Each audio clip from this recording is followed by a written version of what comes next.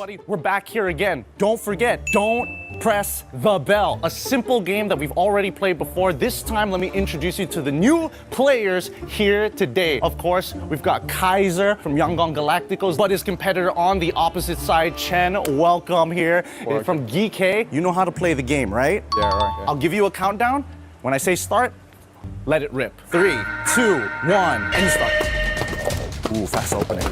Oh, nobody's made an attempt yet. Okay, I'm gonna make the move.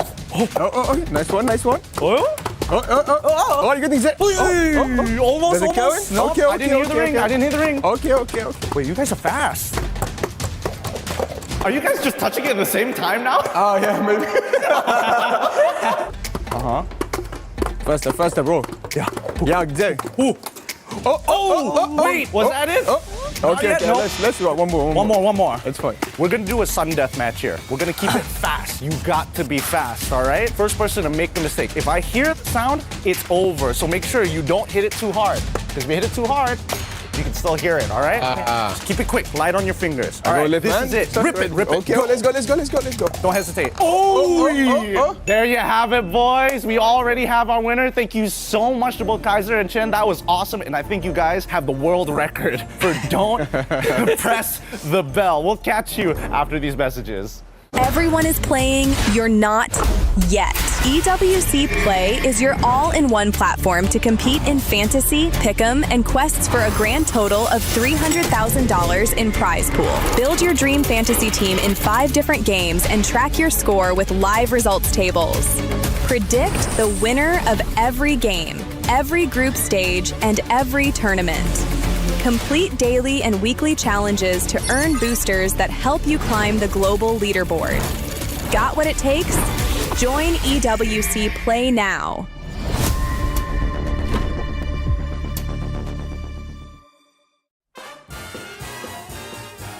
That's for sure Filipino. 100%.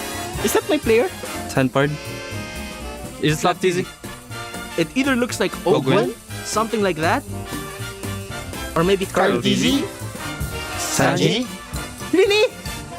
What a guess! Nice. Good guess.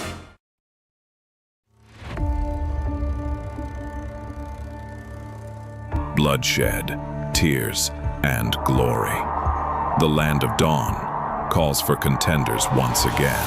Against all odds, GK Esports is here to win MPL MENA Season 9. Guangzhou Gaming!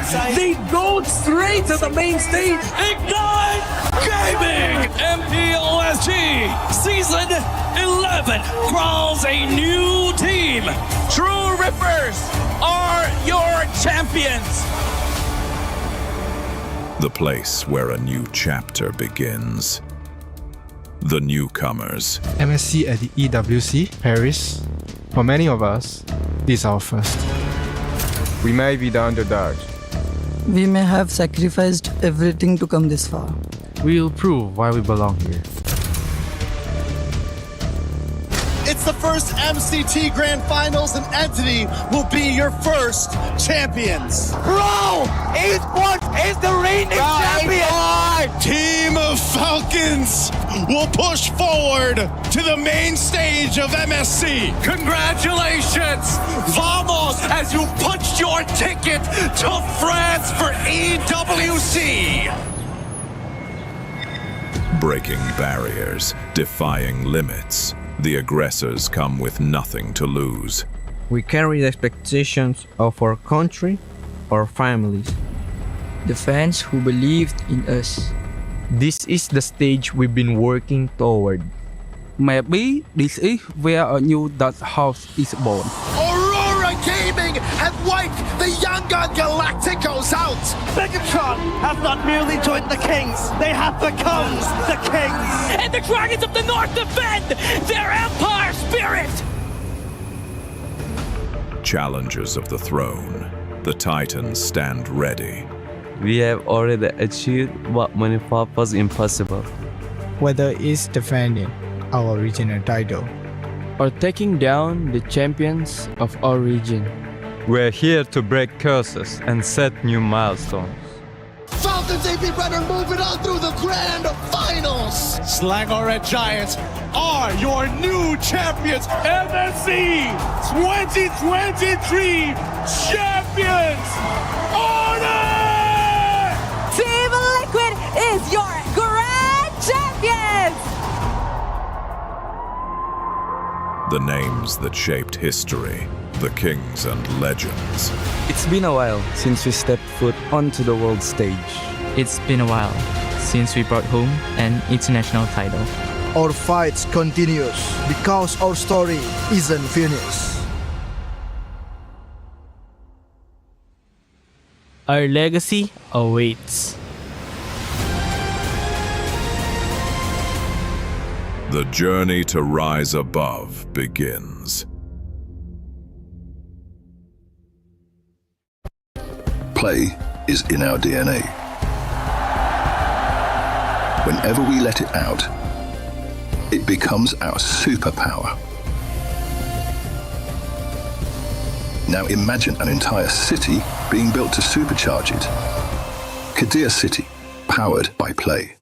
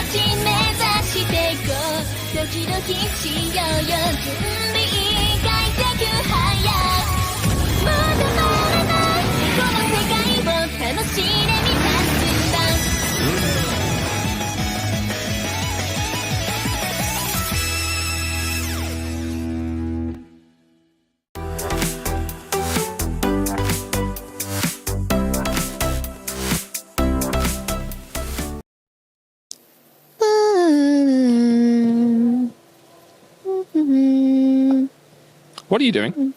I'm ironing my jersey. What for? I gotta prepare for today's match. Turner. Yeah? They got knocked out. What? You remember? It wasn't a nightmare. They got knocked out. They lost. No, like I said, they were going to lose yesterday. They lost. I thought that was a dream. No, I said. Trash. Okay. We got some more games to get into today. You got me to snap out of it the first day? You need to snap out of it now. They're out. They're done. Come on. Get. It's done. Okay. No. Chris, We're done. Chris, no, Chris, Chris. We're done. No, it's still mine though. What about my Onyx? What's happening today? Come on. We got more knockout games. We have 4 more elimination matches today, one of which is Onyx from Indonesia. And then there's SRG as well. There's just so many teams today, Chris. I can't say goodbye to any more. 4 more of them joining Liquid, not playing next week. Let's get into day 5 of the MSC.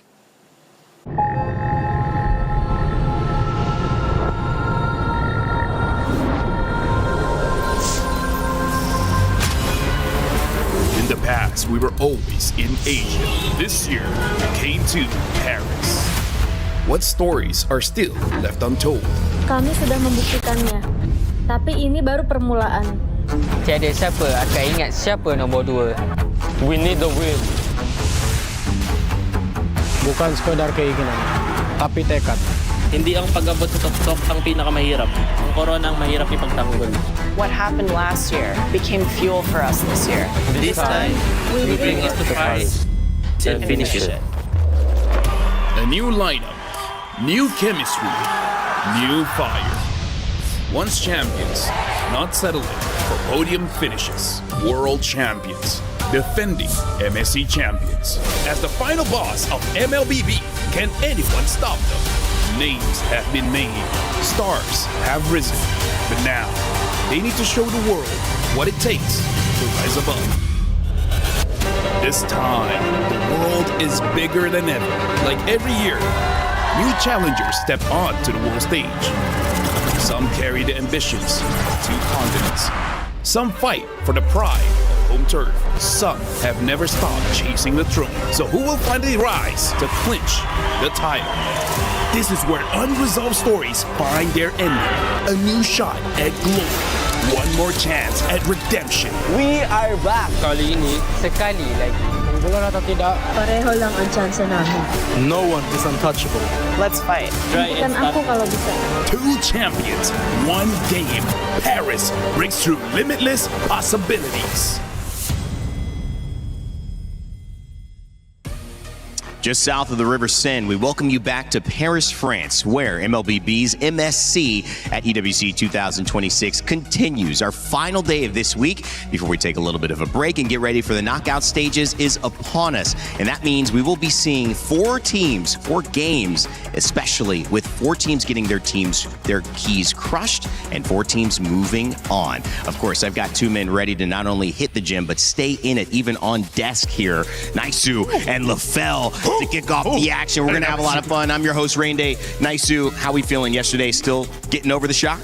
I have to agree here with Eterna, man. I think I woke up this morning too and I had to double check the standings. So I was like, wait, was that a dream yesterday? Did TL really lose? I mean, I was on the casting desk, but yeah, insane games yesterday. And let alone to South America, a region that some people counted out before this entire tournament. I mean, dude, I gotta say, MSC so far, every day has been absolutely amazing. Speaking of amazing, that was an amazing cold opener. Shout outs to Chris as well as Eterna and whoever planned that one. That was very funny. It was Chris. I appreciate you guys. You guys. He's working hard on that. Okay, people, while he works on that, let's hit the SDC rewind of yesterday so we could talk about the games and some of the drama. Sometimes the word is, guys, don't make a drama when it's not necessary. Well, no, it was necessary yesterday. We had some of the most dramatic finishes and some of the giants of MSC, of international MLBB's history, are no longer here. I mean, like, here's the thing. We got a match yesterday where a substitution happened, and it actually worked out very well. I mean, like, here's the thing, Naisu, we rarely see substitutions at all, let alone making a game-winning impact. Because of Uni subbing in, Selangor Giants survived to fight another day. Think how many of the top country or regions right now and organizations have been on the edge of their seat just throughout the entirety of MSC so far, and especially yesterday. A lot of us were questioning that substitute coming in, but it ends up keeping them alive. And, you know, this one too that we got to witness between Pro Esports and Yangon Galacticos. Again, we knew this one would be intense, and it was exactly that. It did not disappoint at all. 30 minutes, man. 30 minutes of pure MLBB. And of course, there has to be a Fredrin there. But once Hans goes back to the Hirara, quick games. They send True Rippers home, of course, earlier on with SRG, and we'll see them a little bit later today. Guangzhou Gaming as well, continuing on their journey. One of the longest tournament games you guys just mentioned we have had in that 30 minutes and second set. And then, of course, Yangon Galacticos would move on. A great win, and Onic, with the fan base here, would find themselves a little disappointed with the showing against Aurora Gaming. This one was amazing. It was also just such a good game. It was a little bit overshadowed with the biggest upset after this match, but this one also, there's a lot to talk about here because people wanted to see Aurora Gaming. Would they be able to do it again against a team like this? And they made it happen. Again, the mind behind that, the casters' reactions, the world reactions to this was just simply amazing. And then, of course, this one is what everyone's talking about from yesterday. I feel like this is one of those games that I would say make people wake up and realize that MSC is a different beast. Yeah. Because of what happened in the third match as well as the fourth match, people are saying like, bro, we might get a new champion. Aurora from Turkey might do it. Let's just call this one the biggest upset in MLBB esports history. Naisu, would you agree? Oh, 100%. And, you know, I think this is also very healthy for the entirety of MLBB esports because for a long time, people have wanted to see, and I'm from the Philippines, but people have been wanting to see different contenders, different teams, different players rise up over these internationals. And now finally here at EWC 2026, we're finally seeing that now. Yeah, and MSC being in Paris is kind of a conversation that goes hand in hand with that. As you expand where MLBB is presented, where the players are flying, the reach globally across the world can continue. And that's always healthy when you have a game that is giving you back and forth and unprecedented things. It makes people want to tune in. So hopefully you are here joining us for the very first time on this lovely Sunday, wherever you're from, or maybe it's Sunday night, wherever you're from. Regardless, we are happy to have you here because today promises even more action. 4 teams going home, and we're completing the knockout stages, plus a fun draw for who's playing who at the end of the day. Let's check out over at the Alliance Vault what ended up happening this weekend as well, because we saw $150,000 given to yet another team as they completed their championship. Team Vision would win, and that would mean they would earn those club championship points. They'd be eligible now for club championship victory. But again, those players, it doesn't put the phone down. I love that. Just got to record from that position. I mean, there's only how many games do we have? 40 games, so 200 people. Maybe less, because you don't always have a team of 5. Have the chance to have that perspective going up and down to place that key. So that is pretty cool. I've seen that. You're pretty cool. Yeah, he Thanks, is man. pretty cool. That setup is pretty cool. We were walking by it just the other day, and we were like, man, this is such a beautiful setup. Just because, again, here in Paris this time, we can actually, it's easier for us to see that whole totem setup. So to see it in person, I was like, dang, I can imagine the players putting that, that symbol up there for them. Well, let's take a look at how we got here, because Group A and Group B both had brackets. If you're not used to that, where the entire tournament is in one bracket, we did it a little differently at this MSC, and it was actually great to see. I mean, like, here's the thing. You can't spell brackets with a bruh. And that's like the whole expression that I have for this entire Took tournament. the words out of my mouth. Bruh. Like, everything, right? Even Vamos defeating Team Spirit, that was quite a shock, especially what we hear in scrims. Team Spirit is one of the top teams here. That's why going up against Guangzhou Gaming, if somehow Guangzhou is able to do it, bruh. Yeah, the same sentiments, man. And I know even after this MSC concludes and whoever is crowned champion, there will be months of people talking about what happened this MSC, what happened through the brackets. There's so many surprises just all added up together. People discussing, was it entirely the meta? Is it just people obviously catching up? Are there more just teams that are surprising everyone with their own strategies? I mean, there's so much to talk about and kind of digest here throughout this MSC. Sometimes it takes a little time afterwards to really get the right answers because you're still processing in the moment. You see those bottom sides of both brackets, Group A and Group B. We have not yet gotten an advanced team for the knockout stage from that side of the bracket, which means Onyx and Selangor Red Giants.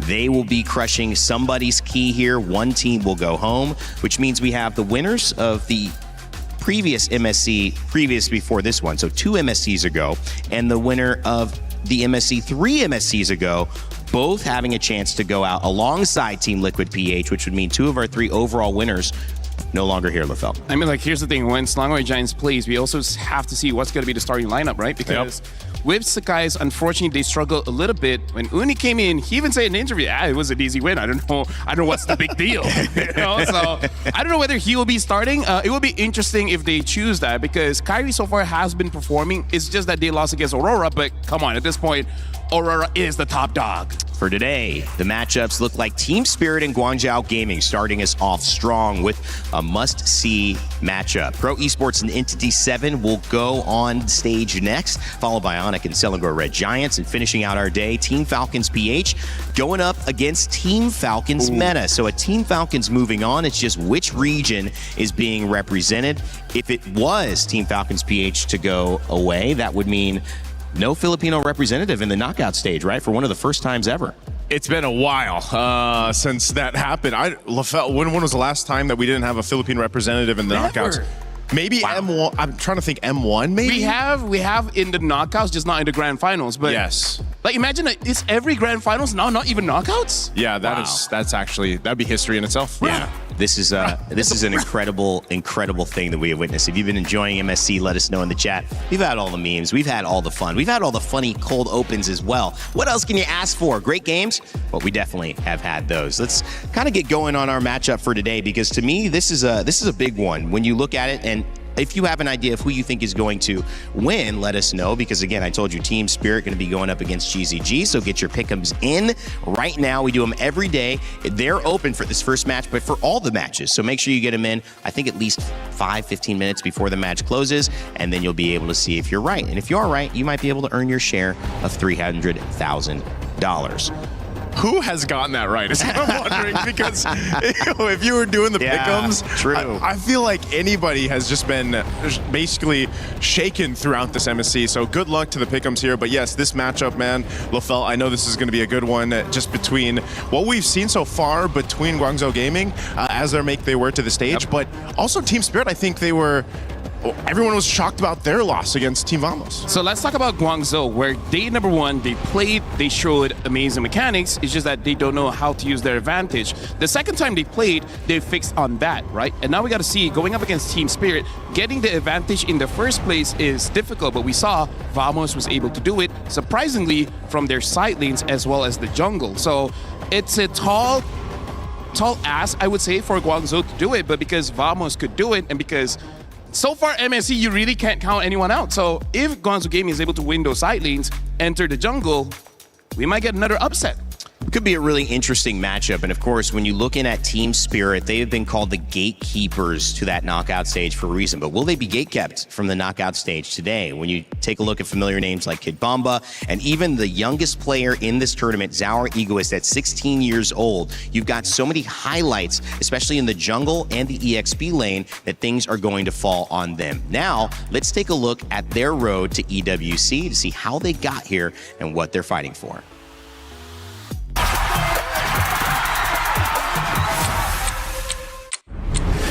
Team still winning, how can I flop? On the rise and I just can't drop. I joined Team Spirit in the very first season and in MCC, and then we won 5 seasons in a row. Bridges burn, tables turn, highs and lows, gotta figure it out.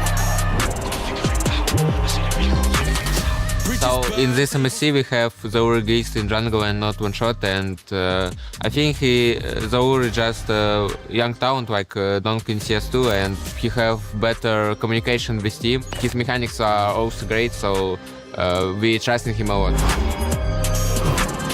It's not that we didn't want to work with him earlier, it's just that it so happened that everything came this way, and he's only in the team now. But obviously the good thing about him is that he's 16, and obviously very talented, so I have high hopes for him. It's really going to come down on how he's going to feel in the game. For Onyx Philippines, and a heartbreak for Team Spirit when they had the lead. I mean, if you've been watching MSC up to this point, you know that even if you have a 7, 8, 10,000 gold lead, a game can still turn around. It's very sad to lose like that, especially in the last game where we have a 10k gold lead, and then the rest of the world, we have been known as a team that's more concentrated on their micro, more on fighting. We tilt, we choke, that's the opinion of the other teams. But this year, this tournament, we have new goals, and we really have been working on our attitude to get better in game and outside of the game. So I really hope that we won't let the fans down, and that we're gonna give a good show. This MSC we hope to prove that we can beat Tier 1 teams in South Asia, like. In a way, starting from zero, but also in a way, knowing from your past experiences and trying to improve everything. We're always confident, but this time it will be like better results and not only words.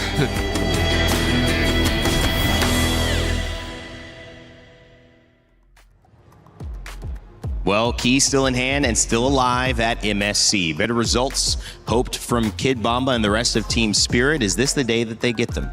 I hope so. I hope they can unlock that spirit that they have. Team Spirits showed us a whole lot over the previous internationals. You know, this one's a big game for them. We have to go ahead and focus too on what they need to change. I think the side lanes right now is where a lot of focus for the teams are for the draft, because someone like Kid Bomba is very reminiscent of someone like Sanford in the sense of their playstyle, what made them so dominant in a certain meta. But they necessarily can't exactly do that now, I feel like, because of this current meta. Because you kind of have to change the way you see the game, right? Before this, they can play selflessly, meaning playing for themselves. But now they got to play for their team, right? So that means that you're going to use a hero that doesn't necessarily win you the lane or anything like that. It's just like, okay, what can I do to help out my jungler? And it's always that, but the priority shifts, right? Before this, you can outplay and then your jungler still gonna have a good time. Now, it seems like you got to sacrifice sometimes a little bit too much, and that's just not their playstyle. Where those sacrifices are being made, where those sacrifices are being made in the draft and in the team, in the who plays what. We've seen Paquito have impacts, whether he's in a gold lane or whether he's on a comfortable EXP laner, and that could just be the difference. So teams trying to figure out that balance. On the other side of this, you've got Guangzhou Gaming, who are doing their best to represent China. It would be the first time in international history that China's been able to make a knockout stage. If they win this game, but of course, the Gatekeepers Team Spirit standing by, trying to make sure that May and his squad cannot finish it up. Their road to EWC as well, they're hoping to do something unthinkable.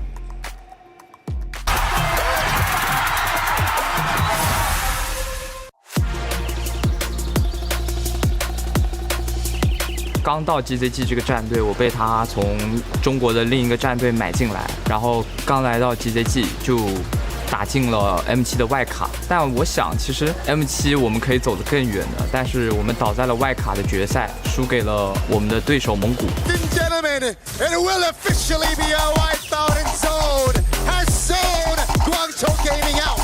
所以那场比赛结束以后，我觉得很可惜，抱着我的教练哭了。Stop him and the beast erupts at the feet of Guangzhou Gaming。在 SAL 夺冠的时候，就我忍不住在赛后采访里哭了起来。我很想赢，每次赢了我都很开心。但以往经常了解我的观众知道，就是我哭经常都是输了才哭，但那一次是第一次赢了才哭。我觉得我们做得很好，就是这种情绪在我心里涌出来，就使我落泪了。我觉得这是给我们训练，就是我们在训练里付出的努力，我们比赛里。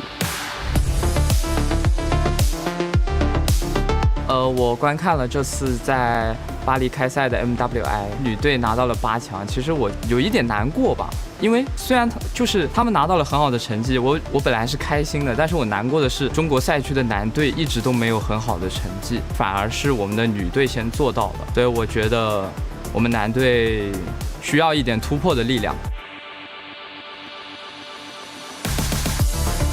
我希望中国的粉丝能看到的是中国队伍热血的一幕。我觉得我们可以创造以往没能做到的目标，所以我想跟我的队友说，放轻松点打，对面很菜，随便赢啊。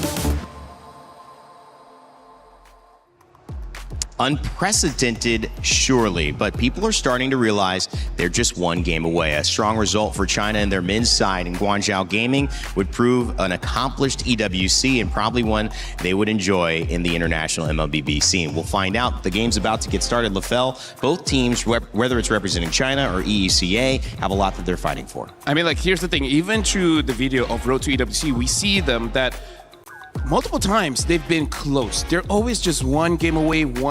I still remember that one. That was a reverse sweep back in the wildcards. Like, even looking at the odds here, Team Spirit 81% are voting for them to win. But we've seen saw the odds yesterday. Hey, man. Seen what has happened so far. Like, for me, I think that Guangzhou is hungry enough because they know how hurt they were when they were close, but it wasn't enough.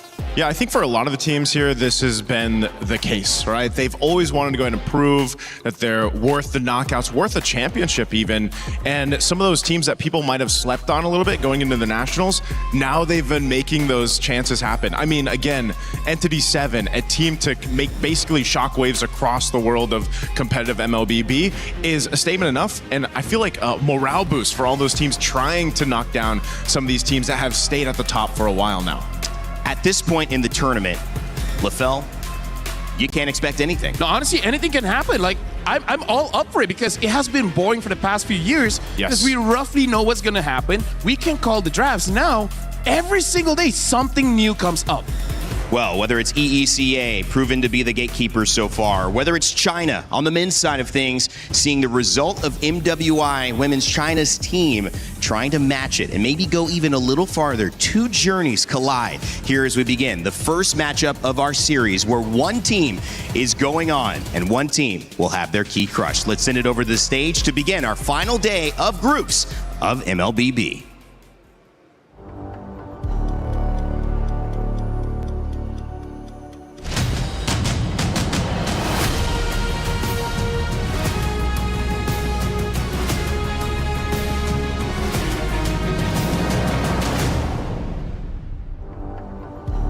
Yes, my friends, you heard it right. It is the last day of group stage here at MLBB MSC 2026. Crazy to think about the amount of surprise results we have had so far in the tournament, and we're only getting through the halfway point. Teams and regions that you would have never expected, dark horse runs that are only just starting, and some teams living up to their names even more than you can imagine. I mean, just look at them. Team Liquid, washed, it just works out. You know what, honestly, talking about MSC this year, it's definitely a roller coaster ride because we have seen so many of the fan favorites fighting for their tournament life. Yesterday, we even sent home the defending champions. You know what, Milosh, this probably might be the year where we actually crown a new region. This is the beauty of it, because as much as you want the favorites to keep it up and always have a good result year on year, it's good to change hands, that trophy, every now and then, because it means that the scene is constantly growing, that there's always new talent and fresh blood, and that means that MLBB has a long, many years to go in the future. Things just keep reinventing themselves. I agree. But once again, today we will be seeing 4 best of 3s where 4 teams will end their journey and 4 will continue to the knockout stages. For our first match, join me in welcoming Team Spirit. This is a team that is known to gatekeep the international stages, shattering the dreams and hopes of the opponent in the process. But the surprise that keeps unfolding this MSC has left a question in mind. Can they keep up? Can they keep up? That is the big question on everybody's minds. Team Spirit have impressed so far, but their journey is not yet set in stone. Let's welcome their opponents to see how well they'll be ready for it. Please join me in welcoming Guangzhou Gaming! MSC is made for statements, where halfway through the year, you show off your skills and how much you've grown. From a saber pick in the Big 2-6 to being so close to the knockout stage. You heard it referenced even in our introductory video for Guangzhou. Yes, we had a Chinese team at MWI make the top 8. They're looking to do the same here on the MSC stage, and we're all here for it. Yes, Milosh, this is gonna be one hell of a series because like I mentioned, only one will head to the knockout stages. Boys, you may now place your keys and take your seats. And of course, to our captains, don't forget to meet in the middle for a little handshake, a fist bump, or any sign of respect. What do you do when you got 2 big teams and egos on either side? Well, you go for the respectful handshake and get it loaded. The question for this match is who will continue their journey and who will end it all here. I'm so excited, so let's throw it over to the Land of Dawn.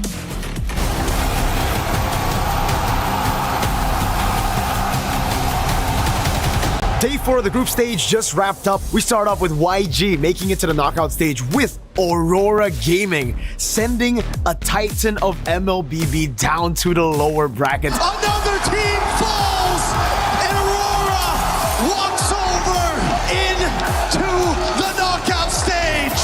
First it was Liquid, now it's Onyx. Melawan Aurora Turki, menurut gua dari game 1 kita kalahnya mungkin Selenanya annoying banget lah. Selenanya jago, terus kita di press juga terus. Gak dapat momen juga buat balikin dia. Hero-hero draft bikin juga bagus buat mungkin meta sekarang gitu dia udah paham banget lah. Jadi kita mungkin ketinggalan kalah step lah. Ya kalau lawan SRG buat sekarang pasti pede banget sih. SRG they brought out a new Titan, a new giant to the mix, and they move forward for MSC, keeping their dreams alive. When it comes to fighting Oni, I think that it's just like another script, you know?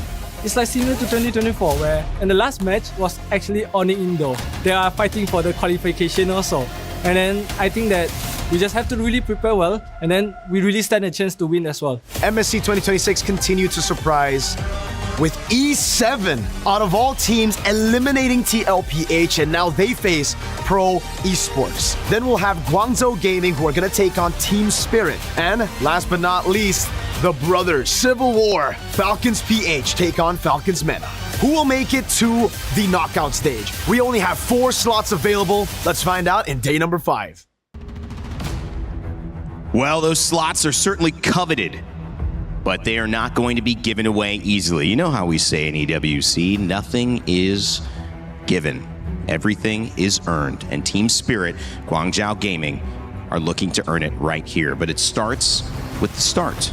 Like a journey of 1,000 steps, the first one is sometimes not the most pivotal, but it is the most important to get started. And when you look at this, LaFell, a good draft, a good approach, we have seen be the difference in an early win or a loss. And of course, if you guys want to make sure that you're winning regardless of how your results go and you just want to look good, make sure to check out the 2 champions, 1 pick in my champions pick promotion coming up here with 50,000 diamonds possible to earn 5 winners, 10K diamonds each. Scan that QR code on your phone or your tablet and take part. By the way, Randy, as well as all of the audience watching, just to let everyone know, in 2036, the saying has now evolved. It's like the journey of 10,000 steps. Like we've upgraded now. It's like 10,000 is the new base. That's the standard. Yeah, it's the standard for 10,000 steps. So that was 10,000 hours. Yeah, weight loss and everything like that. You know, it's 10,000 steps a day. But you're right. I 100% agree with you, and I feel like it's especially true for Guangzhou because let's remind ourselves, they're the one that came up with the saber in the jungle. No team has used it just yet, and Zara Egoist is more than likely going to use either Hirara or the Ling. Yes. I think it would be better if they somehow made Zara Egoist grab the Ling, and then they try to counter it with the saber later on. But legit, I feel like after yesterday, I feel like Eudora should be first pick, or just ban it out. Yeah, there's now some of these picks, right, and some of these combinations too, have fallen into place throughout this MSC. And one thing's for sure, I'll still say it, like a lot of the teams are playing around their own personalities, which I really like because everybody can actually play a different approach to the draft, to these games. Again, you know, you only have so much room to do that in because it's a best of 3. And now that this last day is like, all right, you got 4 teams that are going to make it to the knockout, 4 teams that are going to get eliminated. You have to bring your best game plan starting in game 1. The refreshing thing is, I still remember, I believe the last international, that was the meta where you are punished for creativity, right? Yeah. The more you try to move away from the meta, it really does make it so that there's nothing much that you can do. But now it does feel like more of a rock, paper, scissors, but now in broken walls. I feel like this is one of those maps where it really incentivizes having a very beefy front line. And I feel like this could be a game that is good for Team Spirit in the sense that I think Team Spirit is one of the teams that can actually do what some teams have done, which is give the hyper farm over to the jungle, right? Yeah. Basically have 4 utilities and 1 main carry. For Guangzhou, actually, no, I feel like Guangzou could do the same. They could do the same, that funnel strat. But so far, they funneled the best with the Nolan. Yeah. Talking about this setup, Freya and Uranus, 2 basically 100% picks or bans most of the time. Uranus sometimes making it through more so on the pick side than Freya does, who is often banned. Modi in that EXP lane, how big of an impact is he going to have in his connection? Because opening up the jungle is so important. Yeah, XP laners right now, it's in an interesting place just because, you know, for a while we talked about XP laners so impactful. They still are, and you see it. The teams that have actually struggled throughout the group so far have kind of with this struggle of what do we put in our XP laners' hands? Do we put something that is one of those tankier heroes that you can play that front line with? Because even for a lot of us, we're used to seeing the initiators, right? Yep. The initiators happen. Now for Modi, he's shown he's really good. For example, with the Yuzhong, right? If he can get a lead, he can get going. You know, he does a lot of damage.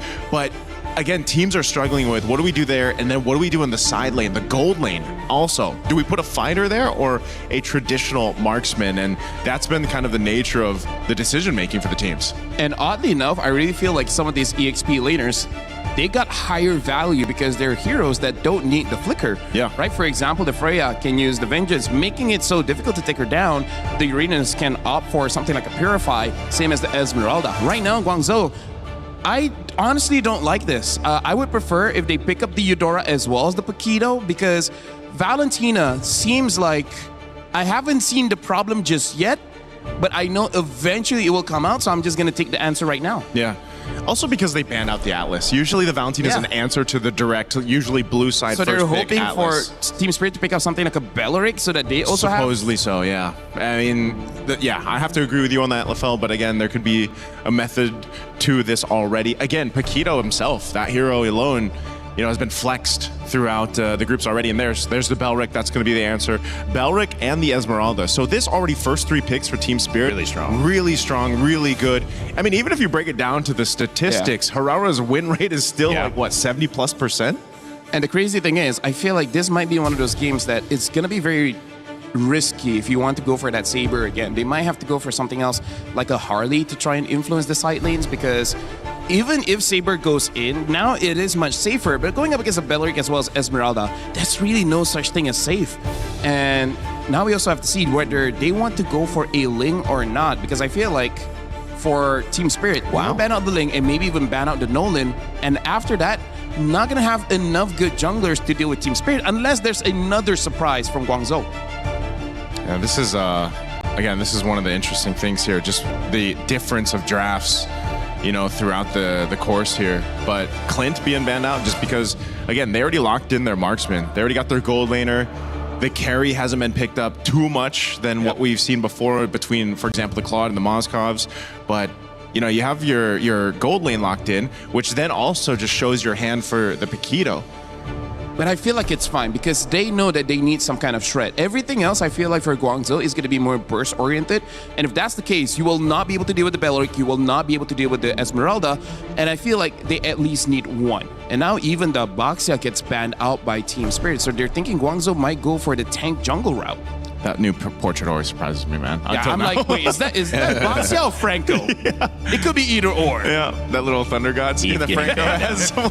Eve banned out here, so we'll wrap up our final bans with one more on the side of Team Spirit. Expecting anything funky from them, Cold Star, coach getting him ready for this, and Sunday as well, coming in with a plan. Both teams have seen the stats, like you mentioned, Claude's low win rate, and also the high win rate of Harara, but that's not necessarily a part of this matchup. So far, some uniqueness. These last 2 picks going to mean a lot for both teams to see if they can get an edge. I'm wondering, too, even for the roam options for Guangzhou Gaming, what do they want to bring out? Just because you're already against the Belleric, you don't have the Atlas, you guys took that out. What is the play here? What do they want to fight against with this? And now the Cho being banned out, too. A hero that's great for going ahead and, obviously going for those pickoffs. So do they pick up the roam now? That's what I'm wondering. And the interesting thing here is they pick up the Alice. Oh. So is this going to be Alice jungle? Alice? We've seen it in MWI used by Na'Vi, and it did look pretty effective. Because here's the thing, Naisu, the thing that I was about to say about the roam, they need someone that can either heal or give revitalize. Because look at the 3 heroes of Team Spirit. Yeah. This is a draft that they can keep on fighting for even 2 minutes. Yeah. Right? They can fight for 2 minutes, and then eventually maybe Guangzhou will not have enough. Like Guangzhou, the moment carry dies, that's where Team Spirit really comes alive. So it's either I need more sustain coming in from Guangzhou here. Hylos or Gatakacha is basically what we have as an option. The Brody and the Eudora get picked up. Solid choices here. Honestly, for Team Spirit's lineup, they have everything they need. I feel like Hylos would be a good pick if they want to go for a healer. Yeah, maybe something like a Matilda S or something like that. But I feel like the safest is that Hylos. Well, you don't think it'd be a jungle Paquito, though, right? I mean, we've seen Paquito go in the jungle previously in other metas. Yeah, but like if you don't have the flicker, you can't make those TikTok montages. You can't make them, yeah. Yeah, you can't make those highlights. It has to be the Alice. It has to be the Alice. Yeah. Well, Valentina picked up. We thought that might just be warding off something like the Belleric and using it maybe Alice was in mind all along and taking the Valentina away since the mid wasn't shown on the side of Team Spirit so that they couldn't steal from her. The Grok picked up at the very end. How do you feel about that, Naisu? I feel like for Guangzhou, they're going to their identity, which is hard engage, hard dive. Because at this point, basically all of them have to go all in. And I think that's dangerous. But if they're able to take out Eudora first, then they're fine. Because they're not swapping. Because the thing about the Eudora, it's an AO. It's Paquito jungle. It's Paquito jungle. That's why I was throwing out there. Wow, wee, wow. That is a wow, wow, wee, wow. Ooh-wee. Modi on the Alice. May on the Roam with the Grok. This is going to be fun, guys. Well, what do you expect? 10,000 steps or the journey of 1,000 steps or 100 days or whatever the metric is now. We know the first one is going to be important. Whoever wins this off to a great start in a best of 3 that sends one team to the knockout stages and one team home. And to kick it off, we've got 2 casters ready to go. It's Mirko and Brigitte. We're kicking off the final day of the group stage here in MSC at EWC 2026 with all elimination matches, starting off with Team Spirit coming from a loss and Guangzhou coming from a win. Who will get it this time around? Let's see here in game number 1. Mirko, I feel like the team fights for this game are looking to be pretty long between these drafts. Oh yeah, that's for sure. It really is going to be a lot of back and forths here for both the Team Spirit and Guangzhou Gaming. Spirit, at least it's more of the Spirit we know coming into this matchup, right? Yeah. It's also Spirit finally leaning into the meta for the mid lane. For the most part, I think the first 2 matches of Team Spirit, it just looks so weird for Sunset Lover because he's always been placed on heroes like the Valentina, evading away from the meta Eudora. Yeah, and now the Valentina's on the other side, which might just go down here. Quick rotations from Spirit. That's an early first blood. And that's exactly why you want a Eudora with you when you have a Hirara, right? Like, I mean, people have been talking smack on the Eudora because of certain few matches yesterday, Onyx and TL notably. That's why you still pick it up though. It enables the assassins so well just by bursting them down. Pull yourself together though. That's a bit new, the Master Assassin for Sai, and Hiko's actually taking a Festival of Blood on the Brody instead of trying to bully the laner on the Brody. All right. Yeah, I mean, interesting. The fighter emblems were something we're kind of really seeing now in the gold lane, but I guess there's been a bit more sustain to be expected here for Hiko, considerably, as someone who could likely be targeted every now and then. There's just so much backline potential, honestly, from Guangzhou. If you take a look at their lineup, there's just so much ways for them to go for the backlines, even through either recall or, let's say, a setup from Modi on the Alice once again on the team fight later on. But let's see. It's the first turtle already up, and all 4 members of Guangzhou already positioned themselves up here. Zara's already going to get level 5 here from this Lizard. Gets level 5, reset on the neutral objective as well. Side with the rotation first, clears out in the bottom lane, now into the mid lane he goes. Hiko's going to be late to this rotation, bomb up, falling star to the back, recall, still with the red tree, Sour, nowhere to be seen. So waiting for the right moment, and Team Spirit will give over these neutral objectives. Wow. No one went down there. I mean, Sai was there too, but I guess they weren't really able to deal with Sawo nor Kid Bomba first. A lot of their resources were used at the exact same time. So I guess it pretty much really boiled down to who really got the red tree in that scenario. It was clearly Guangzhou Gaming who got the better of them. So now they don't necessarily have the advantage, but I think it's somehow working out. So far, they did lose one in the process, but that's the thing. I don't think there have been any direct trades as much just yet. Team Spirit seem to be the more proactive ones despite everything that's happened so far. And I like their understanding of win conditions here in this game, right? Their composition, yes, is very good at team fighting, but Guangzhou Gaming have kind of like hunkered down for the neutral objectives of the composition. Bomba's though, falling Star Moon by Bomba. Needs to get that skill 1. Good stun from Sunset Lover. Even an ultimate. Zaur, already using a dash, won't go in on Exig. Knows there's a lot more lockdown that Guangzhou Gaming can provide. And again, for Team Spirit, it's all about just understanding the win condition and taking a chill pill, not going too crazy, building upon their already winning lanes and waiting for their mid-game power spike to hit. Yeah, and they have really great use of their resources as well, despite them occasionally having to use it defensively.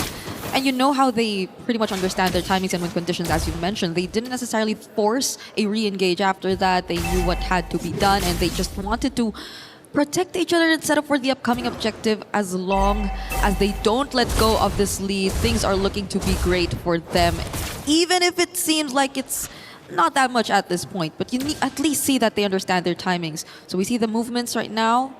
There has to be a very careful transition towards this objective because Guangzhou are controlling the mid as much as they can. Yes, how we're gonna get chunked as well. Has revitalized, but I don't think he wants to use it just now. Sai gonna try to go for the burst down, and it's instant recall with Retribution. Now the Wrath of the Giant lands onto the stun as well.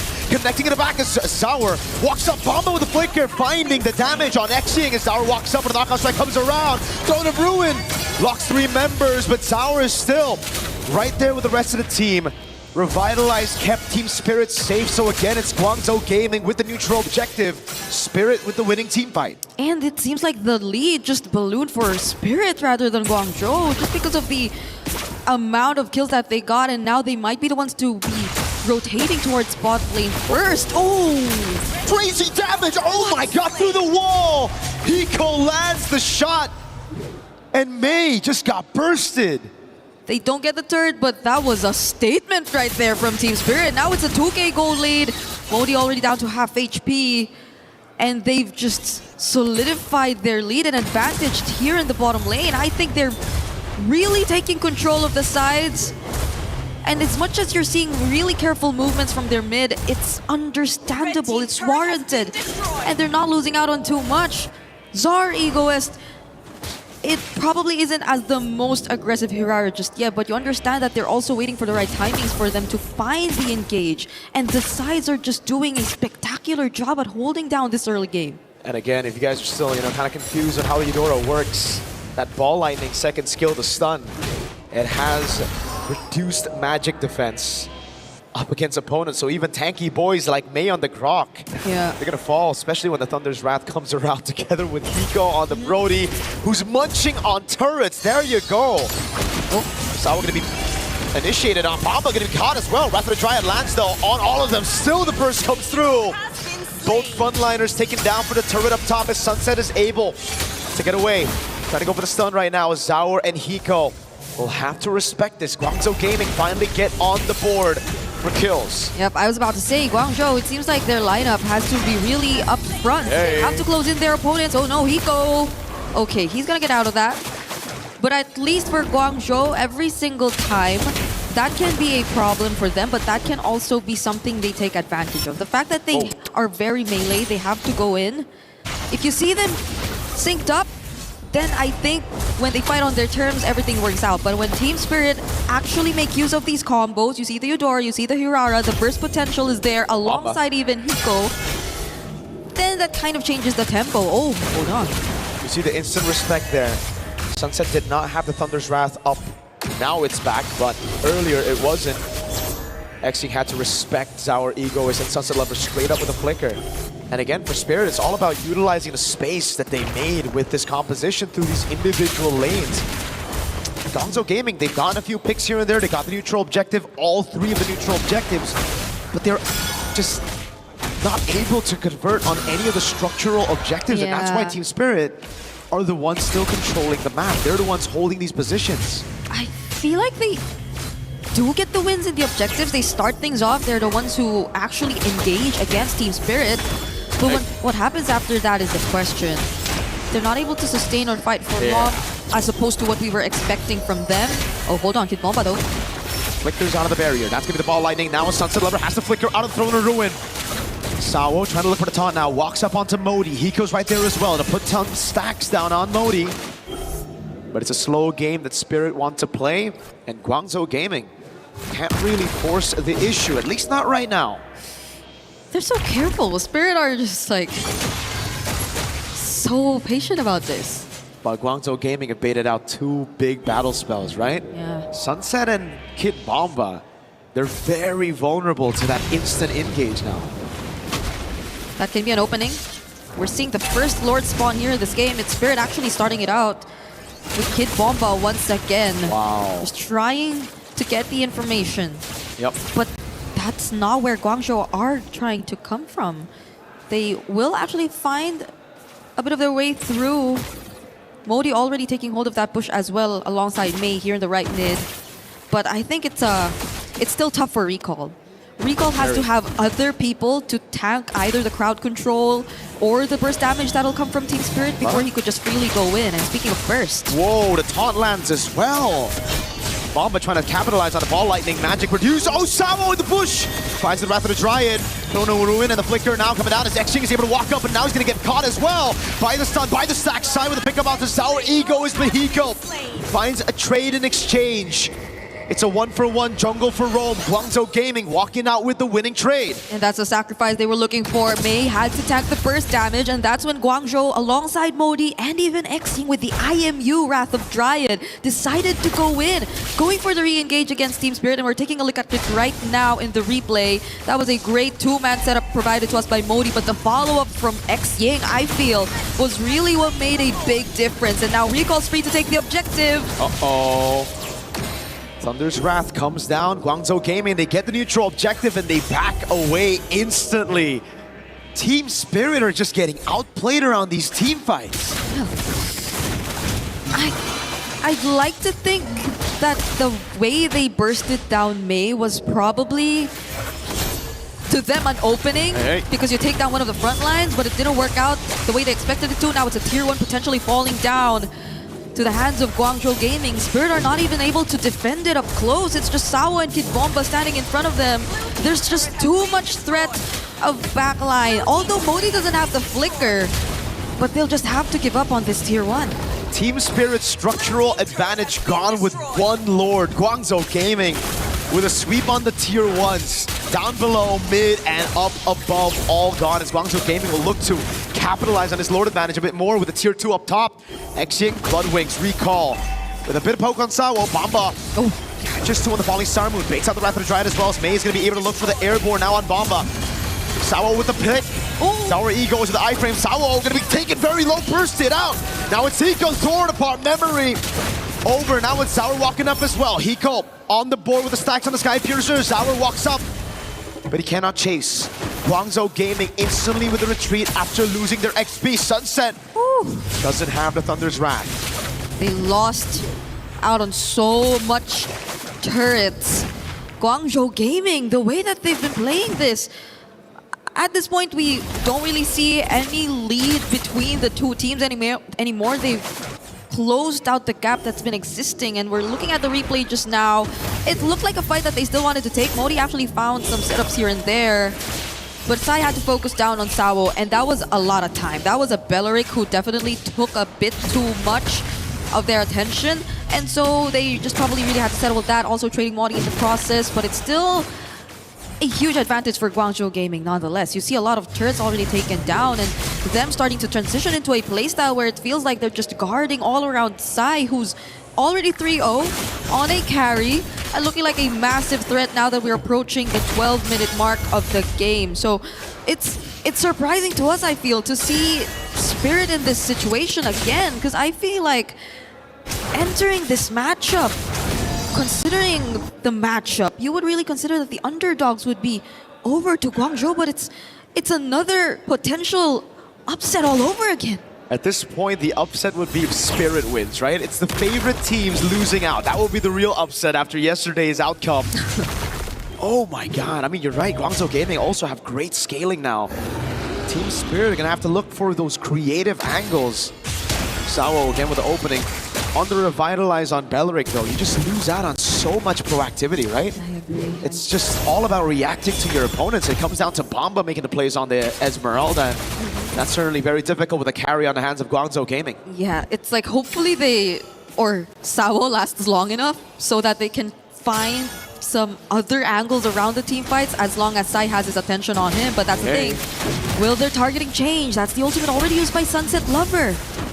But a flicker burned out by Xing. Tectonic charge on the Throne of Ruin, misses Hiko by just a bit. Sawo able to go in, and now it's going to be Sour walking up, capitalizing on the flicker, already used up, now the Purify burned by Sai. They're going to go for the retreat. Sour with the steal. Bomba with the flicker in forward, and Sour still able to survive as Hiko picks up another. It's a Mega already for Hiko as he looks to go for more stacks on the Sky Piercer. finally a team fight win for Team Spirit. Guangzhou still wanted to fight that, even though Team Spirit clearly already took down one. And we're in really great position to go for the contest. No one was really watching out for Zar Egoist. Recall too, I feel like he was kinda split between having to fight back and just focusing on the objective. Oh, the damage, yep. You can see it already, especially through Sai. That burst is nothing you can ignore, man. For Guangzhou Gaming, they really gotta be decisive with the plays. One wrong move from main, you can see the punish instantly. You need to find these tech charges on these vulnerable targets. Yep.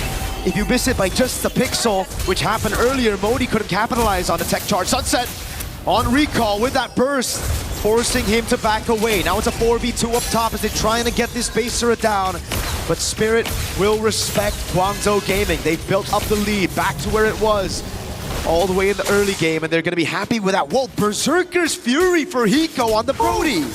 Okay, as I was saying, I was supposed to say, Guangzhou, at least you saw from that last team fight their understanding of who needs to be targeted in this current part of the game, right? It felt like they were just trying to focus down on Hiko. That was a setup attempt from Mei. There was follow-up from Modi. But Hiko was just a bit too quick to react as well. The fact that he is already 4-0 as well is not looking as good. With the Malefic Gun pickup and the Sky Piercer, I think he is going to be a bigger problem right now for Guangzhou. On top of the fact that Zar Egoist seems to be a bit too free as well in just trying to find these targets. Right now, Guangzhou, we understand the idea, but the execution has to be more precise. If they really want to go for Hiko, they gotta land those skills. And if they don't land those skills, Zao, I mean, even if they do, Zao can just go untargetable. That's one, right? Yeah. But if they do get him, Hiko's a big problem now. I'd love to see the items. Berserker's Fury? What? You do a bit of true damage now, so I guess it's good for the shred on these very tanky boys up front. But usually when you want to shred, you go for like DHS, right? So I'm wondering what the Berserker's Fury is all about. I'm gonna have to catch him later on and try to ask him about this Berserker's Fury. Yeah, we've seen a lot of interesting choices here. Oh, but that's a Conceal. Winter Crown pickup available also for Modi. But I think there's another Conceal coming in too. Alright, just Conceal for Conceal. They're a trade already. Good damage on Modi. Bottom lane, slow pushing for Mr. Hiko. Great for Team Spirit. They know Guangzhou Gaming can't send anybody down below. They're gonna have to stick, and that means this base turret will be the next forced error for Team Spirit against Guangzhou. Okay, at least Xing has the Wrath of Dryad again, but they have to layer their skills really, really well. You see the buffs already on side. You understand what they're trying to play around, but it's a burst from Guangzhou. They wanna go straight for it. Throwing a Ruin, lands on nobody. Wrath of the Drive from Sawo. Now it's a stun and the Sky Piercer goes through. He bursts him down. Recall with a Retreat Witness. Now Sauer walks up and he dodges away from the untargetable already. Sawo enemies of it all. Sunset walking out. Hiko with a jump again. With a double already. Jumps on side and gets bursted down. Oh my goodness. Before he gets shut down, he finds the last hit with a fadeaway. Recall all alone against two. Zara with the chase is Recall. Gets into the bush. Zara with the chase again. He doesn't have the stacks, but he's going to be able to walk up with a killing spree again. It's Sunset with a walk. Sauer gets the killing spree. And they get rid of the last member of Guangzhou Gaming. Oh my goodness. I think we have to see that team fight one more time. Just to understand the entire sequence and process. We take a look into the replay, and yes, the Throne of Ruin didn't land, but also we saw the exact same scenario all over again. It was just Guangzhou trying to deal with members of Team Spirit 1 at a time. It was Sawo first, but even Sawo, it took a while for him to go down, and all the while they were trying to burst down these front lines. Hiko was just there. He was just throwing out all these long-range basic attacks, and no one from Guangzhou was ready to answer back. Did you see that damage? No wonder he went Berserker's Fury. It was the True and the Sky Piercer. True damage from Berserker's Fury and the Sky Piercer working in tandem. Executing Sai with a quarter of health with one basic attack. Hey, he might be onto something, this Hiko boy. Yeah, how many stacks could he possibly have, right? If he's 7 kills, we're not entirely sure if he got the Sky Piercer even before he got all these kills. Okay, it's 42. It's 42 right now. Not looking so bad, but oh my god, this is terrifying. Because at this point, you see the damage of a single basic attack. What happened to his Berserker's Fury? Oh. It's an immortality now. I guess he sold it for the immo. Yeah. That's a very weird build. Heptasea's Haas Claws. Did he sell it for the Haas Claws or did he sell it for... No, he had the Haas Claw. He buys the Berserker again. Oh, throwing a ruin on Asawo. Falling Simon to the back line now with the Wrath of Dryad as well to peel, but Bomba's able to flicker out as Hiko puts in those stacks. Sour with the walk up again. It's going to be the winner crown from Modi to try to stay alive. Hiko missed that first skill. Couldn't get the torn apart memory now again. I want to see the items. Okay. What did he sell for the Berserker's Fury again? Did he sell the Immo or the boots now? No, he has Immo, so it's the boots. Or is it the Haas Claws? Because I think he had the Haas Claws even a couple minutes ago. Wait, oh wait. It's gone again. What? Wait, I don't get it. Wait, he sold boots and then he bought Berserkers, but it's gone again. Is this a visual bug or is it actually gone? Did he misclick? What is he going for now? I got no clue, but like, he bought Berserker's Fury twice this game. And he hasn't replaced it with anything just yet. Maybe we see it come in maybe in a bit. I am so confused. Okay, yeah, it's actually the build. Yeah, and what? Where is it? Where is the... I want to see the Berserker's Fury. He's probably looking to pick up something. Did he sell the Berserkers by mistake? Oh god. Oh, he sells it for the win of nature. There you go, Sawo. For the walk-up burst down on Lore, straight up with the carry and Team Spirit. Yep. We were too busy with the items. Maybe Spirit was as well. Yeah. Guangzhou, I think the game plan worked this time. The fact that they went for Sawo first, but that was when they were off guard. They were caught off guard. Spirit were not able to respond. They were not ready, and they just barely had their members nearby to actually engage in a full-out punish against Guangzhou. So the moment that they were actually able to take that pick off, that was such quick movement from Guangzhou. 20 minutes into this game, we still don't know what the next pickup is going to be. The Immortality gets swapped with the Malefic Gun again for Hiko. Okay, I think there's a bug there because he also bought Wind of Nature, but it just shows 5 items. Oh, there you go. Okay. There you go. Okay, so he's had the Berserker's Fury. Yeah, that was just so weird. But okay, Wind of Nature. He sold the boots for the Wind of Nature. Now we know for sure.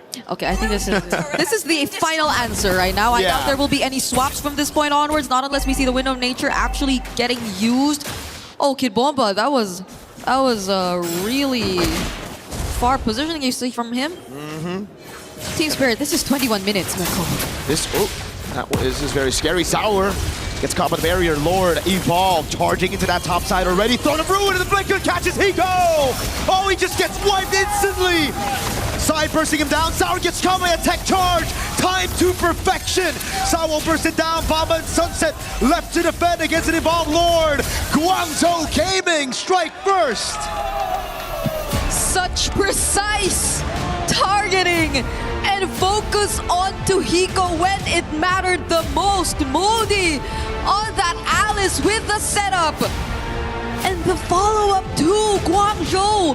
For the longest time, it seemed like they were always just after Sawo, but in that last moment, in that crucial game-ending siege, they got the target they needed to find the most. And Hiko, without the immortality, he had it earlier, but without it now, he was just a much easier target to take down, and we're not entirely sure if Guangzhou were aware of the fact that he didn't have the immortality at the time, but it was such a smart and quick decision that you get to see from Guangzhou Gaming as they secure game number 1. A fantastic game number 1. Again, just capitalizing on these vulnerable backliners. The Eudora and the Brody worked well in the early game to get structures, to get a snowball, but that one big team fight set them back so far. And it gave Guangzhou Gaming the right opportunity to scale up to where the Alice and the carry could just carry through. And again, Modi. We've been seeing him on the Yuzong carrying through these group stage matches, now on the Alice as well, catching Hiko. Right as he sold his immortality for the Wind of Nature, man. Yeah, it's unfortunate. I feel like what you said about the Belair just waiting for Guangzhou was a bit too true in this scenario. And even for Kid Bomba, I feel like there were just moments they were waiting for Guangzhou before they also got to set things up for the team. And that did not necessarily work out for them, because you see every single time it's Guangzhou starting the fights, it's almost them winning it every single time. And in this meta, Brigada, it comes down to who makes the first move, right? It's all about tempo. It's all about you making that step, being the proactive team. So Spirit, with the draft again, they already kind of put themselves in a very reactive composition. They're forced to react to all the moves, and when this happens with an Evolved Lord, there is not much you can do. Yep, it's just overwhelming crowd control that you see from Guangzhou as well. I think there's a bunch of things we gotta break down about that game, so we're throwing it over back to our panel. Thank you, Mirko and Brigitte. One of the exciting things about seeing these moments is that you see different regions have their opportunity in the sun to shine. And when the lights are bright, it seems like GZG have answered the call. Welcome back to the desk. I'm Brain Day, joined by Naisu and Lefel. Naisu, China, one step away from making history.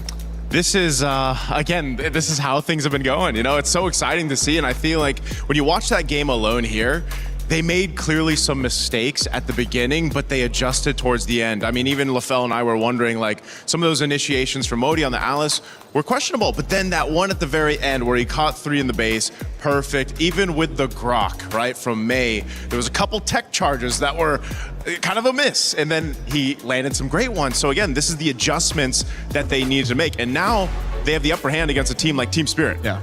Honestly, like, Mirko got it right. Where we saw in this game, it was mostly Guangzhou Gaming. They were the ones that's engaging the fight, where Team Spirit just tried to react, right? And this is not new. Guangzhou has been doing this throughout all the wins that they have. They just have that ni hao energy where you're like, we're coming in. Yes, sir. And then you just have to accept us coming in. And at that point, Team Spirit, honestly, like I gotta say, for the telestrated later on, it's mostly on mistakes, you know, coming in from both teams, where I would say Guangzhou Gaming, with the draft and the way that they play, they force a lot of mistakes coming in from Team Spirit that made their team fighting a little bit more awkward. They were very patient. They fought a lot around objectives. They didn't push towers. They were definitely not the aggressor in this game for most of the time.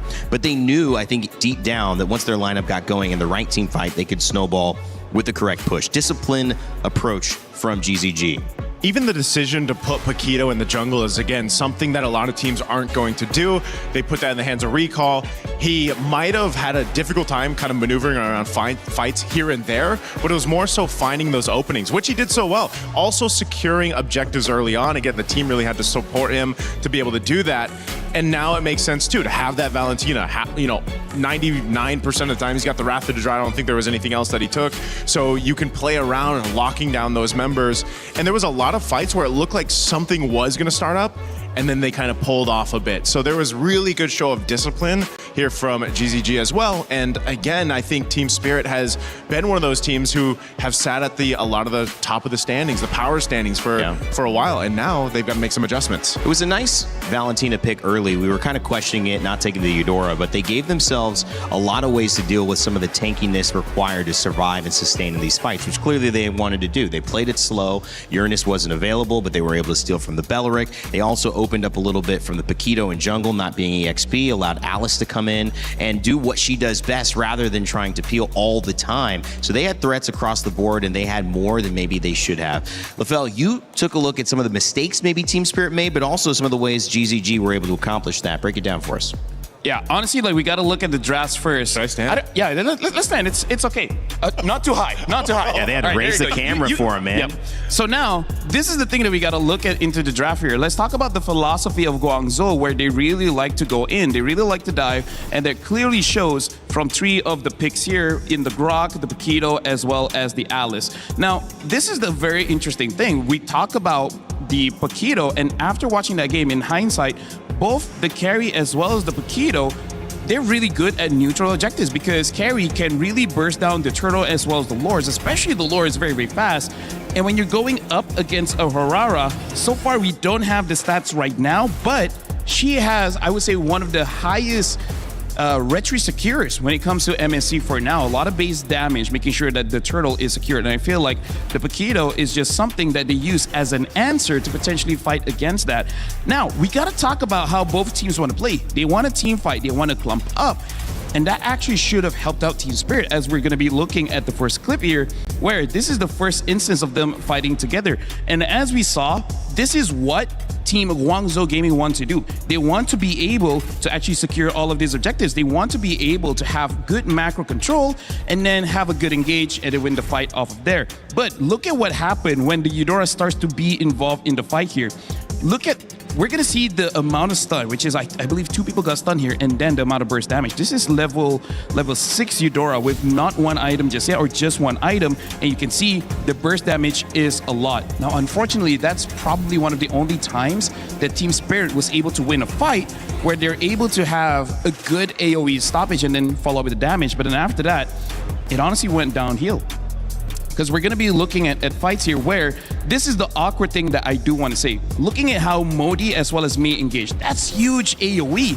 And look at how spread Team Spirit is, or they're going to be after this engage. And that's a good thing. You want to spread, you don't want to get caught everyone together. But then they have a draft that they can potentially delete one person with the Eudora as well as the Brody, but because they're separated, that becomes quite a bit awkward as we see the fight go in, boom, bang, they split by top and bottom, and then Sao is like, okay, do I go to the top side or do I go to the bottom side to protect you guys? And we're going to be continuing with the other clips here.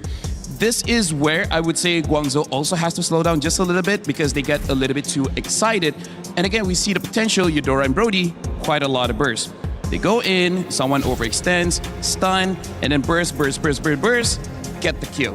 It's just unfortunate that this happened throughout the game, where Team Spirit is just waiting for Guangzhou to go in, which makes sense, but I feel like upcoming, maybe don't rely on that. I feel like Belleric should have used the flicker in this situation because with the Brody having his 7-1-1 KDA, with the Harara also waiting for someone to start the fight, I feel like just that one change could have helped out, because look at this. This is a mistake coming in from Guangzhou. They dive in a little bit too deep, and then eventually Team Spirit was able to capitalize. But imagine if you had a flicker on the Belleric, you could have flickered in and actually catch quite a lot of people here coming in from Guangzhou, and then after that getting the Lord, and potentially could have ended the game. That is a really good point as well. Nice. Any comments on that? Or just, actually, the comment I want is how hard is it really? Because Brigitte says it's very difficult.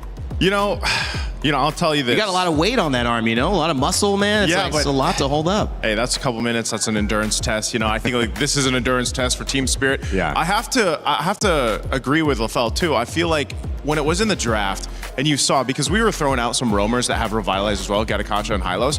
As soon as that wasn't picked up, I feel like they could have just maybe switched that Revitalize on the Belleric and just taken up the flicker, because you now don't have to fight Revitalize for Revitalize. And so, yes, LaFell, as we mentioned, that flicker initiation would have helped so much because it also alleviates some of the pressure on Kid Bomba to always be the one, because once he jumps in, he's just shredded down by the carry. It's interesting you guys are talking about not having the flicker on the Paquito as well in the jungle. So both of these kind of mainstays, whether it was Sao or Paquito, trying to capitalize on space or create space for their team, were going with different actives that did not allow them to do what they normally did. So it was kind of like, who can play this strategy of ours the best?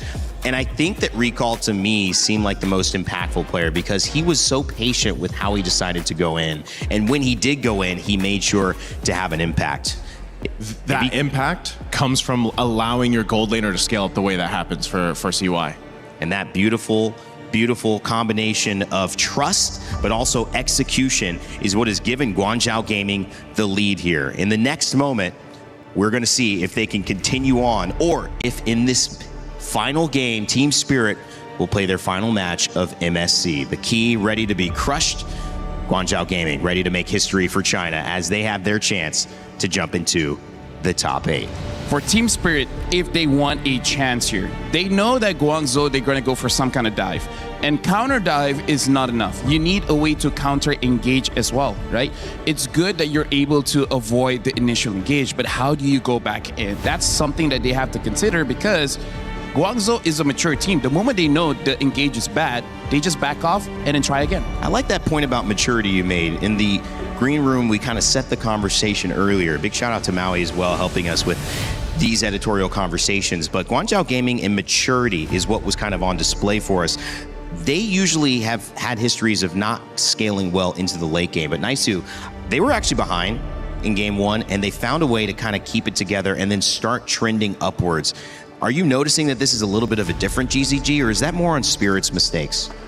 It's a little mix of both, I'd say. Sure. A lot of the teams, I feel like, just because of the nature of the compositions of meta, they're prone to making some mistakes. That's going to happen throughout a game. No one's going to play a perfect game, So it's just how fast that these players, these professional athletes, basically can adjust in the game, and not just from game to game, because that's what Team Spirit has to do now. They have to go to that drawing board, figure things out, because you got to remember too, again, these matches today will decide who moves forward and who is knocked out. And a team like Team Spirit has been able to surprise a whole lot of people over the previous internationals that they've had. And for GZG, I mean, the same thing. They're a team that is on this quest to make it for the first time into the knockouts from their region, and they're one game away from making that happen. Got some fans in the crowd as well. I love the early fans. Sometimes, you know, it's tough to wake up early. I get it, morning coffee, your caffeine choice.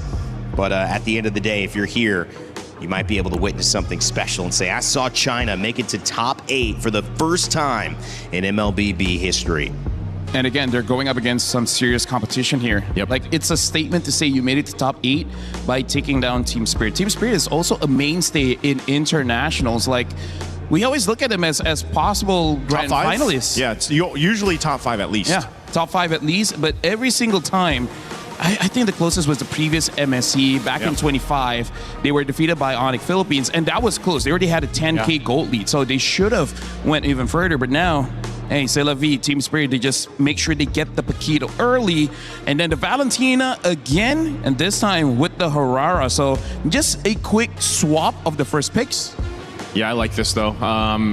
You know, we kind of questioned that Valentina in the previous game, but Guangzhou Gaming has pretty much proven that they're just comfortable with it. I mean, you can go ahead, take these quality ultimates from your opposing team, and obviously makes them kind of second guess what they're going to bring up.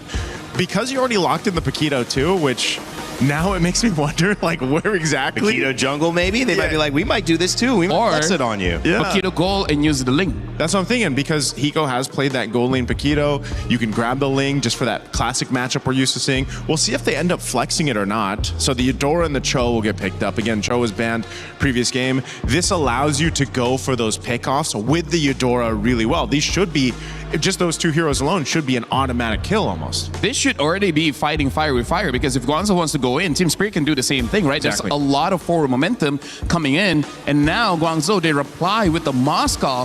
So he's going to be supporting his team in case someone dives a little bit too deep. He can push them away. So I'm liking the opening draft coming in from Team Spirit as well as Guangzhou. Quite a lot of interaction between the two. Again, with the Moscow being in play here, makes me wonder if we do just see the gold lane matchups now. But Team Spirit will play on that, because so many teams still kind of, if there is a flexible hero that can be flexed, and that has developed over these days as well, then they'll play that into the draft, because it also changes some of the focus on the bans. But you can see this just in case Guangzhou Gaming's like, you know what, we'll just ban out some more gold laners, so they do take out that Clint.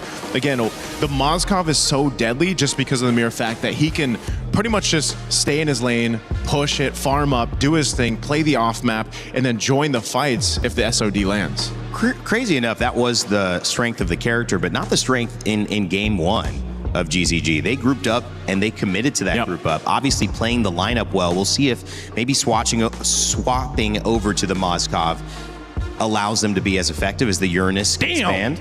Day 7 of MWI. Yo, woo! Shout out to them. That is dedication. Since yeah, that's crazy. That's us. That's you guys. Hey, we're here since wildcards. Yo, that's true. we're here longer. It's not a competition. It's like we're dedicated. It's like we love the game or something. Anyways, yeah, the Uranus gets banned out as well as the Esmeralda here. Good ban on the Esmeralda, because right now for Guangzhou, they don't have a proper front line yet. So what else is there, at least in the EXP? I mean, like, I guess they can pick up the Alice again. Oh, the Belleric, yes, it's still open. And you can technically flex that if you want. Rarely do we see Belleric being in 4th pick though, right? Yeah. Usually the first 3. I think that's because the Valentina kind of worked against that. And I think they warded off, so it's like, why prioritize that? And I think it's been smart. I do have to say, though, right now the draft does look a bit difficult for the Cho to actually get a good kick in. But hey, you know what? If you're here in MSC, you should be able to do it. Right? I think anything's Pick a target and then grab it. Ling's still available, but is like the hype on Ling fallen? I mean, so much. Obviously, Paquito's going to most likely jungle here, or actually EXP here, right? Yeah. And so Harley picked up.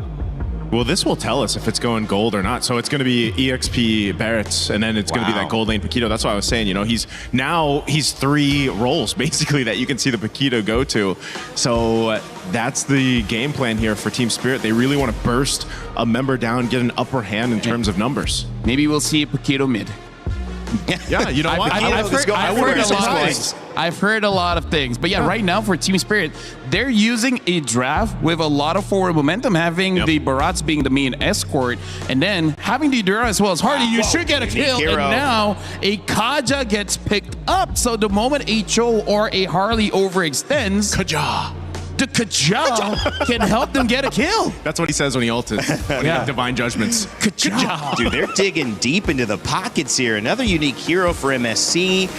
I can't wait to get an official count on what that is. We're aiming towards 90. We still got like a week to go, so plenty of time. I hope by the time we get to the knockouts, which is just in a few days away, we still have unique hero picks come through, because it's just been so fun to go through these drafts in this meta. It is a blast being here watching MSC live in Paris, France. For those of you watching online, let us know, who are you leaning towards? You might have favored Team Spirit, but now Guangzhou Gaming's in the lead with one more game to go potentially. China could be moving on to the knockout stage for the very first time. And to kick off game 2, let's send it back over to Mirko and Brigitte. Thank you very much, Rain Day. And indeed, we have a lot of surprises to break down here as we head into game number 2 between Team Spirit and Guangzhou. I'm looking forward to hear Mirko say the Kaja later on. No. You're not? They got it wrong. Kaja doesn't do Kaja when he ults. He does a... It's a whip. Okay. And I hear you do the Barats ult all the time too, so maybe we're Oh expecting God, it could be... Yep, too. Could be... And... That's a lot. But it's surprisingly actually Hiko on the Paquito this time. So we thought it was a jungler all along, but they do decide to flex it eventually here. Could we expect like maybe better synergy across the board though? Because this is looking like a Cho Eudora, yes. I don't know. Right now, it's looking very TLPH. I'm gonna be honest with you. The composition of Team Spirit, putting Bomba on a Barats, it's like putting Sanford on a Barats. You know, it's like, I don't want to see that. Okay, so they have to make this work. At least that's what we're getting from now. And we take a look at the emblems too before we move on to this game. It's been a while since we've seen a Kaja, so I think it's still very usual. See the support emblems come through, the additional speed and the Brave Smite. Pretty much same across the board, I feel, for majority of our heroes this time. Oh, but whoa. Also putting Hiko on a Paquito. It's like putting Paquito on Teddy. Oh, okay. You're still talking about that, yeah. I mean, it's the same side lanes as yesterday. It's crazy, actually. It does feel kind of the same. And I feel like TS are also in a sort of same position wherein you're just really expecting a bit more from them, but it's been a struggle ever since game number 1 to just coordinate. I think like it's weird to see Spirit in this kind of position, but hopefully they work things out this time. We are seeing a more aggressive laning phase from them, to say the least, here in game number 2. Oh my God, the Thunder's Rat straight up! One-shots, May. No, right now, first blood over to Team Spirit with a neutral objective as well. Yep, a much better start. We can say that for Team Spirit right now that we're looking at the way they've executed the first 2 minutes of the game. Laning-wise, it's been very aggressive for Hiko, and at the same time, you see better coordination from Sao and Sunset Lover, which I think is something to expect because you're not on a Belleric anymore, so you could just be as aggressive as you want. And May! Ooh, the deadly magic didn't land on May, thankfully, for Guangzhou Gaming. SOD goes wide. Oh! Okay. An attempt, you know, Sunset Lover flickers out of the way. Yeah, it's a IMU. Daytona's welcome from Xing, supposedly, so that changes things a bit too. Xing will be, I guess, picking up the Daytona's welcome or either the Way of the Dragon more than anything here from Team Spirit's composition. But how are they able to utilize that? That's like 2 potential lockdowns or pick-off setups. And the damage is mostly going to come from Recall, at least for now in the early stages of the game. But has Recall been having a good time? Because I think he's already a level behind Zarigo is. Bomba's doing a lot right now with just delaying the jungle. He's going to lose out on a bit on the bottom lane, but it's going to be pretty good to stop Recall. As you can see, Zaur is really capitalizing on the fact that he's getting so much more space, so much more room to farm up, a whole level ahead with a turtle as well.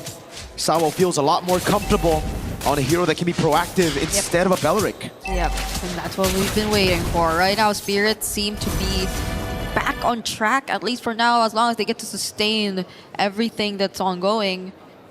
But the Belleric is potentially, if they fail, I think that could be an angle for Guangzhou to just really go for the punish. At least they have one way to get AOE setups and not just either the Kaja or the Cho if it ever boils down to a massive team fight.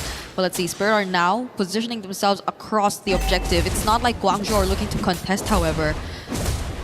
Or it will take them a bit more time. Yeah. Guangzhou Gaming were able to control all the neutral objectives in game number 1, and that's what's set up for their late game. Position, space, everything to scale up. This time, Team Spirit don't want none of that. Oh, up top, whoa, what a kick from Sawo! Where the Dragon kicks the Kaja back into Hiko. And it's yet another pickoff. They're really utilizing the strong side well. Sawo with the deadly magic, Sawo with the walk up as well. The Purify already out earlier. Oh, that's the Ball of Thunder. Bang. Goes down to Moskov. Sai down. Hiko with the hits on the turret. They've learned their lesson. They've learned their lesson. They gotta be the more proactive ones. They gotta be the ones starting it off. And with this lineup, they're definitely doing it. Mei has not had a single Divine Judgment in this game. And you could see that Sawo's just starting to feel it on this Cho. It's like watching... Oh my god, Bamba. He's getting free turrets. Guangzhou Gaming are the ones reacting to everything. And it's not the right reaction either. They try to go mid for some reason, and Bomba just stomps down bot. That's a free turret for a Barats. Okay, at least for Guangzhou, right? If we're looking for potential angles that they can turn this around, they have plenty, and it's a Flicker Belleric as well, so they could just try to go for more counter engage as long as they feel like they're already on the same page. Because at this moment, oh, hold on. He goes for the whip now. Bomba with the response, throws him into the wall. Ball of Thunder, Bomba with a chomp. He just swallowed Mei whole. You saw that, you saw that. You saw Mei, he tried, but Guangzhou, it didn't feel like they were ready to follow up. Ooh. It's tough, it's tough. Very tough. Recalls forced out of the fight, tier 1. Free for Team Spirit, Sawo. Doing a good job on this Cho so far, and yeah, like you mentioned, man, Mei cannot really go for anything. That's gonna be a free purple buff as well. Oh, Ball of Thunder lands, and everybody Thunder's Wrath as well. Wrath of the Dryad. Holy moly, lands on Natalia. All 5 Natalias. Okay, it's Guangzhou facing a 6.5k gold lead this time. Spirit have completely turned things around and are looking real good in game number 2. A potential game 3 is potentially coming for us at this point. If you take a look at Team Spirit and the current situation that they're in, because I think the panel also touched on how maybe, yes, they can utilize the Kaja to punish some of the overextensions that have been happening or that could come out from Team Spirit, but I don't think we've seen any of those. It's more calculated backline engages either from Zard just to force reactions out of Guangzhou. It's more pinpoint and precise way of the Dragons coming in from Hiko. I don't think he even had to use the Flicker as much just yet, because it's always Guangzhou tending to overextend. But they might actually go for one this time. They don't risk it as much though. There's still tier 2 turrets across the board. Eudora is so annoying. Xing just walks up a bit too aggressively. He didn't even walk up aggressively. It was Team Spirit with a conceal. And he's forced to go back to Fountain. Tier 2 up top taken down already. Team Spirit with a 7,000 gold lead. We've seen comebacks before, but it is going to be very difficult for Guangzhou Gaming as long as Sai doesn't get space to farm. This has been a very difficult Moskov game. Like, Sai has just not been given any space, any lanes to farm up. And how far behind could he possibly be? Because he's already 2 levels behind of Hiko. I think there hasn't been much opportunity for him to also take some gold to catch up. And Guangzhou are just really investing in defense right now. They gotta put up their walls. You have to have Modi reliable enough to tank everything, because looking at Guangzhou's lineup, it seems like he's the only guy you could really rely on to do that. Xing and Mei, they probably want to go in for the more aggressive setup plays and pick off potentials if ever they do find any.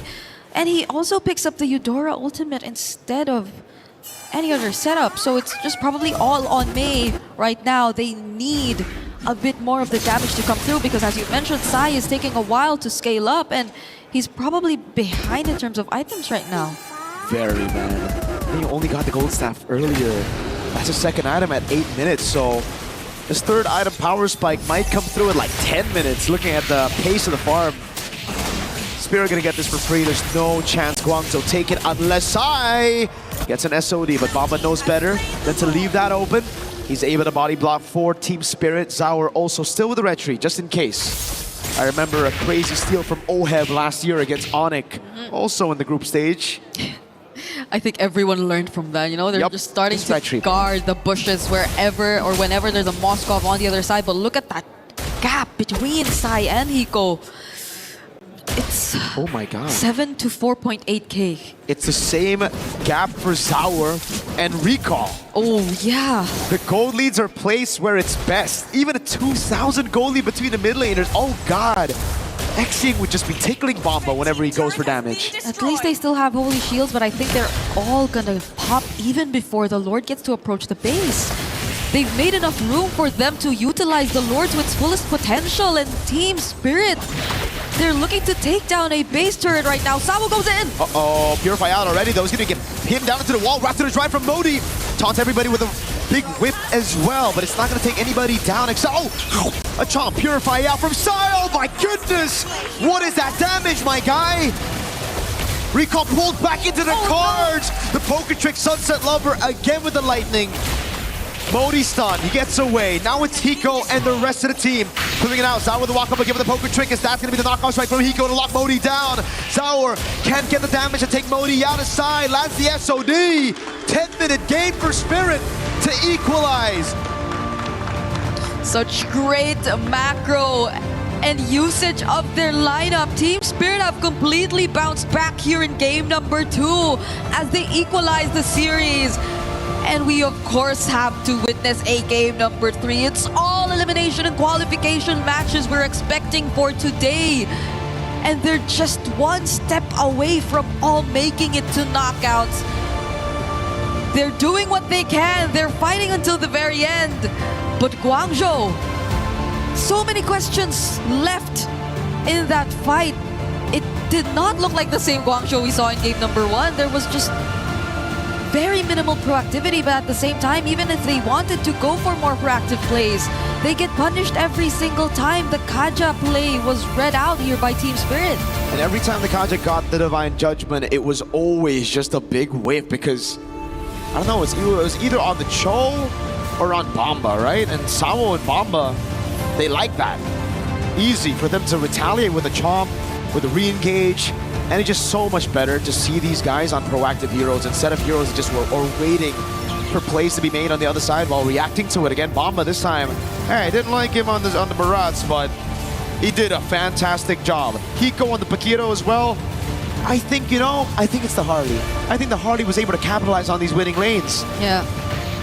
They need not pay as much attention. Harley could just do what he wanted to do, and Team Spirit, they were all able to do what they wanted to do. So I think it's about time we go back to the studio to talk more about what happened in this game. You just said do whatever you want to do, and LaFell is here. So let's bring that back. Let's hold off, because this man given freedom, opportunity, man, it could get crazy up here, Naisu. Yeah, I don't know. I'm with a bunch of Americans. I feel very free now. America. Howdy, partner. Howdy. That was one of the most nothing games I've ever seen. Oh yeah. Like that game brought me memories of when I was a child of watching paint dry, right? But hey, at least the game was more entertaining than watching paint dry. And you still remember them, I guess, so that must have been memorable for you. At least it didn't affect his memory. No, because I was guessing. I was watching it because I didn't know what color it was. The way you are? That's why the way he is. So much paint? It's not good to inhale a lot of wet paint, man. Got jokes. Maybe. Actually, yeah, now that I think about it, yeah. Call Rain Man again. Guys, that was a big stomp. The average game for both of them lasts around 17 minutes for Team Spirit, about 15 minutes for Guangzhou Gaming. That one was under 12, about 11 or so. So a very fast game. Astam, what went right for Team Spirit there, Naisu?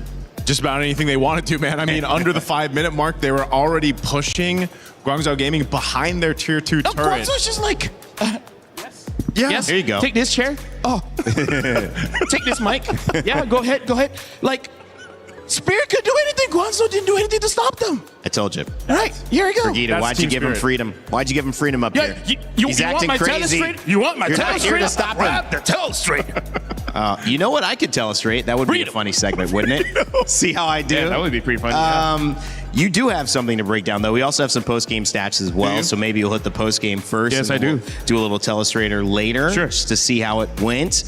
I think the big thing stands out. I mean, you see Hiko having a great game there. Everybody had a great game. look at Sour all the Egoist as well zeros. in the Harley. Look at all the zeros. 0 turrets, Zero turtle, turtles, 0 lord, 2 orange buff, and 3 purple buff. Like, talk about not playing the game. That's why LaFell is illustrating just how it felt in that game. Because they got Team Spirit took everything that they wanted to. I mean, they had to dig down and get that spirit going. And man, did they do it with this lineup. Because, yeah, again, you don't see this kind of, I mean, this was a very one-sided game. I mean, this was a stomp for that. I mean, you could see the reactions there too. So we asked them, like, what adjustments would they have to make? They made all the adjustments, Rain Day. Yeah, and it actually felt like the Mozkov, and I'm gonna dive in my thought on that, because they played so well, so grouped, so focused on objectives. Head to head, they win 66.7% of the objectives against Team Spirit, and to go 8-0 on Turtles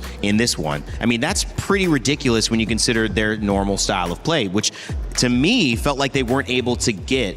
The way Moscow excels is not necessarily grouping up, but the way GZG excel is grouping up. How can they fix that, LaFell? What did you see going wrong?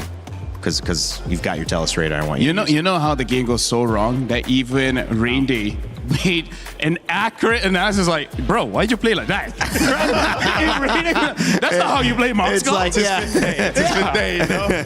Yeah, we're gonna be looking at the telestrator. You want to stand? You want to stand? You're not gonna do. No, you stand down, sir. All right, all right. So first of all, let's talk about the anti-synergy here in the draft, because we got Kaja here. In case you guys don't know what he does, he whips people and then he holds them down. And then you're hoping for someone to kill the other person, right? But the question is, he doesn't have early burst. She kind of has the pens, and then she also like kind of depends. Like, I would say that Guangzhou's biggest problem here is, I would say, mismatch of what each of the heroes want to do. Yep. And Belleric EXP is okay. The only problem is it's slow. So speaking of it slow, let's look at what happened in the game of 20 seconds of nothing happens, right? Look at the mini-map and look at how basically clumped up they are. We can see that the Belleric's coming and it's like, oh, maybe I should protect that. Never mind. But then, you know, it's gone anyways, right? Baraz got that one, so let's go to mid. And let's not do anything. And then it's just, that's like the entire game. They're like, let's all group up together in case something wild happens. And nothing happened. I know what it is. It happens. Barrett's is a herbivore. Barrett's is a herbivore. Say it like an American. Herbivore. Barrett's is a herbivore. Barrett's is a herbivore. America. Fireworks. July 4th. Don't get him started, please. Rain Day. Independence. I've been there before. I love Mondani. You know, it's always fun to see it. Sunset Lover actually had a fantastic game, and you look at that performance, I believe, on the Eudora again. The first game, it felt like they were surviving the Eudora. Their team was able to go around it, ignore it, maybe work and find a way to still have a win with GZG. But this game, starting 2-0, it was no chance for Valentina to catch up on the opposite side of things. Sunset Lover's control in this game, it needs to be dealt with, I think, at this point. And you have to consider, do we ban it or do we take it away? You take it. Take it. You can't spell Eudora without raw. She's strong, bruh. Yeah. And also, there's do in her name. He worked so at it. do pick it up, because Fusroda. Fusroda. I was talking to someone who hadn't played Skyrim, man. It's like, come on. That's a part of the vernacular. You got to know that. She has great crowd control, great damage. She even looks like a decent person. Why wouldn't you pick it up? They have to do it now.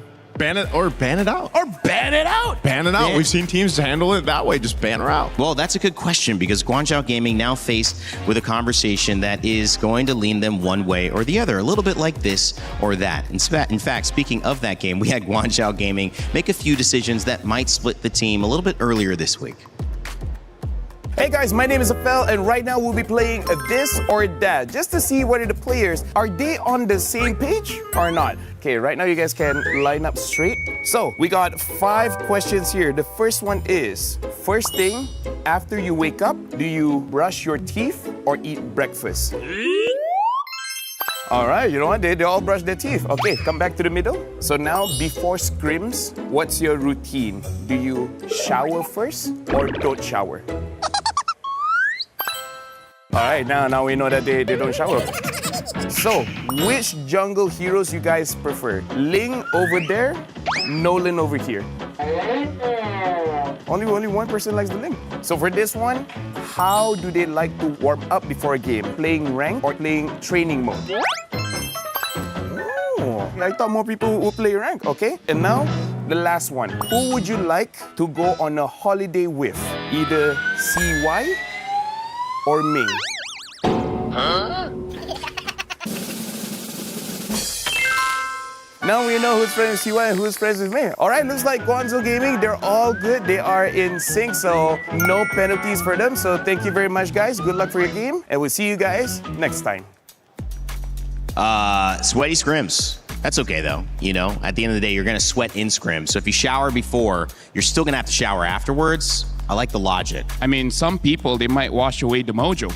They might. That's true. They might wash away the mojo. Yeah. It's a different vibe. Might be more relaxed, too. Different vibe, but then what was that also? They don't like, they do ranked or training mode? Oh, training mode. Yeah, what's up with that? I've always warmed up in rank. I mean, first game of the day is ranked. Maybe that's why we're just casters. Maybe. You got a point. That's it. I'm just saying. That's it. We're good, but not that good. You know what I'm saying? Know what I'm saying? Listen. I know what I'm saying? How about when you play ranked? Here's a question: is it before bed? Is it at night? Do you get it first thing of the day? It's 24/7 rain day. 24/7. Wow. Okay. When shouldn't you play rank? Haven't you seen us in the talent room? Is that what you're doing with that tablet right there when He's you don't playing have right it? there, Because man. we're done with the telestrator, by the way. You're just AFK mid? Oh, we took it off. We know what LaFell's doing. You gave him too much control, Brigida. We told you not to do it. At this point, though, we have everything that we need because this game is absolutely unpredictable. Going to draft for the third and final time between China and EECA. The gatekeepers of top 8 trying to gatekeep China's last hope here at MSC, who are desperately looking to match the result on the women's side of making it into the knockout stages. Can May, right there on your screen, figure out what to bring to the table to get a win? I gotta say, first of all, I appreciate that whenever something goes wrong, we throw it over to Brigida. Yes. It's her fault, not our fault. I appreciate that. And number 2, I feel like it's more on the mentality of the game because game number 2, clearly they just played scared. And that's not how you should play against Team Spirit, where you saw that in game number 1, just fight when you have the chance and it somehow worked out. You kind of have to go back to game number 1. It's tough to, put it plainly because that's exactly how it felt. It just felt like they were kind of in this state of we're scared to move around the map. Limbo. They were limbo. They couldn't really move, and it almost was that mentality of you know what, we're so far behind, just go next. And so now it's their chance for Guangzhou Gaming to make this happen here. This is why I was making the point earlier where it's like, yeah, you have to be able to bounce back from game to game, even not just from the days here, because after getting slapped like that in game 2, like how do you bounce back in game 3? Well, we've already talked about what can potentially happen in the draft, and that's really where it starts. And you just gotta have a better game plan here for Guangzhou Gaming if they want to move forward, because now the momentum is in favor of Team Spirit. And we've seen this before, where once they have momentum, they can usually take it just as quickly in game 3. I'm only asking for one thing for Modi. Have a hero that can dive, something like a Yuzong, something like an Alice. That seems more his niche, right? Picking on something like a Bellery, I guess he can kind of do that, but he requires the flicker. So I just want him to use someone that can dive in. That's like his identity. Don't stray away from that. Well, the Paquito actually taken out by GZG and the Cho as well. The Atlas also denied by Team Spirit, who will switch sides this game. And Expanding Rivers, one of our fastest map choices. I believe it is the second fastest. And one of the interesting things about this situation, which as a fan of MOBAs, every team comes in with a different plan and blueprint. But in game 1, game 2, both teams get a blueprint of what works for them. And so this draft is so exciting because both teams are trying to deny the blueprint of success for the other team while trying to get as many pieces of what worked in the games that they won for themselves. But it also opens up another layer, Naisu, which is, will somebody have prepared to surprise the other team again? Will they have more in their pockets that they'll bring out that might just change the narrative completely? I think this MSC already has shown us how deep the pockets of the teams and the coaches, and in this instance for Coach Sunday and Coach Coldstar, they might dive into that. If not, then they just play their best game. I mean, this is something that a lot of people have been talking about online too from previous teams that now have been knocked out. It's like, well, sometimes do you go for comfort? Do you go for those heroes or that style of play that's worked for you so long? Or are you forced to adapt in the current meta? And that's kind of what we've seen through the courses of this. So I think as you're seeing the bans, those are even different in this sense. So it's like the game plan is already going to change. This first blue pick will tell us where things want to go. Do they just grab the Eudora? Is there something better? The Hirara and the Ling still up for contention between them. It's going to be the Hirara for Guangzhou Gaming, at least now. So the trade that we expect, this team spirit, just take that Eudora. Eudora as well as the Belleric. Something that we do have to put in context here, this is the decider match. Win, you make top 8. Lose, your keys get crushed. And I feel like that's going to be a difficult conversation between the players as well as the coach. They might have a hidden pick. And there's two different mentalities. Either like, if we don't show it, we'll never be able to use it. Or, it's like, it's just difficult whether you want to take that gamble or not. Yeah, you risk it. Because the last draft, I would say, if you look at what Guangzhou Gaming was able to do, they looked uncomfortable on some of the picks. Yeah, it didn't work for them. So the answer right now for Team Spirit, go the Barretts, they pick it up, and the Eudora. And I think this is actually good news for Guangzhou Gaming because it opens the Belleric for them, which I feel they had their best performance on. And then the Barats also a good performance here, but was it so good because Guangzhou Gaming was not playing their game? And I feel like that might be something that enabled the Barats earlier on. It is a fast one. Oof. But there's the Uranus also, which is available at this point, which they hadn't seen, and the Lilia. I'm slightly worried for this Lilia here. Yeah, you're going to get comboed and instant black shoes. And you're going up against a Fanny. Yep. I mean, let's talk about this. Lilia is very aggressive. She does a lot of damage because level 1, she already has her combo. But the problem is her HP is so low, and the burst coming in from Eudora as well as Fanny, they don't need any items to really take her out of the fight. Like, even if she doesn't die, she's going to be so low that she can't do anything. So that, personally for me, is a very risky pick. And now with the Fanny being present, I gotta say, Team Spirit opened up this draft very strong. Yeah, not only that, but also just having this Uranus for Guangzhou Gaming. It's not like you can stop the Fanny from cabling through, or deal with the Barretts, or obviously the lock-on stuns that come in with the Eudora. We've already seen it too. Eudora with one item is already scary to deal with. What more, 2, 3, and you scale up like that for Team Spirit. And this is something that, again, the Lilia doesn't really solve. Yes, maybe you can go ahead and help clear some of the waves. You do a pretty good amount of early game damage too, but based off these first 3 picks for Guangzhou Gaming, you have to be able to go ahead and scale up quickly for them because the Fanny can almost match that. And if not, if the Fanny's delayed, we've all seen Fannies just result to what we usually see with Mozgovs. Go somewhere else across the map, push that, put map pressure there. And my goodness, Game 2 showed us that if map pressure is a problem for Guangzhou Gaming, they seem to not know how to solve that. It's also kind of a cool indication of where the hero comfort is because we're seeing some picks we're not familiar with. It's possible it's a region difference. It could be a player difference. Marcel, one of the only games he's left open not banned and not picked. Both junglers already picked on both sides, so we won't see him. Yeah, which is like a surprise. He's got a 100% win rate. Yeah, honestly, I even forgot about the Marcel. But yeah, Team Spirit can pick it up after this. Yeah. But honestly, gentlemen, looking at both teams' drafts, the best way to say it, and literally, go big or go home. Yeah. Because these are the drafts that you can win it super, super early, and now the Marcel gets picked up. Good call. I gotta say, Team Spirit, they can honestly get the inhibitors by 11 minutes. Yeah. So where's that going? Marcel? Yeah. He's going Rome. Yeah. Wow. Yeah, going Rome. There's I don't think we've seen him flex anywhere else, but he's the most, I would say, the most annoying to deal with. Golden Road, right? Yeah, he's kind of like a mosquito, man, and it's tough to deal with. Matilda and Brody, though, so I don't know, man. Looking at this Guangzhou Gaming draft, go big or go home. Win all the lanes, push it, and try to end it by 12. Does the Matilda help solve the macro problem, though? I think it helps either the Uranus or Hirara. They're gonna go in so deep, and then that's gonna be your backup option.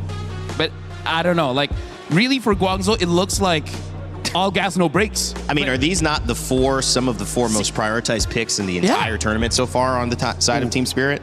so far, and then a Granger to cap it all off to go in the hands of Hiko here. So playing range for range in the gold lane, but a lot of mobility for both lineups here across the map. And, you know, we've seen it before, though. Marcel's golden hour can either work for you or against you. I gotta say, both teams want to go fast. Both teams put a lot of risk in this kind of draft. So this is one of those What do we games. think? It's all about mechanics, man.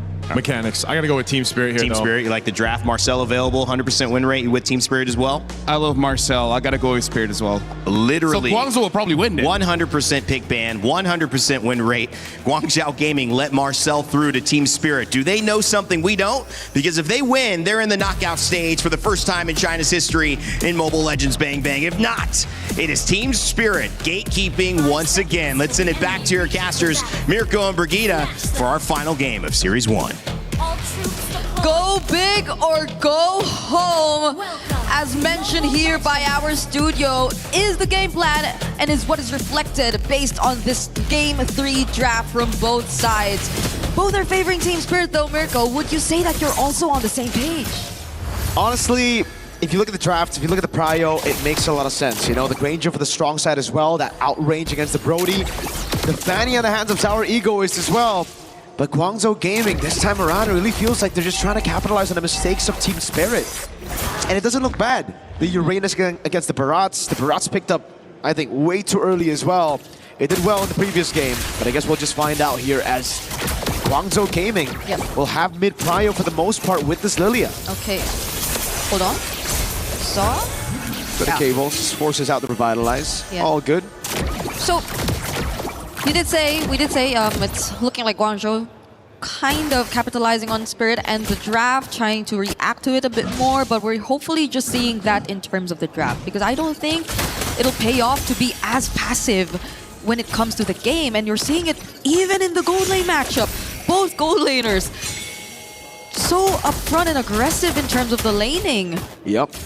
But it is Hiko who has to burn the Flicker first, so that's a massive advantage for Guangzhou Gaming as they look to dive past this front to back that Team Spirit wanted to play with. Recall with the rotation up top already, waiting in that bush. And Guangzhou Gaming have set up a brilliant freeze.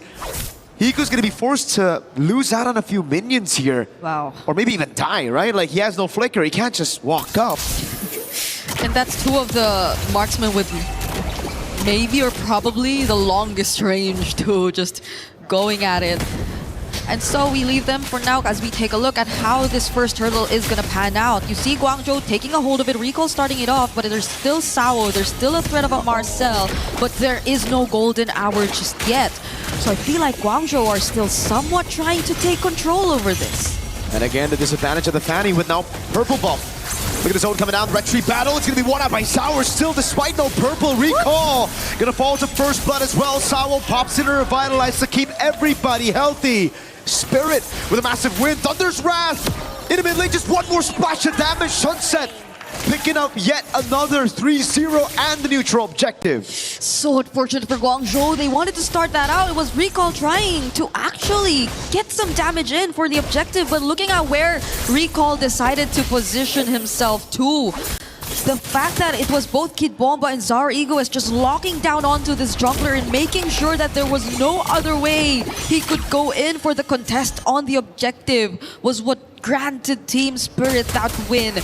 You have to pay attention to the zone as welcome. You have to pay attention to where you actually position yourself, because if you're somewhere anywhere near walls, Zara Egoist is just gonna have the time of his life. And if you see that replay, man, Modi, he did all that he could to stop Bomba from getting the chomp down on towards Recall, but Bomba flickered past Modi. My God. Beautifully done by Bomba to secure that neutral objective. That's how Zaur was able to just walk up, get the retreat for free. Recall not caught in a bad spot, able to go for a golden hour, catches them all in place, and Hiko is gonna build on the Rhapsody. Another pick off up top, and it is against Sai on the Brody. And this is how you like to see the Eudora being played. Now that they're ahead, now that they are actually being the more aggressive combo. And it's also probably because of Sao, just the way Sao moves around the map, which doesn't make things any less or any more difficult for Sunset Lover to just also go in with the flickers, because you are fully aware of where to anticipate Guangzhou Gaming too. So that was a flicker play you got to see from Sunset Lover. That was a burst landed onto the right. right target. And this is going to be a problem for Guangzhou because you see a lot of, I think, targets for Sunset Lover in this draft, honestly. You could consider so much people to just use your burst damage onto. Oh, if that cable actually landed. Okay, they're going to get out of this, but does Kid Bomba has a flicker. Even the Chomp to get away. Maybe the circling Eagle Bomba. Oh, that's a very sad. Dino Revitalize. Oh my god, saves him. There's no damage from Guangzhou Gaming. Even after all that, a good stun coming out on Modi as TS are able to clear out the wave in the bottom lane. Sour, no purple buff, recall on the neutral objective, and this time Kid Bomba does not have that chomp. Oh, revitalized this time from Guangzhou too. Golden R. Great delay. Now the retreat. Sour try to steal, but recall stays patient on the retreat. Waits for Sour to show it, and now it's Guangzhou on the board on the neutral objectives. Okay, at least if they weren't able to get anything down that engage in the bottom lane, they were able to convert it into something. The fact that they at least had to send one member of Spirit back and they weren't really prepared to take on that objective was already a win in itself for Guangzhou. Kid Bomba, did he get anything from that? Got the Purify out of Xing, but that's about it now as the torn apart memory comes around, but the double flicker goes for Sunset and Hiko to get away. The dinosaur won't have a good time there. Gun down, taken out. Modi doing a good job again, gaining this map control and giving the space for Sai to pick up a turret. I guess that maxed out time on the channeling maybe allowed for a bit more room for Guangzhou to really set up for that fight, which they are really taking advantage of this time, eh? Even gets bursted down, but they're just really looking to steal away this orange objective. There's a conceal from TS though. Yeah, they get the frozen moments on a few members, but no battle spells worn. Guangzhou Gaming just playing it safe. Draw. Oh, Sour with the cutthroat. Nexing has black shoes, doesn't even need it though. Wait, Sai? Okay. It seems like he's trying to hold this bush for a while. No one really passes through from TS though, but just like that, Guangzhou have regained control of the map in some ways. It's still a mirrored trade for that tier 1 up top and down bottom, but since the next objective is spawning here, Guangzhou, they probably are looking to take advantage of this. And the fact that Kid Bomba, yes, has been doing a really good job on the Barret so far, but so long as they get there first, you could expect it to be pretty slow for the XP laner here of TS. And this is why I had my concerns, you know, even in the early game, even though Guangzhou Gaming technically only have one resource to deal with the Fanny, that skill 2 of Sai, it's still very troublesome because for Team Spirit, they're going to have to outplay Guangzhou Gaming around these neutral objectives, around these team fights as well. Okay. While Modi can just stand in front of Bomba to take those deaths in as welcome. The Golden Hour placed down as well. Oh, Recon trying to go for it. He's going to be able to get away right now. The Chomp comes around, and that's going to be Sai who gets locked down, but he's able to flicker out the safety of Sour. Goes over the cutthroat. Can't find it. Good stun over Spirit with the neutral objective. Take Recall walking up now with immobilization on Sunset. Just one more shot should get him down. Recall with a jumping forward, finds the kill. Immobilization on Sour, but he's able to escape as Bomb appeals for him. Sour in the mid lane, now on Recall. Untargetable. Hiko with the dash in forward. That was actually a flicker. Burns it away. Good eye phrase by Recall. Xing thrown again, but he has the black shoes. Sour low. CY won't be able to go for the kill. The revitalize from both sides just made that team fight much longer than we expected it to be, but who won it out and who were still able to commit and prolong things even after the revitalizers went down were still Guangzhou Gaming. They have such low dom times, but Recall! Uh-oh, gets away for a bit, but Sao was just waiting there. Together with Sour, Ego is the free kill up top. Oh, chop down, Purify out from Modi. Turret 4 sign, bottom lane on the Brody as Sour is able to go on the tier 2 up top, and this will be a win for TS. This is a very good trade on the board for them. Yeah, even though they lost mid though, but the purple, I think that changes things a bit. It's okay. He'll be able to steal the purple buff on the other side of the map, and Modi has no Purify, still goes up. Has the guiding win to get him out, but the purple buff, again, not even stolen by Guangzhou Gaming. Still a massive win for Spirit. Yeah, they just swapped purple buffs basically at this point, but Guangzhou, again, despite them getting a couple more tier 1s, even in mid, TS though, they still have the 4K lead and they're looking to take that one turret in mid as well if only they find an opening, but they're going to respect Guangzhou. They're literally around these members though, and they will be first to prio and position themselves in this upcoming Lord. This is really not looking good for Guangzhou Gaming. Their jungler is so behind, and their idea right now is to give the orange buff over to Sai. Recall's 2 levels down. How can he win the red tree now? Zaur just needs to go for the red tree, gets it in time. With a 2-level lead, it's almost guaranteed. Recall with the walk up on Sunset. But TS get away.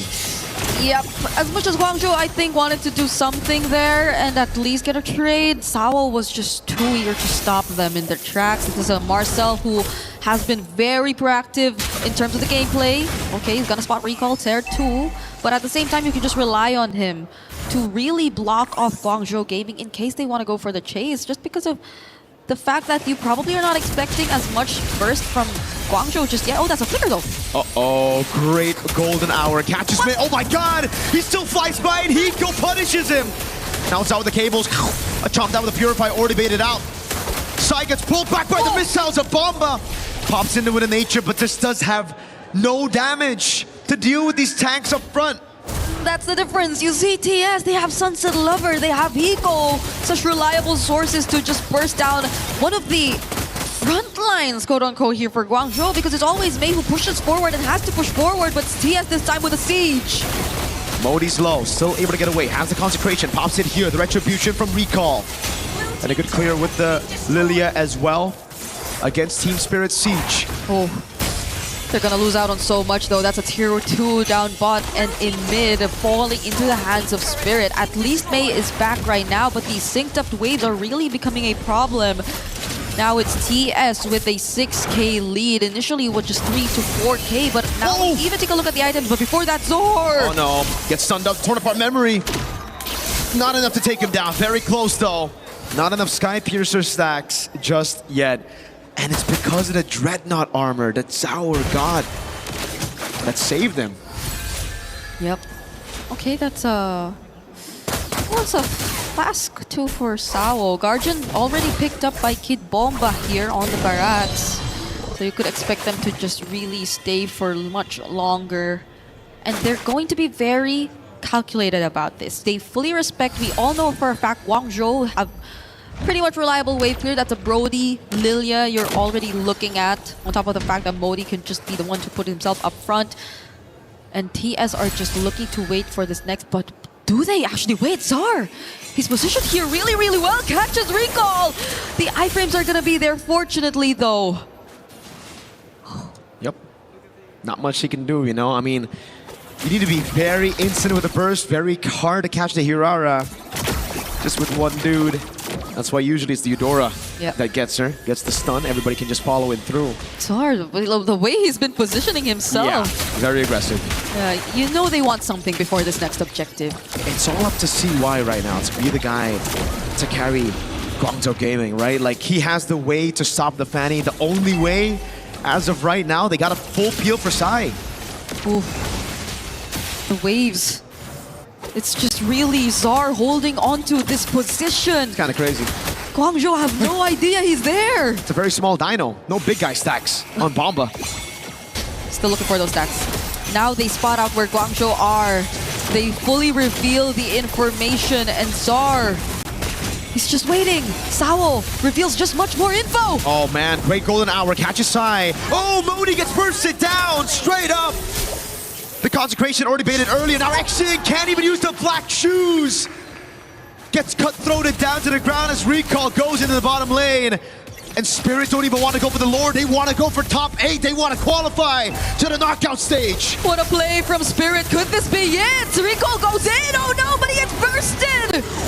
A big chomp down right now. Spits it, not a stun for Hiko to pick up the kills. He flickers in. Sai, very low. That's a win of nature as well. TS, now they say it's enough. We're gonna go for the Lord, guaranteed. Yep, Moni's back, Xing, he'll be back too. There will be much more reliable wave clear for Guangzhou, and TS are gonna play it safe, but that was such a great plan coming in from TS. They knew they had enough burst, so if they had to deal with a target from Guangzhou one at a time, they had enough damage to do so. Now Sunset Lover even picking the Divine Blade will make things all the more difficult for Guangzhou, for them to go up against Spirit in this scenario. As we take a look at that, yep, it is going to be the Divine Blade, the Lightning Truncheon as well. So you have to be very careful. Even Modi earlier on, you saw how they were able to deal with him only with the Oracle as his somewhat of a defense item for magic damage. Now there's really starting to play the kind of game we're expecting from Spirit. They have a Lord marching up top, but it's Czar. Again, possibly looking for an entry from the opposite side. So for Guangzhou, it's all about how they react to this. It's not the Evolve Lord just yet. They actually still have a shot at defending this with Lilia. But it gets very difficult knowing there's an 8.7k gold lead and a few stacks already on Hiko. Modi caught in the Thunder's Wrath. Black Shoes used very early on. Lord up top, gonna be able to take the turret down already as that's gonna be Spirit with a priority on the bot side as well. Both side lane base turrets have fallen. Such a great tool to create space. Golden R lay down perfectly just so Spirit get that base turret. So now they're looking to take out even this last one in mid. The damage from Hiko too is already no joke. Sao catches one. Bomba's just trying to zone right there, and he does well. Circling Eagle, now the retaliation on Bomba. He doesn't have the flicker. Torn apart memory takes him down, and Sour is able to cable out of there. 1 for 3. 1 kill for 3 base turrets. Spirit will take that any day of the week. Yep, 15 minutes in, they finally expose the base here for Guangzhou Gaming. Though they do show some signs of life, it takes a bit of time before they actually go in. They need to ensure that there is actually a target that will easily be within reach, but they're really pushing forward this time though. Guangzhou want to somehow equalize the map as we're taking a look at it right now. But you gotta pay attention to Zar and how they protect Sai. That's for sure. Double Sky Piercer? Wait, Tower. Oh my god, brother. You're playing with fire, bro. Just dashes into a Brody, Mathilda, and Hirara. What do you think about this double Sky Piercer? They're going up against... Hey, they steal the purple, but they don't go to their own purple, man. Bus. Okay, at this point, the kills are pretty much spread between Recall and Sai, yes, but...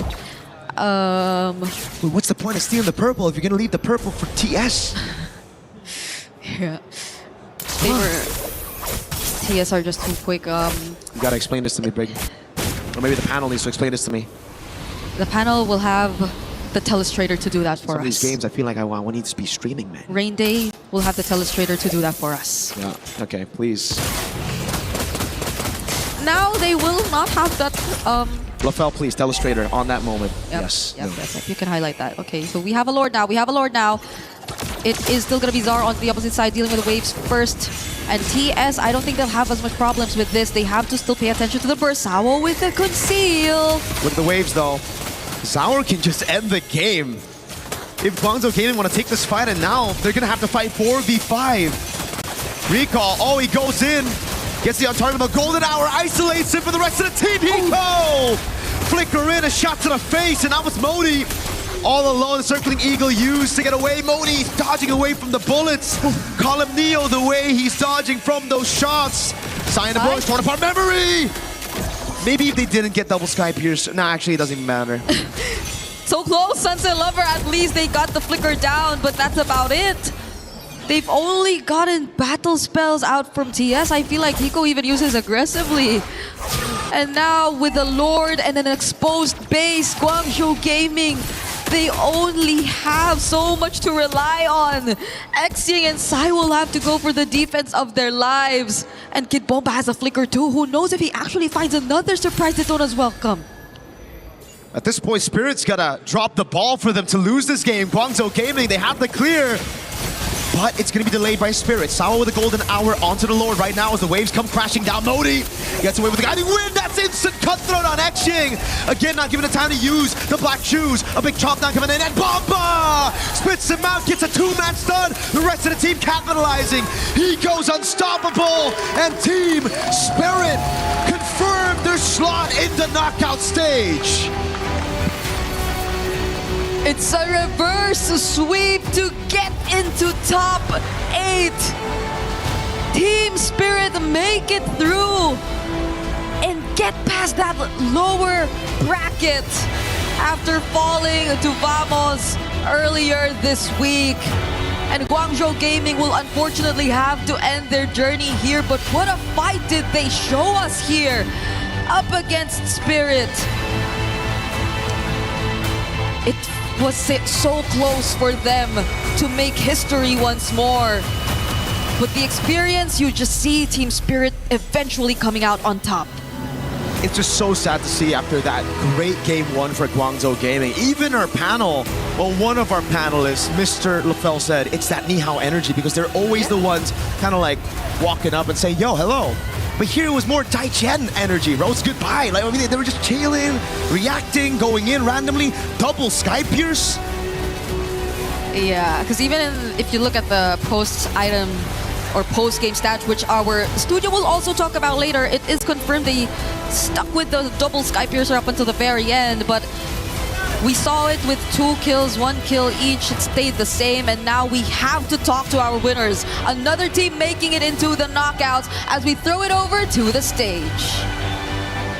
Thank you very much, my friends. It is done and dusted. Team Spirit move on to the knockout stage. A huge moment here. And Sunset Lover joining me on the interview, of course, with our translator, Asal. A few questions to ask. First of all, game one, what do you feel happened there that the game slipped away from your fingers? Расскажите, пожалуйста, вот первая игра, как вы считаете, почему буквально утекла она у вас из рук? А мне... Can I just say it in English? Okay. In the first game, I think that was a draft diff, you know, because we have only the start draft. We won the start and we troll a bit in some fights. And then their pick was much better because our main character, like Brody, cannot play the fight normally because of Grok and because of Alice. And I think it was hard game because of that. So that's in game one. Of course, you brought it back in 2 and 3. Do you feel like you were able to lock in? You were talking about, there's a bit of trolling in game one. Did you just lock in going into 2 and 3 to close it? Sure. We do our best on the game 2. We also won the start. Our draft was much better, you know, and we was so confident in that draft, so we just stomped them. And how are you able to choose things together? Is this with your coach also who's kind of helping you out, making sure that you have the proper draft for every game as a reaction? What's again? Is it mostly all you together that are selecting what sort of draft you're going with, or is it more your coach that also is feeding in info for it, countering what your opponents have?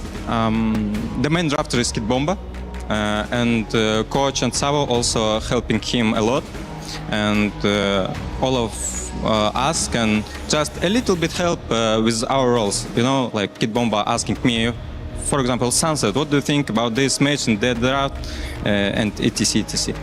Very good. Then you've been to a bunch of tournaments at this point internationally. It's been a while that you've seen all of this stage experience. How do you feel this MSC is different than previous MSCs and M series that you've been part of? First of all, it's not in Asia, you know. The weather outside is like so different. It's the first time when tournament in Europe.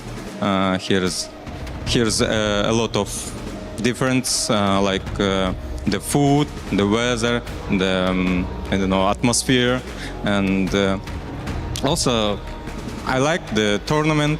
I like the atmosphere here, and finally we did it to the playoffs. So I'm excited. Honestly, it's not your first time, obviously, at knockouts either. There's been a lot of surprises that have happened here, results-wise. Do you feel that you're expecting all of these upsets that we were seeing? You know, Team Liquid being eliminated, also being a big part of them, or through scrims, you were kind of expecting crazy things to happen? We didn't expect that Team Liquid will just lose to everyone, but we can understood that it's not Team Liquid meta, you know, there is Assassins most of all, and Carl Tizzy is more tank jungler, so I thought Team Liquid will be like top 4 maximum, you know, but it was so unexpected that they lost. There is also so unexpected that Aurora will stomp all of them, stomp all of the teams for the first match, you know, and they looks like the favorites, you know, of the tournament. So we'll see what will happen next. It's the beauty of MSC. You never know what you get out of it. One more time then, Team Spirit victorious. Thank you very much, Sunset Lover, for joining me. We'll bring out the rest of the team because, as we said at the start of today, it's all about crushing keys. You guys move on to knockouts, and I will ask you to join me over here. Spasiba, my friends. Come on over. Come on over. We're gonna open up our wall for the first time of today. 4 matches, 4 eliminations, and 4 players or 4 teams advancing. Join us in here. It's time to crush Guangzhou Gaming's key. Does any one of you want to do it? No. Zarigo, you ready? Yeah. Oh yeah, there you go. All yours. It only makes sense that quite possibly one of the best junglers MLBB has ever seen is ready to go. And he'll be the one to crush Guangzhou Gaming's hopes. Keep it going, my friend. I know he's so used to putting pedal on the metal in the game, and here it all goes down. Team Secret to the knockout stage. Going hard in the paint no matter the moment. And this is what happens when you get eliminated from MSC at the Esports World Cup. You get smashed to bits. And that's the lesson to be learned. Team Spirit advance. And there's a lot to break down. I know telestrations are set and ready for this one. So please, my friends on the panel, all yours.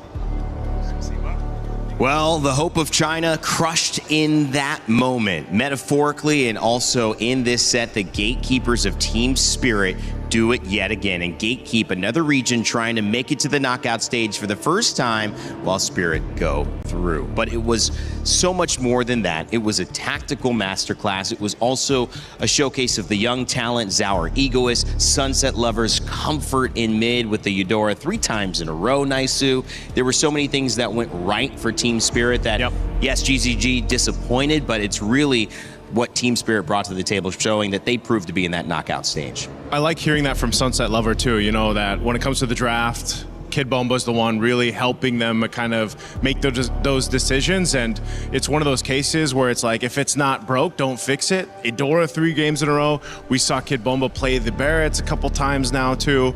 And the game plan for them was really standard. I mean, even, yes, Zauer Egoist to pick up a Fanny like this. Mind you, he got a couple kills plus the first turtle without even the purple buff. So there was just really good execution from a team like this for Team Spirit. This is something, again, that we expected. I would have been surprised still, though, if it was Guangzhou Gaming to send them out of the tournament, but you saw the key crush there, man. That felt like there was intention. That was brutal. That was a brutal key crush. Yeah. I mean, like, speaking of brutal, this is basically reliving the nightmare for Guangzhou, because this is basically the same situation where they're 1 game away and they got match point. Yeah. And then got reverse swept. So this is 2 times now where they almost went to top 8 and then get reverse swept like that. Well, one of the interesting parts about these 2 regions coming up is you get to see these different styles. And he mentioned Aurora Gaming, which suddenly became the favorites after their performance of constant wins and constant meta shifts. One of the things they pioneered is the Eudora. That was given 3 times over to Sunset Lover. You would probably not see that in a matchup with Team Spirit and Aurora Gaming given to anybody 3 times in a row, if they could help it. And of course, that was just one of the many things that showed up in these drafts. Naisu. Also, you called it, Rain Day, the Marcel. You know, the Marcel, you mentioned that in the draft, and I think that was also really a good decision to go ahead and bring it up, just because, again, you were able to go ahead and obviously use his snapshot that's built in that kit. The golden hours that we usually saw from Sao were pretty on point too, whether that was to kind of zone out the members of Guangzhou Gaming or even to stall out, like the Lord pushing himself. You know, you can kind of hold in there, but then you can line things up. We saw that with the stun with the Eudora, the Rhapsody shots with the Granger in the hands of Hiko. There were so many ways for them to kind of choose the way they wanted to approach a team fight, and that's what Marcel kind of lets you do. Plus, just kind of having that sustainability with the Revitalize that he built in is another way that this composition from Team Spirit worked really well. So alongside Coach Coldstar and then, of course, Kid Bomba, great draft. But also, we got to say that Guangzhou Gaming, unfortunately, that draft has a lot of exploitable holes there, right? Having the Lilia is pretty strong early game, but as we said, basically three heroes have a lot of bursts that made it so that the Lilia cannot be a part of the game. So that's already making it into a 4v5. And without your mid helping out, both your EXP as well as your roamers can't really stay in front for a long time because there's no damage threat to the people that's threatening the front line. So I think that they were very ambitious with the draft, trying to make it so that they can win early, they can have a heavy push, which we saw Ish, but also even the items, nicely, right? The caster was talking about it. 2 early Sky Piercers. 2 Sky Piercers. That is very greedy. Usually we only see 1 in a team. If you have 2, the problem is the Sky Piercer gives 0 value unless you get 3 or more kills. So before that, it's just a wasted slot. And because of that, we see Brody did not have enough damage, right? He was like defense. He was like defense Brody. Yep. Yeah. One of the things I love about the comments that we just saw were actually the mention of the atmosphere in Paris, the fact that it's Europe, it's different food, it's different weather, and Sunset Lever and Team Spirit will be moving on. The team that will have to find their way back home will be Guangzhou Gaming. And instead of LaFell doing a breakdown of what went wrong, we decided we'd just do an exit interview with May. Right now, we're here with team captain May. May, could you walk us through what happened in that match? 那么现在呢，我们可以看到我们团队的队长 May， 请告诉我们在这次比赛当中发生了什么事情呢？我们觉得就是还是实力不足吧，没有办法抵抗对面出招的方式。I think we still didn't do well enough, and we are still a bit weaker compared to the other team and counter against their tactics. Okay, so was it because of the gameplay? Was it comms issues? Was it the meta maybe that didn't suit them?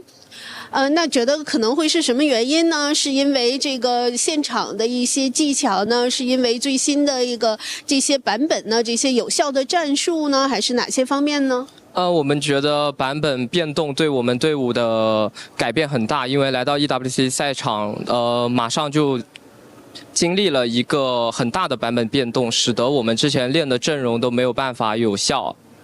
I think, in fact, the meta change had a big impact on our team since we came here, and we realized that we have to try to adjust our team and try to adjust our tactics. So that will take a time to get used to that. Understood, understood, very understood. But how did it feel to go so close, come so close to the knockouts? 是的，那么我们非常理解您的状况，但是这个比赛非常激烈，就是几乎都快要赢了。您现在的感受如何呢？就是感觉还是比较失落吧，因为还是没有进到8强。我觉得，这是中国赛区离8强最近的一次吧。Yes, actually, I'm a bit disappointed because we are getting so close to get into the to win this knockout stage. This is the closest time we come this far, so it's a pity. But it's only going up from here. May, that was a wonderful performance nevertheless. So what's next for you and your team? 但是呢，我们并不会止步于此。那么我们相信您刚才所做的表现呢，也是非常棒的。在未来呢，有什么打算呢？我觉得未来就继续征战好下一个国内的联赛，还有世界赛吧，争取在世界赛上把中国赛区和东亚赛区的内容展现出来。Well, we will go back and continue practicing. Hopefully, in the future, in the next game and matches, we can show our ability. Hopefully, we can be in a better position next time. Obviously, yes, yes. And we are waiting. Once again, May, thank you. Do you have any messages to anyone back at home? 是的，我们肯定会也是期待着您有如此的成就。那对于您的这个粉丝或者是国内的任何的战友呢，这样来有没有什么想对他们讲的？还是感谢大家能一直支持我们，然后也对我们抱有期望的队伍说声抱歉，因为这次我们没有能做好。Well, first, thank you very much indeed for all the fans who supported us. And I do feel sorry. So for this match, we didn't reach your expectations. I'm sorry about that. Next time, hopefully, we can be the winner. We can't wait to see you again. Thank you so much for your journey here at MSC. We're going to throw it over back to you guys. 非常感谢您来到现场。那么我们期待着再次能够见到您。谢谢。Well, thank you, Turner, for that one. It was great to talk to May. We know that he wanted to get them into a better position. He did, but they were one game short still of the knockout stages, which means there's still more to prove. There's still more coming for China and the region in MSC and in MLBB. Reminder, we've got 3 more series coming up, so get your pick'ems in. If you have a chance to do so, Well, here are the ones to guess on. Pro Esports, Entity 7, Onyx, Selangor Red Giants, Team Falcons matchup between another Team Falcons in PH and Mena going toe-to-toe. All of these are decider matchups. All of these we're going to talk about soon. We're going to bring back the panel in a moment after we go on a little bit of a hiatus because Pro Esports and Entity 7 are coming up soon. Again, get your pick'ems in. Tell us who you think is going to win if you have a chance to do so and be right. Maybe you're on the other side of things. We had a 92% earlier that went the other way around yesterday. Can you guess and maybe surprise all of us? On the other side of this one, we'll talk Entity 7, but I do want to let you know that if you're a fan of Acecraft, there's a new way to play in We Fly Together. It's some co-op. Sounds fun.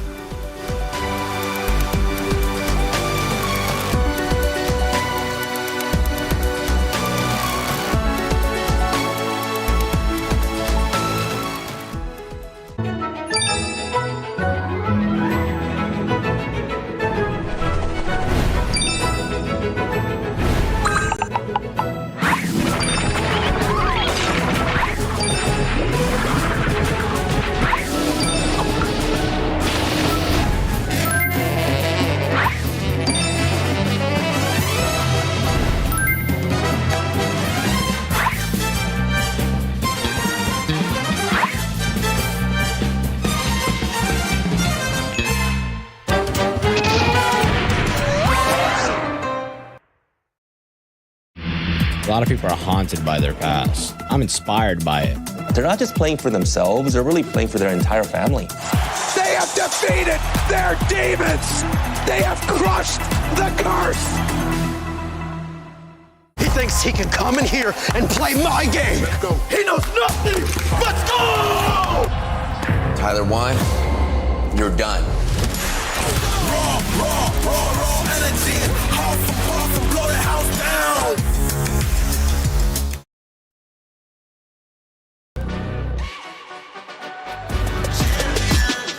This ain't no regular thing. I came for the ring, you know what I mean.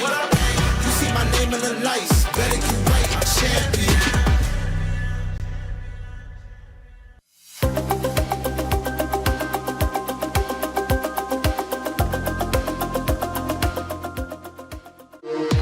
We were there. For every click, every clutch, every respawn. We were there for the years of grind. And we're here. Now. The proud founding partner of EWC. Powering the biggest event in gaming. Shoulder to shoulder with the world's best. Making history. Greatness deserves a stage. Lenovo Legion. Reach your impossible.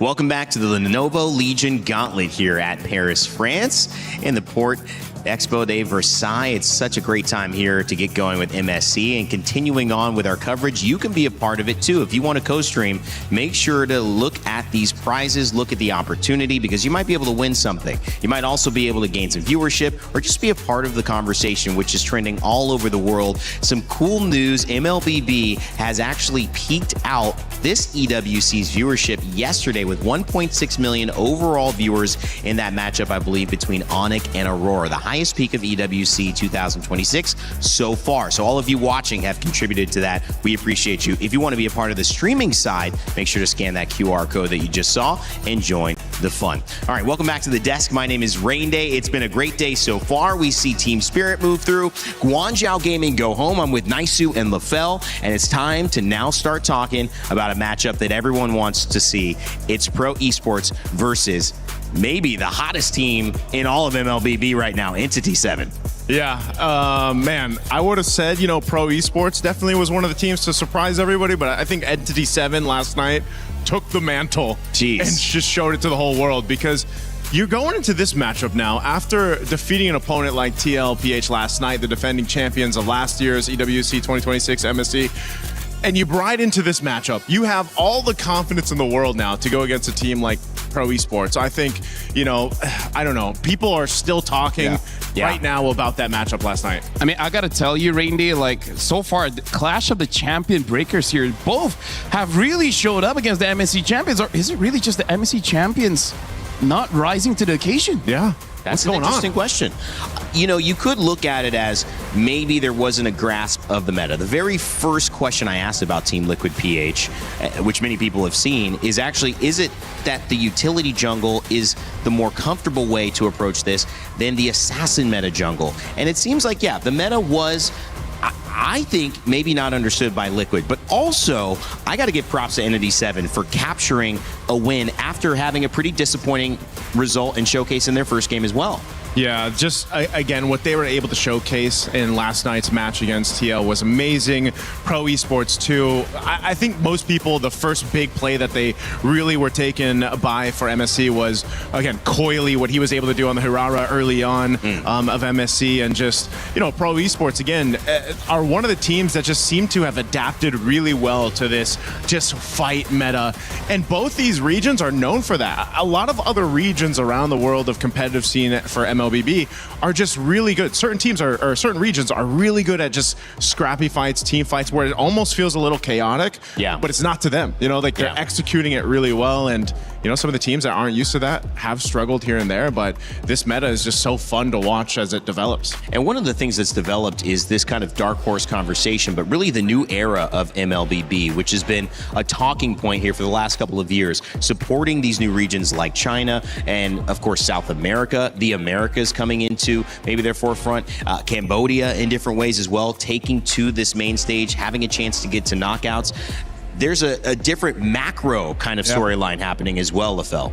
Yeah, honestly, like looking at MSC, this is just a different kind of zoo, right? We have underdogs, dark horses, maybe even eventually a black swan, crouching dragon. Like, there's just a lot going on. I'm trying to think of something to add to that as well. I mean, like, quack. Is there an ugly duckling? What is? We asked this on the caster desk last night. What is Entity 7? Are they literally just an entity? Oh, dang. So what? That makes sense. What kicked down the cavalry, man? What was it? An entity? They're haunting a lot of people. 7 of them? 7. I mean, here's the thing. I really feel like we also got to talk about how this is very emotionally charged for a lot of the players, and sometimes that can actually, I would say, screw over their game plan, because sometimes they want to be aggressive, but then emotions start to come up because, again, you see your keys. You know your keys again. In fact, even my boy here, Naisu, he teared up after seeing the key getting crushed for Guangzhou. Like, his tears just went down. But props to you. You held it in. Thank you. You stayed professional. You helped me. And because of that, we love you. Thank you. I appreciate it. That's the only reason we love you. The rest were like, okay. That's right. Well, let's take a look at Pro Esports and their roster here. And I think this is a team that maybe deserves even more of a dark horse. I think they themselves have said, we are as good as anybody in this tournament. We have a chance now to go to the knockout stages as well. It started off really a great performance on the Belleric with PPP. And to me, he's a guy we needed to hear from before we jumped into this set. So we actually had Eterna talk with him earlier. Hey everyone, it's Eterna. Now we are with PPP. 5 Ps, right? Yes, okay. So we are with, what do I call you? PP. PP. Okay, so we just keep it to PP. Okay, PP. Coming into this, it's a high pressure match. This is another elimination match where you are up now against Entity 7. How do you feel about this match? Did you sleep well last night? បាទអញ្ចឹងអានេះជាពេលវេលាឬប្រកាសប្រកួតមួយដែលមាន pressure មានសម្ពាធច្រើនអញ្ចឹងបើសិនចាញ់ថ្ងៃនេះមានន័យថាធ្លាក់ហើយអញ្ចឹងយើងប្រកួតជាមួយនឹង Entity 7 តើអ្នកបានសម្រាប់គ្រប់គ្រាន់អត់ហើយមានអារម្មណ៍មិនដែរចូលក្នុងការប្រកួតមួយនេះសម្រាប់ការកេងពួកខ្ញុំកេងបានគ្រប់គ្រាន់ហើយសម្រាប់ការត្រៀមខ្លួនពួកខ្ញុំត្រៀមខ្លួនរួចរាល់ហើយសម្រាប់ការប្រកួតប៉ះ E7 លើកនេះ So regarding my sleep, I did get enough sleep for this match, and we are ready to take on E7 today. Very nice, very nice. Were you surprised about the results from E7 yesterday, considering they made a huge upset here at MSC? ចុះបងអូនភ្ញាក់ផ្អើលចំពោះលទ្ធផលថ្ងៃម្សិលមិញដែល Entity 7 បានឈ្នះក្រុមគេខ្ញុំអត់ភ្ញាក់ផ្អើលបងព្រោះដោយសារពួកខ្ញុំក៏គិតថា T7 អាចឈ្នះ Liquid ដែរ I wasn't surprised at the result because I thought E7 could take on Team Liquid. Oh, can I ask why? How do I? មើលតាមហ្គេមដែល Liquid ហើយនិង E7 លេង Just watching the competition or the match between E7 and Team Liquid. Oh, okay. What do you think makes them so strong? What makes E7 so strong right now? Okay, តើ E7 ខ្លាំងចំណុចអីខ្លះ គាត់ខ្លាំងចំណុចដែលគាត់វាយគ្នាហ្មងគាត់របៀបគាត់លេងចូលគ្នាត្រូវល្អ They're strong in their way they attack and the way they combo together. Okay, so we're talking about team fights. And when we're speaking about team fights, Belleric has also risen in such popularity here at MSC. I'm wondering, from your perspective, what makes Belleric so strong right now? អញ្ចឹងក្រុមច្រើនប្រើ Belleric អញ្ចឹងតើ Belleric ខ្លាំងចំណុចអីខ្លះ Belleric តាន់ហើយអាចអថាក់ទៅ Golan យើ Golan ដែលវាយមក Belleric ហើយអាចមានអាទី stun ច្រើនវាល្អសម្រាប់អ្នកលេងតែងឥឡូវហ្នឹង Yeah, because Belleric is a tank, he can take on the gold lane a lot and can even stun other opponents. Okay, so there's a lot of things that the Belleric can do right now. Is that something that you're comfortable with? Do you like the meta right now for the position? Okay, ហើយតើអ្នកអរប្អូនមានអារម្មណ៍ថាការ meta មួយនេះគឺស្រួលលេងឬអត់ វាមិនស្រួលហើយក៏វាមិនពិបាកដែរបង It's not easy, but it's also not difficult for me. Okay. I like this. So coming into this next matchup, do you have a message to your fans? Okay, អញ្ចឹងចូលប្រកួតលើកនេះតើបងអូនមានអីដែលចង់និយាយទៅ fan របស់បងអូន សូមឲ្យអ្នកនរគ្នានៅខ្មែរទាំងអស់ជួយគាំទ្រ Pro Esport ពួកខ្ញុំផងហើយកុំភ្លេចជួយមើល live Pro Esport លេងផងអ្នកសូមអរគុណ I just want to say, everyone, please, all the Cambodian fans, please support us in this match and don't forget to watch the live stream. Thank you so much for the translation. Thank you so much as well for this interview, PP. Hope to catch you soon because we're going to throw it over back to you guys. Well, PP saying that he respects Entity 7 and actually could have seen them winning that game. They obviously did. They won 2, but also noting he loves the Belleric, the potential to disrupt the gold lane. Naisu, we've seen it all. We've seen it in his games. We've seen it this tournament. Yep. But a lot of confidence and good to hear some thoughts heading into this matchup from PP. Again, it's regions like Cambodia. It's teams like Pro Esports that just thrive on this current meta that's developed, over the past week now up to this point, and they show it. So, whether it's the Belleric, whether it's whatever they want to put in the hands of their roams or their gold lanes, even the jungle, again, coily. There's so many things to highlight here throughout Pro Esports' lineup that's worked so well for them, and that's something that is gonna, I feel like, potentially take them into the knockout stage here. But they have a tough opponent now after the momentum from yesterday. That's a great point. And that opponent, of course, is known as Entity 7.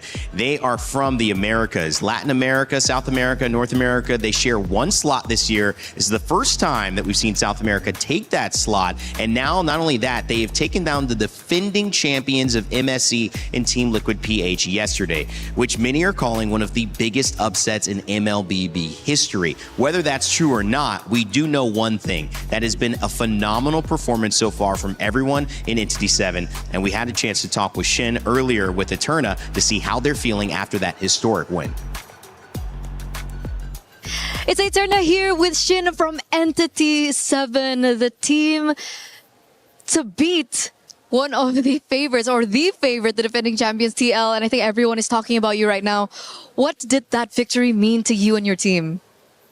Dieron la gran sorpresa el día de ayer al ganar esta partida. Todo el mundo está hablando de ustedes ahorita. ¿Cómo se sienten ahora como equipo?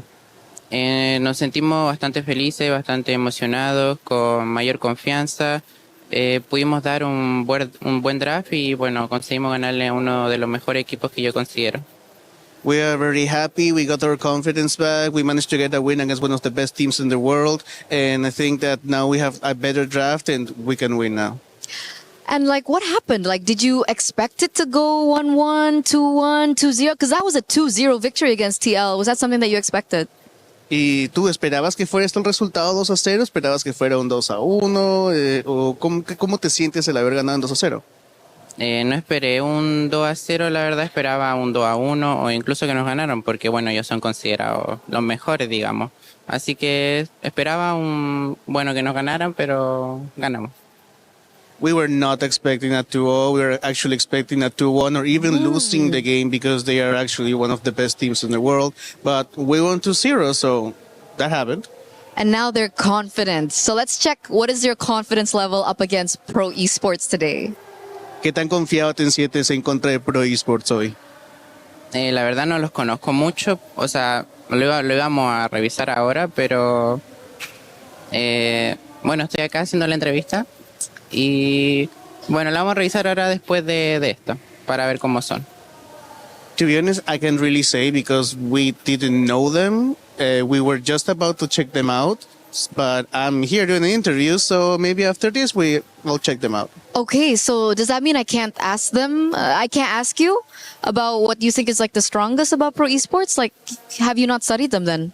Eso quiere decir de que si te preguntan qué es lo más fuerte de Pro Esports, ¿no sabes porque no los has visto? Exactamente, no los conozco, no lo he visto, no lo he revisado y bueno, eso vamos a hacer ahora.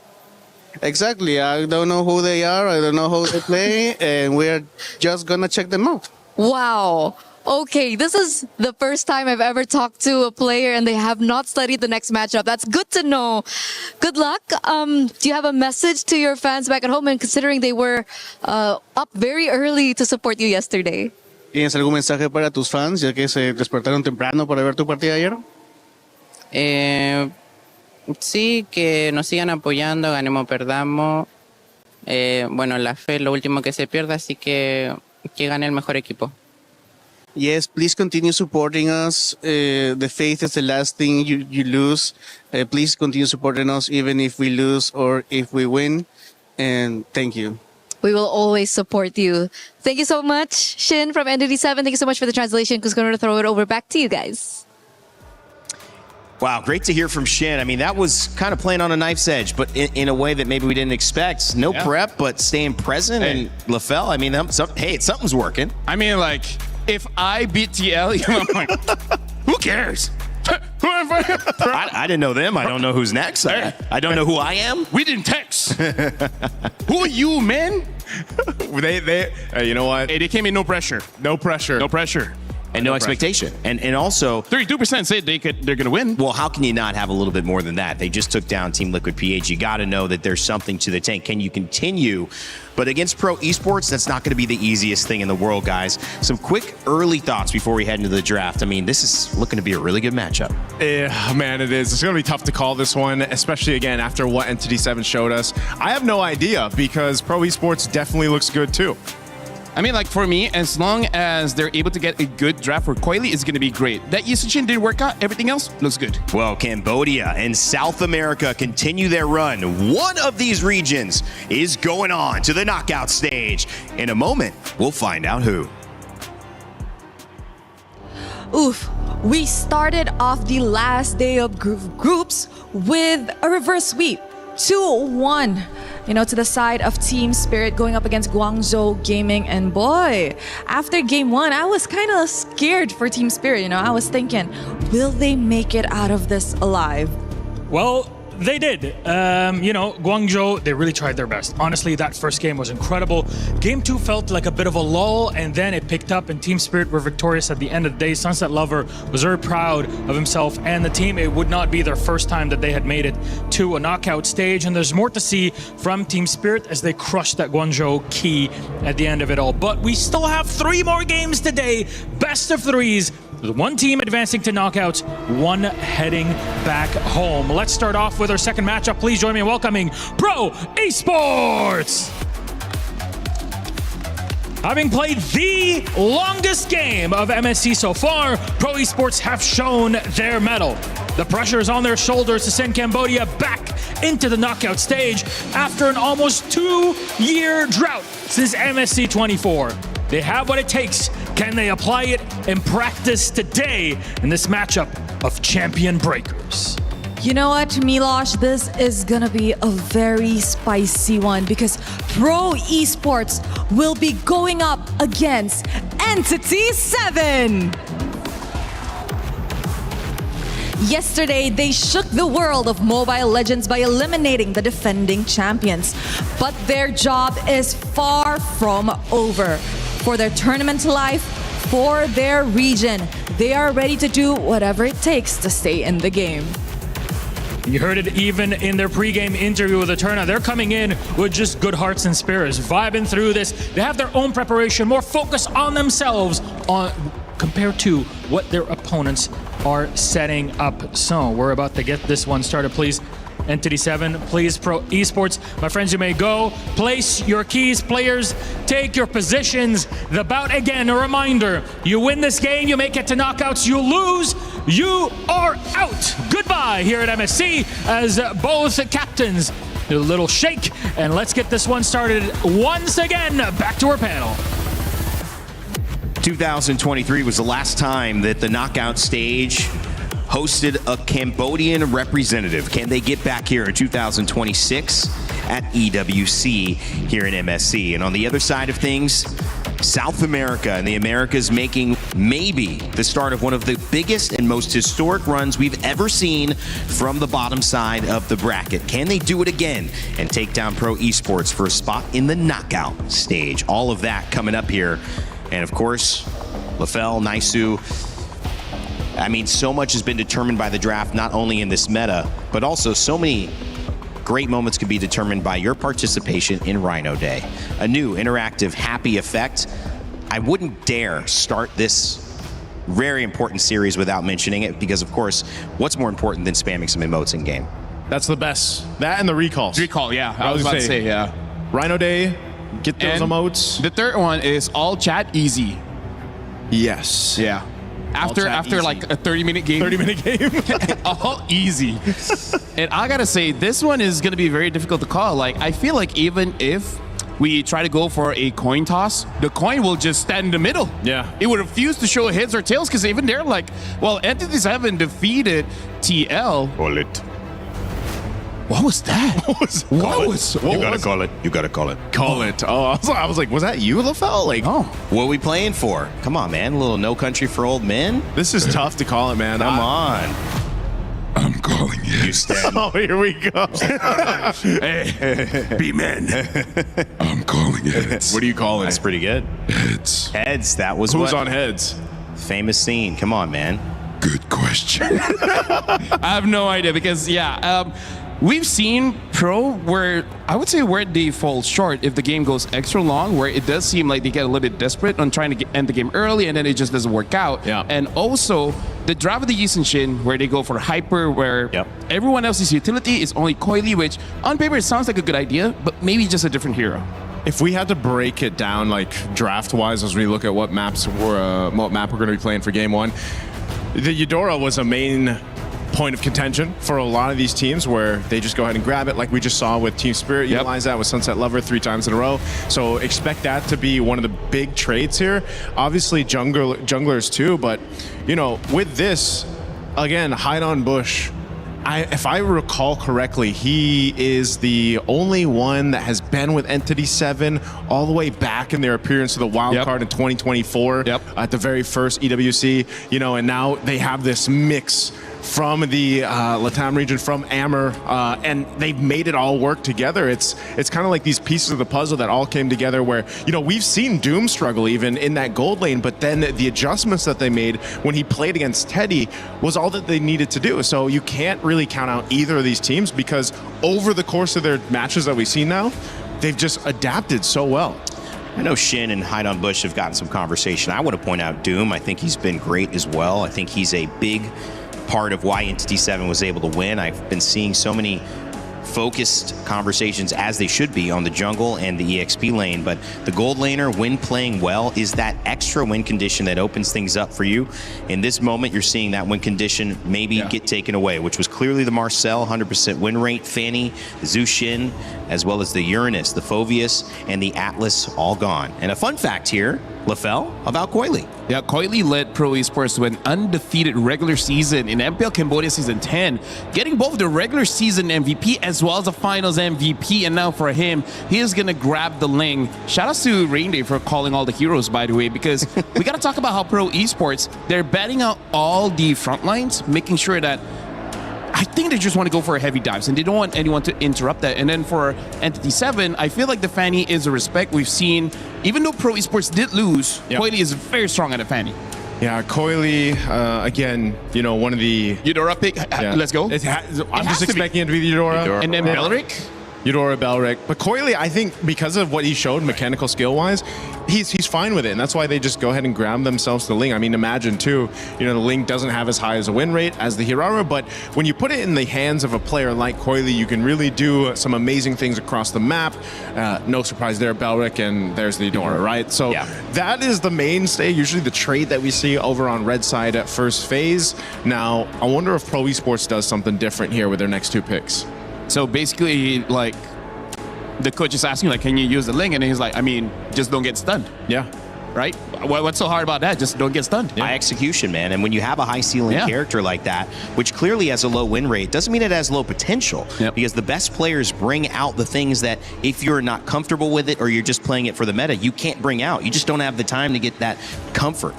And now the chill as well as the Harv gets picked up here. So they want to be able to basically ignore their gold lane for a bit. Harv should be able to take care of himself against majority of gold laners now, unless Entity 7 goes for a like Esmeralda gold, Paquito gold, which by the way, Paquito is still open. Yeah, that Paquito's still open. But I feel like Hirara, no? Yeah, maybe just take the Hirara, unless they let it slip through, but just because they're willing to go ahead and play something else for Hide on Bush, because they could just want to prioritize something else here. That's true. The reason this is important, just joining us, if Hirara doesn't get picked here, which he will, it could have gotten banned in the next phase. So yeah, not a jungler they preferred outside of her, willing to let her get banned out. Yeah, for now in TT7, they have a strong opening, especially because they already have the counters towards Pro. Right now, I feel like when it comes to the Cho as well as the Harv, we have to see what the matchup is. And the Cho, I just think that Entity 7 might build a draft that's not easy for the Cho to get a kick. For example, if Entity 7 is able to get up like a Barats, I think it's going to be hard for this Cho to really do much. So maybe they ban it out, you know, for Pro Esports, they want to ban one of those tankier options out. You already got a Belric to deal with. You don't want to deal with a Belric plus the Barretts. But this is, like, from Pro Esports, for these two picks, too, it's so Kozin and Coily, right? The different type of KK connection, but this time for Pro Esports, they're very adapt and to these heroes. The Kozin, especially on the Harith, back when he was playing in the Philippines, was one of his best hero picks. Still is. Same thing when you look at, you know, Filipino junglers playing the Lings, the Fannies. That's why when those Fannies come up, it's like, man, these guys can just put on a showcase of mechanics. So they'll ban out the Freya, the Uranus. Look at all these XP lane options that are being focused on. I feel like we missed the Freya going through. I mean, that has been definitely a first pick for a lot of teams if she's available.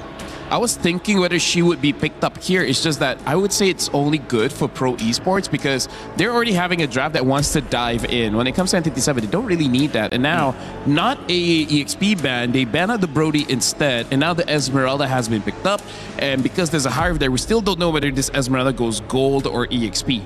I think this is just the right combo. I feel like they have enough presence in team fights, and I feel like that's how they have thrived. I feel like that was kind of the way that they put their strategy together to tackle Liquid PH yesterday. It feels like they're getting more of what they want here today, Naisu. Yeah, and I'm expecting on this one, too, for that Belric to have the flicker. Remember, in the previous matchup, we saw the Belric Esme combo, but it was a revitalized Belric. Yep. So this is the answer over here on this side for Pro Esports. They'll take Valentina Moskov.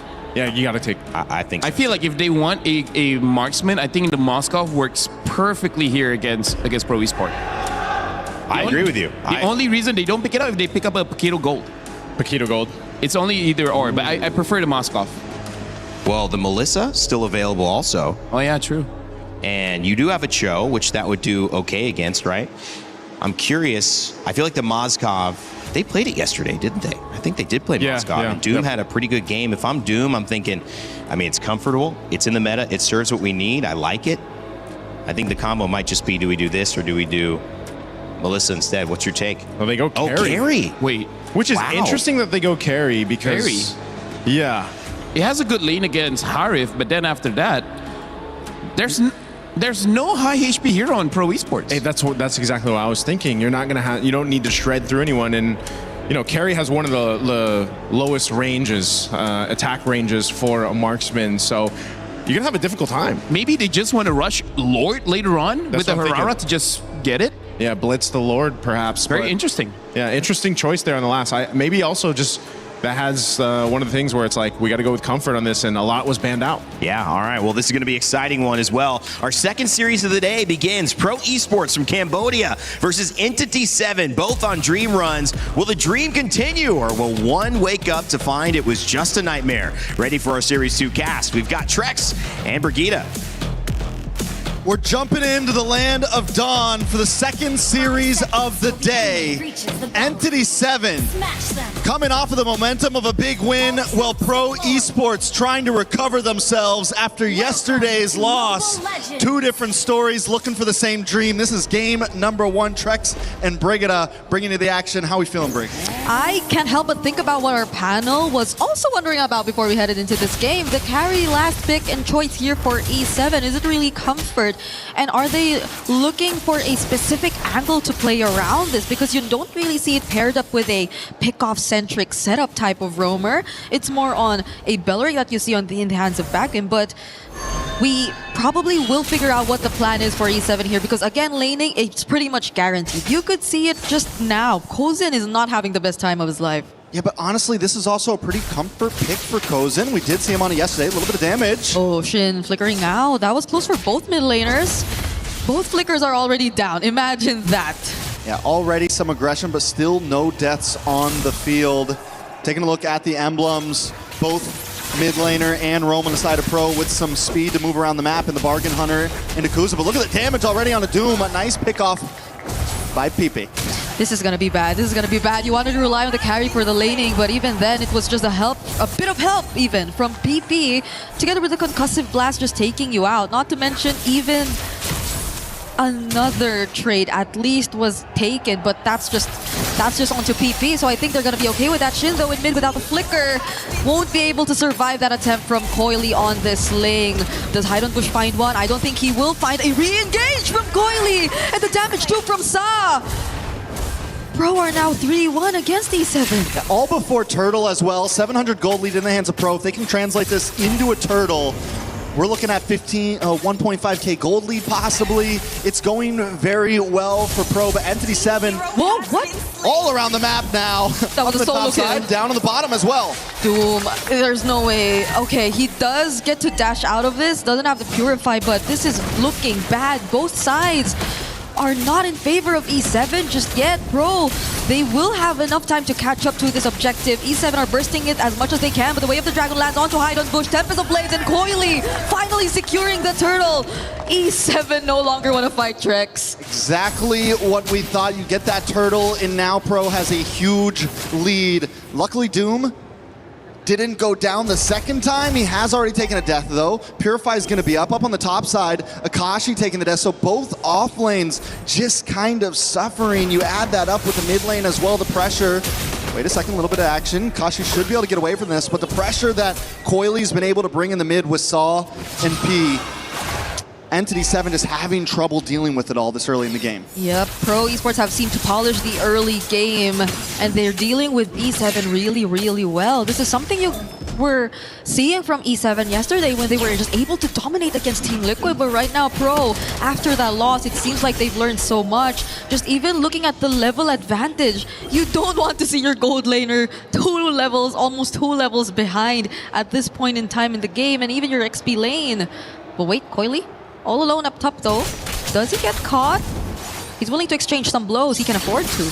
Yeah, should be okay. Coily's been amazing on the Ling so far. Been amazing on the Assassin so far. The day that they beat SRG, the Harara was on point, but the pressure that they're constantly putting on Doom. He didn't even have to move as much. PP was just there to use the Way of the Dragon, and Saw with the Wrath of Dryad IMU. Second time we see Doom taken out. And Pro Esports didn't have to sacrifice much to get it. Yeah, I don't know if Entity 7's just not getting the vision right now on Pro. If Vagine and Shin are just unable to keep up, because Pro are attacking these off lanes non-stop. And Entity 7, they shift up to the top, but all they're going for is Gold Crab, and they're unable to really protect their offlaners. They're having trouble keeping up with the rotations, and now we're looking at almost a 3K gold lead before second turtle into the hands of Pro. This is only going to get worse and worse very fast. I'm only starting to think of how E7 could maybe utilize the Eudora and the Hirara together to at least burst down a single target from Pro, because you don't really see much tanky heroes on their side. I think this is also why we question the carry pickup, because you don't necessarily need to shred anyone from Pro Esports lineup, but just the same, I don't think Shin and Haidon Bush have enough room to just connect and find a setup. Granted of how Pro Esports are so good at just limiting their movements right now, and they're again starting this objective. There's a setup coming in. Sorry, I'm Felix focusing onto Vaguin. Doesn't even get to use the Wrath of Dryad on time, and there he does, but the follow-up isn't going to be there. Counter Wrath of Dryad coming in from the original one. That's E7, but it's already a double kill for Coily. 2-man knockup from PP. E7. They just couldn't find their footing in this game yet. Yeah, I mean, at this point, I feel like the best thing is to not even maybe go for that last turtle, play a slow, go for plays on the off lane, go to keep that gold at a minimum deficit. But at this point, it's a little bit too late. We're 4K ahead into the hands of Pro Esports, 8-1. Towers are going to start dropping to the boss side. You've got Coily up on top lane, taking tier 3 as well. Haidon Bush is going to just have to watch. They are going to go for the 1v1 up top, but I don't think that's a good idea for Haidon Bush. Okay, Coily doesn't have the Tempest of Blades, fortunately for ES7. So Haidon Bush will be able to get out of that. I think there won't be any chase, but here in mid, you see Akashi trying to hold down the front, Coily trying to catch up as well. Vaguin goes in, does have the Wrath of Dryad, but it's actually the backline that Coily's after. He finds both Shin and Doom at the same time. Kuzin taking care of the rest, and it's almost a complete wipeout for Pro. These are not fights that E7 should be going for right now. It'd be one thing if it was Vagine who had taken 3 or 4 deaths. It'd be one thing if it was anyone other than your offlaners. Doom unable to output any damage, Akashi just getting shredded down immediately, and while that's happening, Vagine tries to make that engage, and Coily shows up and just completely destroys the back line. And so why does Vagine even go in for the Wrath of Dryad? This is the time that they need to kind of back off, alleviate the pressure, and try to stay as safe as possible. One more big lose like that in a big team fight, and it's a wrap. And it's already big enough of a lead you're seeing from Pro Esports. 6.8k approaching 7k. You see most of it significantly in the carries, between the jungler, between the gold lane. So the spread of the lead is just looking too good for Pro Esports right now. The conversions are starting to come in. Haidon Bush though, Kozan, is he actually going to take him out? Sorry, I'm Felix with the last hit. Oh my goodness, Pro Esports, the leads just keep getting bigger. Way of the Dragon onto Akashi, and he uses the Falling Star Moon, but he fails to survive. At this point, it's looking like a bloodbath. Just about anyone on Pro Esports can 1v1 anyone on E7. Where do they go from here? Like I said, I think the best idea is stay together. No one can get caught alone. Even Haidon Bush, even the Hirara, who's got tons of iframes, tons of defensive measures to escape, is getting taken out by a Harith. Not even Coily, not even someone tanky, didn't even need any help. And Haidon Bush goes down, sitting at 0-2 and 0. E7 has to play it safer. They've only ever taken out one member from Pro. It's only PP. So as much as I also want to see them try and play the macro, it's just going to be too tough. So playing it slow, I agree, might be one of the ways to go until they feel like they can't afford to engage in a fight. Because not even Akashi could just tank the damage. You see him falling down even to Sorya and Felix one-on-one, and now there's another way of the Dragon landing onto Vaguin. There goes the Wrath of Dryad and the Falling Star Moon. This might just be a counter engage coming in from E7. But the clapback, the answer and response from Sorya and Felix and Kuzen, it's a triple. It's only Akashi and Doom left, but look at Coily getting back. It's gonna be another attempt, but it's a shutdown instead from E7. It's all right though, honestly, for Pro. I think at that point, they didn't even have to keep that fight going, but they wanted to try to get Kuzin that Maniac or Savage. Another Zaman's Force drops. Kuzin should be able to get away safely here. Sorry, and Felix going to get involved. Akashi chasing down. It actually might be bad for Kuzin. Yeah, he doesn't have mana. It's a good thing PP and Soria and Felix were there, because that would have been shutdown after shutdown for E7 if ever they did actually find the kill onto Kozen. So looking at the replay right now, I think this is one of the moments where it could have been really good, honestly, for E7 if only they were able to maximize the Wrath of Dryad a bit more.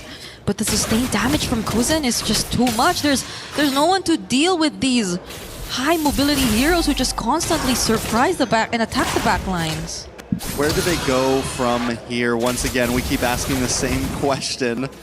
Pro Esports, so ahead. I mean, we've seen leads like this come before, and I mean, teams have been able to turn around, but NT7 with their composition, you've got Doom, you've got who hasn't been able, I mean, 0-4-2 on a carry. This is a late game hero already. And the thing is yes, you normally use this to shred, but another pick? It's gonna be hide on Bush at that. It's at the exact same time they get to pick up the Lord. Two-man setup coming in from Soria and Felix, and Kozen will be there to provide the damage. Doesn't care about the Wrath of Dryad. He is just gonna go for the kills. Fortunately, has the flicker for Vadim, but there he goes. It's a double steal for Kozen, and all turrets, outer and inner turrets, falling to the hands of Pro. Oh! I mean, he can do that right now, honestly. He At this point, it's like, let's just see what we can do. Let's throw the line out. If we don't catch nothing, it's okay. Look at him under the tower right now. They pop the Holy Defense, get some minions still through. Wave coming down top. This could be game ending. Okay. Pro Esports have an entire wave and a Lord marching up top. They're still gonna focus and try to take down the turret first, but he goes charging in. Vagian doesn't have the Wrath of Dryad, but he's still gonna go for it. PP!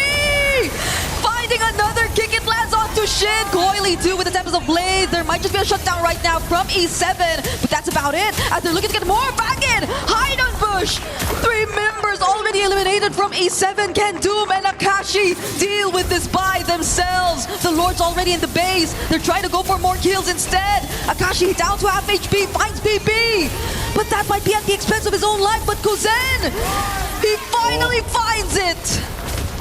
They're playing KDA heroes right now. Pro Esports not even looking to end it. They want kills, they want blood. Trying to recover themselves after yesterday's loss. Kuzin right now, 9-0-7. Wow. He's untouched. Sorry, I'm Felix Samuel, 5-0-2.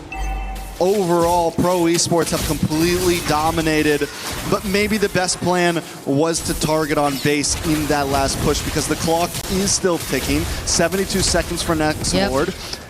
Would love to see exactly where Doom's at in the items. Has he got Trinity in just yet? Fully out. There it is. Has finally locked it in. He's hit the AK gold mark. Maybe we start to see a little bit more on the side of Agin. You haven't finished the antique cuirass yet for physical defense. You have at least got radiant armor in, so there's a little something there. Only 2 items in onto Shin. They are behind, to say the least.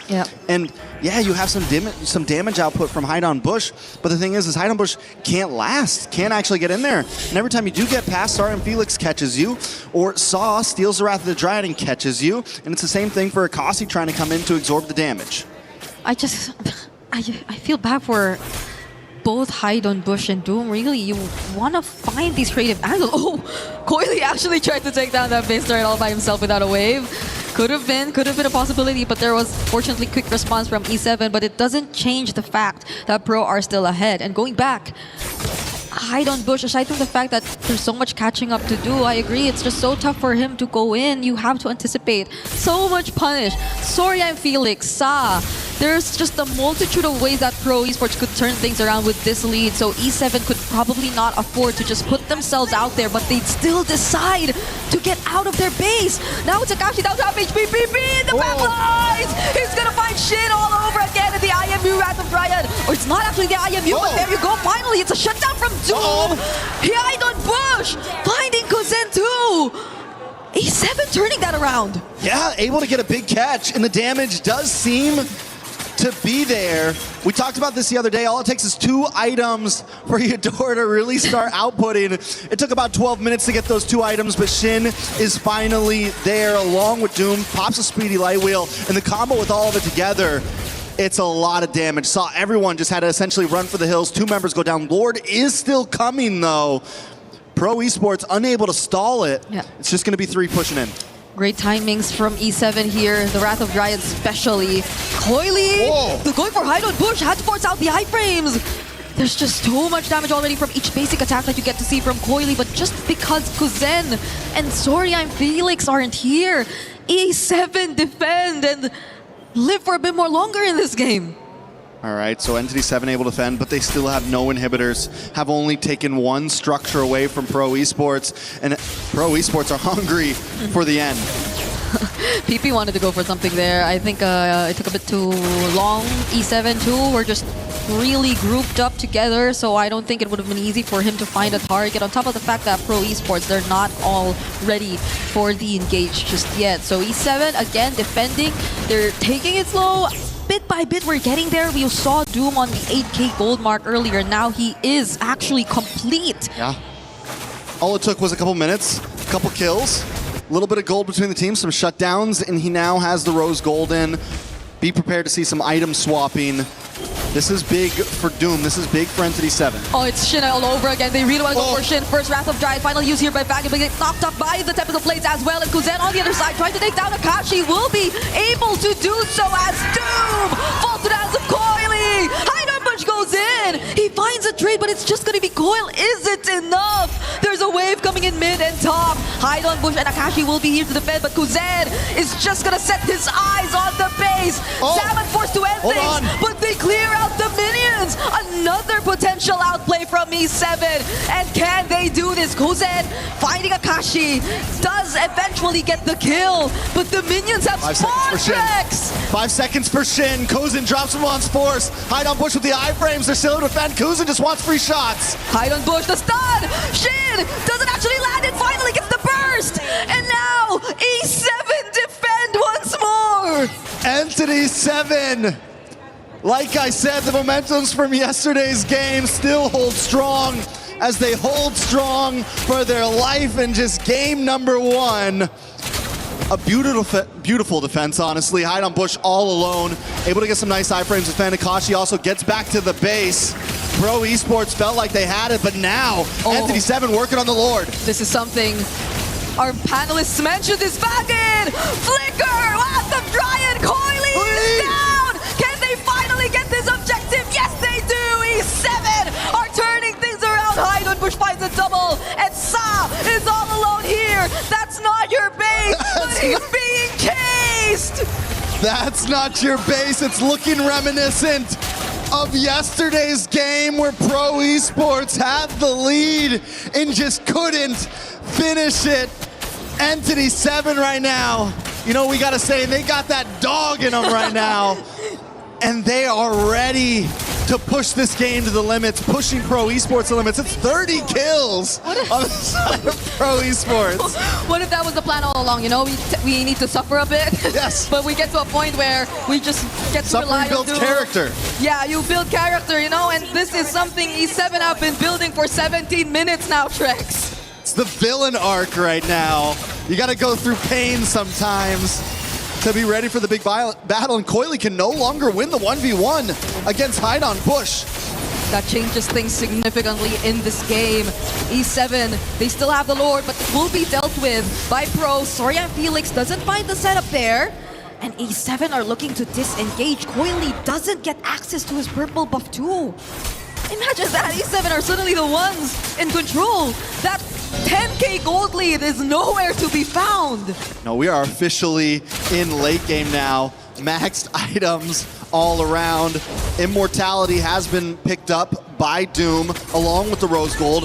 This is what I was talking about when we talk about the item swapping, and this is where a carry becomes extremely dangerous. Late game carry, probably one of the most vicious marksmans you can go up against. Once you have the capability to start hopping around with items, the amount of damage, it's just so hard to pick off. You add that up with the Purify instead of going for the Flicker, it's a problem. How does Pro Esports catch that?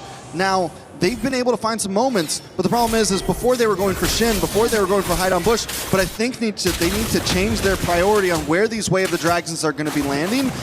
where these Wrath of Dryads with the IMU that's stolen are going to be landing. They have to be a lot more careful about how they approach these fights if Pro Esports wants to win out. Yeah, because I feel like the fact that they always go for Shin is just so Coily could freely go and dive in, right?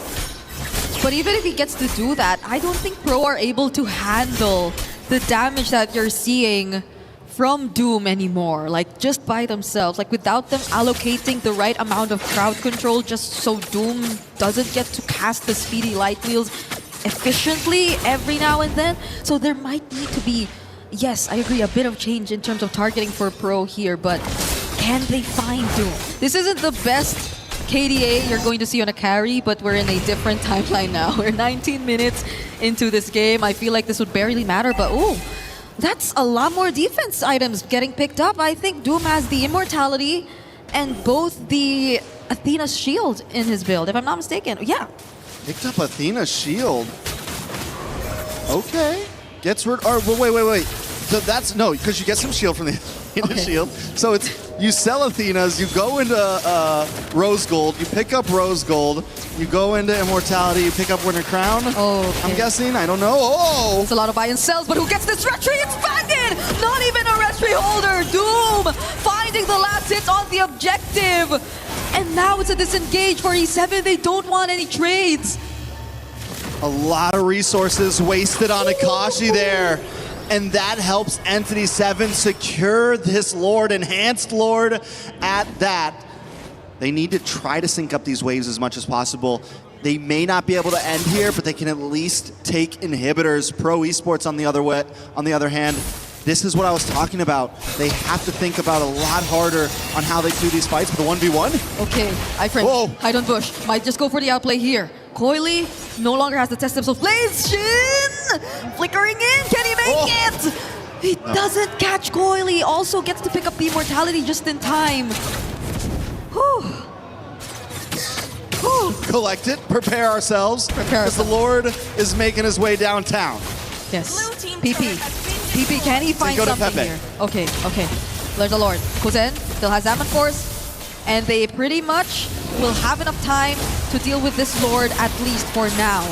E7 are not able to maximize it enough to take down a turret, and they're going for Shin! Oh! Winter Crown play Falling Storm, but still gets knocked up and caught by the way of the dragon into the Wrath of Dryad of Sa! Don't find Coily though. Sorian Felix with a set. Kuzen with his Ammon Force finds a double, and it's another Immortality pop for Doom. 3 members are down for E7. A beautiful catch by Pro Esports, but minions are on the base. They have to go back to defend. It's only 2 members up with 40-second death counters on Entity 7. And Akashi and Hide on Bush do what they did a few minutes ago and defend the base, but Hide on Bush is going for the steals, trying to disrupt the waves right now. Big kick. He gets caught. He does still have some iframes left and a couple dashes, so he will escape. But that just means he's the only one left right now. Pro Esports, they're making their way to the base 12 seconds before Shin makes it. They've got a cannon minion. Can it be enough to close? Hide on Bush is making the big sprint back to the base. He's got an Immortality. Okay, the Immortality's popped though. Kuzen with his Ammon for Shin and going in. Do they have enough defense? They actually get to buy a bit more time. Immortality's pop for PP, bro. They gotta get back. It just keeps happening. I don't know if it's luck. I don't know if it's chance.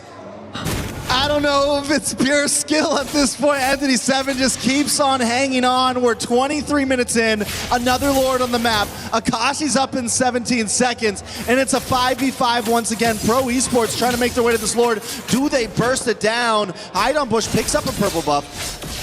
It's down to the wire once again. Yeah, Shin has to be very particular of his positioning this time. Lord already below half HP. Vagan getting bursted down. Both Wrath of Dryad already committed. Idol Bush going in! But it's still Coily who finds the objective. It's a shutdown towards Idol Bush, as Pro have seemed to find the perfect engage against E7. Akashi, the only one left. When in doubt, Sorian Felix continues to get those big sets for the team. Pro Esports are not letting watching this get to another 30-minute game. They're ending it right here. 1-0 against Entity 7. Okay, so lessons have been learned for Pro Esports. After being unable to finish a game yesterday that possibly caused their overall defeat, they were able to close it out today, even after going the distance, even after Entity 7 giving it everything they could. Pro Esports collect themselves and make the plays that matter to close things out. What a game one, Brigida. Yeah, that was, I like that you mentioned it was just game one. It was just game one. And I you kind of saw how E7 were planning to play around this draft. They sort of answered their questions here and there, especially towards Doom on the carry, but you just have to respect Pro. The mechanics, the macro, and their ability to just bait out reactions from E7. I think that really mattered, especially in that last sequence, because it was E7, I feel like, who were just desperately trying to do something because Pro Esports were already there. They were already positioned around the objective. They were bursting it down pretty much. I think a lot of those fights that Entity 7 did win out on was when Pro Esports was coming into them, right? Was attacking onto them, was causing the advance. But towards those last few fights that Entity 7 lost, they were forced to try to make a play happen. Vagine makes the engage. The rest of the team follows up. Oh, why? Why am I standing on my... Standing on the chair. Standing on my seat, yeah. No, you're actually that height. Yeah, no, I'm just that tall, guys. Please don't get confused. Well, it was an amazing game one. We still have a couple more to go, possibly. Let's give it back to the panel and see what they have to say about this. Thank you. I'm glad we're finally seeing what Brigida does off camera right there, because standing up on a desk, that's the least amount of it. I think this is such a exciting back and forth, guys, when we look at it with, of course, Naisu and LaFell to break that action down. I loved seeing the competition, and it wasn't a clean game by both teams, to say the least, but it felt like they wanted it. It felt like we were in somebody's going home, somebody's moving on and making a historic run type territory, which is what you want to see. You can definitely feel the tension, just watching the games there, because, yeah, Pro Esports came out swinging, got a start going. Koilu was kind of unstoppable up to a certain point. And then somehow, someway, Entity 7 showed us why they won yesterday. They were able to pretty much take care of what I think it was a 10,000 gold lead that was built up first, and then they started to lead. But then, props to Entity 7, props to Hide on Bush and the rest of the team to stay into that game as long as they did. But eventually, it comes down to that one Lord take, and then I'm sure LaFell will go through this later on. But that Lord, it comes down to getting that retribution off, and when you're already kind of at a back foot, trying to get in the zone of that is so difficult. I mean, look at this, 39-16 for the kill counter here. Like this has to be the most. Look at Kozin as well, 143,000 damage dealt. Doom only did 87,000. The highest coming in from Entity 7 is Hide on Bush. Not even, it's actually Akashi, 77,346. So he's about double. Yeah. Kozin did about double the highest that Entity 7 was able to do. Yeah. But Hide on Bush though, bro. Yeah. Talk about a defense. Yeah. This is really like a sword against a shield kind of matchup where we can see Pro Esport non-stop offense, but Entity 7 with not one, not two, how many defenses that they did, and every single one of them is highlight worthy. And you were trying to look at what is the benefit, maybe if you're coming in and watching, of both those strategies going toe-to-toe. Well, one is waiting for that perfect moment. One constantly on the attack, and sometimes a good offense is a good defense. But when you slip up, like we saw Pro Esports do, losing a Lord, losing another Lord, an evolved Lord, it was the chance that Entity 7 wanted, erasing that gold lead, Naisu, but they weren't able to take advantage of it. There's a lot of learnings to take into game two. Yeah, again, in instances like this, when you turn a gold deficit of 10,000 around and you start to get some momentum in the game, you still really have to stay disciplined, because there were a couple mistakes made. And I know LaFell, like I said, he has some of this on the illustrator later on, because a minor decision, like for example, using a battle spell or using one of the defensive items or not getting the setup you're looking for, all those little, let's say, mistakes could lead into a game loss here. And as you guys know, again, this match is a decider match, so you don't want that to happen and going into the next game. Somebody's key is getting crushed, somebody is moving on, making a historic run 1, guaranteeing at least $100,000 for their efforts, top 8, and a chance at glory here in the Lenovo Legion Gauntlet at EWC. LaFell, you took a look at some of these clips. You've got those set up for us. We're going to get you on your telestrator. Break down what you saw in Game 1 between these two teams. So first of all, we got to look at the drafts here. There's quite a few things that we have to look at. But first of all, in terms of the drafts, the only question mark really is on this carry, just because it doesn't really solve a problem that's presented here by Pro Esports, because there's not a lot of high HP heroes, so it doesn't fully utilize the passive that the carry has. But more importantly, it doesn't protect yourself. And we're going to be seeing that in the clips here, where starting off, this is basically what happens in the early game, which, by the way, what Pro Esports does so well in this game and previous games on how they got a 10,000 gold lead is they perform the best at an open map, right? When everything is still there, they can capitalize on everything. Where if you're going to be looking at the map here, you can see that in terms of the position, they're playing a 3-2 position, right?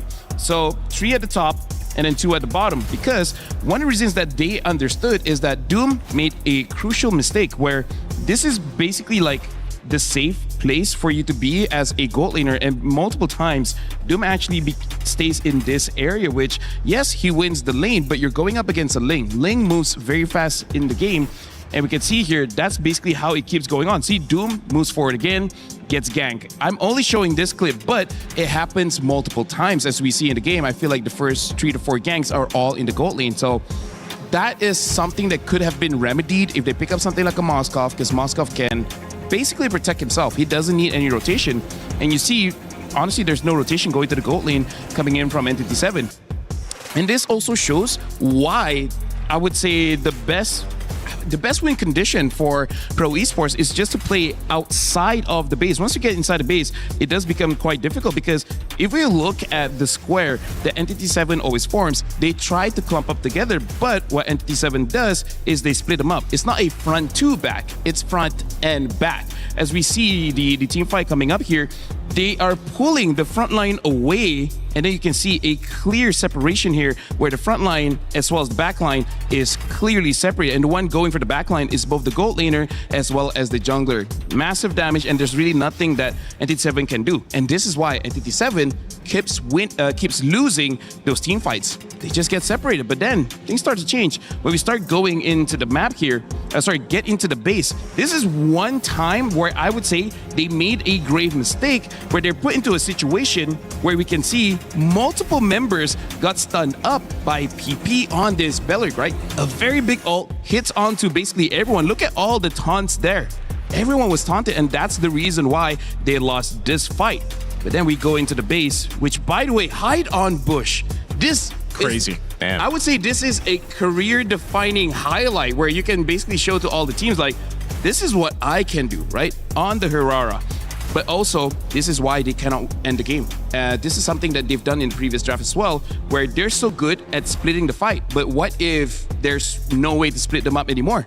They're always going to be clumped up, and you're going to make a mistake. So I feel like that's something that they have to look forward to, where you can play at open map perfectly. Right. But once you're inside the base, what's the next step? We see that the Joe try to kick someone else to separate them, but sometimes it's not that easy. Yeah, and it feels like, I mean, I'd rather be, if I were, and if maybe you guys let us know in the chat as well, I would probably rather be Pro Esports in that situation, where I have all the energy, all the momentum, the gold lead early on, everyone's doing well, and the only issue is how do we get through to that final portion of the base. I feel like it's a scary type of situation that we saw Entity 7 put themselves in, and the Moskov did come into our attention in the draft. Is it on your attention now, getting Doom on something more comfortable, something he could protect himself more from those picks coming in from the roam? I think it was almost unanimous when a lot of people, when that carry was picked up in the draft, that last pick, I think some people definitely shared their sentiments about that. Even the casters, I heard them mention it too. And it is one of those things where, again, in late game, and we saw this late game get to that point where, yeah, the carry can shred even through the Lord, right? But yes, maybe something like the Moskov where you have a little more space to work with. You can play the long game if you want to, stay on the other side of the map, join the fights with SOD. You know you're up against a matchup like that where Kozin gets his Harith. Again, this Harith is Kozin's probably one of his best picks that he has in the gold lane, and you saw just how they played that. So Moskov might be one of them, but I think even for Entity 7, they really need to get the ball rolling in their favor early on, because I feel like that's where they're able to go ahead and build up. also, when you do get a lead, you got to make sure that you're very disciplined, because something that we were not able to clip just because it happened so fast, but once they got a lead, we saw Coily on that lane trying to run away, and then Shin tries to stun him, even expanding that flicker. That is one of those situations where if you can catch him, you could have ended the game. But he couldn't, and then that's just an avenue that Pro Esports saw. Like, hey, he doesn't have a flicker. We can go in, and then we can start holding the map again. And that's how crucial battle spell timings are, especially in that type of game where that information is enough to say, you know what, now we're going to go take out Shin or whoever burned that flicker. That's an automatic kill for us. That's an automatic advantage in a team fight. It all comes down to this one for Entity 7, who's representing the Americas. From South America, the last time they had graced a main stage like this, from my understanding, is M4 with RRQ Acura. And that was in 2023. They've been rebuilding in that region ever since. This is the result of that. Can Entity 7 find a way to clamor back and get into this matchup again? Pro Esports looked the better. They got the win. One more game for them, and they're through to the knockouts. I feel like one thing that they can do to slow the game down is to have one person to basically track where Coily is, because in that game, he was perfectly free, right? Whenever he goes to the goal lane, great point, no one stops him. Whenever he wants to go for those objectives, no one stops him. When he goes to, kill the mid as well as the goal lane, no one stopped him. You need one person to keep track of that guy. Well, like, when you have a character who's so mobile, that's one thing. But when you have a team that's so committed to grouping up, I mean, it's even making that mobility even more effective, because no one's going to go chase him down. They don't want to play like that. Yeah, that's one of the things, though, especially with a Ling, right? Like, it's like you want to keep track of him and keep tabs on him, but at the same time, like, Lings can't just allows him to be everywhere he needs to be, and then you put him in hands like a specialist like Coily. Even more so is it a difficult task to deal with, and that's so this time we might see some different things. Entity 7 is going to be on that blue side for that first pick. You know what? It could have been clipped when during the draft we're like, yeah, just don't get stunned. And look at how many times he got stunned. Not much. Not much. Only like once or twice. High ceiling, Coily proving he just really is that good.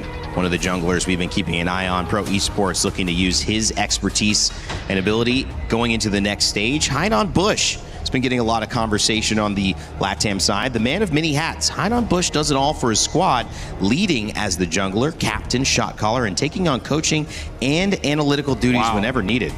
That's a lot of responsibility. That sounds underpaid. Hey, we don't know his salaries, by the way. If they go forward to the knockout stage, hey, that's a big salary. That's a big salary, but give it up to Hide on Bush again. Like I said, he is one of the mainstay members from Entity 7. Very, very experienced player. Has even now just showcasing a lot of what they're capable of doing. So, to know that he's also shot calling and doing all this too, that's kind of is a huge statement for himself and the team. Well, we asked what they would do about Coily's Ling. They ban it. They don't want to deal with it. The Harara also banned as well in response, alongside the mainstays, Freya and Marcel. Fanny and Valentina, which they didn't like, maybe a soft counter to the Beleric, which they enjoy playing, but this time it opens up an even stronger pick, the Atlas first, which could mean a Eudora response here on the side. And I wonder if they want to pick up a Nolan early, because Nolan is filling the spot of what a Ling wants to do, a Harara wants to do. Because I feel like if you have to go for a Yeast and Shin, then, I don't know, there's just too much counters now. I like how just by simply panning out the Ling and the Hirara, it already changes the course of the draft, and then it'll change, obviously in the game too. Atlas being picked up, and they took care of the Valentina, so you don't have to worry about a Fatal Links being stolen by Pro Esports. If you're Entity 7, you can build on that. But this does leave open now quite a few options to take right on the swing. So you still have the Beleric available. You can go ahead and, what else? A power play move. What else is in the mid that you would actually go for here now that you have that? Or do you just go ahead and secure something else? I feel like it is fine to delay it just a little bit, which, by the way, honestly, very good opener coming in from Entity 7, because betting on the Fanny as well as the Ling and then the Valentina, that proves to be, I feel like that's a good way to open up going up against Pro Esports. Just that if they do win and Pro Esport lose, Pro Esport can take that first pick again and then deny them of this strat. Anyways, when it comes to the mid, I really feel like it heavily depends on what your jungler is going to be. For example, if you're going to pick up a utility jungler, let's say Fredrin and a Kai or whatever, you need a mid with a little bit more range to back him up whenever he does go for those neutral takes. But then if you're using something with damage, like a Nolan, maybe even a Harley, you need a mid that can set it up. So that's why we see Valentina's still being okay, even though it's a mid-range, not long-range, but you got crowd control and you got some amount of burst damage, making it easier for those assassins to actually get the kill. So I really feel like it's dependent on what the jungler is going to be. Okay, so we got word. It is, they're going to go ahead and sort things out here for this draft. I'm wondering if we'll still see that, at least the Atlas picked up or not. Probably same bands I'm expecting, but what was that one combo we saw? Was it just yesterday where the Nolan was picked up and that amount of bursts that they had? Because Nolan's only been picked up, what, literally twice, I think it is so far? One of them was from Guangzhou Recall, using the Nolan. Yeah. Even in a game that they lost, the burst from Nolan is insane because the buffs make it so that the Nolan can basically spam his abilities, making it very hard to catch, but also just does quite a lot of damage. And now the Uranus as well as the Zushin picked up. And I feel like this is kind of a deny, saying that if you want to go for a tank jungle, hey, good luck. This is already different, right? Uranus, Jushin going over on those first picks for red side here for Pro Esports. Now for Entity 7, you already got yourself an Atlas. You know that you can play around the setup potential. You know that too. You're gonna have to get through some purifies, but you can take your jungler now, hold on to it. Maybe the mid lane option as well, just so you don't get things banned out, because you already have to deal with the Jushin. I would say Eve is not a bad pick, yeah. Because in terms of damage junglers, now it's like all the niche ones, like the Nolan, maybe even the Saber, Hanzo. Oh, Gwyn. Oh, totally forgot about the Gwyn. Gwyn as well as the Moskov gets picked up here, which Entity 7 for now has a lot of crowd control. Yeah, there's the YSS you mentioned too. So YSS being picked up. Again, this hero does not have a great win rate. A great win rate. Is it only one game? One game win? One game win. Yeah. One game win right now for the YSS so far. That was with Aurora, no? Yes. Yeah. Yesterday. Moskov, though, picked up. We wanted to see that adjustment. They've made it. Also taking out 2 of the picks that were used on the side of Pro Esports last game in the Valentina and the Ling, adding Guinevere to the rounding of that first 3. YSS, will this be another bit of drama that continues? Because if they have this and it loses again, goes to about 1-7 in this tournament, and you gotta start saying, guys, we need another option. The YSS is just, I mean, most teams have either just gone with it or they go with a double fighter in the side lanes to try to make that work. But you can already see some of the focus again on XP options for Entity 7 to be picked up here. So I feel like Entity 7's got to ban out that Paquito. Yeah. Right, Paquito is, I think, will win Pro Esports draft. Because right now, this Isun Shin is not a bad pick because it's not going up against the Ling, it's not going up against Aurora, and it's not going up against the Claude, right? So for now, in terms of the dive, it's just the Guinevere. And at that point, kind of the same thing as before, just don't get stunned, right? And I feel like there's not enough threats here. Pro Esports, if they pick up the Paquito here, I think it will really make Entity 7 difficult to finish up their draft. Yeah, Paquito open. It's going to be a Harith, though. So, again, this is his pick. This is Kozen's one of his favorite, if not the favorite hero that he's got. You just saw an amazing game performance here from the previous match in game 1, so you might as well go ahead and get it. This is, so for this YSS, you still set it up, but you also can lean towards the Harith power spike later on if you have to. I feel like either Eve or Gort might be okay here because there's not too many dives go in. So I feel like either Eve or Gort should be fine. And yeah, I feel like the Harith has so much kill potential even after first item. So again, that's just Pro Esports playing their map. As long as the map is open, we're going to split the front and the back, and they're able to do something with it. We have a technical pause here. We're continuing on this draft. The importance of where we stand cannot be understated. Shin, Haidan Bush, Akashi picked for their team, obviously just in name right now. Not necessarily what they're going to be playing. The Moskov instead is going to be going up against the Harith. The Yisun Shin, the Zushin, and the Uranus were left off of the ban list this time around, and Pro Esports will grab. As you see, sorry, I'm Felix on your camera. He said in response to, why is your name Sorry I'm Felix? Well, just because when I go at you and I take you down, I want to say sorry for my actions. But then I want to introduce myself as well, Naisu, which is polite. Yeah, I like how he picked up the Sora in the previous game. You don't see Sora too often anymore, man. But he played it near perfectly, and a lot of the initiations that he had or the setups that he had, you kind of remind yourself like, oh yeah, Sora, still a threat when it is picked up. But again, these XP options that are left on the table are important here. Yeah, I feel like we just don't see enough Soras just because in lane, some of these very tanky boys like the Barats, Alice, even the Uranus, kind of makes the Sora feel a bit annoying to play. But hey, once you avoid or overcome that obstacle, everything becomes fine. So now when it comes to the draft, looking back into it, I'm not 100% on Entity 7's draft for now. What do you think about Barats? Barats? What do you think about it? It's available. And I feel like it could... Wait, he wasn't banned. Oh, yeah. I don't know, because right now for Entity 7, kind of like the same as the first game, their draft doesn't answer the problem, and that's kind of a problem in itself. Even if they do pick up the Barats here, I don't necessarily feel like it solves a problem, because then the Zushin as well as the Hari, if they both can have Purify, and catching the Ishin is going to be nigh impossible. So I think it's okay in lane. It's just that after that, I'm not so sure. Okay. There's the Paquito you were looking to see. What rounds this out? I'm thinking Eve is okay. Yeah. If not Eve, Gord. I was going to say Eve or Gord. Gord has really taken a sit down too. Yeah, he's picked up. He's, teams have kind of figured out how to play against him, but obviously you still have so much threat with his ultimate, the little bit of stuns. I feel like Hylos is fine. Yeah, Hylos could work here. You help with that slow or the speed up for your team. And even the stuns too. So this is, again, playing around your YSS, but this is a bit of a different game plan just because even if the YSS can't scale up the way you're looking for, then you lean towards the Harith.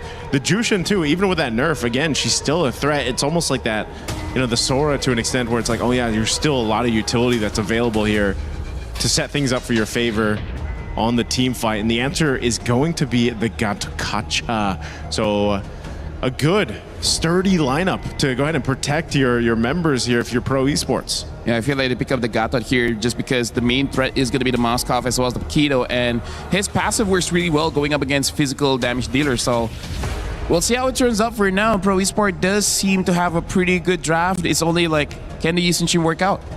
Well, we'll have to wait and see, guys. Not waiting too long, though, because Game 2 is right around the corner.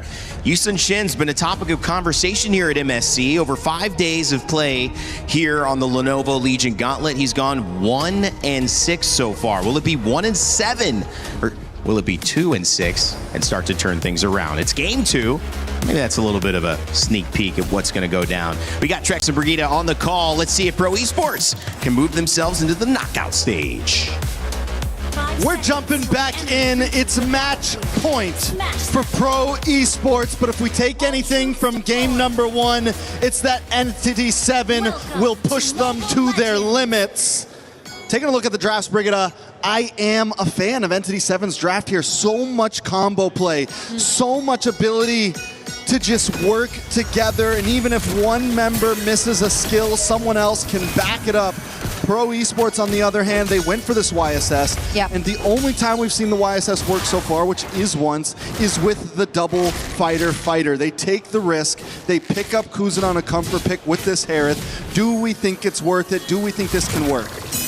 That's something we figure out here, because even their mid-duo, right, feels like it's been patches ago since we last saw them both together. But now that's not looking great, Rex. To answer your question, as of now, Pro Esports are not making this worth it. And this is where one of my thoughts on why the YSS has trouble.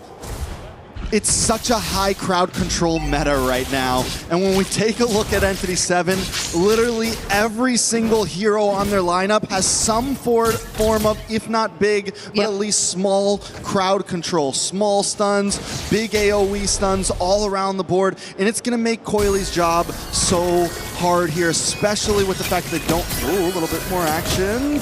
Mystic Injunction, that's gonna be PP, a very tanky hero though, but yes, they might look small, but they could eventually become bigger. They could link up. You mentioned it, the hero synergies you're seeing.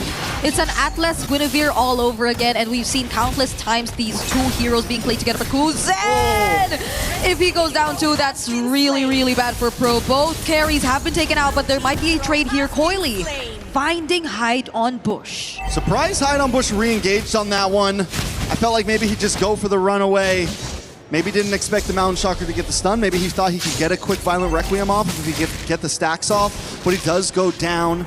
Still not a horrible trade for Kuzen, but the thing is, it does give Pro Esports some time to tie things up here. Yep, and they will try to secure this objective for themselves. Hide on Bush jumping in. Mystic Gush together to the burst is coming through for E7, but PP still alive. Does finally get taken out though. He needed a flicker. Akashi needed the flicker to get that, and on the other hand, sorry, Felix, the zoning, he's done. It's just so much for Pro. Coily got enough space to get the objective, and Sa's still alive. How did Hide on Bush stay alive there though? Sorry, I'm Felix. Brings him down to about 10%, but Akashi goes down. Coily able to get a quick pick off, and just when it felt like Entity 7 may have gotten a lead there, Pro Esports escape with a decent trade along with their Lord. Along with Turtle. Kuzen, no Zaman Force. Vagan doesn't have the Fatal Links too. PP will be there to help them just a bit, and Doom might not go for the follow-up and re-engage. Still level 3, but he's about to get it really, really soon. There you go. But it wasn't in time to find a punish onto Kuzen. So at least for now, Pro Esports, they are behind in terms of kills, but somewhat because they were able to just allow Coily to bounce back. I think that's what really matters the most for now. They at least kind of recovered what went away or what nearly went down for them in terms of their win con. But PP? Oh, he has no way out of that. No way out at all. A small pick off for Entity 7. You know, you mentioned it. Coily getting those 2 kills is huge, especially after taking the death early on. It's what you want on this YSS. He needs to be able to scale, especially with the odds that are stacked against him. With how much crowd control's out there, every hit's gonna matter, and he needs to make sure the damage is stacked up, and that's what you want to see from YSS in these types of fights. Luckily, Sara and Felix also doing a decent job. He's taking a death, but Akashi has as well. Death's pretty spread out amongst the field. Hide on Bush. The way that they're able to constantly engage and do it alongside Vagan, I think is something Pro Esports really need to pay attention to. You kinda are put in a spot when it comes to using your phraseless. Coily and the amount of ways that he needs to dodge everything, I think is eventually going to take a toll on them. If Pro Esports are not able to create enough space, and the way it's looking right now, it's only Soria and Felix who can afford to do that. PP might be someone you expect to go in a bit later, especially with the AOG. Well, you see right now, they're both holding the turtle. Both mid duos will show up. Akashi does get that Hunter Strike in right before this fight. Might be able to do a little more damage, a little more speed. Oh, Kuzen. Is he going to use the Zaman Force now? Akashi onto Kuzen right now. Does force out the Zaman Force. Soria and Felix too, trying to go for the zone. Akashi has a lot of damage. Mountain Shocker already used. It's Pro Esports taking control of the objective. E7 couldn't even get close. Yeah, Akashi thinks he can go for Kuzen, but wait a second, little damage. Why? PP actually jumping in with the AOG. Does block off a couple members from E7, but it's actually Sa gonna go down. Akashi finds him and PP next. Soria and Felix, does he still want to go in? He finds a trade onto Shin, but are they still gonna fight this? Kuzen showing up, does have the Zaman Force again. He's going after Hide on Bush this time. But the dash is a bit too much! Now it's Akashi trying to find a punch. Soria and Felix with the help. And Kuzen gets out alive, but Doom, he does not expect Quan to be there! What are you doing? Not like this! Jumps in thinking he's gonna be the hero, jumps in thinking he can save the day, but Coily was ready and waiting. The back and forth of that last fight, and I mean, let's be honest, both teams made some mistakes. Both teams threw some bodies in when they shouldn't have. On the boss side, Doom gets 1v2'd. Sari and Felix makes his way up to try to help out, and honestly, this is not a bad play. Look at the amount of damage Sari and Felix is able to output, gets the kill onto Shin, and at this point, E7 has to back off, but Koizen's not done yet. He's under the tower, and the fight should have ended there. Once Koizen backs off and Akashi's back off, but for some reason, Doom felt like he could be the hero. We gotta see Doom Moskov last night, or Doom carry game 1, who was very particular and cautious of his positioning, because he's getting caught a lot more often than we expected him to be on this Moskov so far in this game. Kuzen, another Zaman Force already used. And hide on Bush. He is no longer afraid to deal with him. Even without the Purify, Kuzen was just ready to take that fight on. So we're seeing another turtle in just 4 seconds. E7 have yet to take a single one over to their side. Can they actually make it and position themselves around it this time? Yeah, it's definitely important for Entity 7 to maybe try to gain some ground here. They're down about 3k gold though, so if they lose another big fight, it could look very similar to game number 1. So honestly, smartest move at this point, just give it up, look for play elsewhere. Doom is on top side, gonna be able to farm, take advantage of that, maybe get a tower somewhere on the map. But Coily already on his way back up along with Saw, and Doom doesn't know they're coming.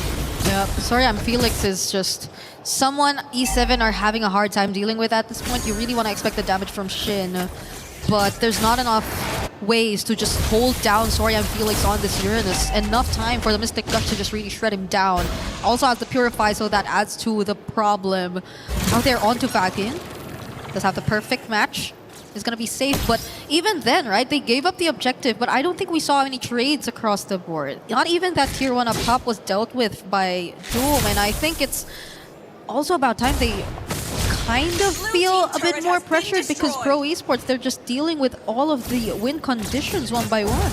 I mean, the position on Pro's map right now, they've got their bases covered, right? It's always 2 on one side, 2 on the other. As Coily kind of rotates around, they are going to kind of conjoin into this mid-tier 3. That's the last tier 3 they want to try to capitalize and take to open up this map for themselves. But they are strangling Entity 7 right now, cutting them off from all entryways to try to take any towers from Pro. And if one of them does go off alone, it could be a death sentence. Speaking of death sentences, McGinn should be able to get away here. Bucky's only on the Radiant Armor as of now, and you're seeing at least 2k gold leads between the junglers and the gold laners of both E7 and Pro. It's not looking good if you're waiting for the damage to come through for E7 because you have a lot of setup. You have a lot of ways to just target members from Pro Esports, but without the damage, it is going to be very, very tough. Akashi, though, holding this bush. There's too many of them. I don't know if that's a safe play right there. Hanging out, hiding out, keeping vision. Okay. He's a spy in enemy territory right now. He's not moving. Just don't move, don't breathe. You know, see how long he lasts. Lord is going to be up, and this honestly not the most horrible position for Akashi, but he is going to make his way up. They know that Pro Esports want to rush this. Hide on Bush might try to look for the engage. Okay, Vagin, does he find one now? Uses the perfect match, but doesn't find a setup yet. Going with the Crimson Pico, they just want to lock onto Akashi, and they find a mega kill for Coily there. Kozen now with the Diamond Force, does force out the Purify using the Fatal Links, but they don't get to capture him. And now it's going to be Soria and Felix targeted, but with the Purify out, he's still going to be okay. AOG in for PP. They're going to set up with a trade. Spatial Migration onto 2. SOD! But can Doom make a difference? That's a stun from Shin, but Pro already got what they want. It's just the Lord. Pro takes the Lord, losing nothing. So many utilities wasted, I'm sorry, on Felix, that by the time Doom shows up, there's just nothing to hold Pro down, but E7 doesn't want to stop. Okay, concentration. No Purify. E7 probably wanted to go for him, but it's still a Uranus. He can still make it out alive. Now E7 have to deal with another Lord Siege incoming for Pro. This is nothing new to them, though. But the wave clear, I guess it can be handled. It's a Moskov and a Gord in their hands either way. Yeah, they definitely have opportunity to defend against this Lord push. Pro Esport, the major objective is definitely take these tier 2s and try to maybe get one inhibitor. Holy Defense is up on that top lane, so not a whole lot. They may not be able to get that, but a second wave in coming after if Pro looks for the re-engage, or if Entity 7 makes a big mistake and comes too far out, that could be the advantage that Pro's looking for here. Okay, Mountain Shocker in, Doom gets caught, Mystic Gush forced out too from Shin, and now they're already gonna take out all turrets except for the base turrets here for E7.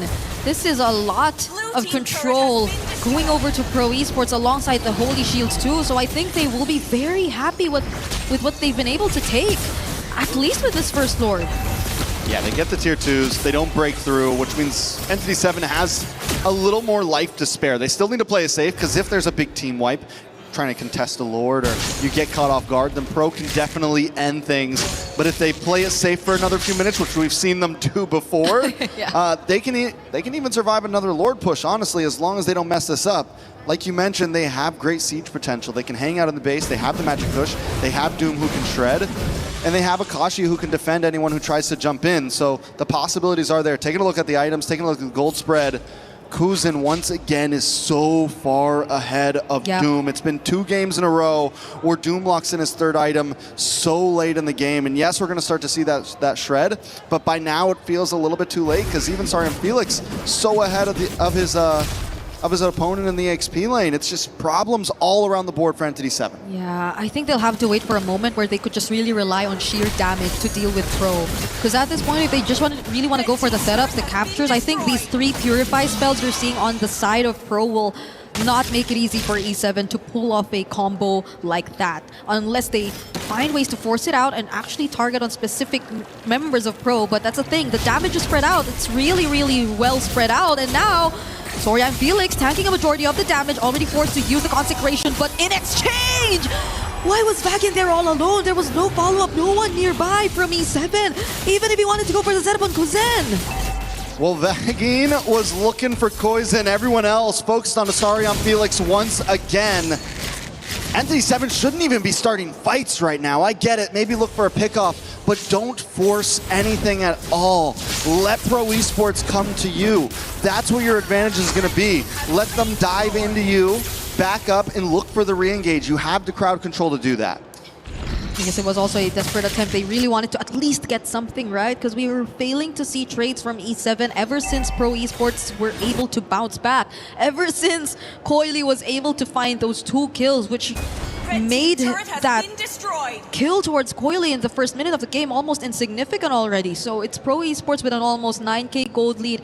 Very, very similar to what happened in game number 1, Trex. But does Pro find an easier way to close it out this time? They have a lot of tools to engage. They have Sorya and Felix, they have an AOG, and even a Crimson Beacon from Sa, so they could just catch them by surprise. But the question is, they have to calculate it well enough. And will they be able to do so now against E7? Alright, so Entity 7 just has to hold strong under these towers as Pro makes their engage. Nice Mount Shocker. The engage actually came from Coily.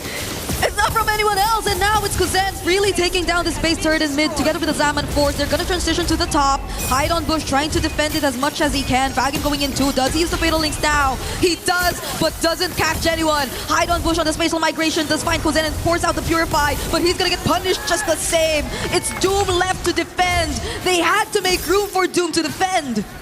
Vagin catches no one and barely gets all the Purifies out. Sarian Felix gets Consecration back. This is bad for Entity 7. Vagin doesn't have the ultimate anymore. Akashi waiting for the perfect timing, but Kuzen with the Zaman Force is just bursting everyone down.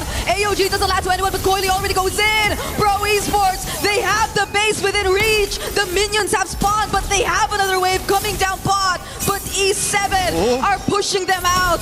SOD doesn't connect. Flying Cloud from Akashi. Where does he want to go? Sorya and Felix being turned down. Consecration! They finally find a target and take down one. They got to go back to the base, though. There are minions down. They finally put another kill on the board after multiple minutes. We're back to a 15-plus minute game, Brigida.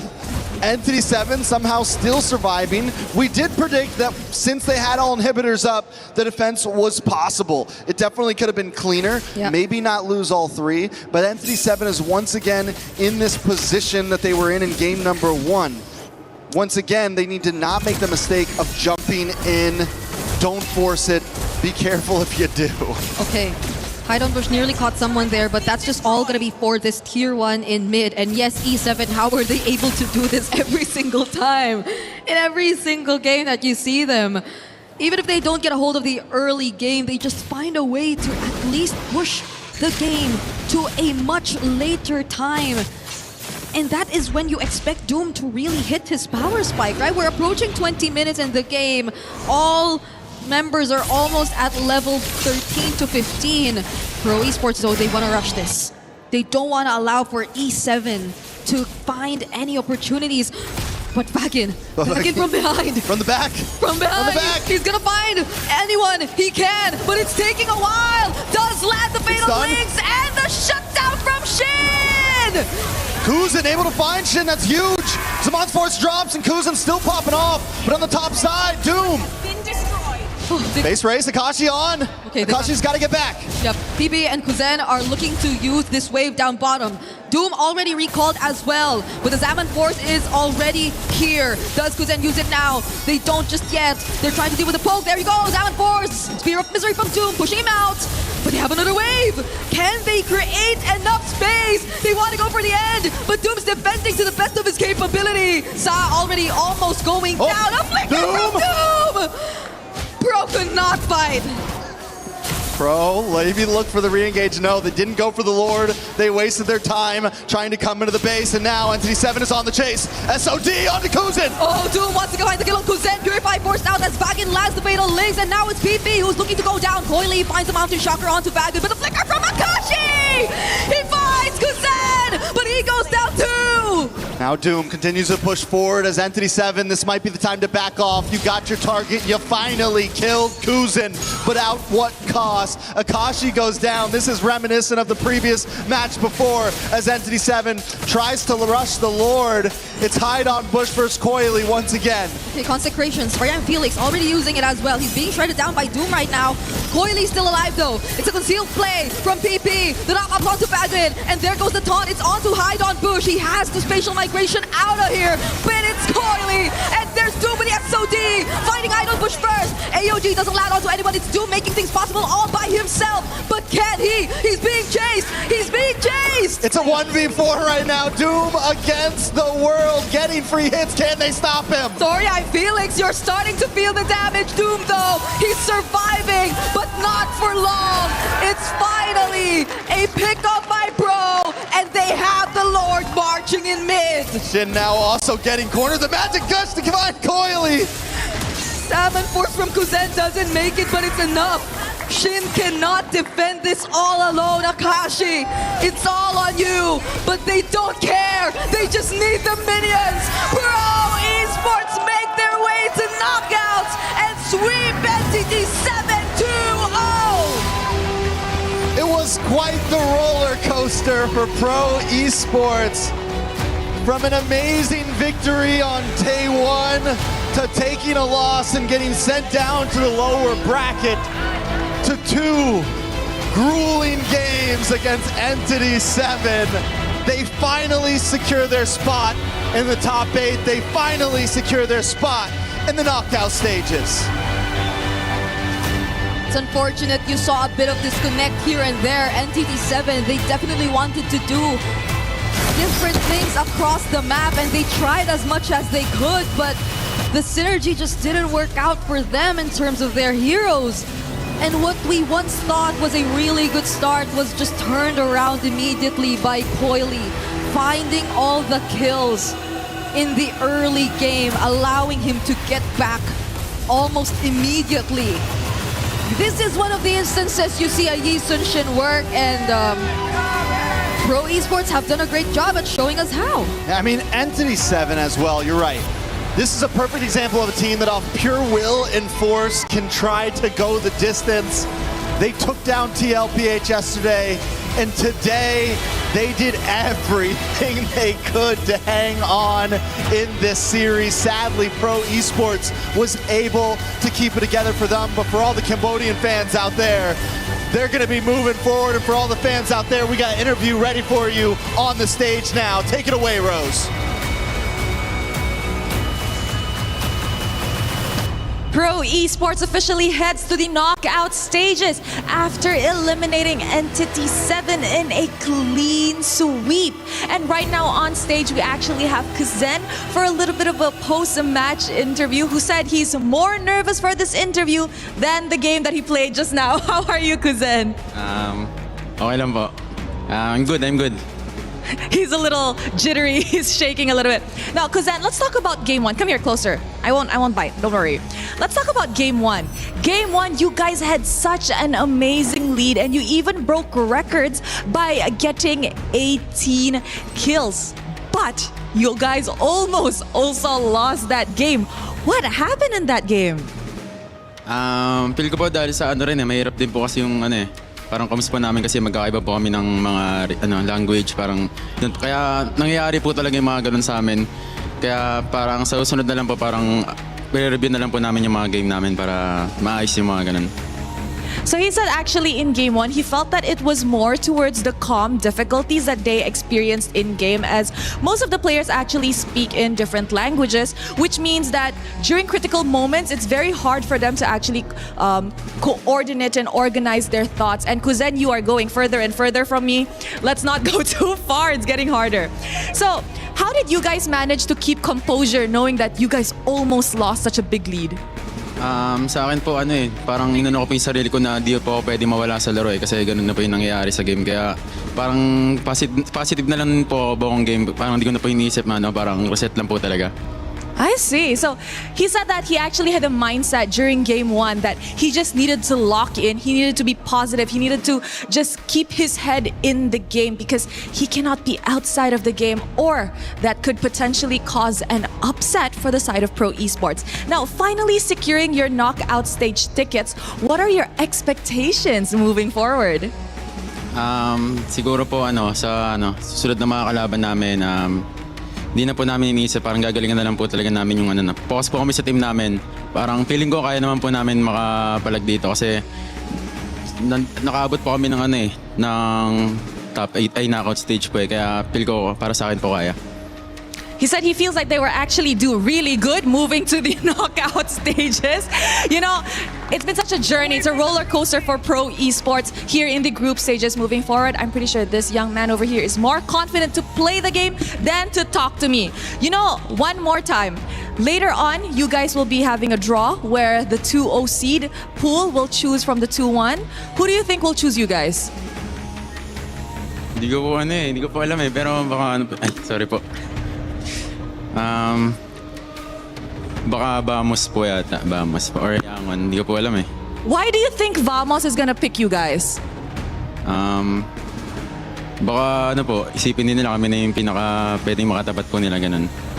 Pero tingnan lang po natin parang He said he thinks that Vamos actually might choose them, but we'll see later on. Do you have a message for Vamos if they do pick you guys later?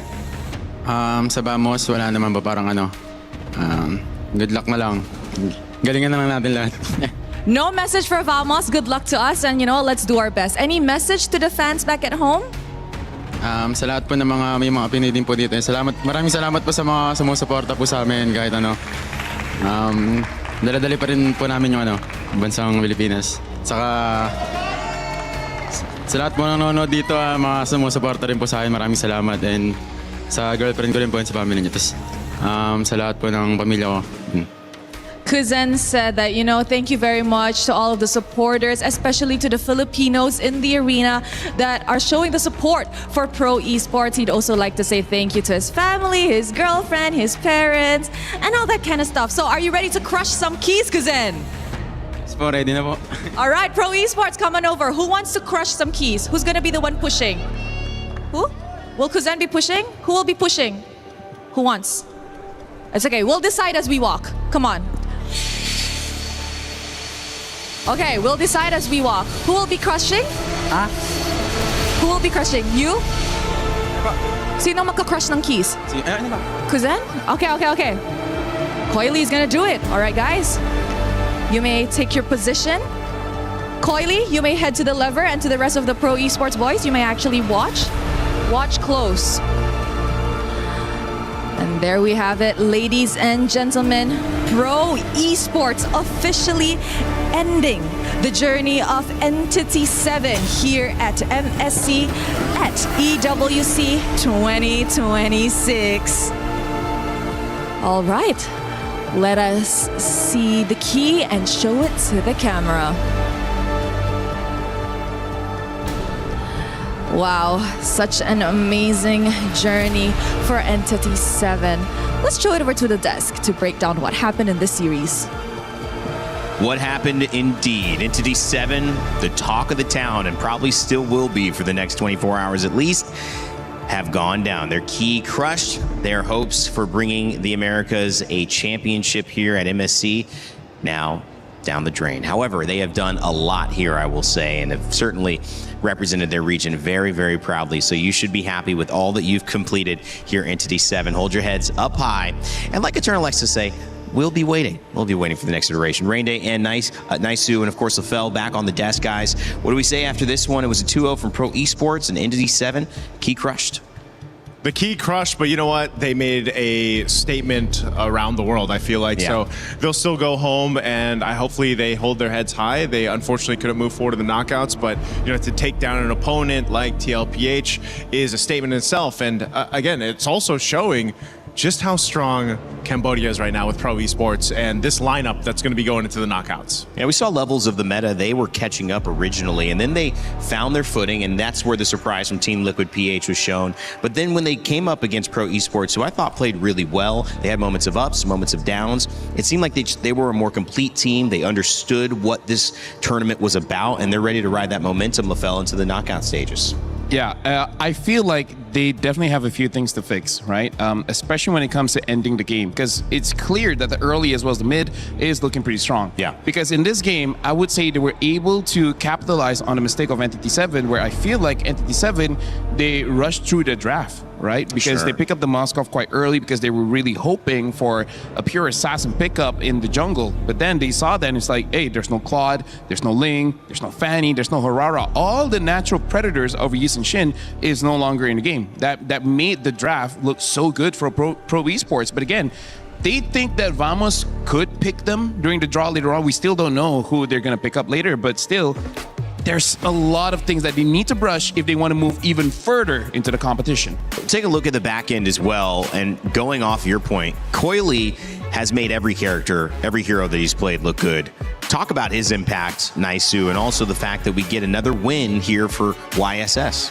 Yeah, it takes some work to get YSS a win, and that's exactly what the team had to do here from Pro Esports to allow Coily to be able to do that. There was also just some really good usage of their team fight potential with this. Again, Kozen getting that Harith, being able to be very proactive on it. A lot of the times it was space provided, not just for the YSS, but for Kozen to do the same thing. Yeah. And, again, that's why that lineup, that draft that we saw from Pro Esports worked so well.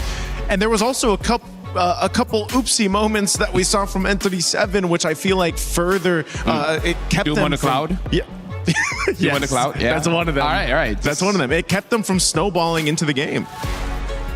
And yeah, I that's why I say I kind of feel like I don't want to pick on the interview, but they did say like a little bit of a lack of preparation. No, that's a good point. That's Right? a good point to make. And I think Eterna showed her surprise at that answer, LaFell.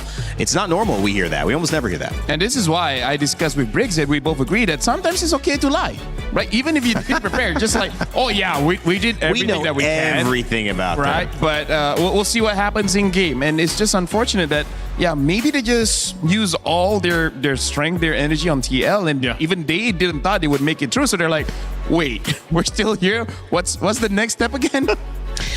I mean, you learn a lot when you get to a tournament like this, right? I mean, you learn if you're LATAM and you go and say, well, we lost, but we hopefully get some experience about that. And people are watching very closely. Hopefully that's happening behind the scenes as well. But Pro Esports is now the story. We have to continue with the winners, and they have a great journey ahead of them into the knockout stages. $100,000 earned for this team.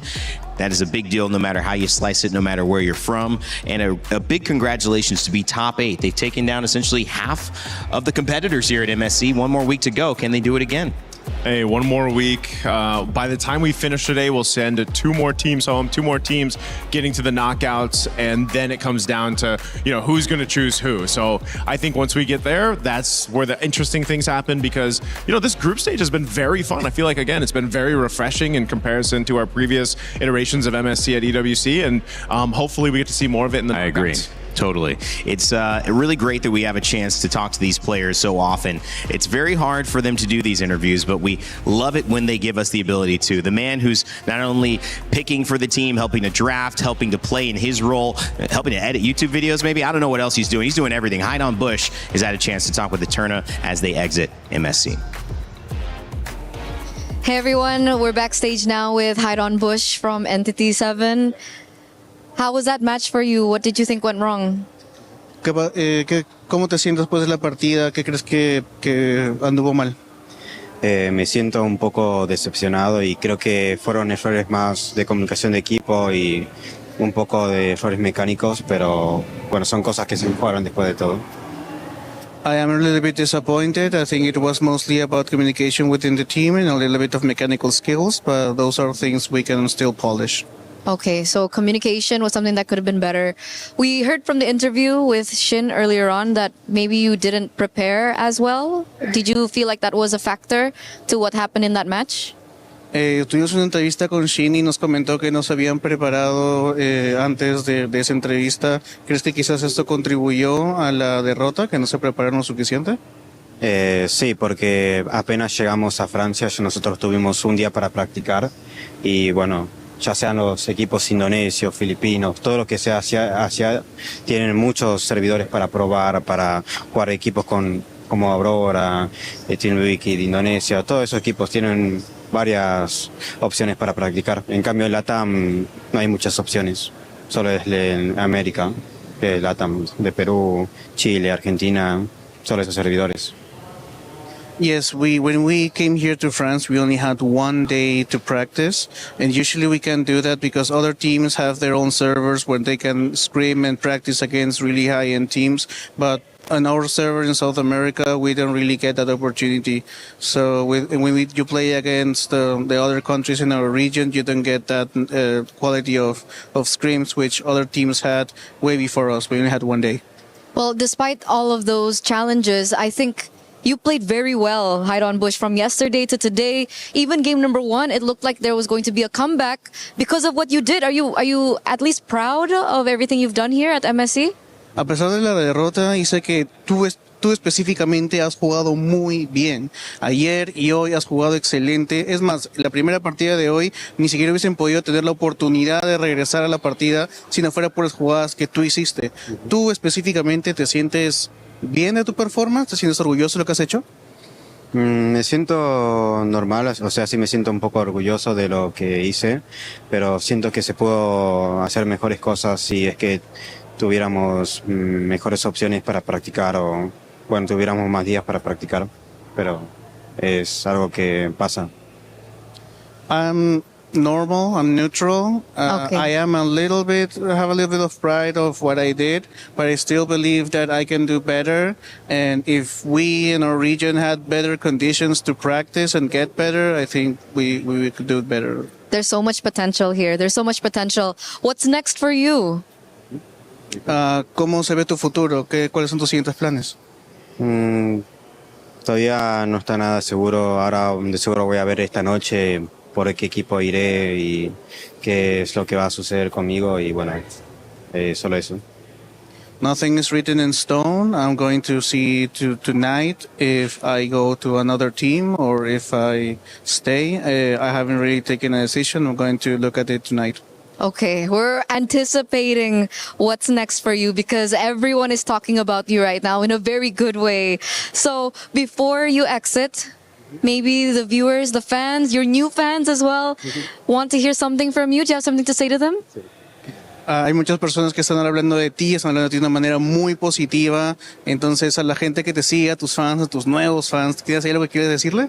Le quiero mandar un saludo y gracias por todo el apoyo y bueno, todavía no se dio todo lo que podíamos demostrar, pero en el futuro yo creo firmemente que vamos a poder dar mucho más para LATAM. A big shout out to all my fans. Thank you for supporting me. Thank you for the continued support. And this is just the beginning. I know we can bring really big things for LATAM. I'm so excited. I'm so excited. Once again, thank you so much for being here. Thank you so much for your journey here at MSC, because now we're going to throw it over back to you guys. What support coming over from LATAM? Guys, nice to LaFell. We're going to be changing out soon, but I want to get your thoughts. What set are we looking for? What set stuck with you the most? First of all, I got to say it has been as we expected for today. Team Spirit as well as Pro Esports will go through, but on it against Langore Giants, this is going to be quite a big one because again, MSC champions going up against MSC champions. But if I'm going to give my thoughts, I hope for the best for Selangor Giants, being a Malaysian myself. But honestly, Onyx has been looking very, very strong. So I don't know. I kind of feel like Onyx could actually win that one. And then we Nice. have the Battle of the Skies, right? Yeah. The last one.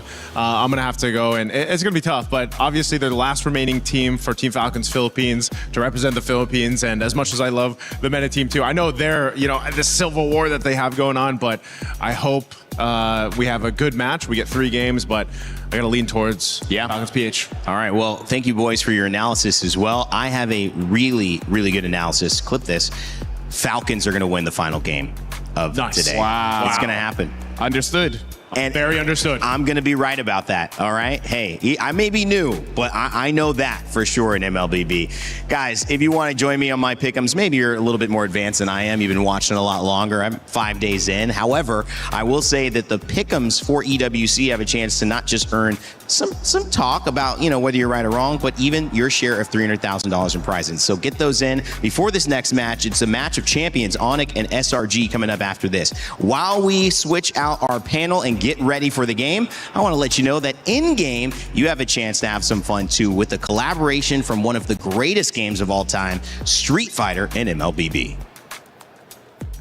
Human body was built to move. Not trapped at a desk in one singular posture for 12 hours a day. It's time your chair evolved. This is Secret Lab Titan Evo. Ergonomically engineered for you, gamers, hybrid workers, artists, backing your every move.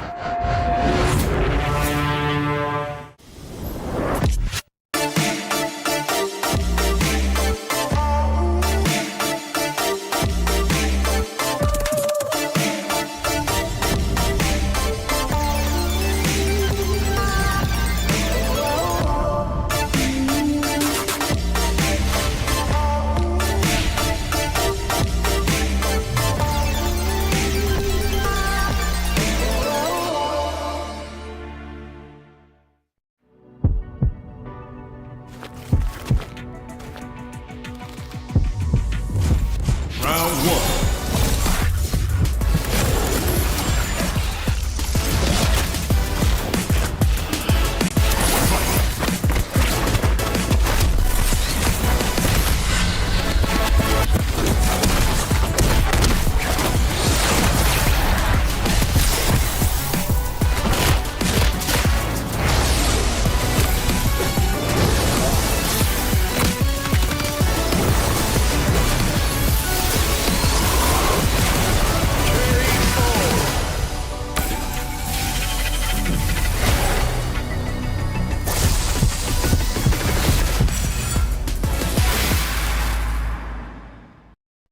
Thinks he can come in here and play my game. Let's go. He knows nothing. Let's go! Tyler Wine, you're done. Raw energy. Half from far from blow the house down.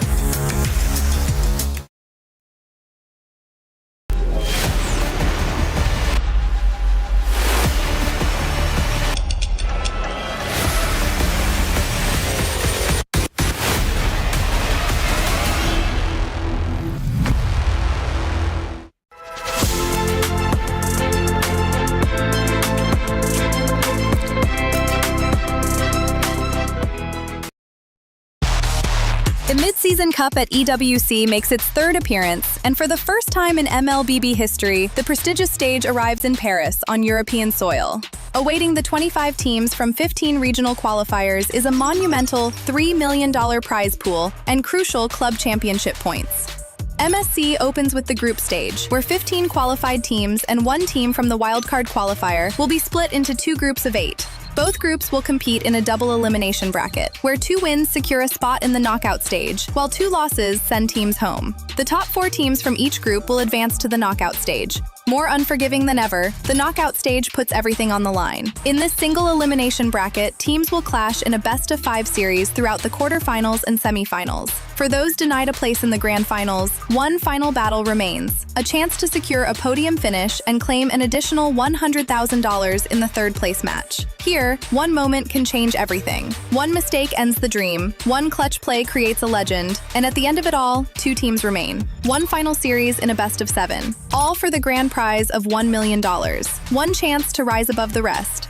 Who will become legendary? Who will prove unstoppable? 2 champions, 1 game. This is MSC at EWC 2026.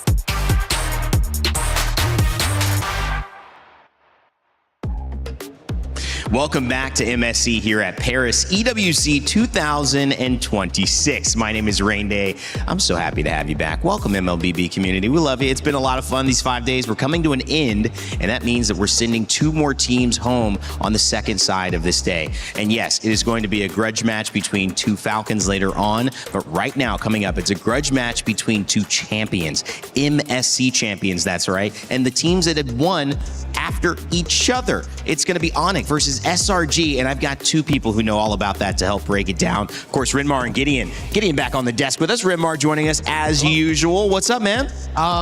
Very happy to be here. I am shocked. There is something about today. LaFell and I were talking about it. Some odd results, some odd decisions. I wonder if that's going to lead up to the results for the second half of the day. That's a good question, Gideon. I mean, odd for you. I mean, you know, I think the air smells a little different. I truly believe that this MSC might just be something special. I think that a lot of teams here right now really feel like they have an opportunity to make some life-changing money if they could just get to the finals. Yeah, getting to the finals is the big key now. And of course, it leads into our Crunchyroll story of the day, which is, can the Sky King finally exact vengeance? There can only be one.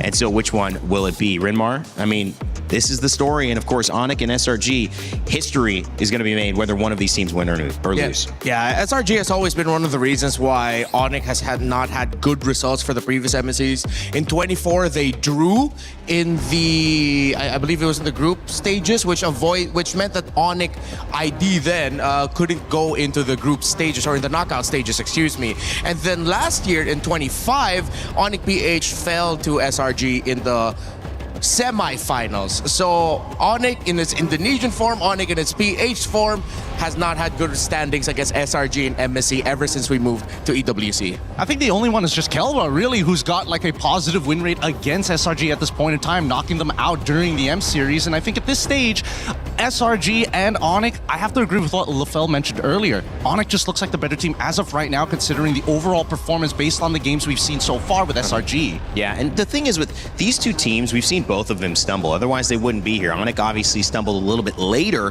SRG a little earlier, but in some ways, SRG proved themselves in that extra match, which now has maybe given them a little bit of an edge. Maybe they fixed some things. We don't know. Obviously, it's hard to guess these types of things, Renmar. You could see the players in the back room at EWC getting ready, talking strategy, maybe just relaxing here before getting on for a very important match. Yeah, my question is, which jungler are we going to be getting? That's a great question. Are we going to get both junglers? Is it going to start off with Uni? Will it go back to Zakai's starting things off? Because Uni, he made his presence felt right away for SRG. Yeah, no, absolutely. I think a lot of people have been questioning whether or not Uni should be part of this starting lineup, just to initiate things. And I don't think it's a bad idea because so far, I think Sakai's has lost a little bit of his confidence, especially for the past couple of matches. It's not about bad decisions. It's just I pressed the button too fast. I got nervous and I reacted too slowly to it. Uni on the opposite side is actually able to not only play mechanically, but I think more importantly brings a shot calling element, alleviating some of the pressure from the IGL cram. And maybe just some confidence as well. And especially after you do a moment like that, I think you just find yourself feeling that you can get the job done. But against this team of Onyx, it's going to be difficult. You talk about the gold standard in Kelra, you see Sans, Kiboy, Kairi. Well, we have so many different players who can make a moment and make it theirs that SRG is going to just have to play their game because it may not be possible to stop Onyx playing theirs. We had a chance to sit down with Loopy earlier on to talk about how he was feeling coming into this match. 8:30 here, and now we are with Lutfi from Onyx. Onyx, welcome. Hello. Earlier, he was a little bit nervous about his Indonesian, so he will try his best to do it in English, and then I will help translate in case he needs it. Okay. But, Lutfi, first question. Okay. What did you learn from your loss against Aurora yesterday? I think gameplay. Gameplay. Yeah. What about gameplay? Was it your gameplay that was lacking? What was wrong with your gameplay? Apa yang salah sama gameplay kamu? Mungkin kemarin kita banyak mistake lah. He feels like they made a lot of mistakes. What kind of mistakes are you talking about? Was it comms? Was it execution? Was it draft? Banyak yang mungkin bisa eksekusi, bisa draftnya mungkin kurang pas. He said there are a lot. I don't think Lutfi's giving me anything here. Anything specific, Lutfi? Ada yang spesifik nggak? Nggak ada sih ya, mungkin gameplay kita lagi kurang bagus lah kemarin lah. Mungkin kita bisa adjust di hari ini. Okay, so he mentioned that it's the gameplay that was still lacking yesterday, but he's trying to repair it today. But what do you think about SRG? Because this is going to be your next matchup, SRG. A lot of people are saying that SRG aren't as strong here at MSC. Do you agree with that? Menurut aku ya dia mungkin perlu adaptasi sih, mungkin kayak ada gameplay apa namanya? Mungkin gara-gara PES juga kan dia butuh adaptasi lagi. Tapi menurut aku cukup strong juga sekarang SRG. Okay, Lutfi says that SRG are still strong, but it looks like they're still adapting to the meta, and probably it's because of the patch. Is that the same issue that you've been having as well with Onyx? Ya mungkin. Maybe. That's what he said, maybe. He's really not giving me anything. But Lutfi, talking about the meta and talking about the patch, it looks like teams that rely too much on their EXP laner aren't doing as well. Mungkin gara-gara ini ya sekarang kan banyak kayak XP tebel-tebel gitu ya mungkin ya. Jadi kayak kalau misal XP-nya agak susah mungkin ya gamenya bakal ketutup. Soalnya Assassin kan rada susah kan kalau yang pakai sekarang yang damage gitu XP ya. Jadi harus banyakin main XP badan. He thinks that in this current meta, that the EXP laners are required to utilize heroes that are a lot more tanky compared to damage because of the new assassins that have been showing in the meta in the jungle. So he thinks for EXP laners, they need to get used to playing heroes that are a little bit more tanky. But are you used to it? Sorry? Are you used to it? Kamu udah bisa pakai EXP lane kayak gitu? Bisa. He can. So it's not going to be a problem for you? Apa tuh? Akan jadi masalah nggak buat kamu? Oh enggak sama sekali. No, it won't be a problem. What's going to be your problem up against SRG? Apa yang bikin SRG kuat yang mungkin bisa jadi problem untuk Lutfi? Ya mungkin kalau dia bisa di-share nggak ya? Mungkin kalau mereka perang sih ya mereka lumayan jago lah kalau lagi perang gitu, perang gede gitu. So he mentions that the team fights may be the problem there later on up against SRG. Do you have a message to SRG before your match? Ada pesan nggak untuk SRG sebelum match kamu? Good luck bang. Good luck aja. Untuk fans-fans kamu, banyak loh fans-fans kamu. Ya dukung kita terus. Support them always. Thank you so much, Lutfi, for this interview, and good luck for your next match. We're going to throw it over back to you guys. Well, the conversation and the translation there, thank you, Eterna, for that. It was great to hear from Lutfi talking about EXP, getting a little tankier and having a little bit more responsibility in this assassin meta. But on the flip side of it, they're going up against SRG, the Malaysian 5-time MPL champions, looking to go back into the grand finals yet again. And obviously, when you see this squad, Cram, Sakai, Stormy, Yumes, Innocent, there's one person who's missing. It's Uni. And he won the last game. And actually, Eterna talked with him. I'm now with Uni, the super sub from SRG. Uni, Hello. You caught us by surprise yesterday. Were you surprised as well that you came in last minute? Yeah, of course I'm surprised as well because I expect to be played yesterday. Yeah, so surprise. Surprised. How did it feel? Were you suddenly nervous? Who came in to call you? My both coach came to me and then said that I might be player next game, so just be ready. Then I play.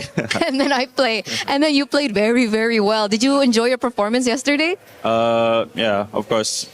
I'm enjoying with my performance yesterday because maybe not too good, but still enough for my team.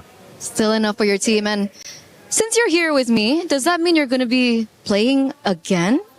Maybe. Maybe. But if you were to be called in today, are you prepared? Yeah, of course. I'm always prepared. Yeah. Always prepared. How do you stay prepared? I don't know. Being at sub, sometimes you just need to always be ready. Because you don't know what will happen on the future, right? So just be ready always.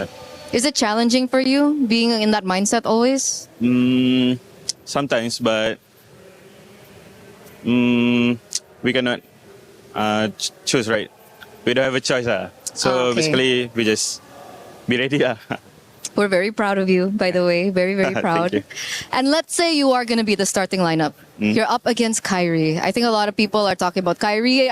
Everyone knows Kyrie at this stage. How is that for you? Mentally taxing? Are you okay with that? Is there anything specific that you have prepared up against Kyrie? If you ask me, I didn't think so much about it. I just play with my team and focus with my team. I didn't care which enemy I facing off. Yeah. All I just go through with my team. That's amazing. Is that mentality from yourself, or did someone help you bring Yes, that mentality from out? myself, From yourself. Yeah. Wow. Okay. Thank you so much for this interview. But before I let you go, just in case you are going to be playing, because we don't know yet, Yeah, right? We don't know. No one knows. Do you have a message to your opponents? Do you have a message for Onyx? My message for Onyx, good luck. Yeah, good luck. Just good luck. Just good luck. May the best Yeah. team win. Yes. Thank you so much, Uni, for this interview. It's been an honor, and we're going to throw it over back to you guys. All right. Well, Felix says, sorry, I'm Felix. He says, good luck. I'm Uni. We'll figure out which one is the better entrance, the better hello.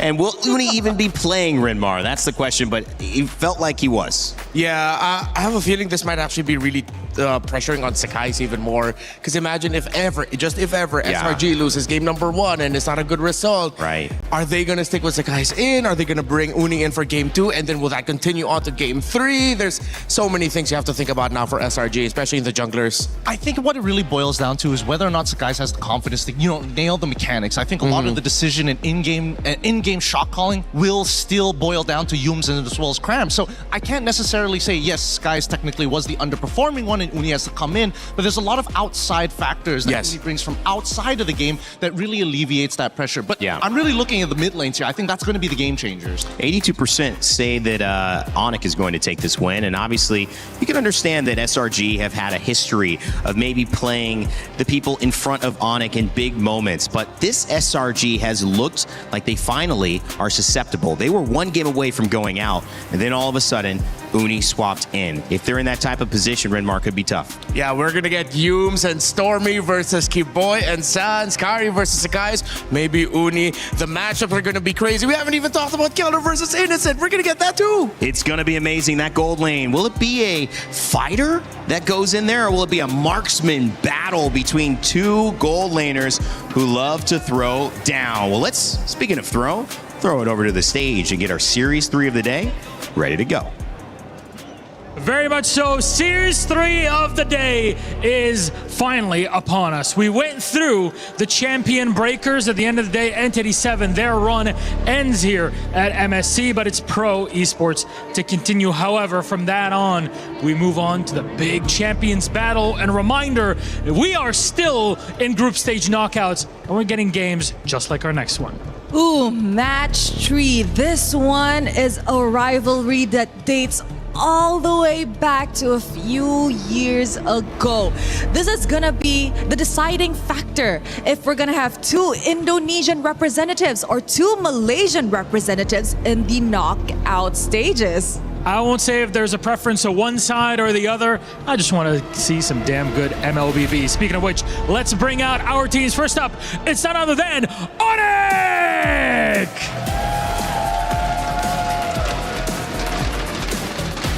Their fans are worldwide as they are greeted to the stage. MSC 23 champions, semifinalists last year at MSC 25. One of the names most synonymous with MLBB, now walking the razor's edge between qualification and elimination. A narrow loss to Aurora put them in the lower bracket. Their tournament run hinges on beating yet another fan favorite. Yes, indeed, Milosh. And of course, their opponents, the strongest in Malaysia, the Giants. It is Selangor Red Giants. Starting off as a fan favorite and now entering their do or die match. Will the 2024 champions be able to defy the odds and do what they need to do to stay in the game? Do they have what it takes to head to the knockout stages? In this assassin meta, there's a lot on the line and a lot to do in the game itself. Speaking of our matchup, I think we should get them started. A lot of possibilities. One continues their journey and one's ended here today. Boys, you may place your keys and take your seats. And of course, to our captain, you may meet in the middle for a handshake, a fist bump, completely up to you. Oh my goodness. Milosh, this is gonna be one hell of a match. I am ready, so you all better get in your seats, grab your snacks, grab a friend, because it's time to head to the land of dawn.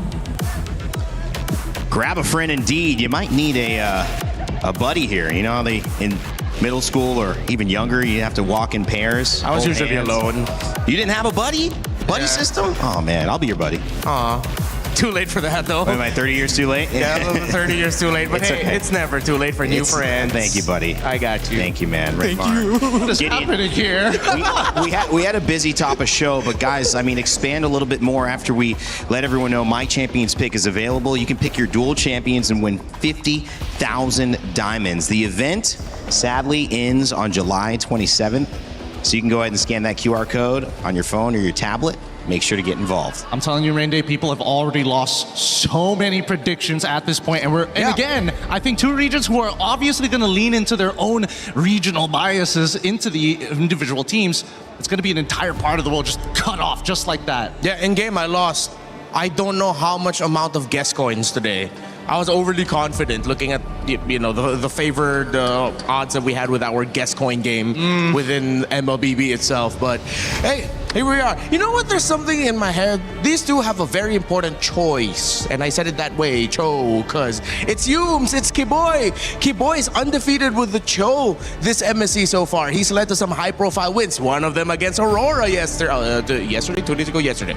Yesterday, yes. Yeah, yesterday. And we know Yums, great Cho player. And that's the thing. I think that there's so many similarities between these teams that it's really tough to say who's going to come out on top. So winning your lane may not necessarily be just about the draft when you have players of this caliber. We've already have the gold standard in Kelra and Innocent, who again have been compared time and time.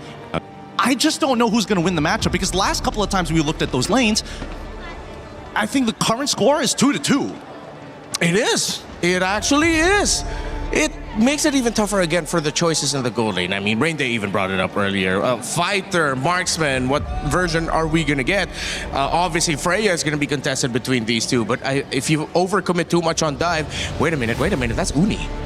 That is Uni. It looks like they got the super sub here this time around, part of the lineup instead of Sakai's the Sky Prince to take him on. I think maybe this is a show of confidence, and maybe this is one of those hey, we need to make sure that every single one of our players are going to do good. If we can alleviate that pressure like we mentioned before, then Cram doesn't have to be so in his head about the shot calls.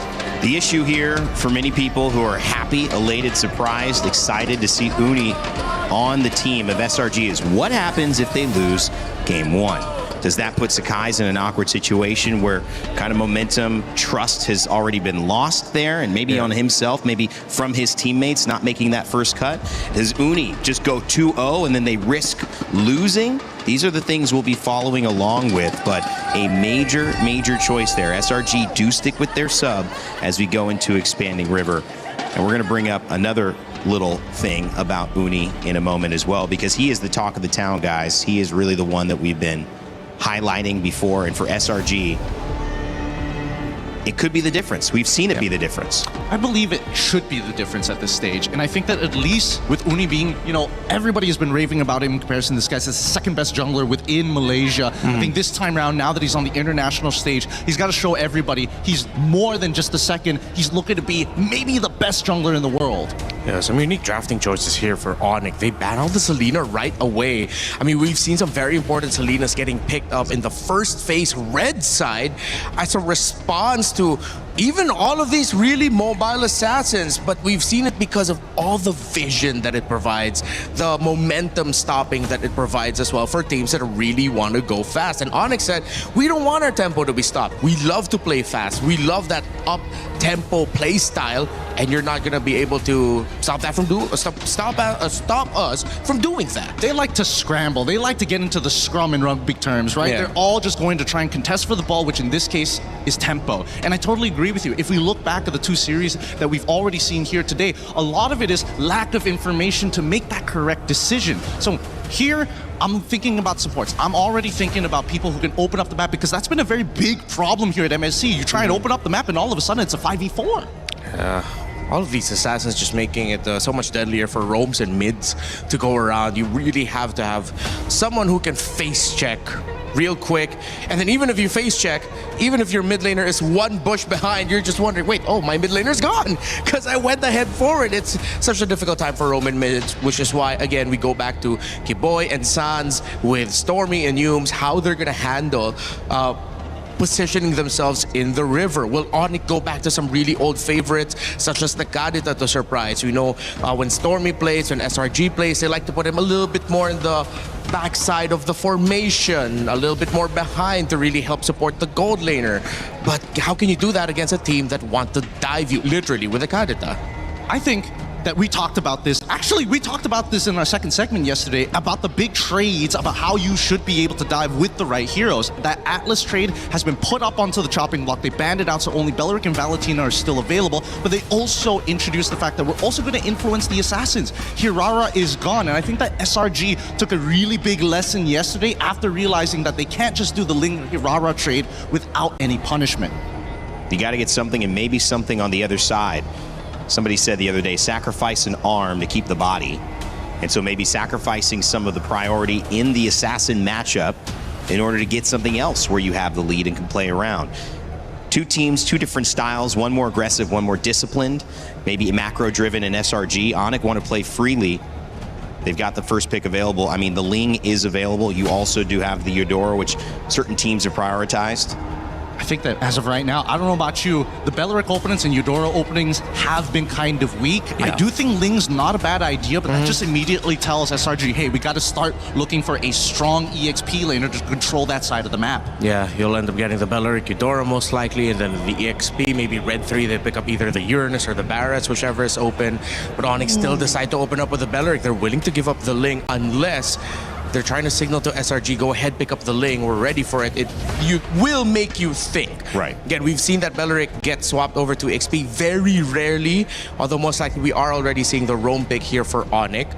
I wouldn't be that surprising too, because you still have some assassins on the board. Yeah, the Fanny's gone. If ever the Ling goes to SRG, you still have the Nolan that Kyrie plays with very well. I think this is a three-step process, right? It is get the Beleric first, then pose the question to the opposite side. Do you want to show your mid laner? If you pick Valentina, then we can start choosing other mid laners that can attack your backline as well. Right. Things like maybe even Farsa, but this is under the assumption that that Ling is still part of the question. So we currently have three simultaneous equations going on, so algebra nerds, go at it. Zushin, a great pick, usually on the ban list, and the Paquito, which is a great pick as well, because it doesn't show as many of your cards. We mentioned the hesitancy and the struggle maybe between the gold laners here on the fighter meta, but Paquito could be flexed to a gold lane. It's not a guarantee that he's not, even though it's most likely not the case, Renmar. So what does this set up for now, the answer with Onyx? I think you can go Barretts into EXP for Onyx. Even Esme.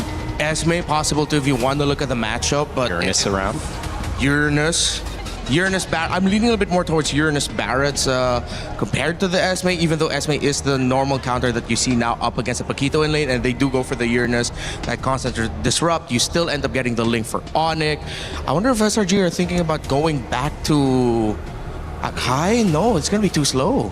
I think the only scary thing is whether or not they're going to, see the previous games. They saw recall playing. That's what I was just going to say. Paquito jungle, it's possible. It is possible, but it's not one of my favorites here because, again, it falls off. That's the big problem with when you're facing up against Ling. Ling will naturally outscale you at level 15. Paquito is great in the early to mid stages of the game, but if you don't find that snowball lead, then it becomes impossible to get past the Beleric as well as the Uranus, which again, I think that Onyx have taken into consideration. Question is also the underperformance of Ling. We saw some very high skill ceiling performances in our previous match. But with Uni, there's already a confidence conversation. He feels like he has it, but you can't not understand you're here in this moment. And do you want to play Ling?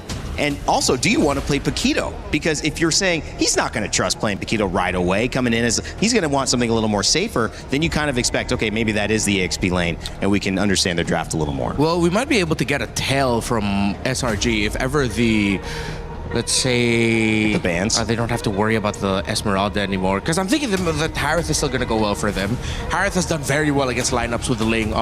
Once you get your power spike, even though you're in the full team fight, despite you going up against a Belleric, as long as you get away from the taunt and the Wrath of the Dryad is gone, Zaman Force gets dropped, and that even sends any Ling back away from the fight.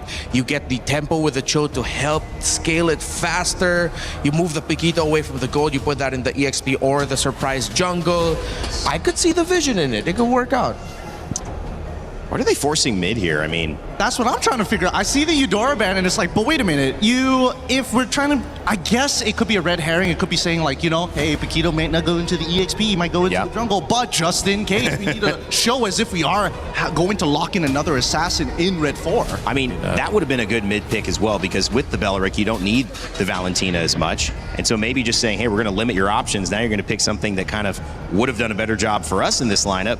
You're a little weaker as a result of that. This might actually be a jungle Paquito, because if you look at the Cho and the Juicing together, they're not a combo. But if you put the Paquito in the jungle, then you get the combo of the pick off and then burst it down right away. As much as you use Cho as a means to just get that little crowd control, a lot of its value really comes from the fact that you could -1 someone right away. But that's on the assumption that you minus someone with a full damage build. And most of the time, and right now, I think they have a lack of damage. They have no form of scaling. They have a great form of peel, great form of catch, but if he's building like War Axe nonsense like that and not second into Malefic Roar, I don't know. I don't see it happening. I mean, you look at a great gold laner there, and you see this team fight, you see the in and out and the pick-off potential from Ling. I mean, Onyx are looking very strong, very traditional in some ways, but very hard to beat. Oh, this is good. This is good. Mid lane bans on the side of SRG, and should be a Melissa ban for the side of Onyx, right? Melissa's not been played at all today. Banned, I think, once, maybe in our first set, but surprisingly not seen very often getting. What do you think that is? Because it's not a Melissa ban either. Just not worried she's coming out. I think because they have potential answers to it, they can maybe try and get the resources out of it in a different, seemingly a different way. Because keep in mind, if you do end up picking Melissa, I think Sans is going to go for like Yi Farsa type nonsense. Yeah, exactly. With the Valentina banned out, you can return to the E Farsa. And if ever SRG are thinking about going back to the tanks, if they show it now, tanks in the jungle, excuse me, if they show that now, then it's an easy Eve or Farsa pickup for Onyx. It's really up to you which one you think will mesh better with the lineup. If it's the Melissa, Ixia, anything like that, then the lack of dive maybe is what's gonna hurt Onyx. We did hear last time that the Melissa pickup from Yangon Galacticos was a mispick, and they didn't mean to pick up the Melissa, but it worked out well for them. But we go back to a possibility that we posed very early in the draft, and it is still gonna be the Harith for SRG. And yeah, it made sense with the Cho getting picked up, with them showing the Paquito, Juicing in the mid, it means that the Harith will be well supported. I'm thinking about this. Is there a possibility of Leomord here if Farsa shows? I think that as of right now, they don't mind artillery mages because they've already got a couple of answers right here. If it's Farsa, for sure, they've got the Paquito to kind of disrupt that. They've also got the Cho to disrupt Aurora! As well. Aurora, a very interesting option. Very good for disengages as well, on top of re-engaging with some strong AoE from the Belleric. That is a natural wombo combo. Yeah, and that will make that Harith struggle really badly in team fights. Well, I mean, it just means that Innocent will have to really watch his timing even more. I like this mid. One of my most played heroes in my limited experience. It is very good. But I lean towards having a little fun bias there on Onyx. The question is, do you like the Claude still? Is that enough? Claude versus Harith. Harith has been performing really well today. Hey, it's a classic. Yeah, it's a classic matchup. Seems like we've gone back a little bit in terms of, or we've limited a little bit the craziness of the meta that we've seen so far. And they go for the Hilda. Interesting. Okay, so their entire lineup mainly is going to be focusing, like, utilizing this Hilda to be able to kind of, double up on certain things. But it does mean that we have confirmation that Uni is actually going into the jungle with this Paquito. Yeah. And now the early game is a lot harder because as much as Paquito is strong in that early game, with the added addition of Armor Shred from Hilda, they could set up some potential gank angles. Yeah, and real quick, besides the roam mid, I'm just looking how the Uranus and the Hilda will be handling the lane and making their presence felt. Whoever has more presence will win it for the team. Well, Paquito Jungle, what a spicy way to kick things off. The one time we've seen it, it's actually won here at MSC. And of course, when you look at this battle and that trophy in the middle, both of these teams have lifted it. It's the Battle of Champions, but only one can go through. It's SRG versus Onyx for this third series of the day. And we've got Mirko and Trex ready to call the action. Fellas? Thank you so much, guys. We're jumping into the land of Dawn. My name's Trex, and this is Mirko. We're going to be doing the live action on this game. We got two Titans ahead of us, Mirko. It's Onyx up against SRG in a tournament life match. Someone's going home. Someone's moving on to the knockout stage.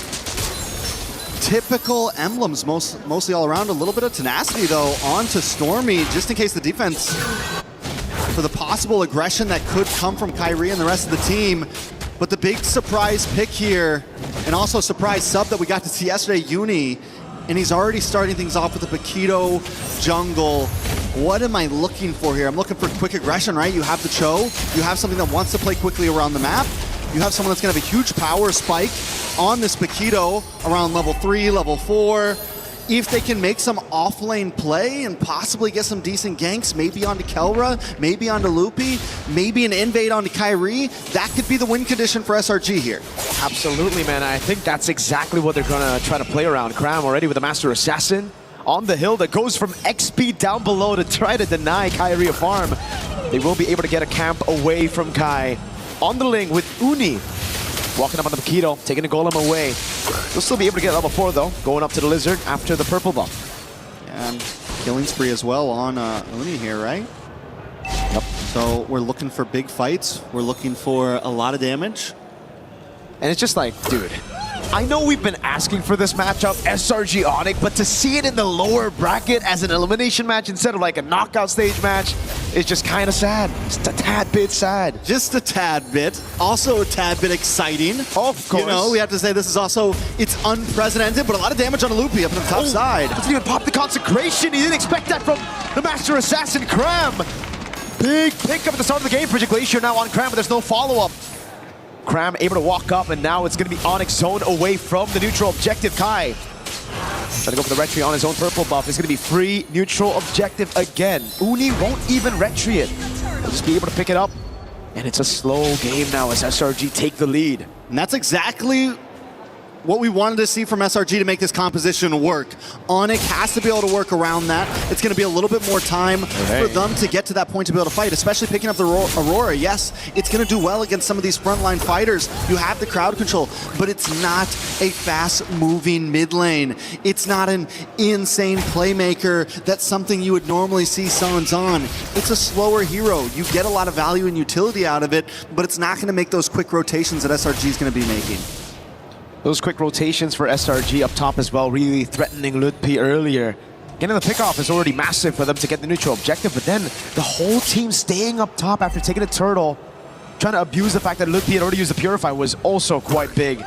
Made him a bit low. Also pops to the consecration for some reason up top there. Don't know if anyone really threatened him or it was just a mistap. But Ludpi will still be able to match this XP lead of Cram with an XP crab take and a shove straight up. Cram is playing this Hilda so aggressively, rotating around essentially the secondary tank, playing it almost like a roamer would the way he's playing on the opposite side of the river. Whoa! Great way the Dragon finds him into the knockout strike of Moody! Wrath of the Dryad to respond it over. Sounds walking up as well, but now it's going to be Keyboy in the midst of it all. Caught, oh my god! Frigid Glacier comes around to peel Yums with the G-Kundo and the flicker. Sounds caught in the bad spot, doesn't have the flicker. Cram with the swings of the battle axe. Uni! A triple kill against Onyx.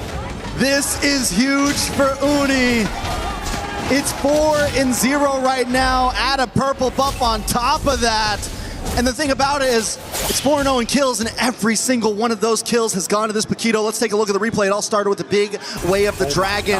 And even though Keyboy tries to help out by popping that Wrath of Dryad, it's just not enough. The damage, this is what I was talking about. You hit that level 4, you hit that level 5. Early game spikes. We're only 4 minutes in, and that's the thing about the Paquito. No pun intended, it packs a punch. Insane damage in the early game. I mean, what is he packing in those gloves to be able to hit like that? They're weighted gloves, man. They're weighted gloves. Someone's got to check it, bro. Away the Dragon. Technically, they got an MMA advantage right now. Cho and Paquito, bro. With the physical defense reduction of the Cho, together with the crazy damage early on, that burst of the Paquito, no wonder they've just been deleted from the map. You got the two best fighters in the land of Dawn on one team. Why hasn't anyone thought of this before? SRG now with a decent lead. Can they convert it into something more? They're going to move on to the spot lane. If they can start taking towers this early on, it's going to be huge for them. Maybe get the lane swap in. Once they start taking some towers, Cram can get involved. Onyx has to find a way to slow the pace. And Keyboy and Sans hanging out in these bushes, that's kind of what they're looking for. But Sans gets found out. Yep, on the Aurora is going to get completely taken out by Cram now as Lutpi gets away just a bit from that Lantern Flare. Almost fully stacked up. Keyboy waited in the bush for a bit too long, now gets thrown back. Way the Dragon into Uni again! Oh, this combo is just deadly! Sadly, I gotta say, wait a second, more action at the purple buff. Retry from Kai, the 4 blades as well, but SRG got away just in time. Innocent as well, a level ahead of Kelra. Onyx are already forced to play the scaling game. I want to go back to where Sans got picked off just now. And if those two, Keyboy and Sans, would have been in a slightly different bush, more on their side of the river to where Keyboy was in the mid bush, Sans in the bottom, everything would have been better. But instead they take the aggressive route and advance to SRG's side of the river. Even though they're behind, even though they're not in a position to be in that type of position on the map. And Onyx has to know what they're dealing with at 6-0. They cannot be the aggressive ones, not only in fights, but in positions on the map. Way the Dragon into Uni, walking up. Oh, he walks away from the Wrath of the Dryad.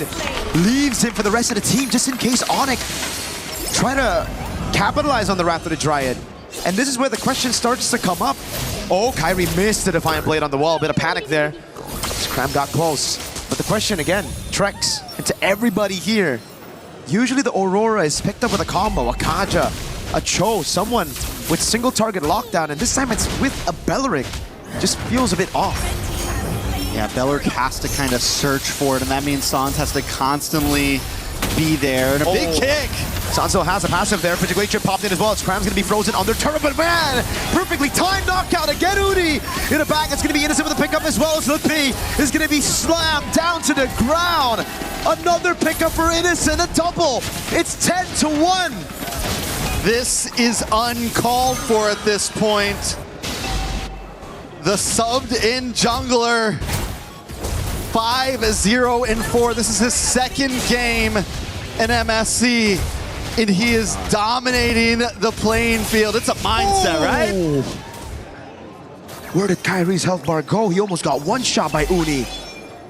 Blue team turret has been. Where's this guy got locked in for the items right now? Absolutely. Where's Uni at? I have no idea where he's at. Start off with the Hunter Strike, typical like that. Are we all surprised he doesn't have Are we into Pearson. third item at this point? Dude, this guy has to be worried. Uni's doing so good.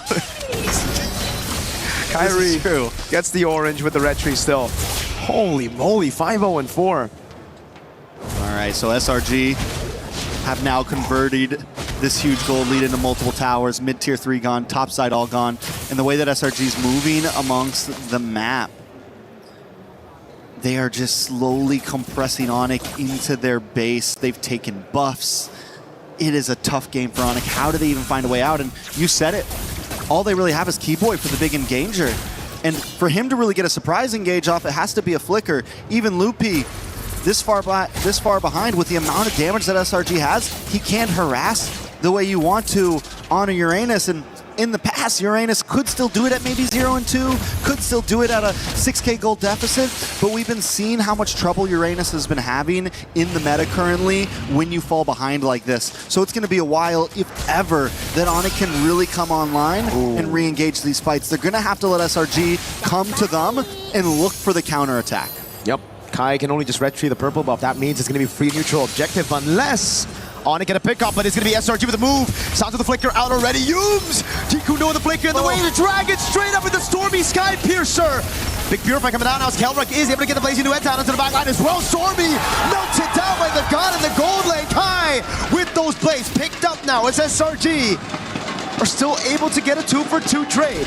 Very well done by Onyx though. Kelra We fail to talk about Kelra. He's 2-0-1 right now. He's been having the gold lane experience. He's been waiting for his time to shine, and we just saw the damage come out. Innocent, though, does lock in Holy Crystal. It's going to be more damage from him as well. Let's take a quick look at the replay. I want to keep our eyes on Kelra because he knows he has to move down.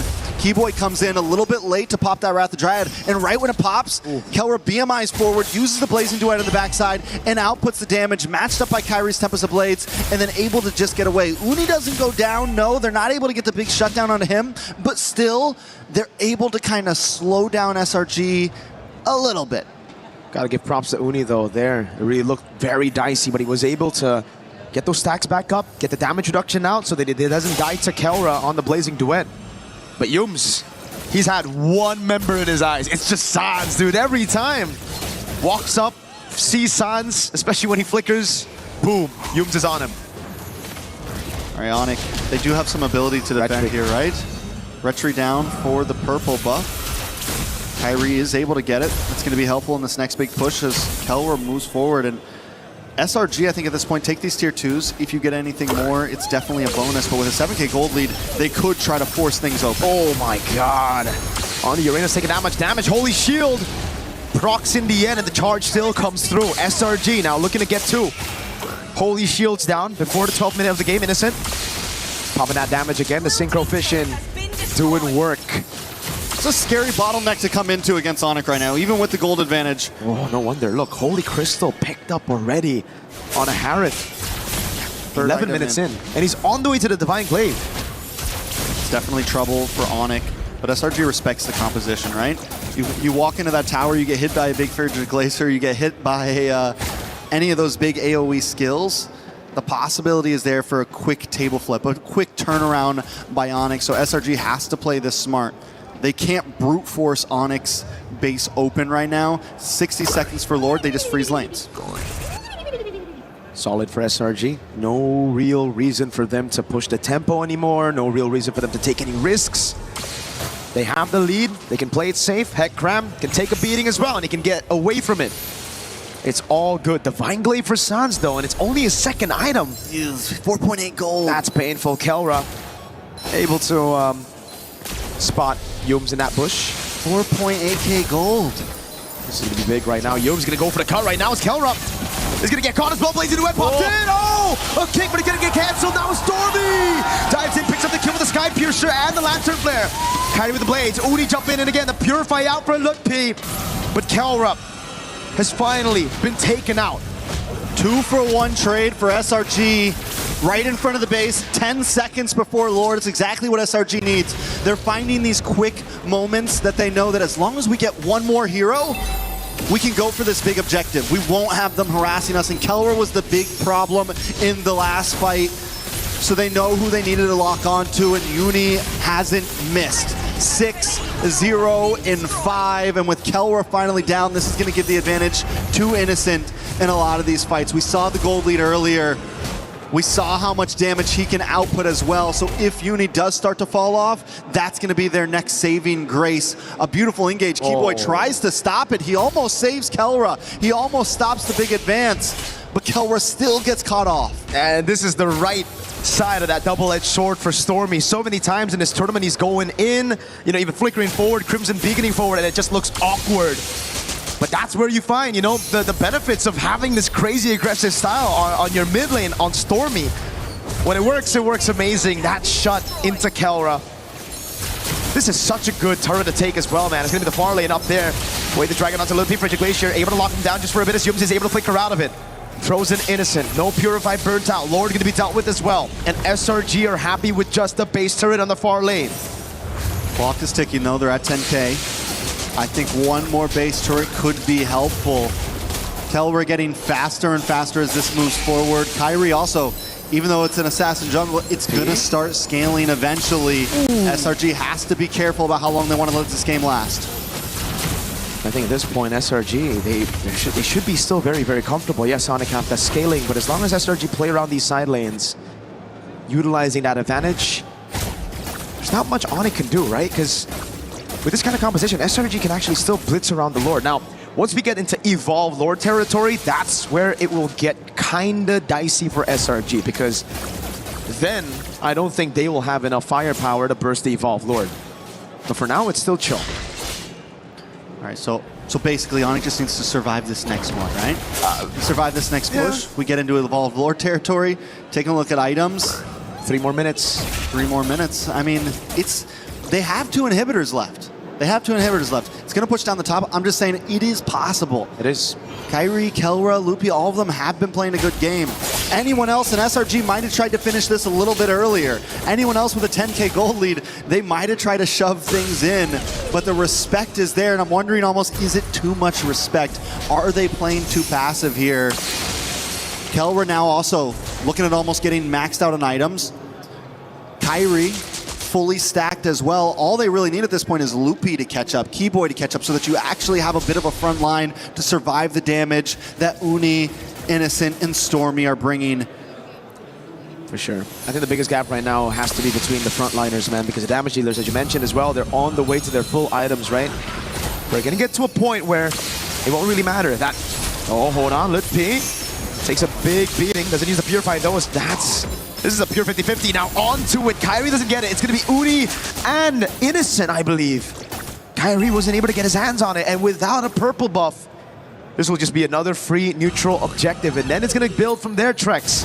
SRG, they're playing a safe game because they know as long as they're able to build these small wins, get those neutral objectives, and then transition them into structures, in the end it's going to be very, very difficult. He saved his retry. I'm wondering if the reason why is because Kairi wants to try to go for the steal here. Maybe. They wanted to bait out the retry so that he wouldn't have it to try to contest. Onyx is keeping a close play. Look at Yumes right now. Cram as well in the back. Jeet Kune Do now the way to drag him, but it goes into a different angle. In the back to Mikael with a crown as well. He's in the top spot right now. Makai finds Innocent in the fight. Now he goes for the damage. It's only picks up that godlike as he takes Kelra down. Both gold laners out of the fight.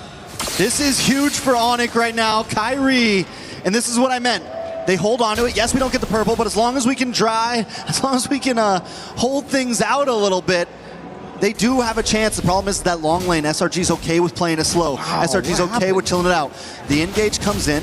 Kelwer gets a good chunk of damage, and Keyboy plus Kairi on the bot side freeze Innocent, stop him, and Kairi's able to get the kill. And in that moment, SRG knows they have to back off. They don't want to play the long fight. You gotta give props to Onyx, man. They layered their skills very well. The Wrath of the Dryad baited out the Purify. Then we saw the Frigid Glacier. Not the stun, but just the damage. Right as Kairi jumped off the Finch Poise with his own Defiant Blade to burst Innocent down. So now Innocent, he's also fallen. Both gold laners aren't deathless. The only man who's deathless right now is Uni. Bro, 7-0-5 on a Paquito. Who would have thought? Who would have thunk? Another pick that's, you know, another crazy layer to the meta right now. Something that at first you see it, you doubt it, and SRG is making it work very well right now. But they are having some trouble closing this out. They're finding great position. Yumes always in a side bush. Cram always looking for an angle as well. Onyx has to watch out for it. SRG are going to go for the commitment here. They see the Ling. It's insta-commit. No way for Onyx to respond to this. They still want to try, though. Look, caught again. It's going to be the taunt landing with the Shun Poo's right there. Uni with the red tree. Keeps it clean. Sounds to the background, waiting for a Frigid Glacier. Plays down as the passive. Going to be procced in the sky. Jumps in on Innocent. Picks up the blades. Picks it up. Waiting to try and appeal again. It's that's going to be Kairi with the blades. Over and over again. It's Crab in the back, waiting for a position. Signs for Innocent, but SRG got the neutral objective. Kai with the chase now onto Cram. No flicker available. Kelra wants to go with the chase as Keyboy cuts him off. He doesn't have a Wrath of Dryad. No, he doesn't. Doesn't land a taunt either. It's not the Evolved Lord yet, so Onyx, I feel, get the win with a mid and a gold traded. But if SRG can stop these 3 members from recalling, it's going to be massive. The pincer's here. Uni comes in. This is going to be bad for Onyx. Oh, watch a Stormy he goes. We're trying to disperse the damage. Kairi able to get the Defiant Blade as Cram tries to get him down. Wave up top, and the Lord is going to come crashing down, but the mini wave's actually going to spawn in time. Lutpi there. Kairi with a Tempest of Blades gets him out. Lutpi against 3 on this Uranus. All he's got to do is keep him away from the base as Onyx tries to clear this Lord. All he's got to do is buy a little bit more time. The Lord and the minions almost won SRG the game. Lutpi falls in the end. No consecration, and now it's Innocent back up in the Lanadon. Onyx with a Hail Mary play there, and SRG responding so cleanly, but it's not over yet. SRG still at the door. They're waiting for another wave to come down. Oh no, Frigid Glacier, the frozen as well. Innocent jumps over to Monfort, but now it's going to Kelra! Going with the lazy duet by Innocent! Takes him Kyrie's trying to save it, but Uni wants to stop him. Kyrie gets the shutdown, the double, the back and forth. Neither team wanting to give this up. We got a game in our hands. SRG versus Onyx. This really should have been a knockout stage game, but we find ourselves right here, right now, seeing it. Every time you think it's going one team's way, something else happened. Uni with the immortality, then takes the shower shot by picking up the winner crown, gets the kill, but Kyrie pulls up in the nick of time. Not only is the game back and forth, but every single fight at this point is just tit for tat, punch for punch. And now there's only one. It's just Cram who's deathless on the Hilda. There can only be one. There can only be one. The wise man once said. Mr. Cram on the Hilda. Can you imagine that? The guy's like up in front, always flanking on a master assassin. That's the hero that should be dying the most. You know, that's the one that's like, oh, we just sacrificed the Hilda in the early game. For sure. I mean, not Cram though. Not Cram. Not me. He's built no way. different. 3-0 and 13. All right. 3-0 and 13 is insane. We're at 20-9. Onyx finally with a grip on this game. It's down to tie game mode. The problem is Lord spawns on boss side, long lane, looking hard for Onyx. Oh, this is going to jump in. Oh, when is he going to burst it down? Straight up, what was that damage? Kai and Kelra together with the combo. Now it's up to Stormy and Uni. Cram and Yums in a 4v5. Uni needs to find an angle in before Kelra shreds this down. Kyrie as well. They got no red tree. They gotta play it slow. Kelra jumps with the BMI over on Cram. Now it's Lil P zoning in the backline as Cram tries to run away. BMI back again from Kelra as Lil P tries to stop Uni from getting into this Lord pit. In the backside, a big kick from Yums. Over on Sanz, now with the follow-up. Yums goes down to Kelra. Onyx playing this game. Wave up top is good for SRG, but Onyx want to go for the Lord. Wave, wave, wave. Someone's got to go back and someone's got to stay. Oh my God. Because if they lose this Lord, they may not survive the day. Kelra over the blazing duet. Stormy gets out the Crimson Beacon. That's going to be him jumping back again with a nature from Kelra. Sanz pops down the Frigid Glacier. It stuns Uni. Kai gets a shutdown. Cram's first death in game one. And the crowd is electric right now. And we are losing our minds through this game. We're 22.5 minutes in. It's Stormy and Innocent defending the base. A Lord will be coming soon, but Onyx is already at the inhibitors. Look at the death timer, 16 seconds on Yums, 30 on Uni. Cram is down for another 40. The Evolved Lord is going to spawn in the bottom lane. And Onyx want to utilize it. Innocent and Stormy. They've done this before. They have done this before. But Kelra is shredding. Onyx doesn't want to show them the same respect that SRG showed them 10 minutes ago. 15 seconds now on Uni. On the line. They're buying good time. They're buying really good time. They actually saved this mid turret. SRG. They're going to have all 5. Yeah, they will have all 5. Does Onyx fully commit to this here? There's so many towers that they have to get through. This is the a big Lord will Lord. take a good chunk of damage. Tier 2 up top, gonna fall down as well as Kai deals with the waves, but now it's gonna be the Evolved Lord into the bottom lane. Winter Crown bot again after using the Wind of Nature in that previous fight. Good P. Looking for an angle in, they're able to make their way forward. Defense. Oh, Kelra! Again with the jump, it's Keyboard, who's able to find the right Giant. Innocent falls, Uni's next, Crab and Yums cannot defend. Oh, they come back in game number 1. It took 23 minutes. Multiple Lords, but Onyx finally pulled the game back into their hands, and that's only game number 1. Wow. What a series. What a game, I mean. Not a series, because we're just getting started right now. Onyx takes them the distance in that one. Pure insanity, and SRG played so well. Uni played so well. Multiple members of SRG going deathless throughout that whole game. But Onyx, I think, you know, I said it. Yeah, you did. If they buy too much time, I think they need to end this now. SRG being a little too passive. You've got a 10K gold lead. and they let it happen. I think it's a mix as well, right? Like they were playing passive when they shouldn't. They were playing aggressive when they should be the ones playing passive as well. So many of these skirmishes were a bit too unnecessary with the 10,000 gold lead, having the macro advantage on the map as well.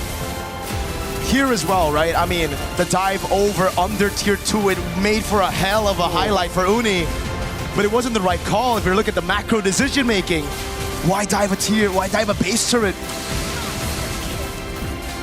Calls were made, plays happened, and SRG takes the first loss in this best of 3. But the possibilities at this point are endless. But Kelra, it took him a little bit of time. The moment we saw that first fight where he got the big blazing duet off up in the top lane, we knew the damage was there. Once he got his Holy Trinity in, as he collected more items, he didn't even have to be passive about it. He could just jump into 3 or 4 of them and completely shred down Stormy.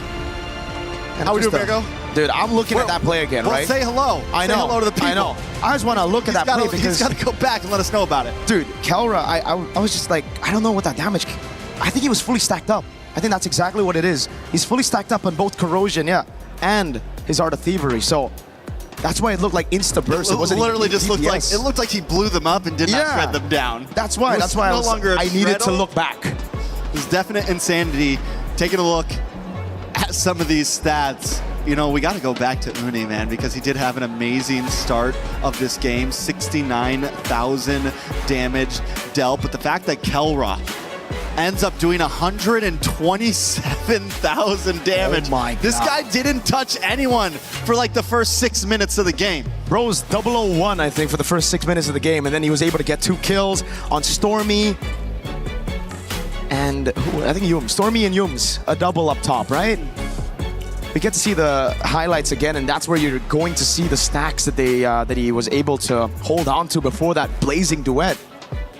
I mean, what a game! Hey, I love the smiles. They're ready at this point, you know. And we saw some reactions as well from the side of SRG during the game. Uni felt comfortable, but you never get too comfortable. I think SRG got too comfortable in that game. And the pressure was on for Onic, and they thrive off of those types of games. So too. It's not the first time we've seen them make insane comebacks like that, where all it takes is one play. And it felt like when it was needed most, Kyrie and Kelra, and even Keyboy as well, were just working so well together in those fights. You mentioned it during one of the moments where the layering of skills with everybody, from Sans getting involved as well with the Frigid Glacier, I mean, all of it. From back to back to back to back. It was well played. It was fantastic. I mean, when you see the guys who lost and they're laughing, they're smiling, they know it was a good game, right? Like Uni, after a fantastic performance, you saw it right there. Uni was laughing. He's probably like, dang, it's been a while, I'm just happy to be here, yo. I'm just happy to be here. I came in one game, got a game against GK, said it was easy on stage, and then now it's like, I mean, he proved himself, man. He had an amazing game. He's made me an Uni believer. Yeah, so as we take a break and take a breather and prepare for the next match, we have something for all of you. Some more confessions. Oh, God. From what I hear. From who? From your bestie. Renmar? Ooh. Just kidding, bro. My bad. It's obviously nice, so. Play is in our DNA. Whenever we let it out, it becomes our superpower.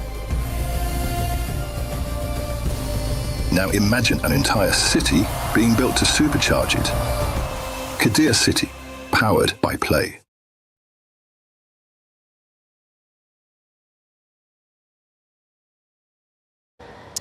Welcome to a new segment here for the Mid-Season Cup. My name is Chris, of course, and we are doing Confessions with Lafell.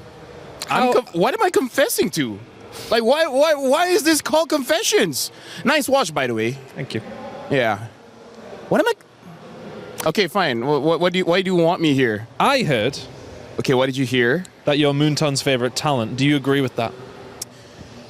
Considering I've won basically all the trophies, you know, I've won multiple Best Talent Awards. That's the Greatest Talent Award, which is basically like international, you know, from everyone, and I won that one. Plus, considering all the jokes that I've did, and I'm still not fired, yeah, it's an accusation that's hard to say no to. I love them too. You know, they're my mama and papa. So that's it. You kind of, you know... Hey, you know, I would blame my other talents. Why are they not loved?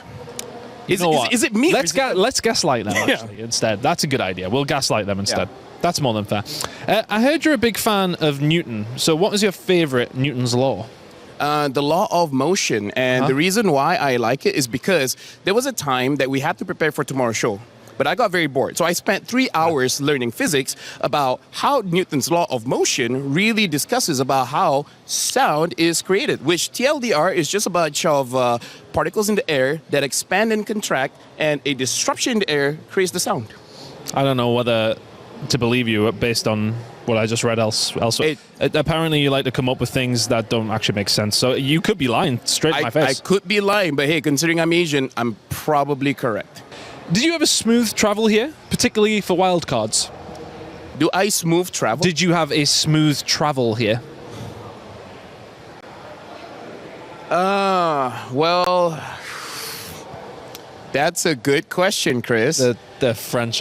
That's a very good question. So first of all, getting here was already trouble. One of my flights here, I had to fly in twice, by the way. One of my flights here, they give me a ticket 30 minutes before the flight, and my house is 1 hour away. So I had to break a lot of traffic laws just to be able to make it to the airport so that I can check in time and then we can actually go in. And then when I finally arrive, right, to the airport, out of hundreds of people from the plane, they pulled me to the side. When I say they, I mean the police. The police pulled me to the side, and then it's like, okay, I brought all of my documents, showed them, and it's like, okay, you can put them back. I'm like, okay. So what's gonna happen? And they're like, oh, we're just gonna search you. And I'm like, oh, do you do this all the time? And then he was like, oh no, this is takes out his phone, presses a few buttons, and after 1 minute and a half, it's like, random. This is a random search. And then I had to go through all of that, and then he spilled shampoo on my shit. So I'm like, it's been fun so far. It's been fun. The police made me feel like a VIP, where there's two guys in front and 2 guys behind. Escorting you in, yeah. It's escorting me, essentially. Yeah, I felt very much welcome. I have a very long name, by the way. Give me it. Muhammad Amirul Aiman bin Muhammad Kamal. That is quite long. Or you can call me Lafel. Mine is Chris Tun, and that's it. Nice. I met a girl named Zoe. And it's like, anything more? Chilling. That's it? Z first name, O middle, and E at the end. No way. That's actually kind of clean. Yeah. That'd be great for like talent. She's cute.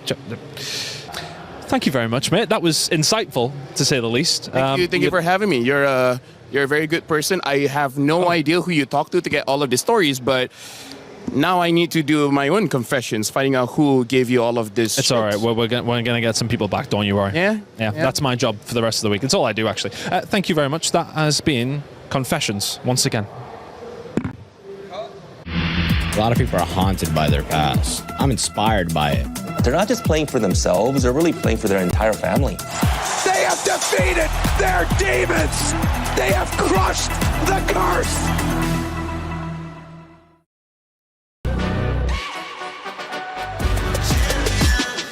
This ain't no regular thing. I came for the ring, you know what I mean. You see my name in the lights. Better get right, I'm champion.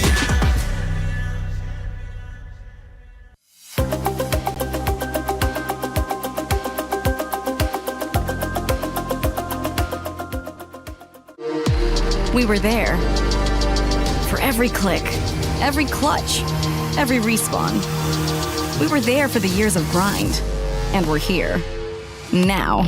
The proud founding partner of EWC, powering the biggest event in gaming, shoulder to shoulder with the world's best, making history. Greatness deserves a stage. Lenovo Legion, reach your impossible.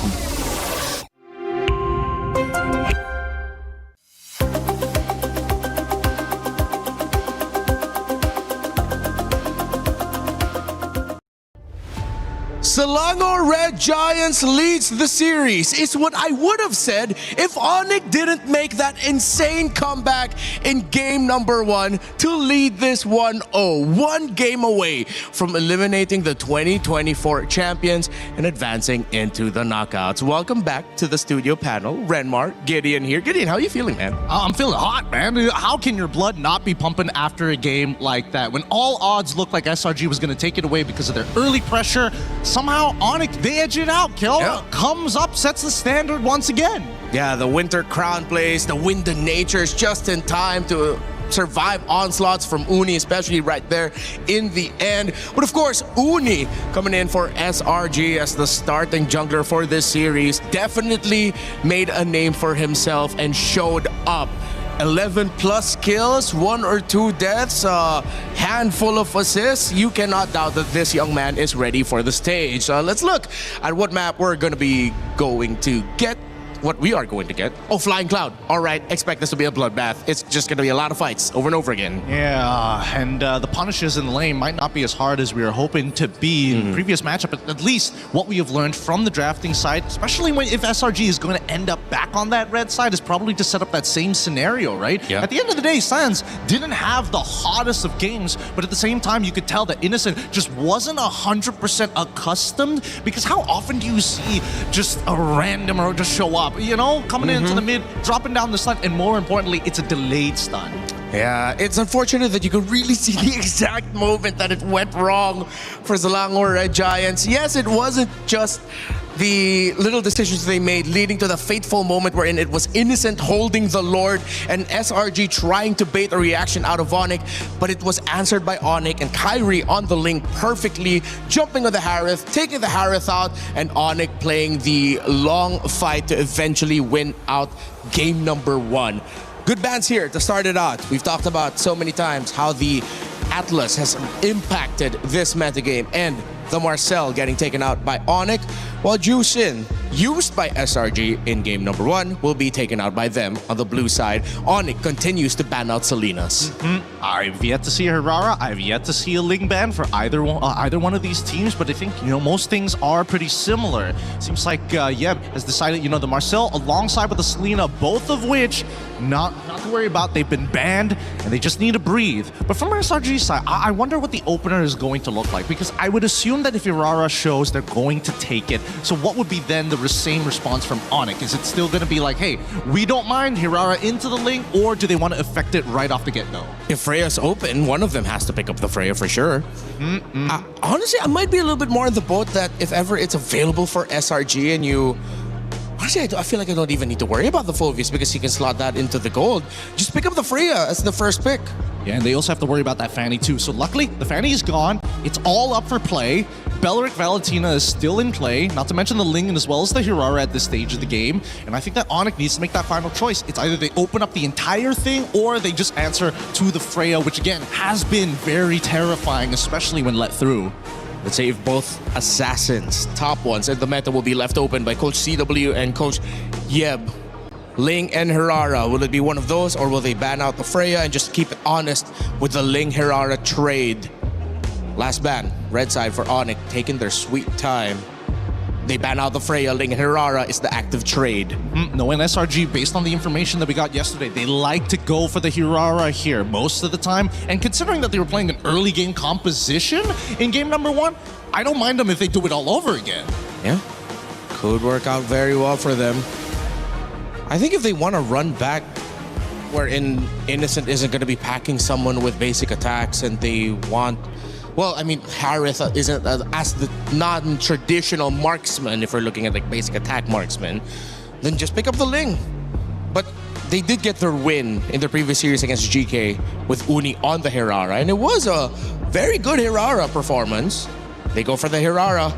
I wouldn't be surprised if once again we'll see Cho getting fought for in the first phase of this drafting. Yeah, I wouldn't be too surprised too, but at this stage now, at least we know exactly where the jungler is going to be. In game number 1, the big question was where exactly were the 2 flex picks, one on either side. We weren't 100% where it was going. And SRG was utilizing those flex picks as a mean to start affecting some of the other laners, right? And they're even using the the draft bans to also indicate, yeah, we're going to be attacking you on this side. But the response, straight away, surprisingly enough, they go for Nolan. Yeah, so that was a hero that we mentioned earlier, but that's if ever the Ling and the Hirara are taken away. So this was like, it's Onyx trying out, all right, instead of focusing too much on the Ling-Hirara trade, why don't we bring up the third option that people and other junglers in MSC have been bringing up in interviews, in quotes? They are honest and pick up the Nolan. And I think there's a couple of interactions that will be shown here today. Number one, at least comparative to Ling. Ling is able to get across the map really, really fast, make that huge impact, and has iframes. Nolan may not have iframes, but he has a much better early game. He's got a lot more damage to work with, just as much mobility as Hirara, arguably with purple buff more. And most importantly, I think it's going to be a difficult 1v1 because Hirara's going to try and lock you down. He's able to dash back out. Yeah, but now we look at SRG. They pick up the Barretts. Obviously going to be going to the EXP lane for this one, so that's an honest pickup. Wouldn't be surprised if Onyx just balance it out and pick up the Uranus themselves. There we go. And then for the gold lane, that's what they're going to be fighting for. Now, you already have strong burst. I think some great sources of basic attacks from Onyx would be good. If SRG don't ban out the carry, would it be the worst pickup in the world for Kelra? But if they really want to play through the AoE and knowing that technically this is going to be somewhat of a front to back, knowing that you have a Barretts that you're up against, maybe his good old favorite in the Beatrix might make a show up. I don't know why I said it like that. I think that it's not a bad idea, especially if that Beleric is going to be able to, pick up a flicker for himself instead of a revitalize. That does give him a lot less pressure in the early stages of the game to kind of walk up and do whatever he wants, especially when you're up against someone like Eudora who can just naturally poke out these tanks in the earlier stages of the game. But coming into the second half, right, the Cho ban, as expected, we were at least expecting one of these teams to affect it, and now SRG side, they got to make the same answers. Are they going to start leaning into, hey, we don't want you to play double fighters, or we're going to target Sands again? Sands pickups, with the juicing gone, he can't Valentina, and yeah, the Valentina might not be the best bet here. They don't have many good ultimates to kind of work with. Will they just end up getting Sands on something like a Lilia? Ooh, that doesn't sound like a bad idea, but we're already seeing that Rafa is going to get banned out early on here. One of the key conditions is the fact that Flying Clouds is the current map play. So you can revive somebody, put them on a Flying Cloud, and they lose 0 EXP in the mid lane. Oh, this is a great ban here. Keyboy did show up with the Badang. We've seen it also in the hands of Finn in Team Vitality. Can't remember if Humes picked it up. But it is a great pickup with all of the dashes that you have here.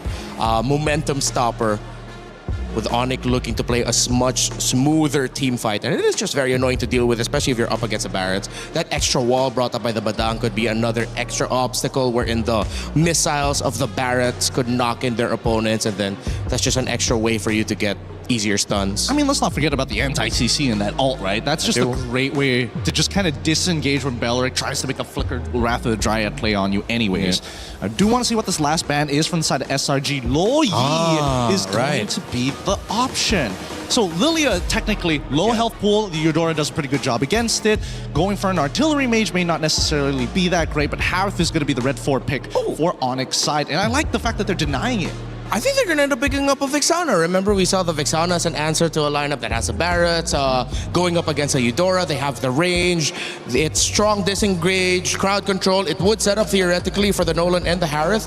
Might be a mid lane Vexana. It's not a bad idea. I think the real question right now is who is going to be the concussive blast user for SRG, because that mid wave, if assuming Vexana is going to be that very last pick, that's going to be like an impossible to contest for. It's just instant clear and you're just dancing around it for 2 or 3 seconds. Yeah, Gatakacha and Hylos both want to pack up the Revitalize, seeing that they're up against the Beleric. Ooh, actually the Hylos doesn't sound that bad. Now that Harith is already available, that glorious pathway just to slow him down from actually retreating. It's not a bad idea. But the Beleric and the, the Barretts and the Hylos. Oh, Kufra. Ooh. Another unique pick. But Vexana will mess that up if ever it is one. Let's see if they actually go for it, right? Because doesn't mean it's the end of the world. There's not a lot of people who could disrupt people like Yves, for an example. True. Yves still might be. They still go into the Lily. That's so interesting. Yeah. I think at the end of the day, they still want to make sure that, hey, we don't have to stick around the lane for too long. I am curious about specifically whether or not this Beleric, what are the emblems? Is it going to be Ragefly? Is it going to be Concussive Blast? That's going to tell us a lot about how this game is going to be played out, especially in the mid, considering that Stormy, he wants to move out of that lane fast with Yums to ensure that Kyrie can't find an angle in for a lane gank. SRG needed range, and they got it from surprise initiation through their Kufra, but they are very close to mid-range. While for Selangor Red Giants, yeah, close to mid-range too, honest with it. Good sources of damage for both, and this should be exciting. Will SRG force game number 3, or will Onyx sweep them here to advance to the knockouts? Mirko and Trex, let's go! We're jumping back in to one of the most grueling series we've seen so far. Onyx up against SRG. Onyx came back last game, late game. They had zero control in the beginning, but were able to still get the win, and SRG continue to evolve and grow. They're willing to risk it with some different picks. This is something they lacked in the beginning of the tournament, and we're already seeing how much more they're adapting to current meta. Hey, that's a sprint on Stormy. That's something new, that's for sure. Pull yourself together though for Yums, Master Assassin for Innocent, just trying to win out this lane. But yeah, sprint over Flicker for the first time on the Eudora. I wonder, I mean, had to be, whoa, a lot of damage on the Keyboy. Toe with the fracture, not even there, it's just the passive Kai. Jumps in, picks up the kill, Yum's gonna be very low. Onyx strike first this time around, and they instantly go into enemy jungle.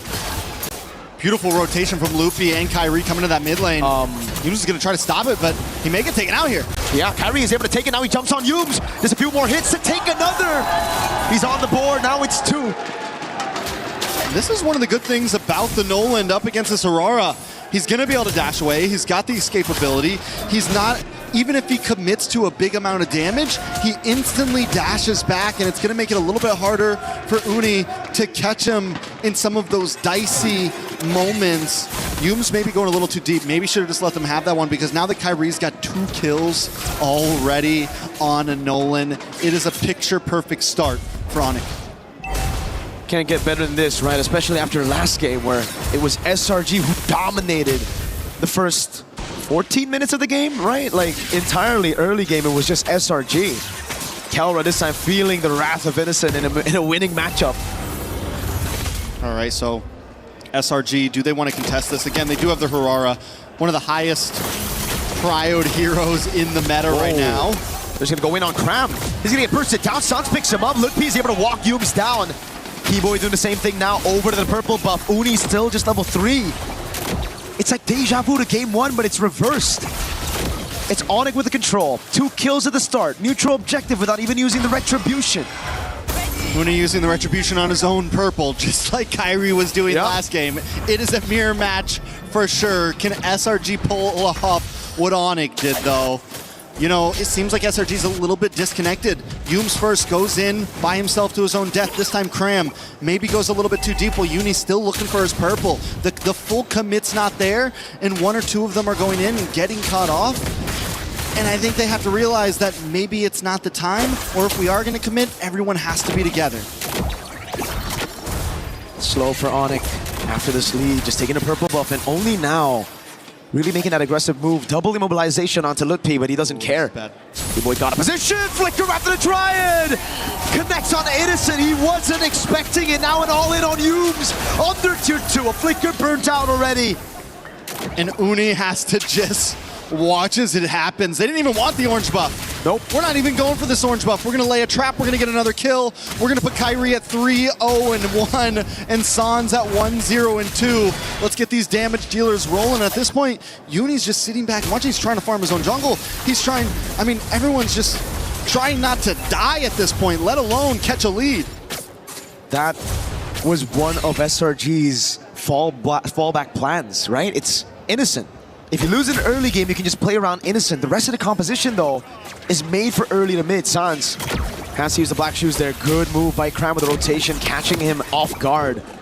But now it's going to take a little bit more to get that plan B sorted out. They're going to have to constantly rotate with Innocent now. Yeah, look at them literally hovering around him right now. Stormy and Yums keeping him safe, but possible play in the mid. Onyx going to be pushing SRG back. I don't know if this is a turtle they want to fight for. 2-level advantage on the Retribution for Kyrie. Golem gets reset. Uni still able to secure it. Now looking for level 7.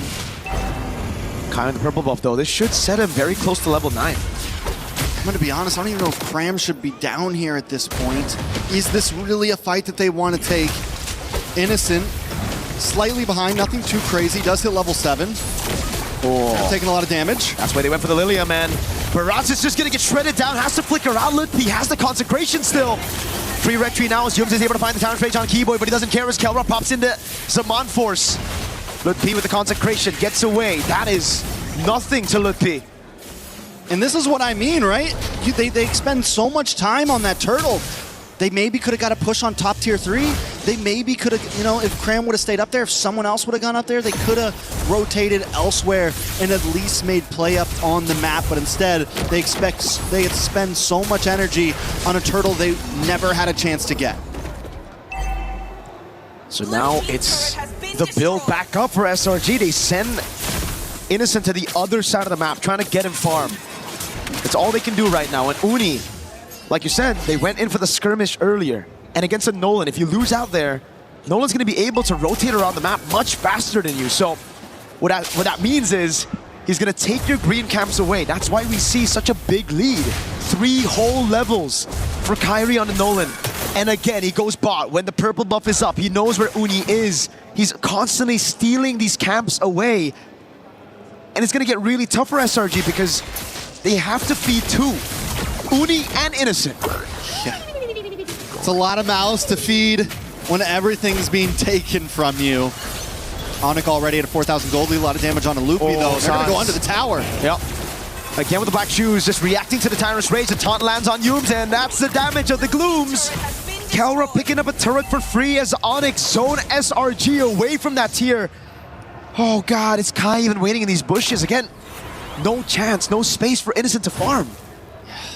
I mean, look at the bush. It's been the same for Uni too. He's barely able to move around.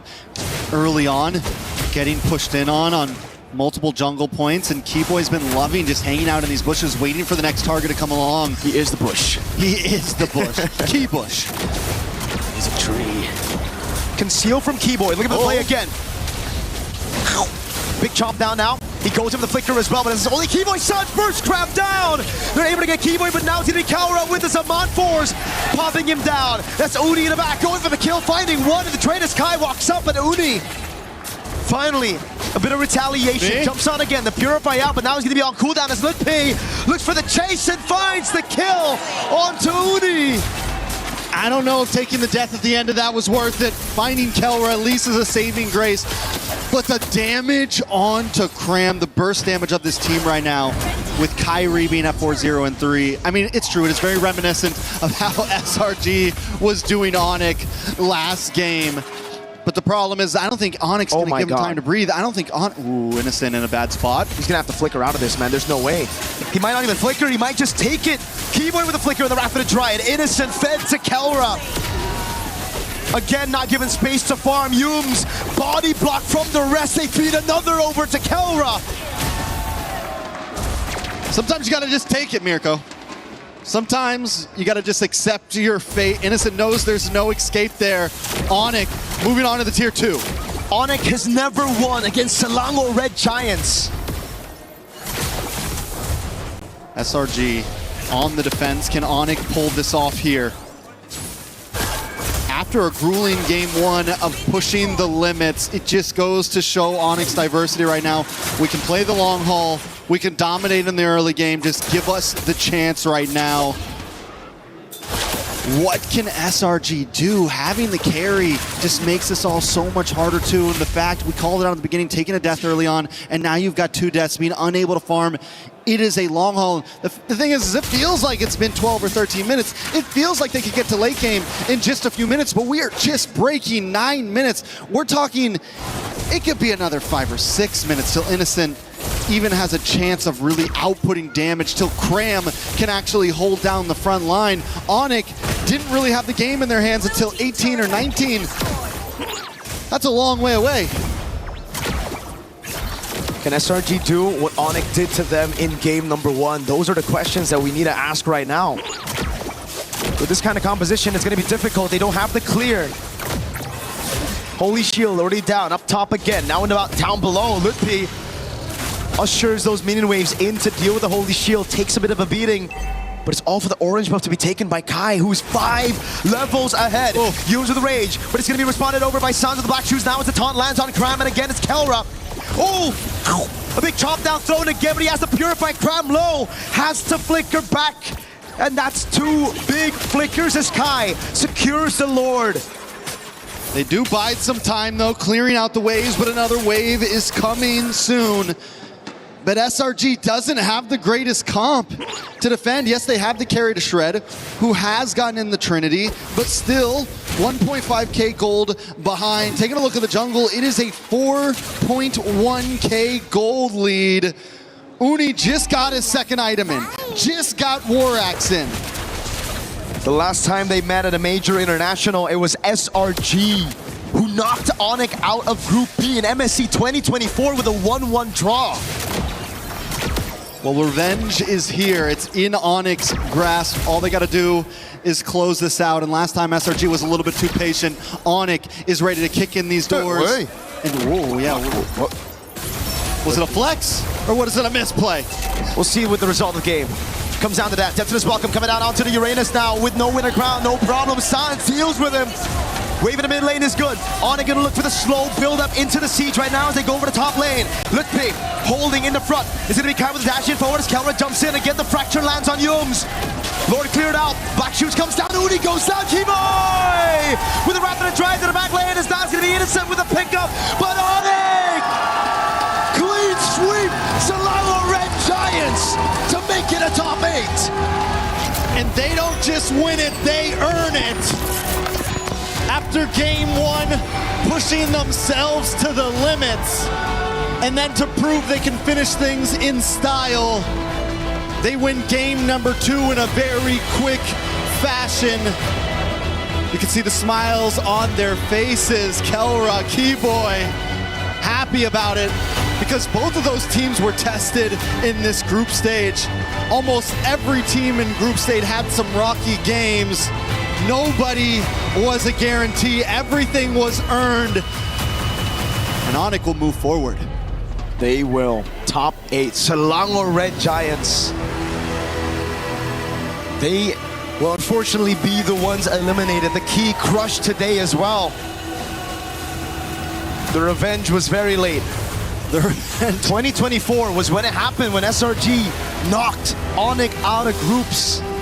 It took them 2 whole years to regroup, to relearn, to improve. And fate had it with this matchup. SRG dropped down early by Pro. Onyx dropped down late by Aurora Gaming. Into the last chance for both these teams. It looked good for SRG at the start of game 1. They couldn't close it out. It looked great for Onyx at the start of game 2. They went for the throat.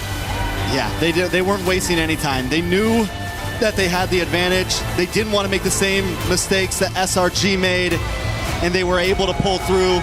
But with that game over, let's send it back to the stage. Rose, who we got up there? What a series, honestly, guys. This is a matchup that we didn't see coming. Closing the group stages, we expected something like this in the knockout stages rather, but still, Onyx secures a 2-0 in the bag up against Selangor Red Giants. Ladies and gentlemen, give it up for Kyrie! Kyrie, congratulations. How do you feel after finally getting your vengeance up against SRG? Because if we recall correctly, they dominated and defeated you guys back in MSC 2024. That ended your journey, and Kelra last year's journey too for MSC 2025. So how do you feel today? Okay. We've been waiting for a long time for this match, and happily we succeeded today.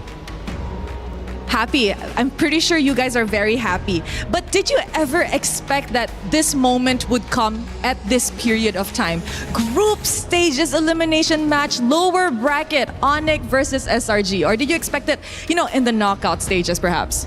Yeah, we expected to meet the champion teams in the knockout stage. You're the only one left right now. Onyx is the only one left because 2024 champions are gone. 2025 champions are gone. What does this mean? Do you feel like it's coming back to Indonesia? Do you think it's coming back to Onyx? I hope so. That's all I can say. Now let's talk about game one just now, okay, Kyrie? Game one, you guys were shaky. You guys were behind by a lot. You know, how did you guys kept yourself composed to be able to make a comeback to secure the win? We just looked at the enemy's hero, the SRG's hero, and they were using Paquito and Hilda, which are very good at early game, but not that good at the late game. So we just had to be patient. So the plan was technically to let Kelra snowball as much as possible, give him the resources so that when the time comes, it's going to be him and you versus the world. I think so, yeah. Now, Kai, you guys are heading later to the draws after the last match. Am I right? So you guys will be seated in seed 2 with all the 2-1 teams. The 2-0 teams will be picking. Who do you think will pick you guys today? I don't know really, but I hope it will be Aurora. Why do you want to meet Aurora Gaming again? Just because we didn't really lose that easily, against them, and I think we have a chance against them. I agree. You guys were the only team that managed to push Aurora Gaming to a 2-1, and people are saying they are currently the strongest team in MSC. And if people are saying that, I think we want to meet the best. No, Kyrie? So is there any message for Aurora Gaming? Who knows? Maybe that will make them pick you later. Just good luck. And of course, a message to the fans. And so my fans, thank you so much for supporting us, especially my team, Onik. Thank you. So all the Filipinos out here, thank you so much. And I hope you guys still keep supporting us in our next match. Thank you. Thank you so much, Kyrie. And now, are you boys ready to crush some keys? Okay, first up, first question, Onik, who wants to be the one crushing the key? Keyboy? Keyboy? Okay, let's head to the back. Come on, guys, follow me. It's time to crush some keys. And as we head our way to the key crusher, Keyboy will be the one leading the pack. So, Keyboy, you may head to the key crusher. And of course, Onik, you may watch. All you have to do is press that lever all the way. All right, guys, ladies and gentlemen, as of this moment, Onik officially eliminates Selangor Red Giants in their journey this MSC at EWC 2026. All right, it's time to see the keys as we show it to the camera. It will take some time as the keys are oh so shattered. All right, look at the keys. And with that, let us throw it over to the desk to break down what happened in this series. The hope of a returning champion. Now from 3 at the start of MSC, it's gone down to 1. With the key crush from SRG, it is just Onik who remain, who have been your MSC champions here, ready to do it yet again if the tide is right. And they don't mind going up against even the best, or at least people might be calling the best, Aurora Gaming so far in this tournament. I love the shout out. I love the confidence. Pick us. We had a good chance against you. We want to take it again. Rinmar, Gideon, this was a game that went all the way Onik, but they did it with class. They did it with a style, and they feel very confident, as they should, with a win like that. Yeah, and what I liked about it is it was clean. They are playing against around a Nolan in their jungle. Clean burst. They got that very quick win early in the game, and they didn't stop from there. It's classic Onik. It really is classic Onik, and not to mention that just so many things that could have gone wrong in that early stage, especially in that first Litho fight, calling in the Uranus alongside with the Barats. Had it not progressed in that manner, maybe it would have been an entirely different story. Truth be told, I think that so far, Onik have seemed to adapt it a lot better than SRG, and I think that's what really is why they took the cake here in game number 2. There was also something personal on the line. You could hear it was Kelra, Kyrie, who had their journeys cut short because of SRG. SRG's dominance, not just in Malaysia, but in international tournaments. That was something that they were up against, but it felt like they paid special attention to this matchup, and they were ready for it. Yeah, just look at the numbers there on the Kyrie. 20,000 damage, it felt like he dealt more. But you were mentioning Gideon, it was a Sans game. Yeah, it really was, because again, Sans was probably the biggest person they could have looked to punish here in a lot of the times. And we were discussing whether or not the Vexana would have been a better fit. But unfortunately, I think that Sans, he was was mad after game number 1 when he was getting oppressed on this Aurora. Now he decided, you know what? I want to be the oppressor, and I don't care how many super subs you're gonna send in. I'm the dominator. Yeah, he wanted to be continuous with it. He wanted to make sure that there's constant pressure coming out from his Lilia, the constant use of the glooms, maximizing it, even using the black shoes at the right time to bait out SRG into going in for some questionable dives at some point, especially for Yumes, especially when you're seeing the Lilia, you're thinking, oh, I think I can get the Lilia down here. Oh, wait, no, I've wasted my Tyrant's Revenge and maybe even a Flicker out because the Lilia still has the black shoes. I know he's thinking about using it so that he can force the black shoes out, but sometimes you're just going to have to think it's not worth it. Yeah, it really isn't. And not to mention that once Lilia comes online, it's very easy for her to be like a strong anchor for the team. She sets the battle lines, and then she can just walk away and do whatever she wants, and then come back to reset it again once the team has finally recalibrated and regrouped. I think that unfortunately, as much as Innocent is a great player, he won the lane technically, but then the rest of the paratroopers decided to come on in to invade his side of the world. So at that point, they're just falling behind. Yeah, this is a tough one, and obviously it's always difficult in these moments where you have somebody who does their best and it doesn't quite get them where they were hoping for. And the side of Malaysia and SRG, well, they're going to have to be content with their 5-time PL champions and championships. And of course, the fact that we now have a chance to do an exit interview, not with any of the players, but with an analyst from SRG as well, to learn a little bit more about what went wrong. Hey, Turner here, and we're backstage with Coach Becky from SRG. Maybe, Coach, you could give us a little bit of information as to what happened in that match against Onyx.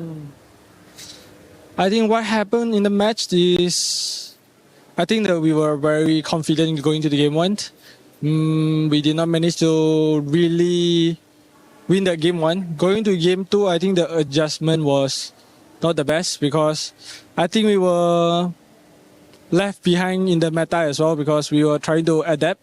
So I think in the game 2, it was just too hard to play. Yeah. After game 1, were the players kind of down? I mean, considering you had a big lead and then you weren't able to close it. When we come to the backstage, I see all my players are still in a good mood. Actually, going to game 2, are still in a good mood. I think when it comes to game 2, I will just say that our strategy did not work. And that was the main reason why we lose in the game 2. Yeah. Okay, so the strategy didn't work out in game number 2 as well. And this is, I don't know if this is a sensitive question or not, but I'm just going to ask. What did you think about the fielding of a new person in the jungle? It was Sakai's before, and then we saw the substitute yesterday for Uni, and then Uni's playing today. What happened there? Because we wanted to play Skies for this tournament, so we started him. Okay. But going through when it comes to here, and then when it comes to practice, when it comes to tournament, things are not really going well. So we tried to field Uni today, and then because Uni, he's also very, I would say very talented. And then I think that yesterday it was the time that we should let him try and see how far we can go. Yeah, then that's where we try to play Uni. But in my perspective, I think both of them are really amazing jungler. Yeah. I agree. And Uni did really well. Yeah. In that really last did very game, well. right? Yeah. So what are you going to tell all your players after this when you get to meet them? When I get to meet them, I'll say that I'm still really proud of how much they have gave. And then there was a lot of discussion. There's like, this team has always been a big part, like big family for me. So we really care about each other. We really love each other. So I just felt like what I can do is I just have to be better, you know. I just have to be able to lead them better, think about what I can do for them better, and then let's come back from these losses and take it as a huge experience and learning. Yeah. That's what we want to hear.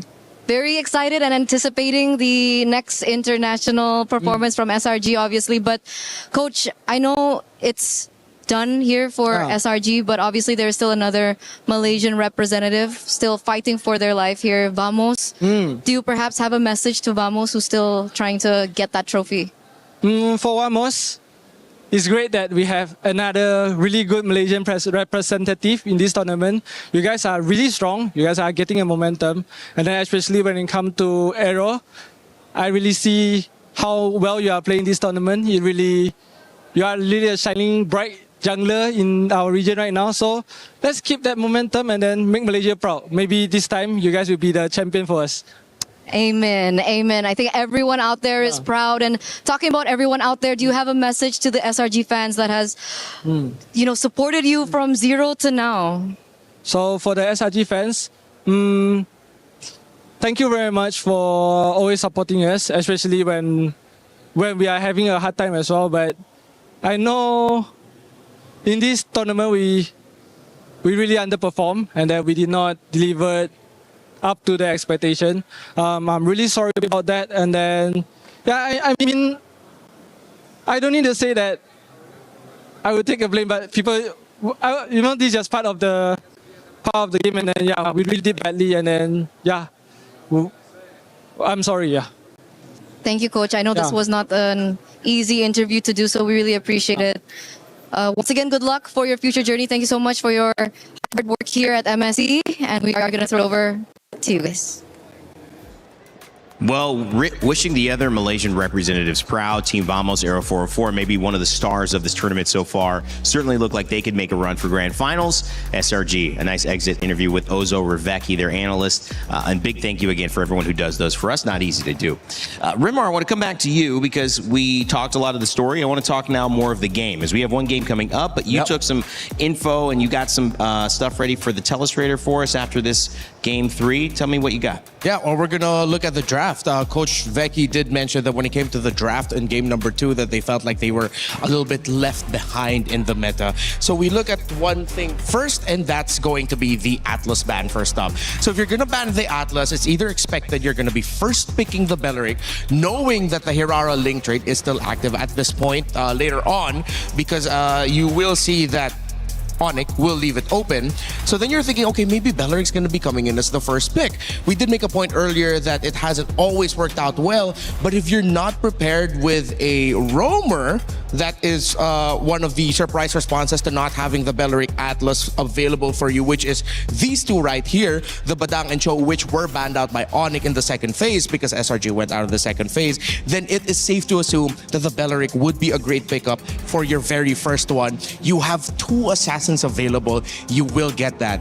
But it seems like they feared the Hirara a little bit too much. The order has already been shifted here. This is post-exchange, but the Hirara was the first pick of Selangor Red Giants. Then Onyx comes in with a surprise by going ahead and picking up the Nolan. Now, Nolan is one of the names mentioned in terms of, hey, if Hirara's not available, if Link's not available, maybe we could pack in a Nolan there in the jungle. And they played it really well. It's up to their tempo. I was making a big case about the Vixana, although we did already mention the Lilia heading into the picks for Onyx. But the Lilia and the Nolan, I am reminded just how well they complement each other. Constant pressure from the Lilia where the Nolan can sweep, or Nolan with the sudden burst with Lilia to sweep and finish. With Onyx getting the Belleric, and then of course SRG picking up the Kufra in the end for them, they just didn't get a favorable matchup in the center of the map. It could have gone also SRG's way for the very first trade, but you see the little differences here and there. Belleric being able to heal himself, just the raw damage output a little bit better from Onyx, and of course that is the playstyle that they love. They love that aggression. These two, you need to watch out for future drafts coming up, the Lilia and the Nolan together. You know that Onyx wanted to play this fast because they even closed it out or started it off with a Harith coming on later in the draft, excuse me. You knew that they were just going to go for pedal to the metal aggro. Now I go back to the pick yet again. I know it's meta.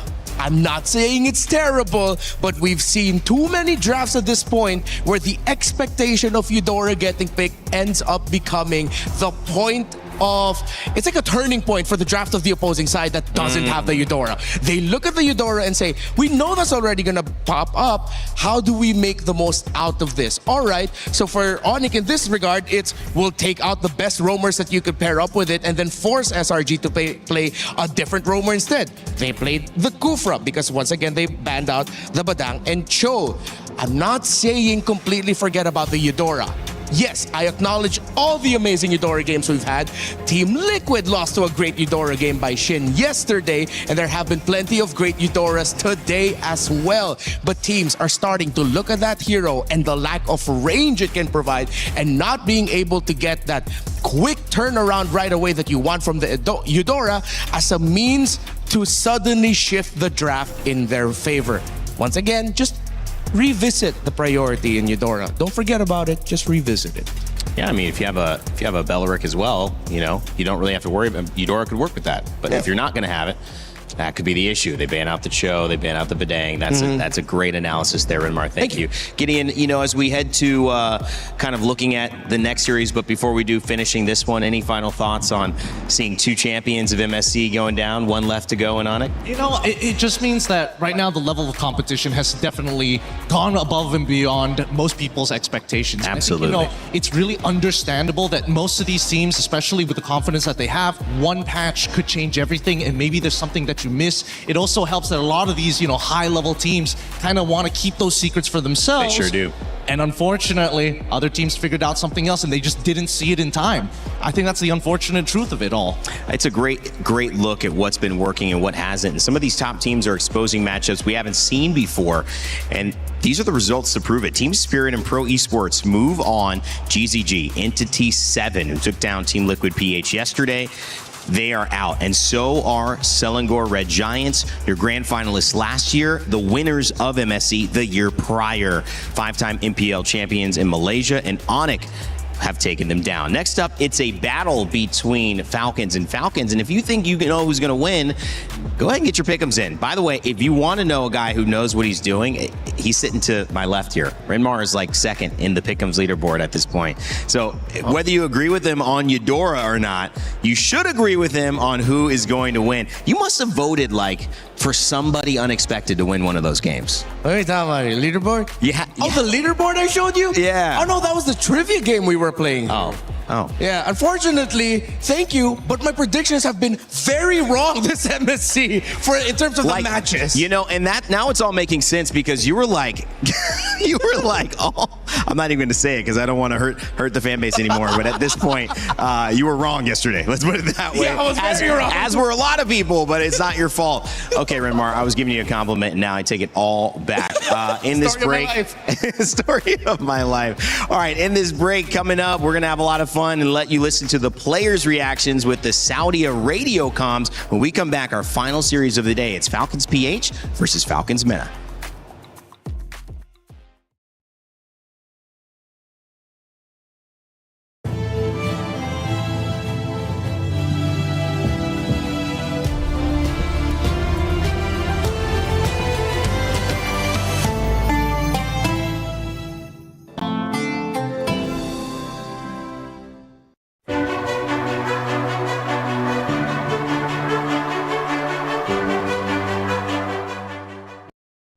Cái này cái làm ra được. Nói rồi nó đúng rồi. Con này con ha. Con này cái lại ra đi. Tí đó. Ôi tí rồi. Con này nó. Cái gì à? Bố làm gì vậy? Thì con nó có bắt thành này. Con này đi. Nice. Đi con này luôn. Có bao điều chỉ này à? Sao như đây. Fan đi nó phải là đây. Đây lại. Fan đi rồi nào đây. Right guys? Yeah, we can. But there is lore, by the way. I think we can defend with my ult, guys. Check me. Oh, can you come? I think we lost. You rush too much. I just got mid lah. Boleh tengok aku ada sini guys? Boleh sini. Tengok aku? Nice. Lo. Aku stand dua. Mati. Komen. No puri ah. Aman banget bro. Boleh dah? Lagi? Boleh. Sampai tadi belum. Menang dah. Dia pada ni.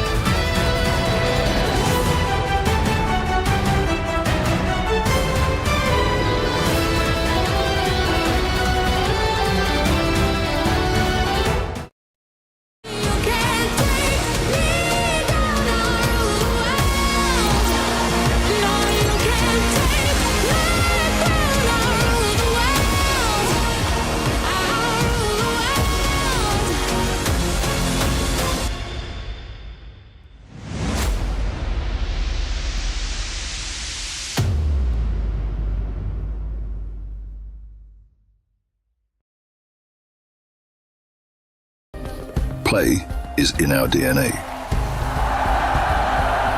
Whenever we let it out, it becomes our superpower.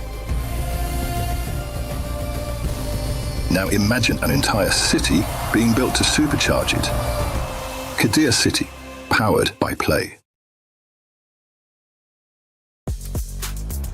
16 games, 4 weeks, and the hopes of a nation all on the line. Support your country and fight for a championship for the first time ever. It's the Esports Nations Cup in November in Riyadh. Make sure to tune in. Apex will be there. MLBB will be there alongside 14 other amazing games. And I got to say, the passion has already started here in the MLBB community. It's been a pleasure to join, and it's been a pleasure to see all of the story unfold. I think I picked a good one to kind of jump in and host, by the way. Oh, yeah, definitely. I think the best amongst, maybe that's just me, but hey, at least you got to experience the real passion. That's right. That's right. And speaking of passion, well, I don't know. I feel like this is passionate maybe for some, but for others, if you're a Team Falcons fan, you're going to get a Falcons representative either way. Now, that being said, two very different teams coming from different regions representing different journeys. Meta coming all the way through the wild card. Team Falcons PH, the last Filipino representative here to make it potentially to the knockout stage. So huge chances there. We will see how this all goes. But one thing we know for sure, Falcons will continue their club championship title race with a potential knockout representative. We just don't know which one that will be. Yeah, and something I noticed here with the walk-ins, it seems like, of course, the Falcons Meta boys are really locked in. Falcons PH boys, they're a little bit more with their usual loosey-goosey vibe. Flap, this time around, actually jamming out to some tracks. We didn't get to see that the last time he was walking out. Hey, big shout out to... He's back. Hey, they know. He's back. How do they know? How do they know? Someone said, okay, you're live right now. That makes me wonder what all the people playing it cool were like. They got told they were live, and they're like, "Yeah, I'm gonna act like I'm studying up in here. Yeah, gotta look cool. Gotta make sure. Oh, no, yeah, I'll make something that. Post on Instagram later. Yeah, exactly. Just faking it. Studying stats. Yeah. Meanwhile, Flap. They're clearly told they're live. So whatever I see now, I know you're faking it if you're trying to pay attention, guys. This is a fun one, and also to end the day, it carries the weight as well of the same element of all of these series, where one team is going on elation, one team is going home despair. But can you really call it that at this stage? Is there a team that would feel that despair more than any other in this matchup? Or do both teams at this point feel like we played well, we're okay with how we did, we'd love to do more, but what we've done so far is good? Heavy is the head that wears the crown. We are still in the middle of what people would call the Philippines era because of how many times a Filipino team has dominated in international tournaments. We've been winning world championships since M2. We've been challenged in MSC, but we've won a lot of those as well. I'm pretty sure the pressure right now is a little bit on the Falcons because they can't just go thinking like, oh, Liquid's still here. Wait, no, Liquid's not here, man. It's just us. We're the only team left representing the Philippines, a country with a lot of pride when it comes to MLBB. I mean, some people would say a lot of pride, but as a Filipino, I feel like it's just the right amount, but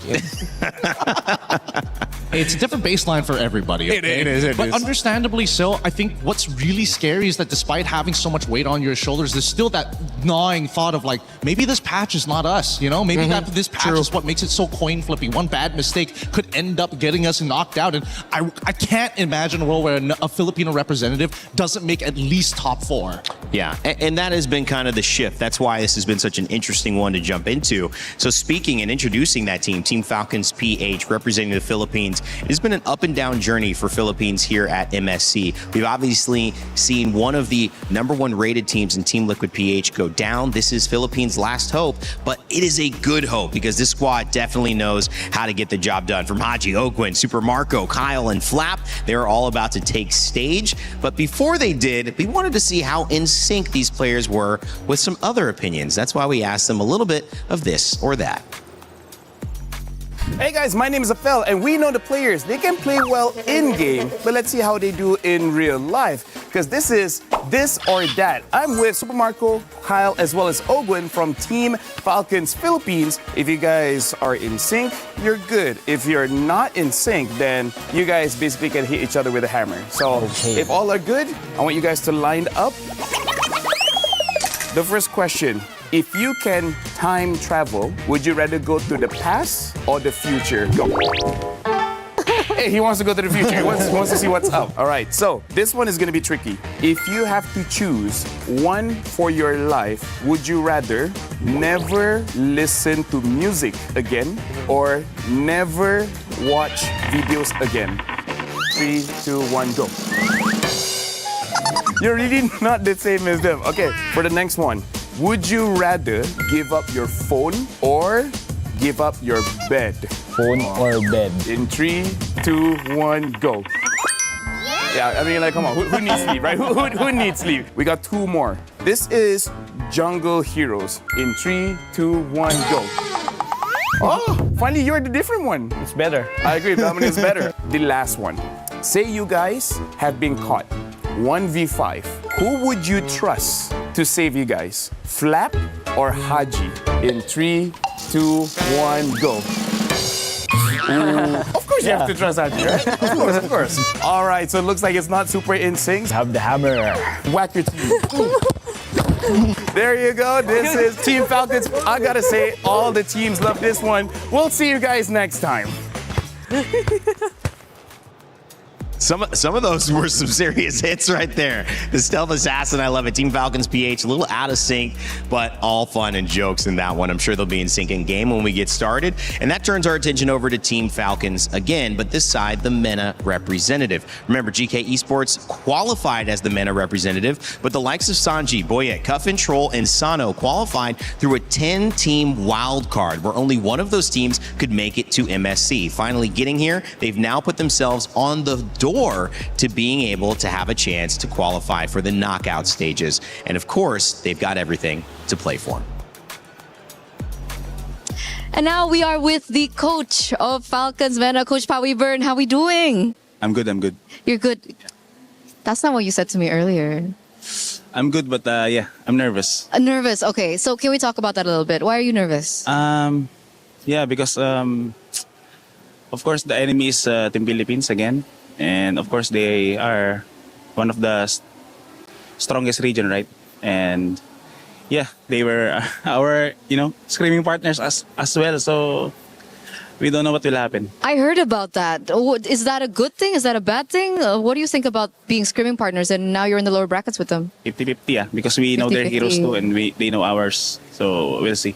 Is it weird for you going up against Falcons? Weird.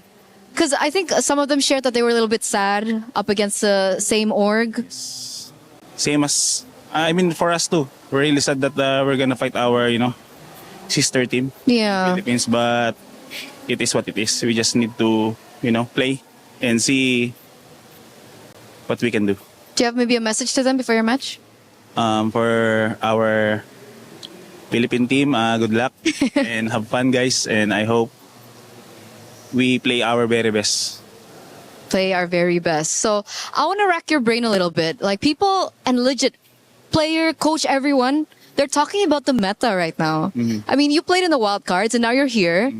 How different is the meta from wild cards to now? It's really different because we're not expecting they will drop a big patch, after that MSC wild card.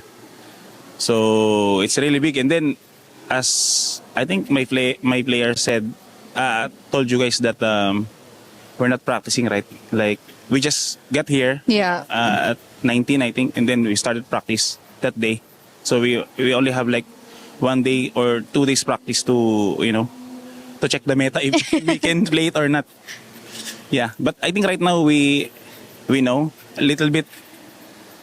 So just we'll see. So it should be okay. Should be okay. So is that your main challenge now? Yes. The meta. What about if I had to ask you about Falcons PH? What's your main challenge up against them? Main challenge. Don't give us jungle tank. Okay, so you don't want to be forced on a jungle tank. So maybe we'll see an assassin showdown. Maybe. All right, Coach, I think that's it from us.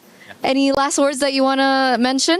Thank you for all the fans that supporting us, And now we're gonna fight our sister team. Good luck, and have fun.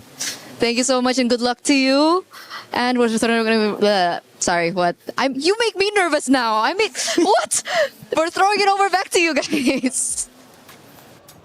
Did I just see Eterna lose an interview? Oh, man. Oh, that's a rare result. I think that's the second one. All right, so she's like 18-2 now or something. Maybe 28-2. You know, she's probably done at least 30. Yeah, still a solid record. Solid record. A+ still. Eterna. I will say, Powie Burn, I like the hat too. That was a nice little merch plug right there. Falcons. It's all Falcons. So we're talking about it. Obviously, different regions. And when you speak of the MENA region, they have yet to qualify for a knockout stage at an international. Yeah. And this is an opportunity. I mean, 2 games away, Rinmar. You look at, I mean, that's not that far. Yeah, but it was these boys under a different banner in the M6 World Championship where they were right there. Just they needed that one series win to go into an even deeper stage into the M6 World Championship. It was them also, right? Like Otro, Saji, Coffin, Sano.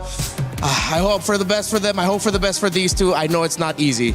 It's so hard to kind of encompass how impressive Falcons MENA actually is, because genuinely each one of them has something going on. This is technically a hobby, with the only exception being Boyette here being the full-timer, and the amount of practice that they get in has to be at 100% efficiency, if not at 150%, because clearly they don't get to put as much time as everybody else here in Southeast Asia or across the world, and yet they still grind it out every year to push themselves to the next level. In comparison to, again, Team Falcons PH, they've won titles before. They've gone through the most difficult region possible to be able to get picked up by one of the best orgs in the region.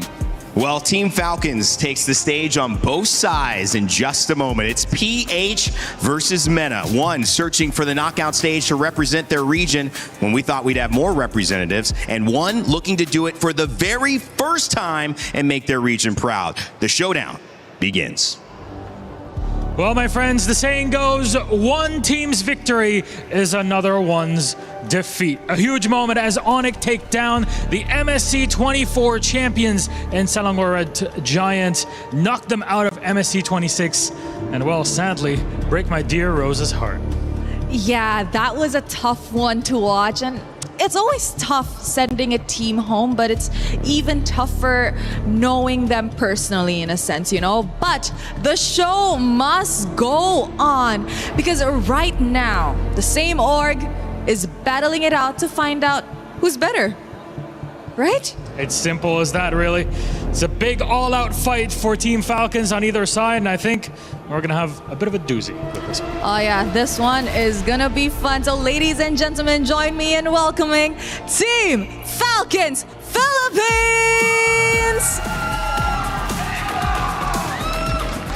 A team that has experienced the highs and the lows, ready to reclaim their dominance no matter the opponent. They are doing this for them. They are doing this as the last Filipino representatives left at MSC at EWC 2026. You can tell the regional battles are incredibly important here in MLBB and MSC 26. They are the epitome of competition, though they're not the only region that is fighting for their only representative. Please join me in welcoming Team Falcons MENA! The last MENA representative remaining at MSC 26 joins us on stage for a mirror battle for the ages. After defeating Ignite Gaming and putting in good work versus Vamos, all eyes are on this match that could be historic for their region in Middle East North Africa. Whatever happens today, history will be written. And no matter what happens today, Team Falcons will win. That's a perfect way to put it, Rose. Couldn't have said it better myself. Yeah, so you know what? Teams, you may now take your seats and of course place your keys. And of course, captains, don't forget to meet in the middle. A brother going up against a brother. This will be an interesting match for sure. Either calling it sister or... we got the save at the end of it. That's all we needed. Ooh, this is an exciting match. I think it's going to be a chaotic way to end the group stages. So with that, let us head on over to the Land of Dawn. Well, a wise man once said that the only things certain in life are death, taxes, and Rhino Day. That's right, it's Rhino Day live in the shop. Make sure you grab your new interactive effect. Happy Rhino Day, everybody. Spam those emotes and join us. I've been trying for so long. My wife has been actively telling me, I swear to God, if you even propose to me on Rhino Day and I don't get to celebrate it, we're done. And I told her, okay, I'll avoid Rhino Day. Jeez, wow, man. Yeah, I once slept through Rhino Day. Good thing the cameras aren't on me right now because it wasn't a good time. It may not be a good time, but at the very least, with these emotes, I'm hoping that they may actually use it this time. I mean, they're brother and sister team. They gotta have like a little bit of fun with each other, right? I think you have to take it light. I mean, coming from a situation like this where a lot of your cards are already on the table, there's not too many secrets you're gonna pull out. Anybody who's done something different has done it in the last 7 to 8 days, as you saw, just started playing after they got here on the 19th. It's not even the 27th. I think it just is the 27th. It's gonna be an interesting one. These are battles, though, that sometimes you love and can go down to the wire just because of that familiarity, Gideon. It's not even a matter of skill sometimes anymore. It's a matter of you're so comfortable, you know this opponent so well that it's like just the tip of an emotion or a bad play can end up causing the swing in a game. But here's the thing, like, again, brother against brother, sister against sister, brother v sister, doesn't matter. At some point, somebody is gonna start playing dirty. Yeah. And that's when all the secrets start revealing themselves. That's when you see how personal this might actually be. If both sides keep it calm and don't reveal any information, technically, it's good for the Team Falcons as a whole for club championships if they want to get further into the tournament. Yeah, I'm looking forward to seeing the reactions in the bans. You know, those surprise bans, and then suddenly the coach from the opposing side is either going to be angry or just laughing. It's like, haha, yeah, we couldn't get that past them because they knew. Well, Broken Walls will be our map reveal. And I like it too. You're talking about the reactions in the bans. What are our expectations here? Two teams that have fallen down into this position, one to be eliminated, one to go on, but both have struggled in different versions of this tournament that they've been in. What's your take, Gideon, that we're going to see now? I think that right now, what it really comes down to is whether or not you can get as chaotic as possible with the Filipinos. And I think especially for the MENA, they've shown in the wildcards that they can get underneath people's skins if they get just a little bit of a lead, like a 1.2K, a 1.5K type lead.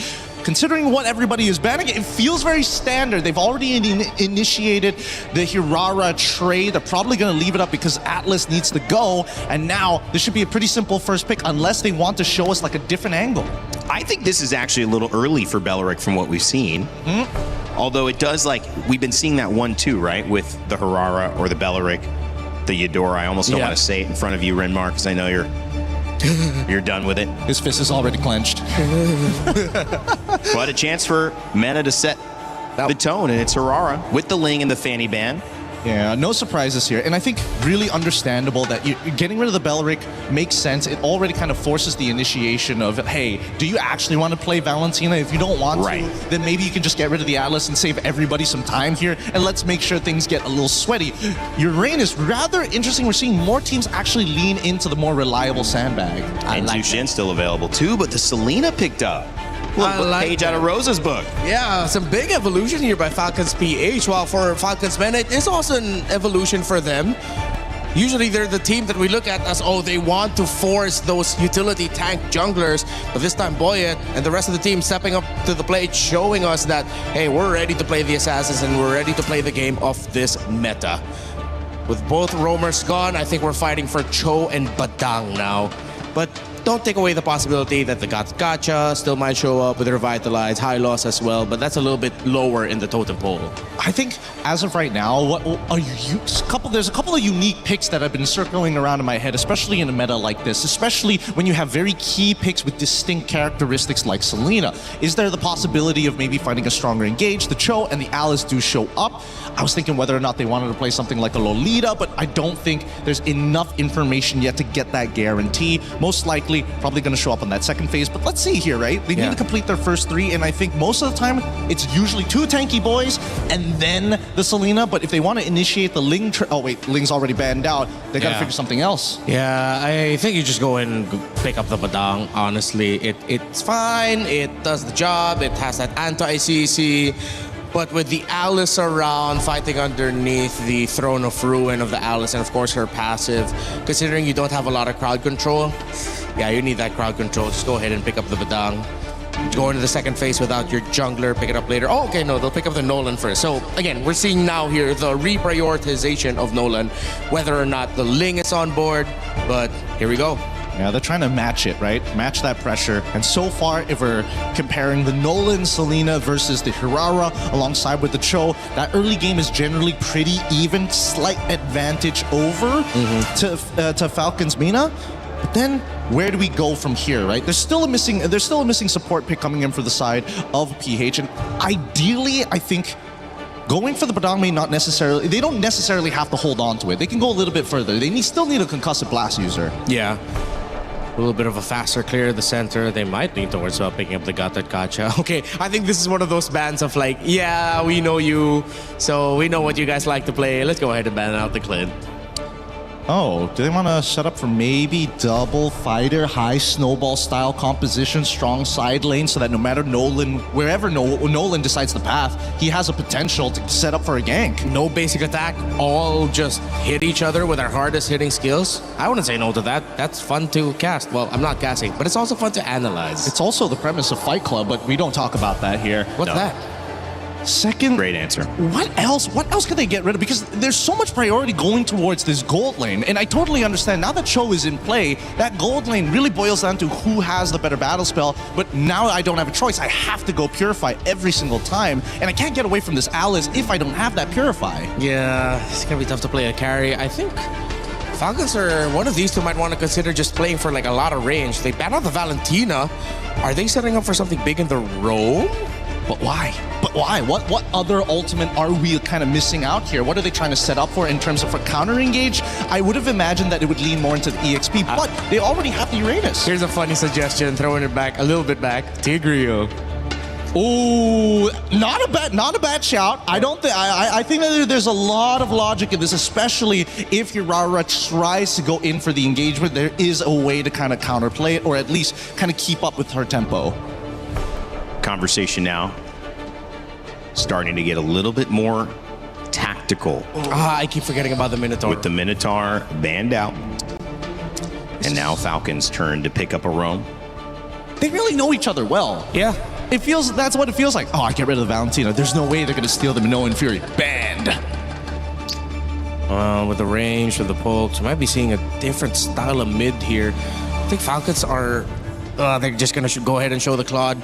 Might have been worried that you're going to be seeing like a artillery mage from Falcons Mena, so they just go ahead. They're zeroing in on dive.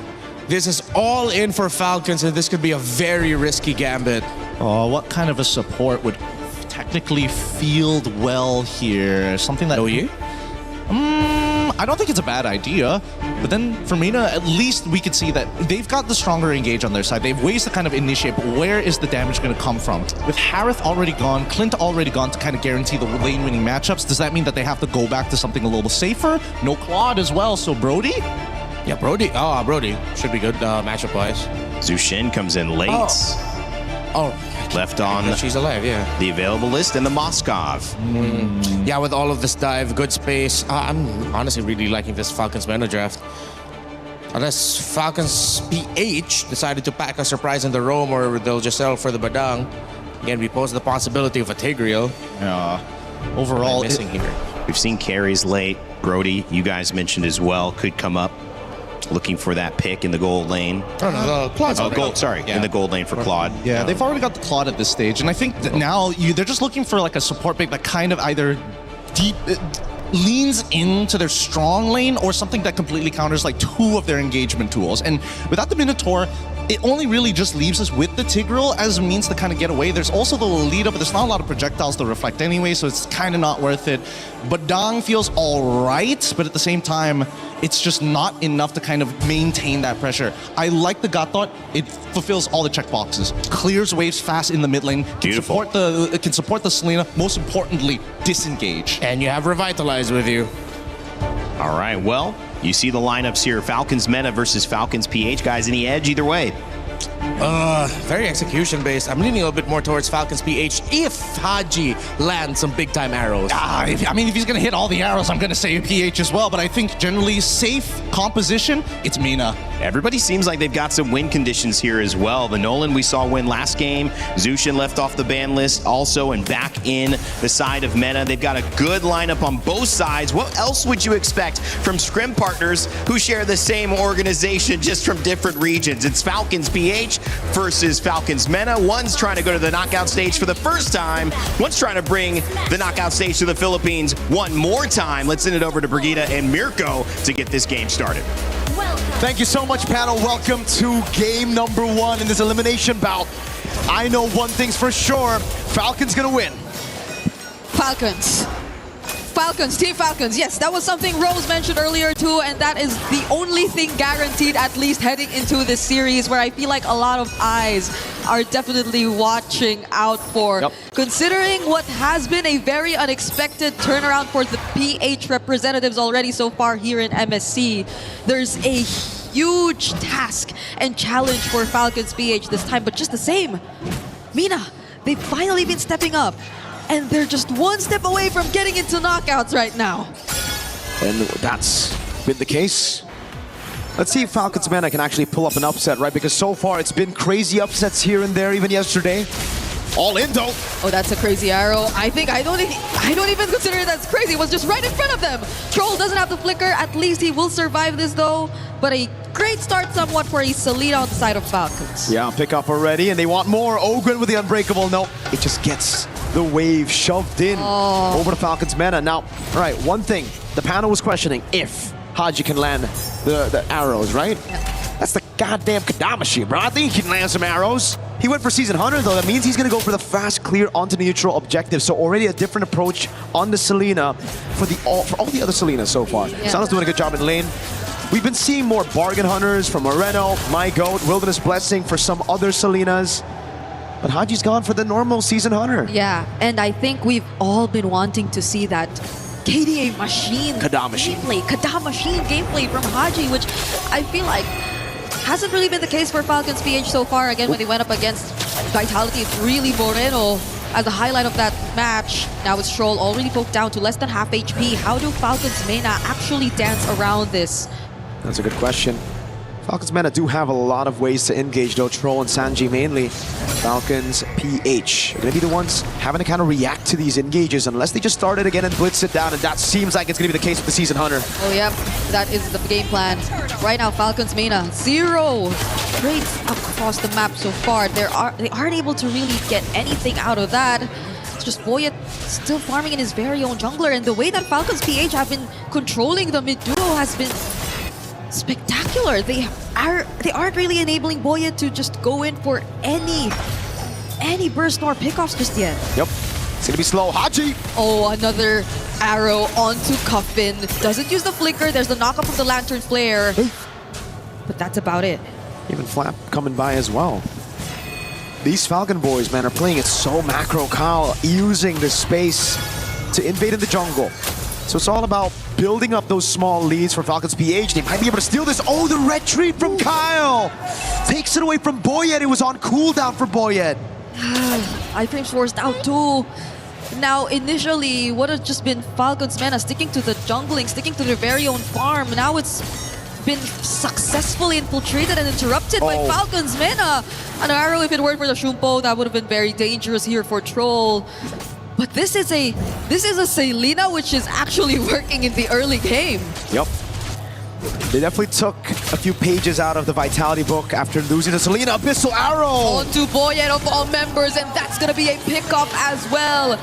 Hypnosis already picked up by Kyle too.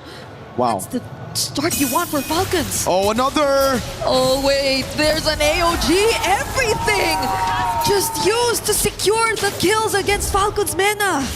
No ifs, man. No ifs, all right? Haji doesn't do if, buts, or maybes. He just does absolutes, bro. It's when he lands the arrow, not if. Oh my goodness, the Kadam machine. Haji's just been landing these back-to-back arrows like it's nothing against Falcons Mena. The lead, basically, is all onto Haji, right? I mean, all because of Haji, sorry. 3,000 goal lead almost at 4 minutes in the game, 3 kills. all with the arrow. Yeah. One on Jusin, one earlier, and now on the turtle. Yep, the Jusin is pretty much dealt with at this point, at least in the early stages of the game, so it'll be a struggle for them to catch back, but that's the Throne of Ruin. It's gonna catch Kyle! Oh. We have the Dragon onto him as well as Sodi connecting, and Sano makes it to the team fight! Sanji finds the kill, the knockup onto Owen. He's still trying to sustain it, but Flap though, he tried to find Boyet there. Another episode of Arrow connecting, Haji will go in again, and an AOG! They still want more! Haji's on a killing spree! Boyet! Okay, knock up onto Owen, but Haji finds a double! Again, it's the arrows and Haji keeping them alive. Falcons Mena, wait a second, what happened there? Falcons PH, it looked like they want to blitz, but then it was Falcons Mena just forcing the issue, finding the fight, the Throne of Ruin and the flicker. Caught Kyle off guard, a good Jeet Kundo to follow it up as well, so there's still going to be ways for Falcons Mena to pull off a victory here, and it's through forcing these team fights, and Falcons PH gotta be ready for it. They can't be caught off guard like that. But Falcons PH, they're just so good. They're just so good at managing the man-to-man defense. The members of Falcons Mena individually, you saw how Flap just had his eyes set on Boyet and he was capable of dealing with him all alone, enough to put him at a very low HP. And on the other side, even though they were after Kyle, the arrows from Haji, they're just something Falcons Mena are yet to really find a way around. Every single time a team fight breaks out, these arrows just interrupt so much of what Falcons Mena want to happen. And so it builds up again. Kyle, luckily, bought the Sky Piercer after the death. Flap, though, will not make Boyet's life easy. Chases him under turret, pops in the Consecration as well. Classic Flap on the Uranus. That's been the case for Boyet and Flap for the past 6 minutes. It's always been Flap on Boyet. Troll shows up. Fracture already used. Another episode trap. But Falcons Men are holding on to this mid turret. But it feels like they haven't been able to move out of it as much. Look at Kyle. Kyle? Okay, he's onto Sano. SOG connecting as well. Crimson Beacon in! Troll doesn't land the kick onto Kyle, but he does find Haji. But do they have enough damage to deal with him? They finally get to shut him down here or not! They do, but even at the expense of Sano, they had to lose him just to take Haji down. Usually I'd say it's going to be worth it for the Selena to pick up the Moskov, but he gave the Moskov a big bounty. That was a 4-0 Selena. Now gold given over to Sano. Falcons PH will still capitalize over this neutral objective. That's going to be free. But man, great targeting by Falcons Men. I really thought they were just going to go for Kyle. In the end, Troll picked the right guy. He went straight for Haji, who had a bounty, who could actually, again, beat a turn for Falcons Mena. Yeah, I thought so too. I thought it was actually Kyle they were after all along. But at least in turn, I feel like this somewhat allows Falcons Mena a bit more room to go for more plays. It does grant a bit more wave control, but I think the fact that Sano has been forced to at least participate in the fights more frequently than we're used to seeing gold laners do is somewhat slowing things down a bit for Falcons Mena. It's maybe also because Cuffin hasn't been having the best time in the early game, which is why they needed to compensate for damage in other departments. Oh, but Troll, he finds one. There goes the follow-up from Cuffin. They find the knock-up on Haji with the Lantern Flare, but the damage, it needs to come from Boyet. Iframes trying to dash out. A flicker from Flap though. He doesn't let Boyet get away. Okay, the first time is going to be worth it to get the kill on Haji because of the bounty, but the second time around for Boyet's life, not that worth it. But then you look at it again, and Falcons Mena were able to get a turret in mid lane.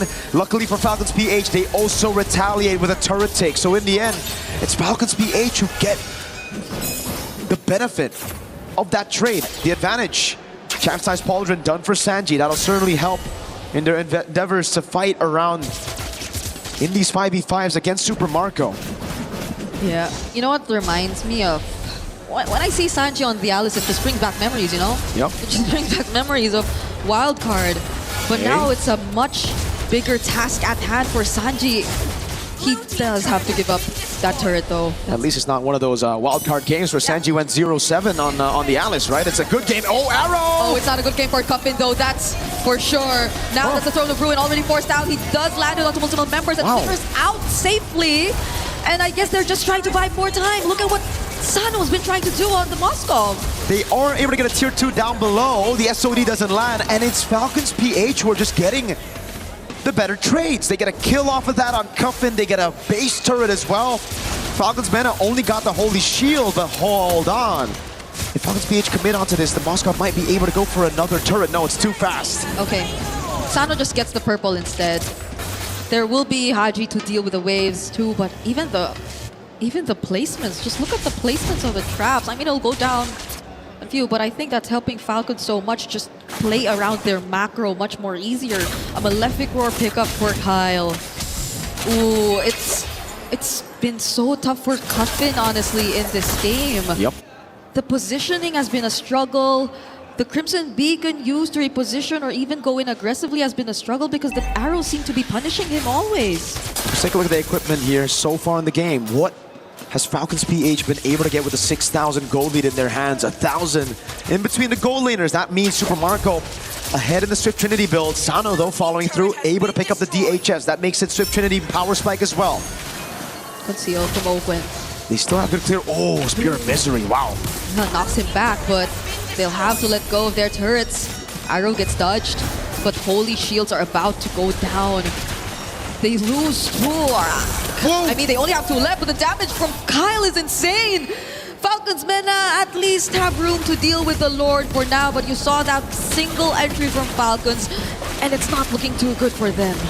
It's all about defense for Falcons Mena, for Falcons PH. It's all about trying to go for the siege, so they need to find some angles for the arrows to land, or they start zoning Falcons Mena from these structural objectives. Throw the conceal, cancel AOG. Oh, Throne of Ruin casted, does get him immune from that knockup, but Sanji doesn't find any. Has to flicker out too, just to survive. The damage from Boyet doesn't seem to be enough. Sano's just dealing with the waves as much as they can. Goes in! Super Marco. Oh, that made me nervous. Marco gets the Malefic gun. He'll be able to get that range advantage. Arrow from the side, but it doesn't land. Again for Falcons Mena, though, they have amazing clear as long as the Moskov is left untouched. As long as he's able to pierce through these minions with the spears, he'll be getting free farm. So I think for Falcons PH, the right move right now would be to freeze up these waves, deny farm away from Sano. Because he's not far, 1,000, but not as far as you would think, right? With a 6,000 gold lead here, you wouldn't expect a little bit more of a lead there to try to deny the Moskov. It's actually more on the jungle. Kyle's been gapping Boyet in farm. Oh my goodness. I gotta say, Flap's been doing a great job at helping Kyle get this lead over Boyet. The fact that they haven't been able to really utilize the Hirara to in any way try to burst down a member from Falcons, not even Haji, who seemed to be one of the best possible targets in the early, or even Super Marco. So it's been great for the Bulletproof, and now Ogwen just gets to pick up the Chastise as well. So majority of the damage you're expecting from Falcons Mena already have somewhat of an answer from Falcons PH, and there's another Lord spawning in just 3 seconds, which I feel Falcons Mena are really gonna struggle to try and attempt for a contest, if any. It's double Season Hunter plus a Claw. They can burst this Lord as long as it's not Evolved Lord. Super easy. Look at that. Oh man, you blink and you miss it. Yeah. Lord gone, taken by Falcons PH. Purple buff taken by Boyet though, so he's able to get a buff in hand. Flap's good. Malefic gun though for Sano. Yep. One thing we can't talk about is that the additional range will help him to clear even more. Wishing Lantern already done with the Ice Queen 1. And it's just a Malefic Roar, that big, oh my god, 2 items difference between the junglers. Kyle has a Sky Piercer, even though it's only on 10 stacks, and an endless battle, so that's going to be true damage that Sanji, Troll, and Cuffin are going to have to deal with. Yeah, Super Marco's looking like he's on the road onto building a Winter Crown as well. Got it. That's Sanji taking it, and that's a concealed play. Ogwen trying to show up. Doesn't get to taunt anyone just yet, but that's just space. Yep. Falcons secure this mid-base turret. They get to find the Lantern players onto Flap, but he doesn't care. He's just gonna go in. Consecration already used. They're looking to take out all the remaining base turrets, but the damage from Super Marco. It's just there, it's just a bit of poke. Falcons Mena know that they cannot fight, and the reason they gave the mid turret is because they would rather lose mid and top, no problem, over their last side lane turret. Falcons PH don't want to take this down. This Troll finds something here. Oh, it's Ogwen who goes in first! Are they looking to punish him instead? Sanji finds a set in the back lines, but all the while that's been happening, the rest of his members have been falling too. Boyet dealing a bit more damage than we expected him to. And it's been 3 members of Falcons PH going down so far. Blazing to a cancel now. Winter Crown just in time. And the BMI. Super Marco gets to escape, but they lose 3. That was insane. The arrow looked like it was going to land on Cuffin, but he popped in the Crimson Beacon, so it actually landed on Sano instead. In the end, Falcons PH still took a fight under turret. Look at this again. Slow-mo. Ogwin got both. Sano and Cuffin. This was the dream start. Haji throws it, and look, Sano was left to deal with the Abyssal Arrow. Haji got it. Yes, Sanji got a massive set.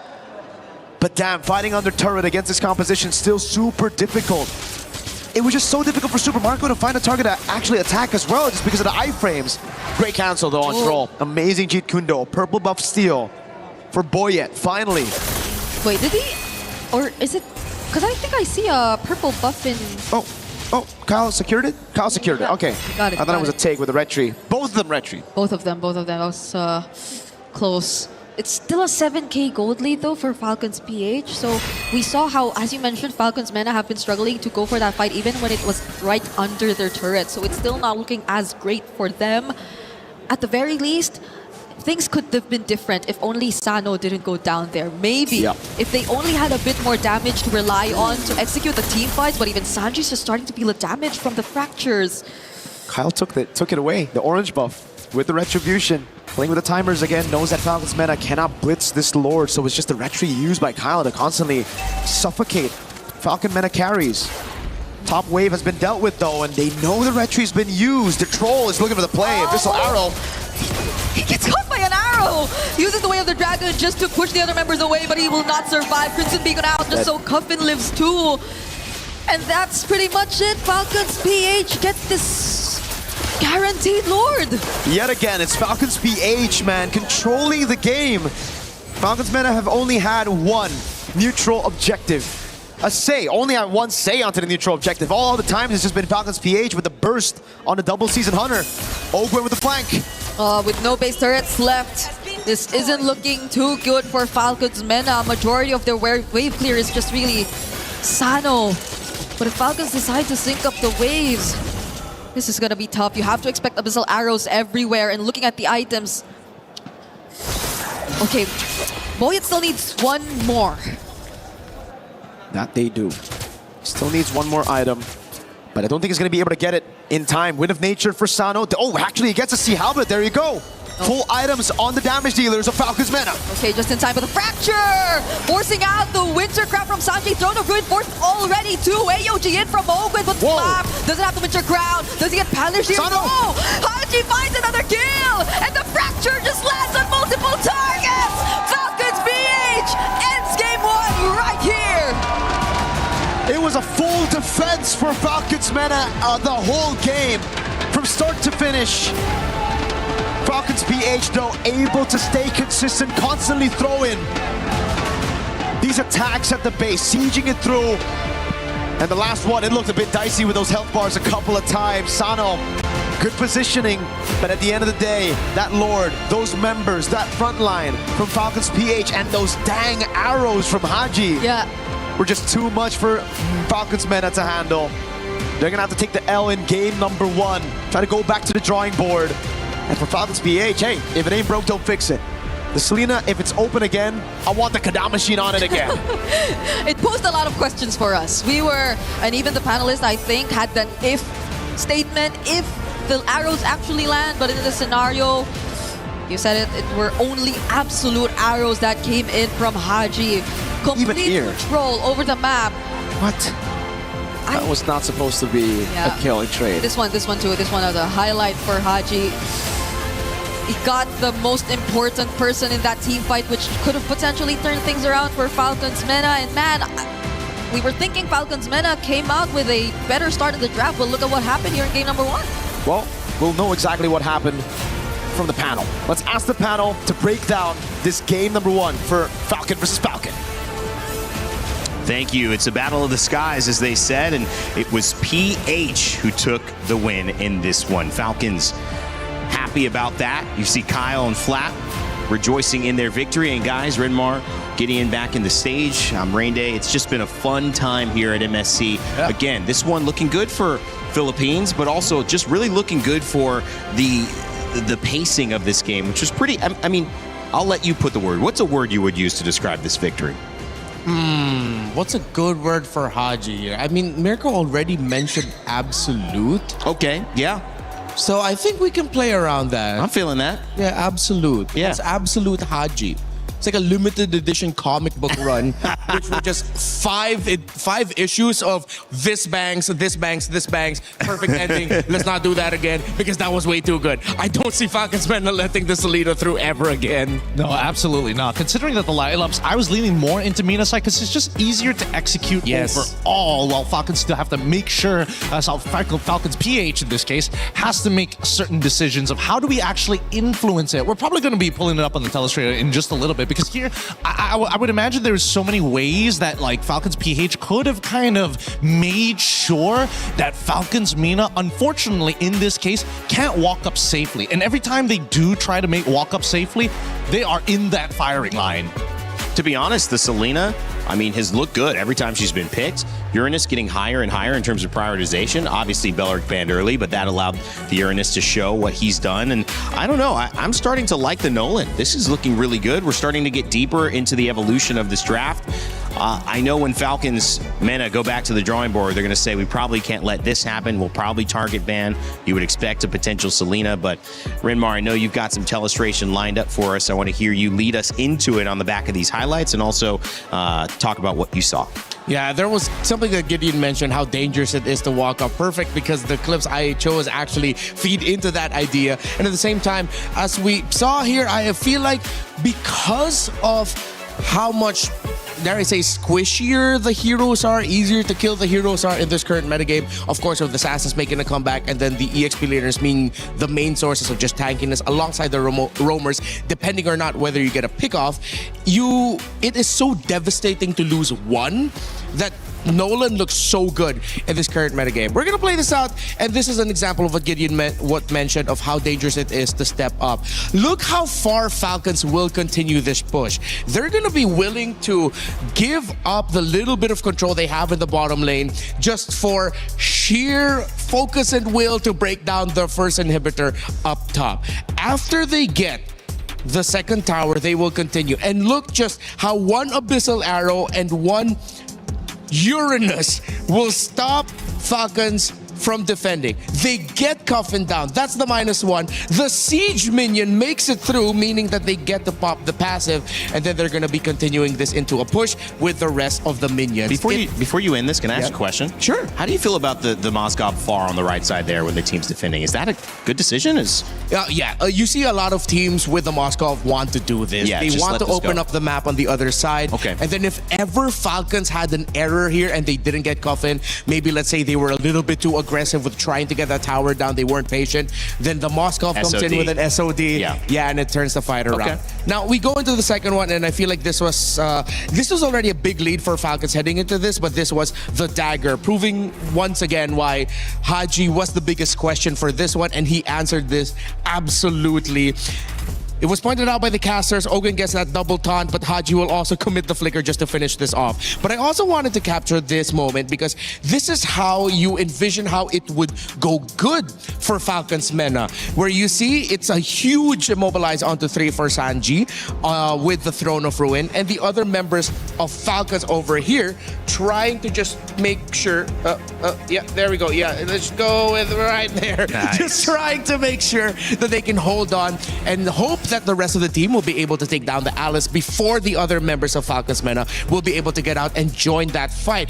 But the problem is, here for Falcons Mena, pointed out by Gideon as well, they were just lacking the firepower and they needed the help of the turret to do really well with this. But even with the help of the turret, it was still a trade that went very well for Falcons. They lost members, but Kyle and Super Marco were able to get some small wins here and there. They didn't lose themselves. They burned the flicker from the Cho, which would open up options for them for the next 2 minutes. So in the end, that was still a win for Falcons PH, despite Falcons Mena getting some kills. It was just a harsh reality check that they just didn't have enough to be at a good spot.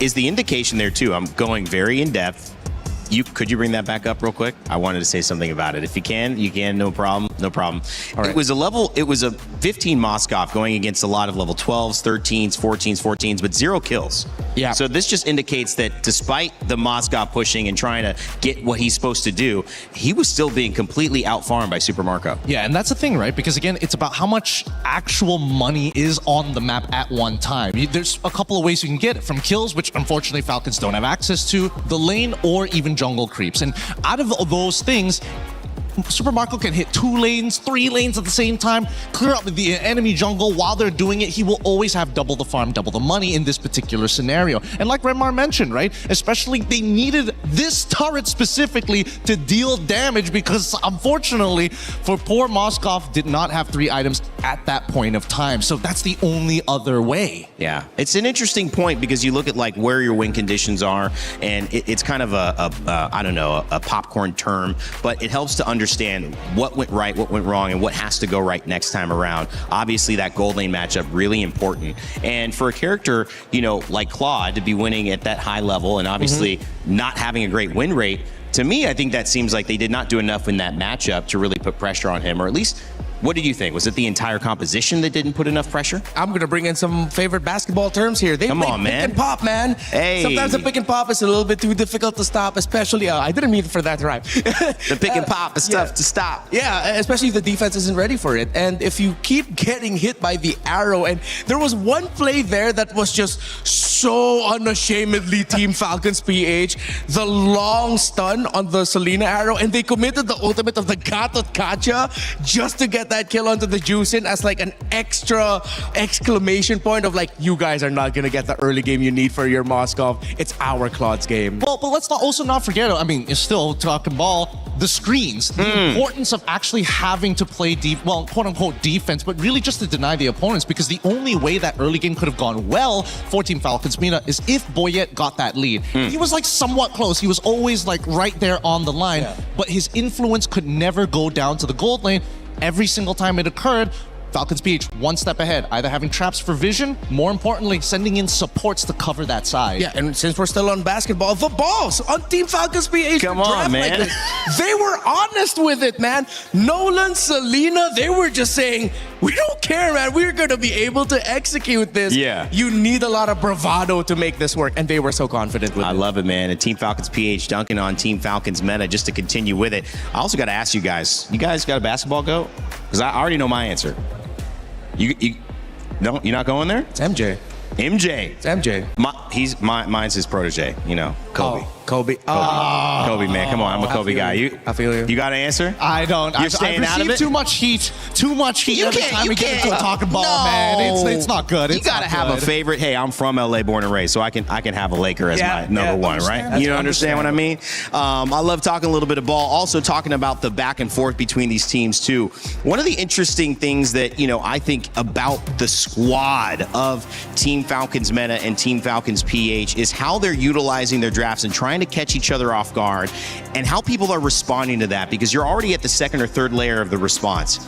And I want to point out the fact that the Belleric was banned early and the Harara was prioritized for the first pick, and it didn't actually get ahead of the Nolan, which was taken later on, which means you set up for a draft to get an advantage and you didn't get that advantage. And so now do you go back and you ban the Selena, or you take something else away like the jungle situation so that you force even a Nolan to potentially get picked up by you and then no other jungle options? Or if they take the Nolan, you have something else to respond to win another lane? I'll drop my opinion on this real quick. I think it's okay for Falcons Mena to just prioritize bans on the Selena. We saw Onyx do it earlier against SRG. We did. Absolutely. But that comes with a couple of conditions here, right? Because last time it was like, I had to be the one who bans out the Belleric, and the opposing side needed to get rid of the Atlas on their end. So they're just going to have to roll the dice a bit.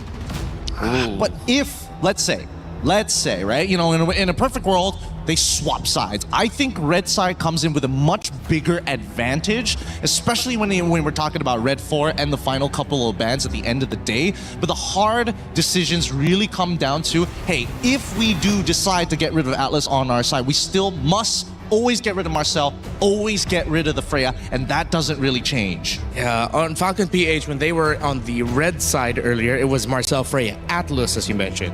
For Falcons Mena, they banned out the Fanny, Ling, and Belleric. Not terrible bans, but maybe we're slowly starting to see a little shift away from rushing the Hirara right out of the gate. Because with heroes such as Selena, I'm not saying pick the Selena over the Hirara. Yeah. But now there are answers, risky answers, not absolute answers. Maybe? I think, because every time we see There it is. Yeah. Every single time, right? It's about building the system around the Hirara. Do you have a strong enough mid trio to enable this first blood? Or do you at least have a sandbag to kind of control that side of the wave? Well, I like the adjustment because we mentioned going deeper into the assassin ban and not prioritizing the Hirara. They take out the Selena as well, which we mentioned. Ling and Fanny gone, which forces you to go deeper into that pool if you want to grab it. The Hirara taken on the other side, but the Uranus taken on the side of Falcon's Meta. They liked how it worked. The Belleric's still available, which is a dangerous composition. And the Claude, that's an early prio. Gideon, you're questioning surprised. that? I'm very surprised because now they can pick up Belleric on their side and even look to actually secure their mid lane down. But maybe this could be like an attack, right? This is a hidden attack. I'm saying if we finish our first 3, we get to the second phase, we're looking at your gold laner if you don't pick it up in the first 3. But isn't Belleric Eudoric too good here to pass up? Or would you? That is the trap that a lot of... Never mind. Why are we shifting it now? Yeah, why? This is like 3rd level. These teams have done this before to each other, it feels like. I think we don't see their jungler just yet. They might keep the option open I think they need to put the Sakai into the jungle or roam, and then you pick up the Eudora here, as mentioned by Rain. Then, whoa. They're going... Hey, this is some beef. I like what I'm seeing. Just because I don't see the Eudora. For that sole purpose. Is it questionable? Absolutely. Man.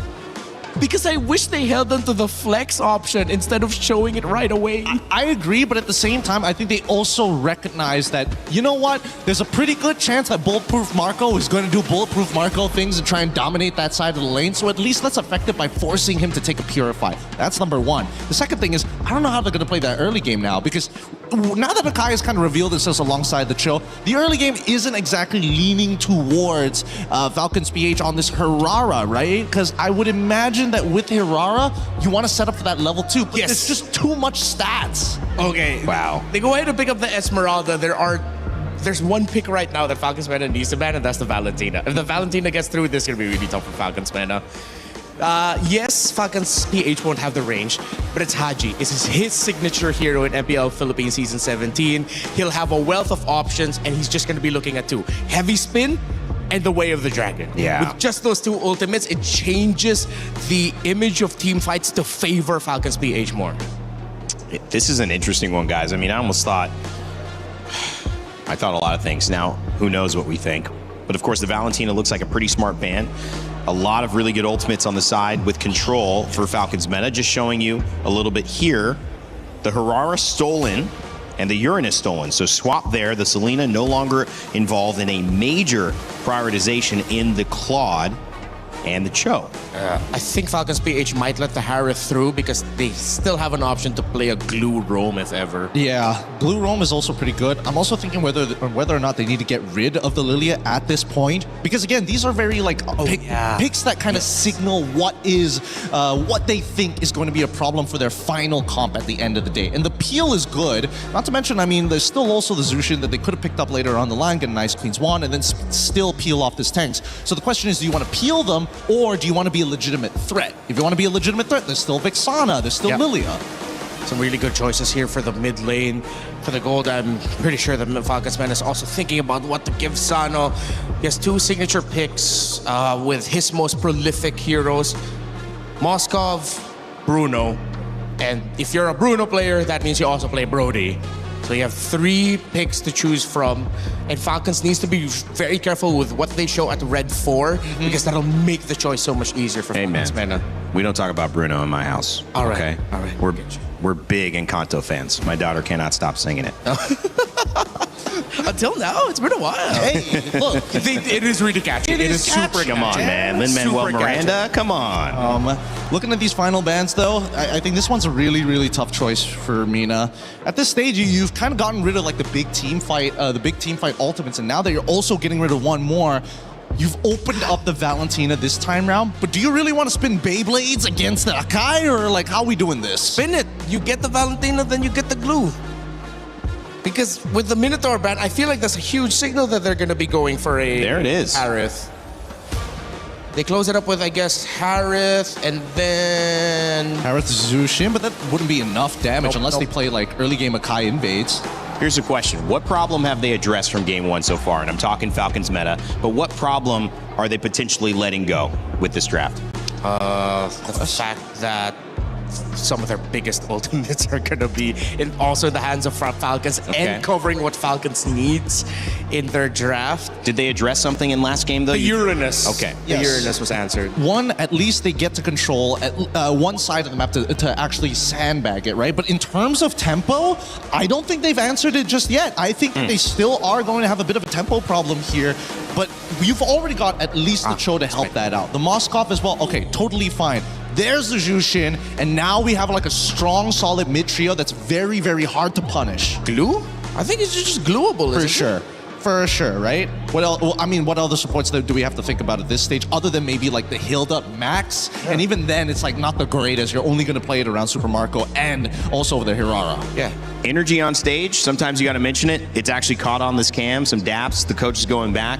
I mean, it felt like they liked their draft. Yeah, it's solid. It goes back to the identity of Falcons meta. You get Boyet on the utility jungle. You get Sano on a signature hero, and of course, it's the Gato. Just every time when I think it's going to be something different, it's just a Gato Kacha again. But I can't clear waves. Gato shows up once more. But both sides have very similar idea of how their compositions want to work. The early game is where we're going to have to see whether, you know, Falcons PH can set up that early snowball in that first blood. If not, I think as mid-game starts to come around, there's a lot of defensive tools that Mina can use to deter them. Like, stay back. Like, as long as I hold my ultimate, you have to respect me. Yeah, it seems like a disciplined game would benefit Team Falcons meta because they have a lot of ways to use that utility, but can they apply enough pressure to get ahead and snowball, especially if they get in this position where they are down and almost out? One game to tie it up or one game to send them home. Team Falcons PH on the verge of victory. Let's send it back over to your casters for game two, where they might find themselves in the knockout stage. Here we go into the Land of Dawn. Falcons meta backed onto a wall. On the brink of elimination, they rely back on their main identity that won them the wild card. Boyet on utility, Sano on a carry, Coffin on Juiced. I was about to say it's comfort. Going back to comfort for Falcons meta in this very dangerous spot that they're currently in. A do or die up against Falcons PH, who based on this series alone have seemed to figure out what has been lacking for them in their previous series here in MSC. You see how they've been very proactive in setting the tempo. And now that they're on a Hirara, it's all the more reason for them to do the same. Oh yeah, definitely. Let's take a look at the emblems here. Sano taking a Master Assassin, but losing out already. 1v1 up top. At least the Letho gets taken out by Falcons meta's Boyet. But you can definitely see the clear speed difference earlier. Kyle got level 2 so quick, he was able to get the gold crab. So at the end of the day, a full clear plus a gold crab will be a bit better than the Letho plus semi-full clear because he didn't get the lizard up top.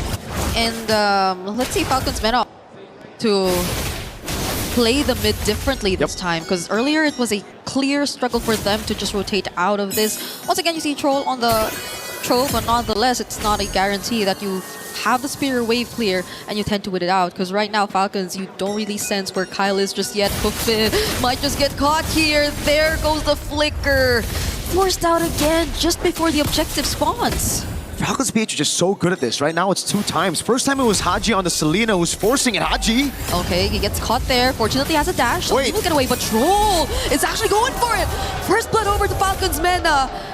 And isn't this great? They have an Akai in their side, and they take out the mid from Falcons PH right before the objective. They bet out the flicker of Coffin, but yeah, that's definitely way more worth it for Falcons meta. They're able to pick up the kill. Just when I was about to say Coffin needs to be way safer up against the Assassin, we see Haji step forward a bit too far, and now it's Sanji who's zoning them away. Unbreakable doesn't land. Sanji flickers out. Troll trying to look for something. Space creation is the name of the game. Sanji actually creates enough and also secures the objective for himself. Heavy spin used defensively. The SOD does land, but Falcons meta, I think it's a clear re-engage from them this time. There's a reason Falcon. Oh, Troll! Oh, never mind. To re-engage once again. All over again. Falcons Mena. They find Ogwin. Wow. Troll goes down in exchange, but that's the heavy spin copied by Haji. They're not going to proceed with a fight. A 1-for-1 in the end on top of the neutral objective. Sanji. Oh, that's remembers. He's not going to get out of that. It's Kyle providing the damage. And so it somehow equalizes the trade. 2 for 2 now on the board for Falcons, PH and Mena. You're right. It's 2 for 2 now. It's just the neutral objective diff. And hey, believe it, the Falcons PH to be able to come back from what looked to be a great play from Troll.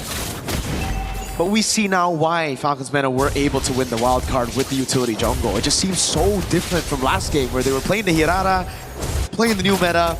Doesn't really suit them, right? Yeah. Go back to your trump card and then play around Sano. Marco with Blazing Duet. Okay, it does get the gold crab. It's a small win.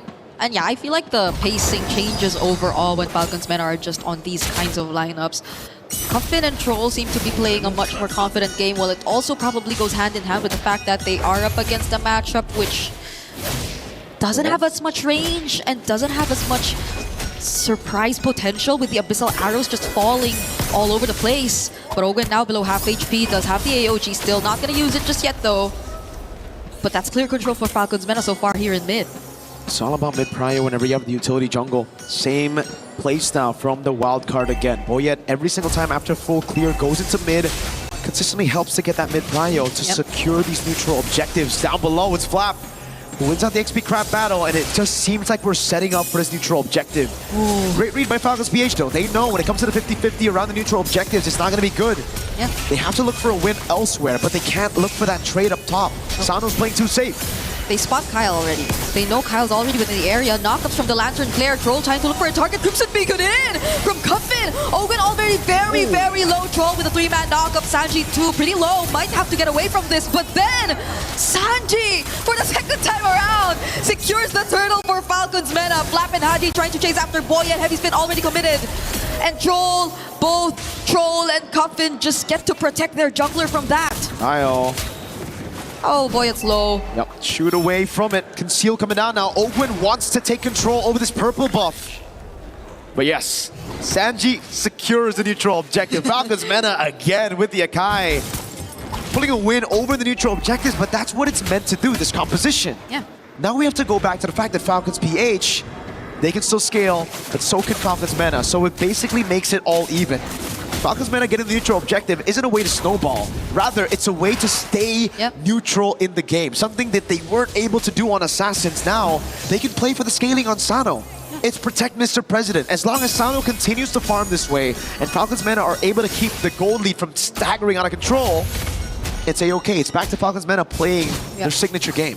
Yeah, but I think Falcons PH are too good at keeping it really under control. It's not growing into any significant lead just yet. Falcons Mena, they're not able to convert it into any structures, and so we see that the lead is something you don't really get to feel, at least for now in this game. But that's a really high cut for Sanji.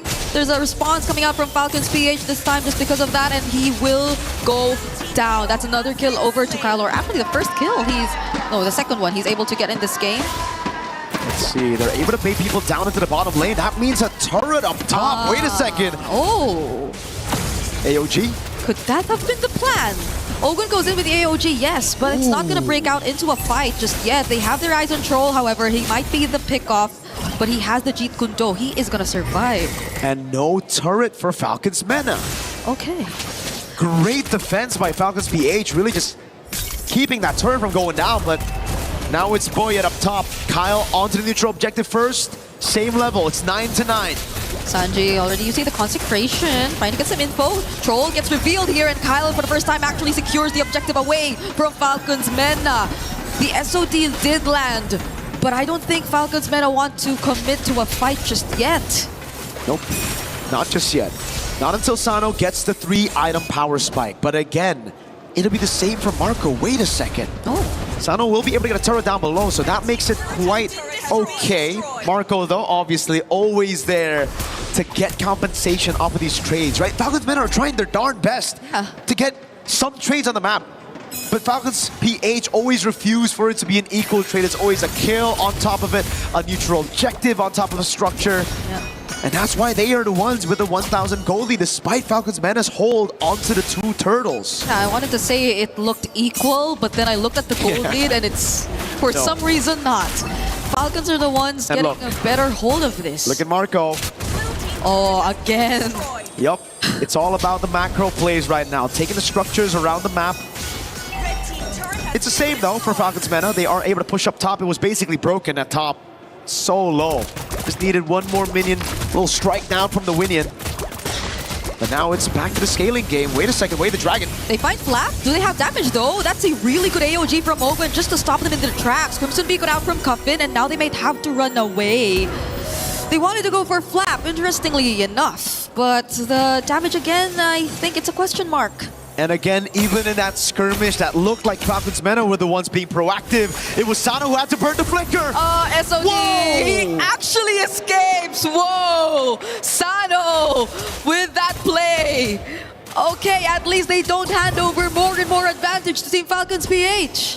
Not gonna lie, that was kind of clean with it. Great escape, man, against 4 members of Falcons PH. Any normal player would just be like, alright, I'm dead. But Sano refuses to play safe gold lane. He is the definition of play safe gold lane. He knows if 4 members are coming up, how to handle them. Up top though, Marco's gonna try to build a slow push.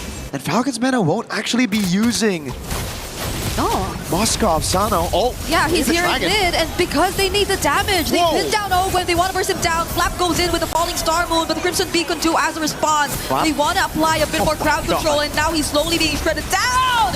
Kyle enters from the sides, but he doesn't seem to land the damage onto anyone. It's Sanji, just needs one more hit. It's a flicker from him to finish off the kill on Kyle, but Marco going in. This might just be the turnaround. Buoyant stays alive for too long, but not until the damage from Falcons PH arrive. Both Falcons want to go toe-to-toe, head-to-head, fighting fire with fire. They started the fight with a pick with a Way the Dragon on Ogwin. It ended up being 3 for 2 in favor of Falcons Mena. The 2,000 gold lead for Falcons PH now crumbling down to 1.7k, and you see again in the skirmish, Falcons Mena really utilizing that man advantage for a while. Thank God for Haji getting that angle to go for the pin on Sano, because if not, it would have been a bad fight for Falcons PH to take. Marco was just way too late in the skirmish. Again, Selena, Valentina, it just seems like it's Haji who's holding down Ford.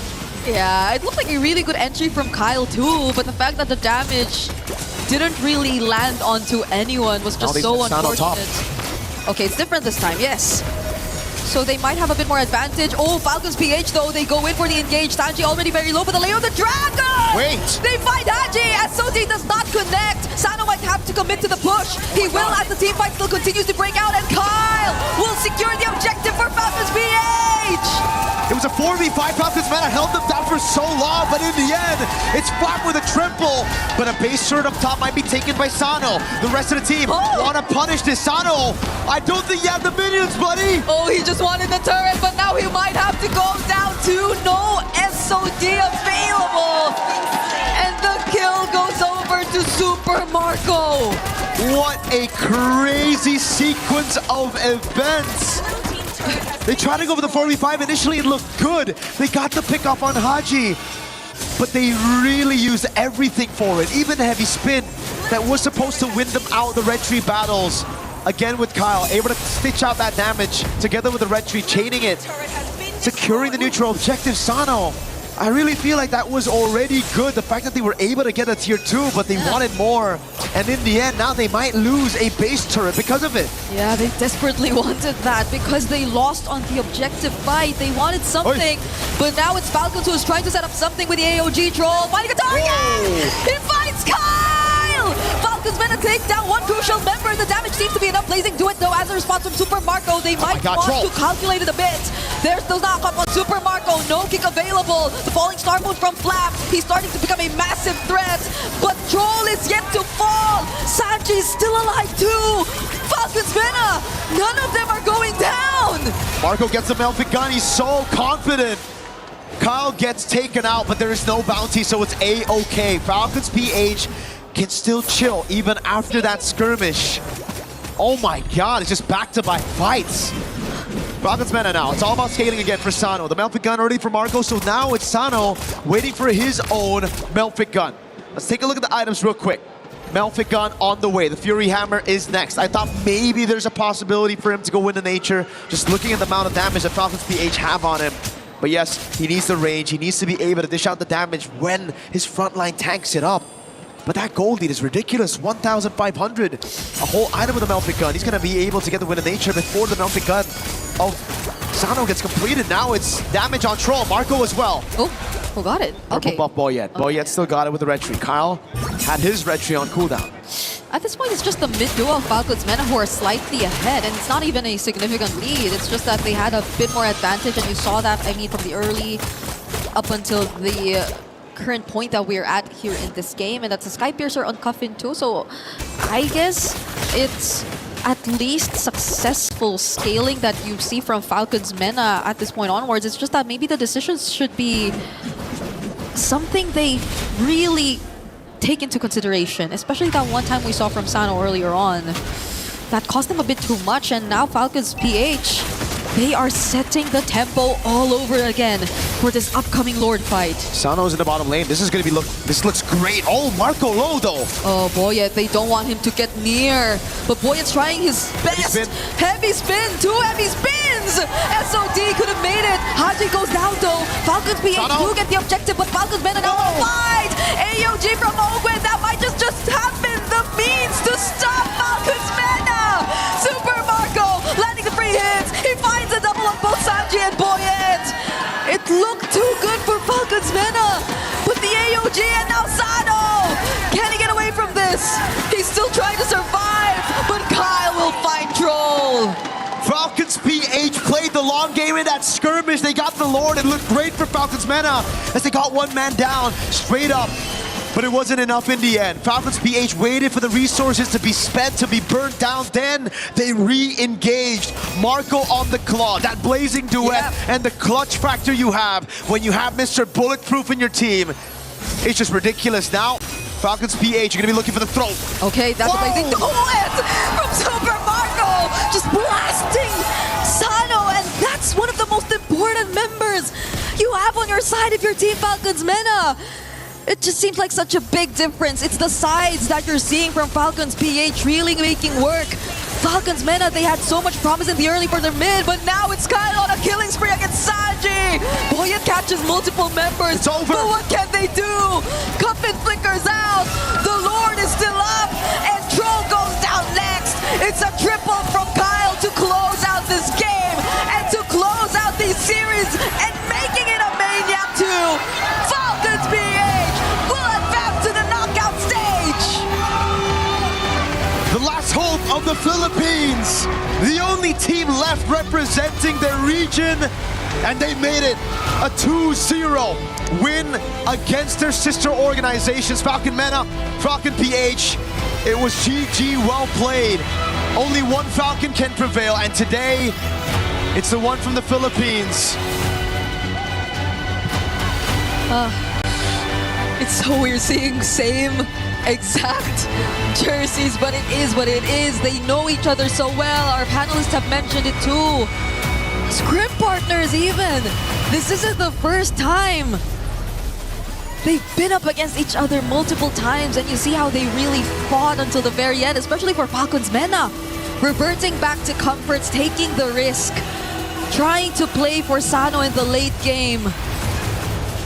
But it didn't work out for them. Falcons PH seemed very much more polished compared to their previous performances here in this series. Absolutely. They really fixed a lot of the errors that we saw in their match against Vitality here. They're finding their craft and playing it clean, not panicking. Especially here, you know, committing, making those decisions, the right ones, not hesitating a single time in this game. Even though there were some dicey situations that Falcons Mena placed them in, again, it looked really good. It looked like this pickoff was great with Haji down 4v5. But they'd already used all their resources, and Flap and Ogwen, these two were too darn tanky. They were too darn good. At the end of the day, with Sano dead, there was no chance for them to defend. Haji with the constant pins, these heavy spin steals, man. Wow, the Kadam machine. Haji, Kadam machine, Selena, Valentina. He's definitely got it this time. We're gonna throw it over to an interview on stage with Flop. Yes, my friends, we're here with Flop. It's Falcons PH that take the win and advance over their sister team. Few questions. What's it feel like to be back here on the international big stage? We feel really good to be back in international, yes. It's a hell of a moment here, but not only are you coming in and being the only Filipino team that's advancing on in the knockouts, but you're also representing the EWC 2025 club champions. What does that mean to you as a person and as a team? I think it means a lot because I need to win this one for my team and my bosses, so... That's an extra bit of pressure on here, but you've got a lot of people that are giving you that energy all the way from home. So is there anything you'd like to say to the camera here to all the Filipino fans out there cheering for you? Maraming salamat sa sumusuporta sa amin. Kami ang last hope. The last hope, there it is, Flop and Falcons PH taking it and advancing on to the knockout stage. But you know what that means. It's time to crush a key. Come on over, my friends. All of Falcons PH, and let's head all the way back. Our final key to be crushed here in the group stage of MSC at EWC 2026. 16 teams are now down to only 8. There's one more to fill in the gap. It has to be a team-on-team kill. But it's Falcons PH, the only and final hope for the Philippines that get to crush, guess what? Team Falcons' own. Whoa, back. There it is. Congratulations, Team Falcons PH. Eliminate Team Falcons Meta and secure their own spot in the knockouts. With that, the key is crushed, the heart is done, and it's one Falcon that'll fly out of the nest. Whereas the other one, they're just gonna have to go back home into that egg and prepare for their next bout.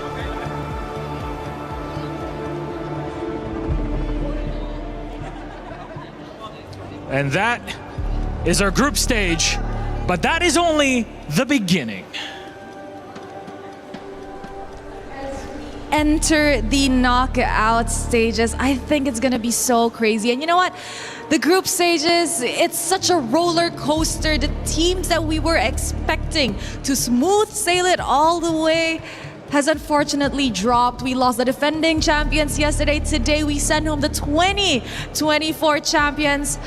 I honestly cannot believe this is how MSC 2026 is playing out, Milosh. It just means that if you want to compete at the top level in MLBB, you have to constantly be on your toes. It's an important thing here at the Esports World Cup is that everything is earned, right? You cannot just come in and assume that you'll be given the space. No, and that applies the same way to MSC 26. Every single point, every single moment has been earned by our victors.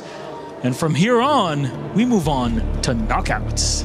But you know what's going to be exciting about this knockouts, Milosh? There's a lot, but yes. One thing that could be a possibility that for the first time in a very, very long time, there is a high chance that we will be crowning a new region as the champions in MSC.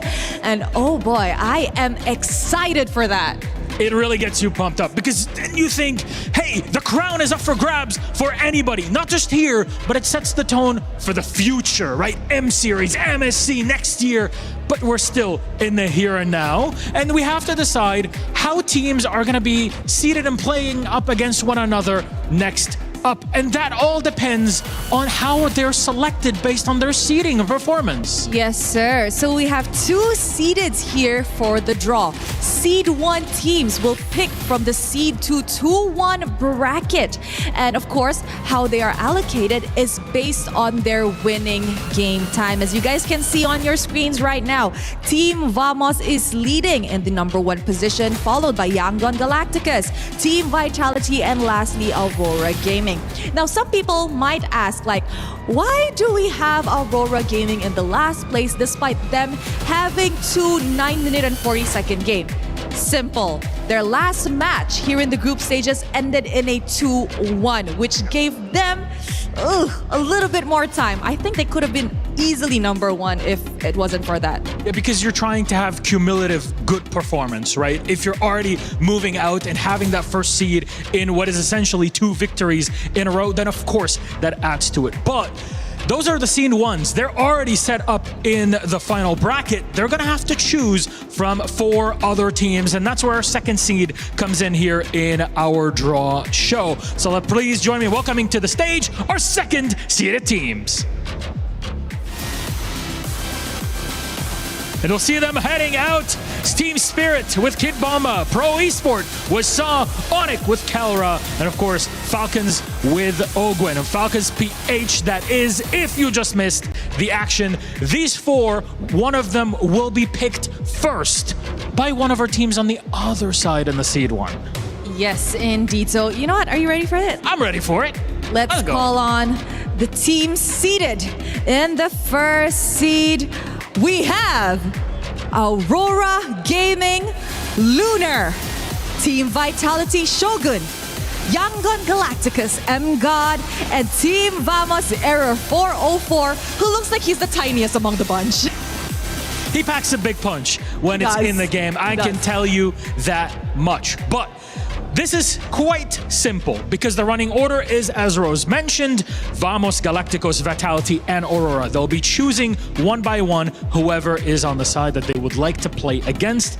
They don't really know what the others are planning on picking. So, Team Vamos will be the first one to choose. So, Error, please join us on here. Hello. How are you feeling today, especially knowing that you're the first to choose, which gives you an advantage? Feels really weird because we got to pick first, out of all these strong teams. You weren't expecting that, huh? Yeah, I wasn't expecting that. Okay, so the moment of truth. Who will you pick in the second seeded team? Team Spirit. Whoa! Wow, okay. Kid come Bomba, come on over. Kid Bomba, come on in. Why Team Spirit? Because I think we are really confident against them. Yeah. That's a lot of confidence. Are you going to let him talk like that? I mean, what should I say? He can say whatever he wants. We will see in the game. All right, gentlemen, come on close. Come in. Stare down. Let's go. Face to face. Let's see if you can hold this one, Air.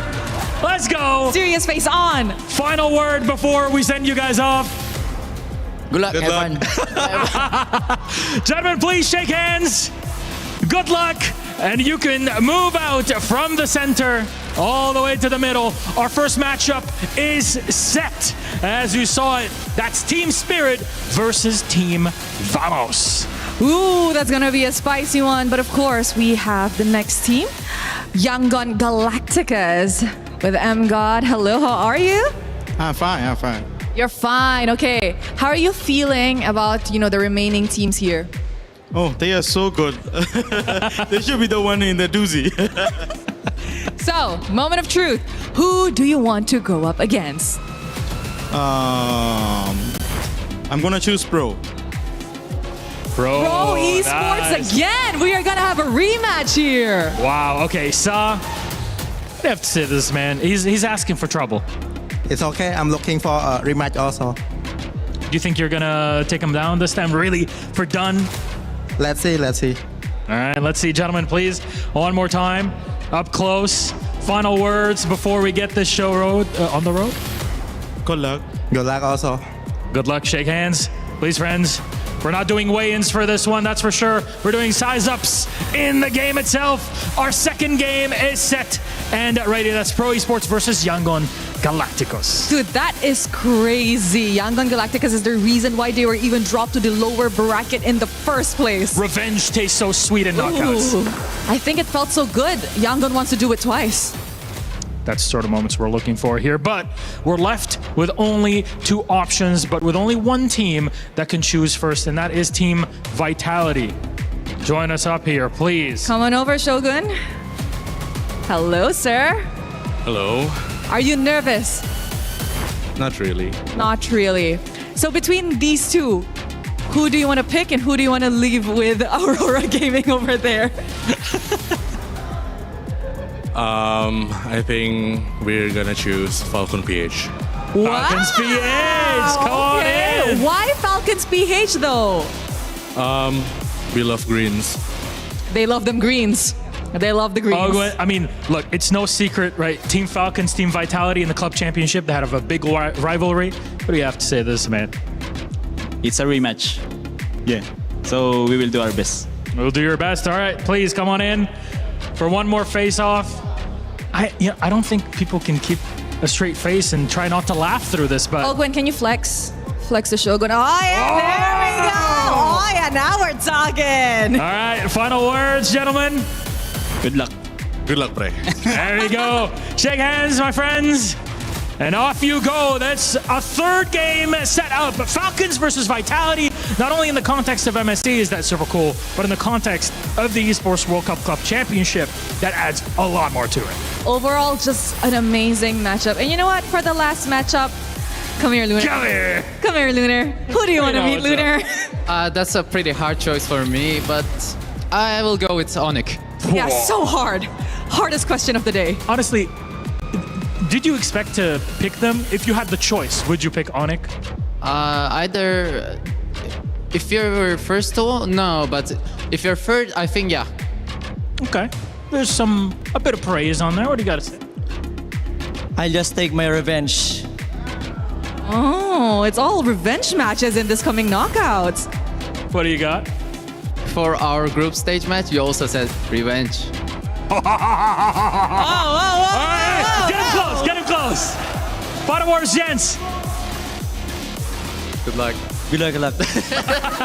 Thank you very much, gentlemen. Please, you may leave us on the stage. There's love between all of our teams. That's a big part of the competition. But when we're walking in the server, it is on another level. Yes, but just a reminder to everybody and to all the fans that are watching, the order that we pick the players and the teams today does not determine the final schedule for match day itself. So don't forget to wait for the official announcement. That is it from us on the main stage for the group stages. But of course, we have to throw it over to the panel to break down what happened in this series and in this draw. Thank you, Rose and Milos. What an exciting time. Those were some fun head-to-heads. I like that trash talk.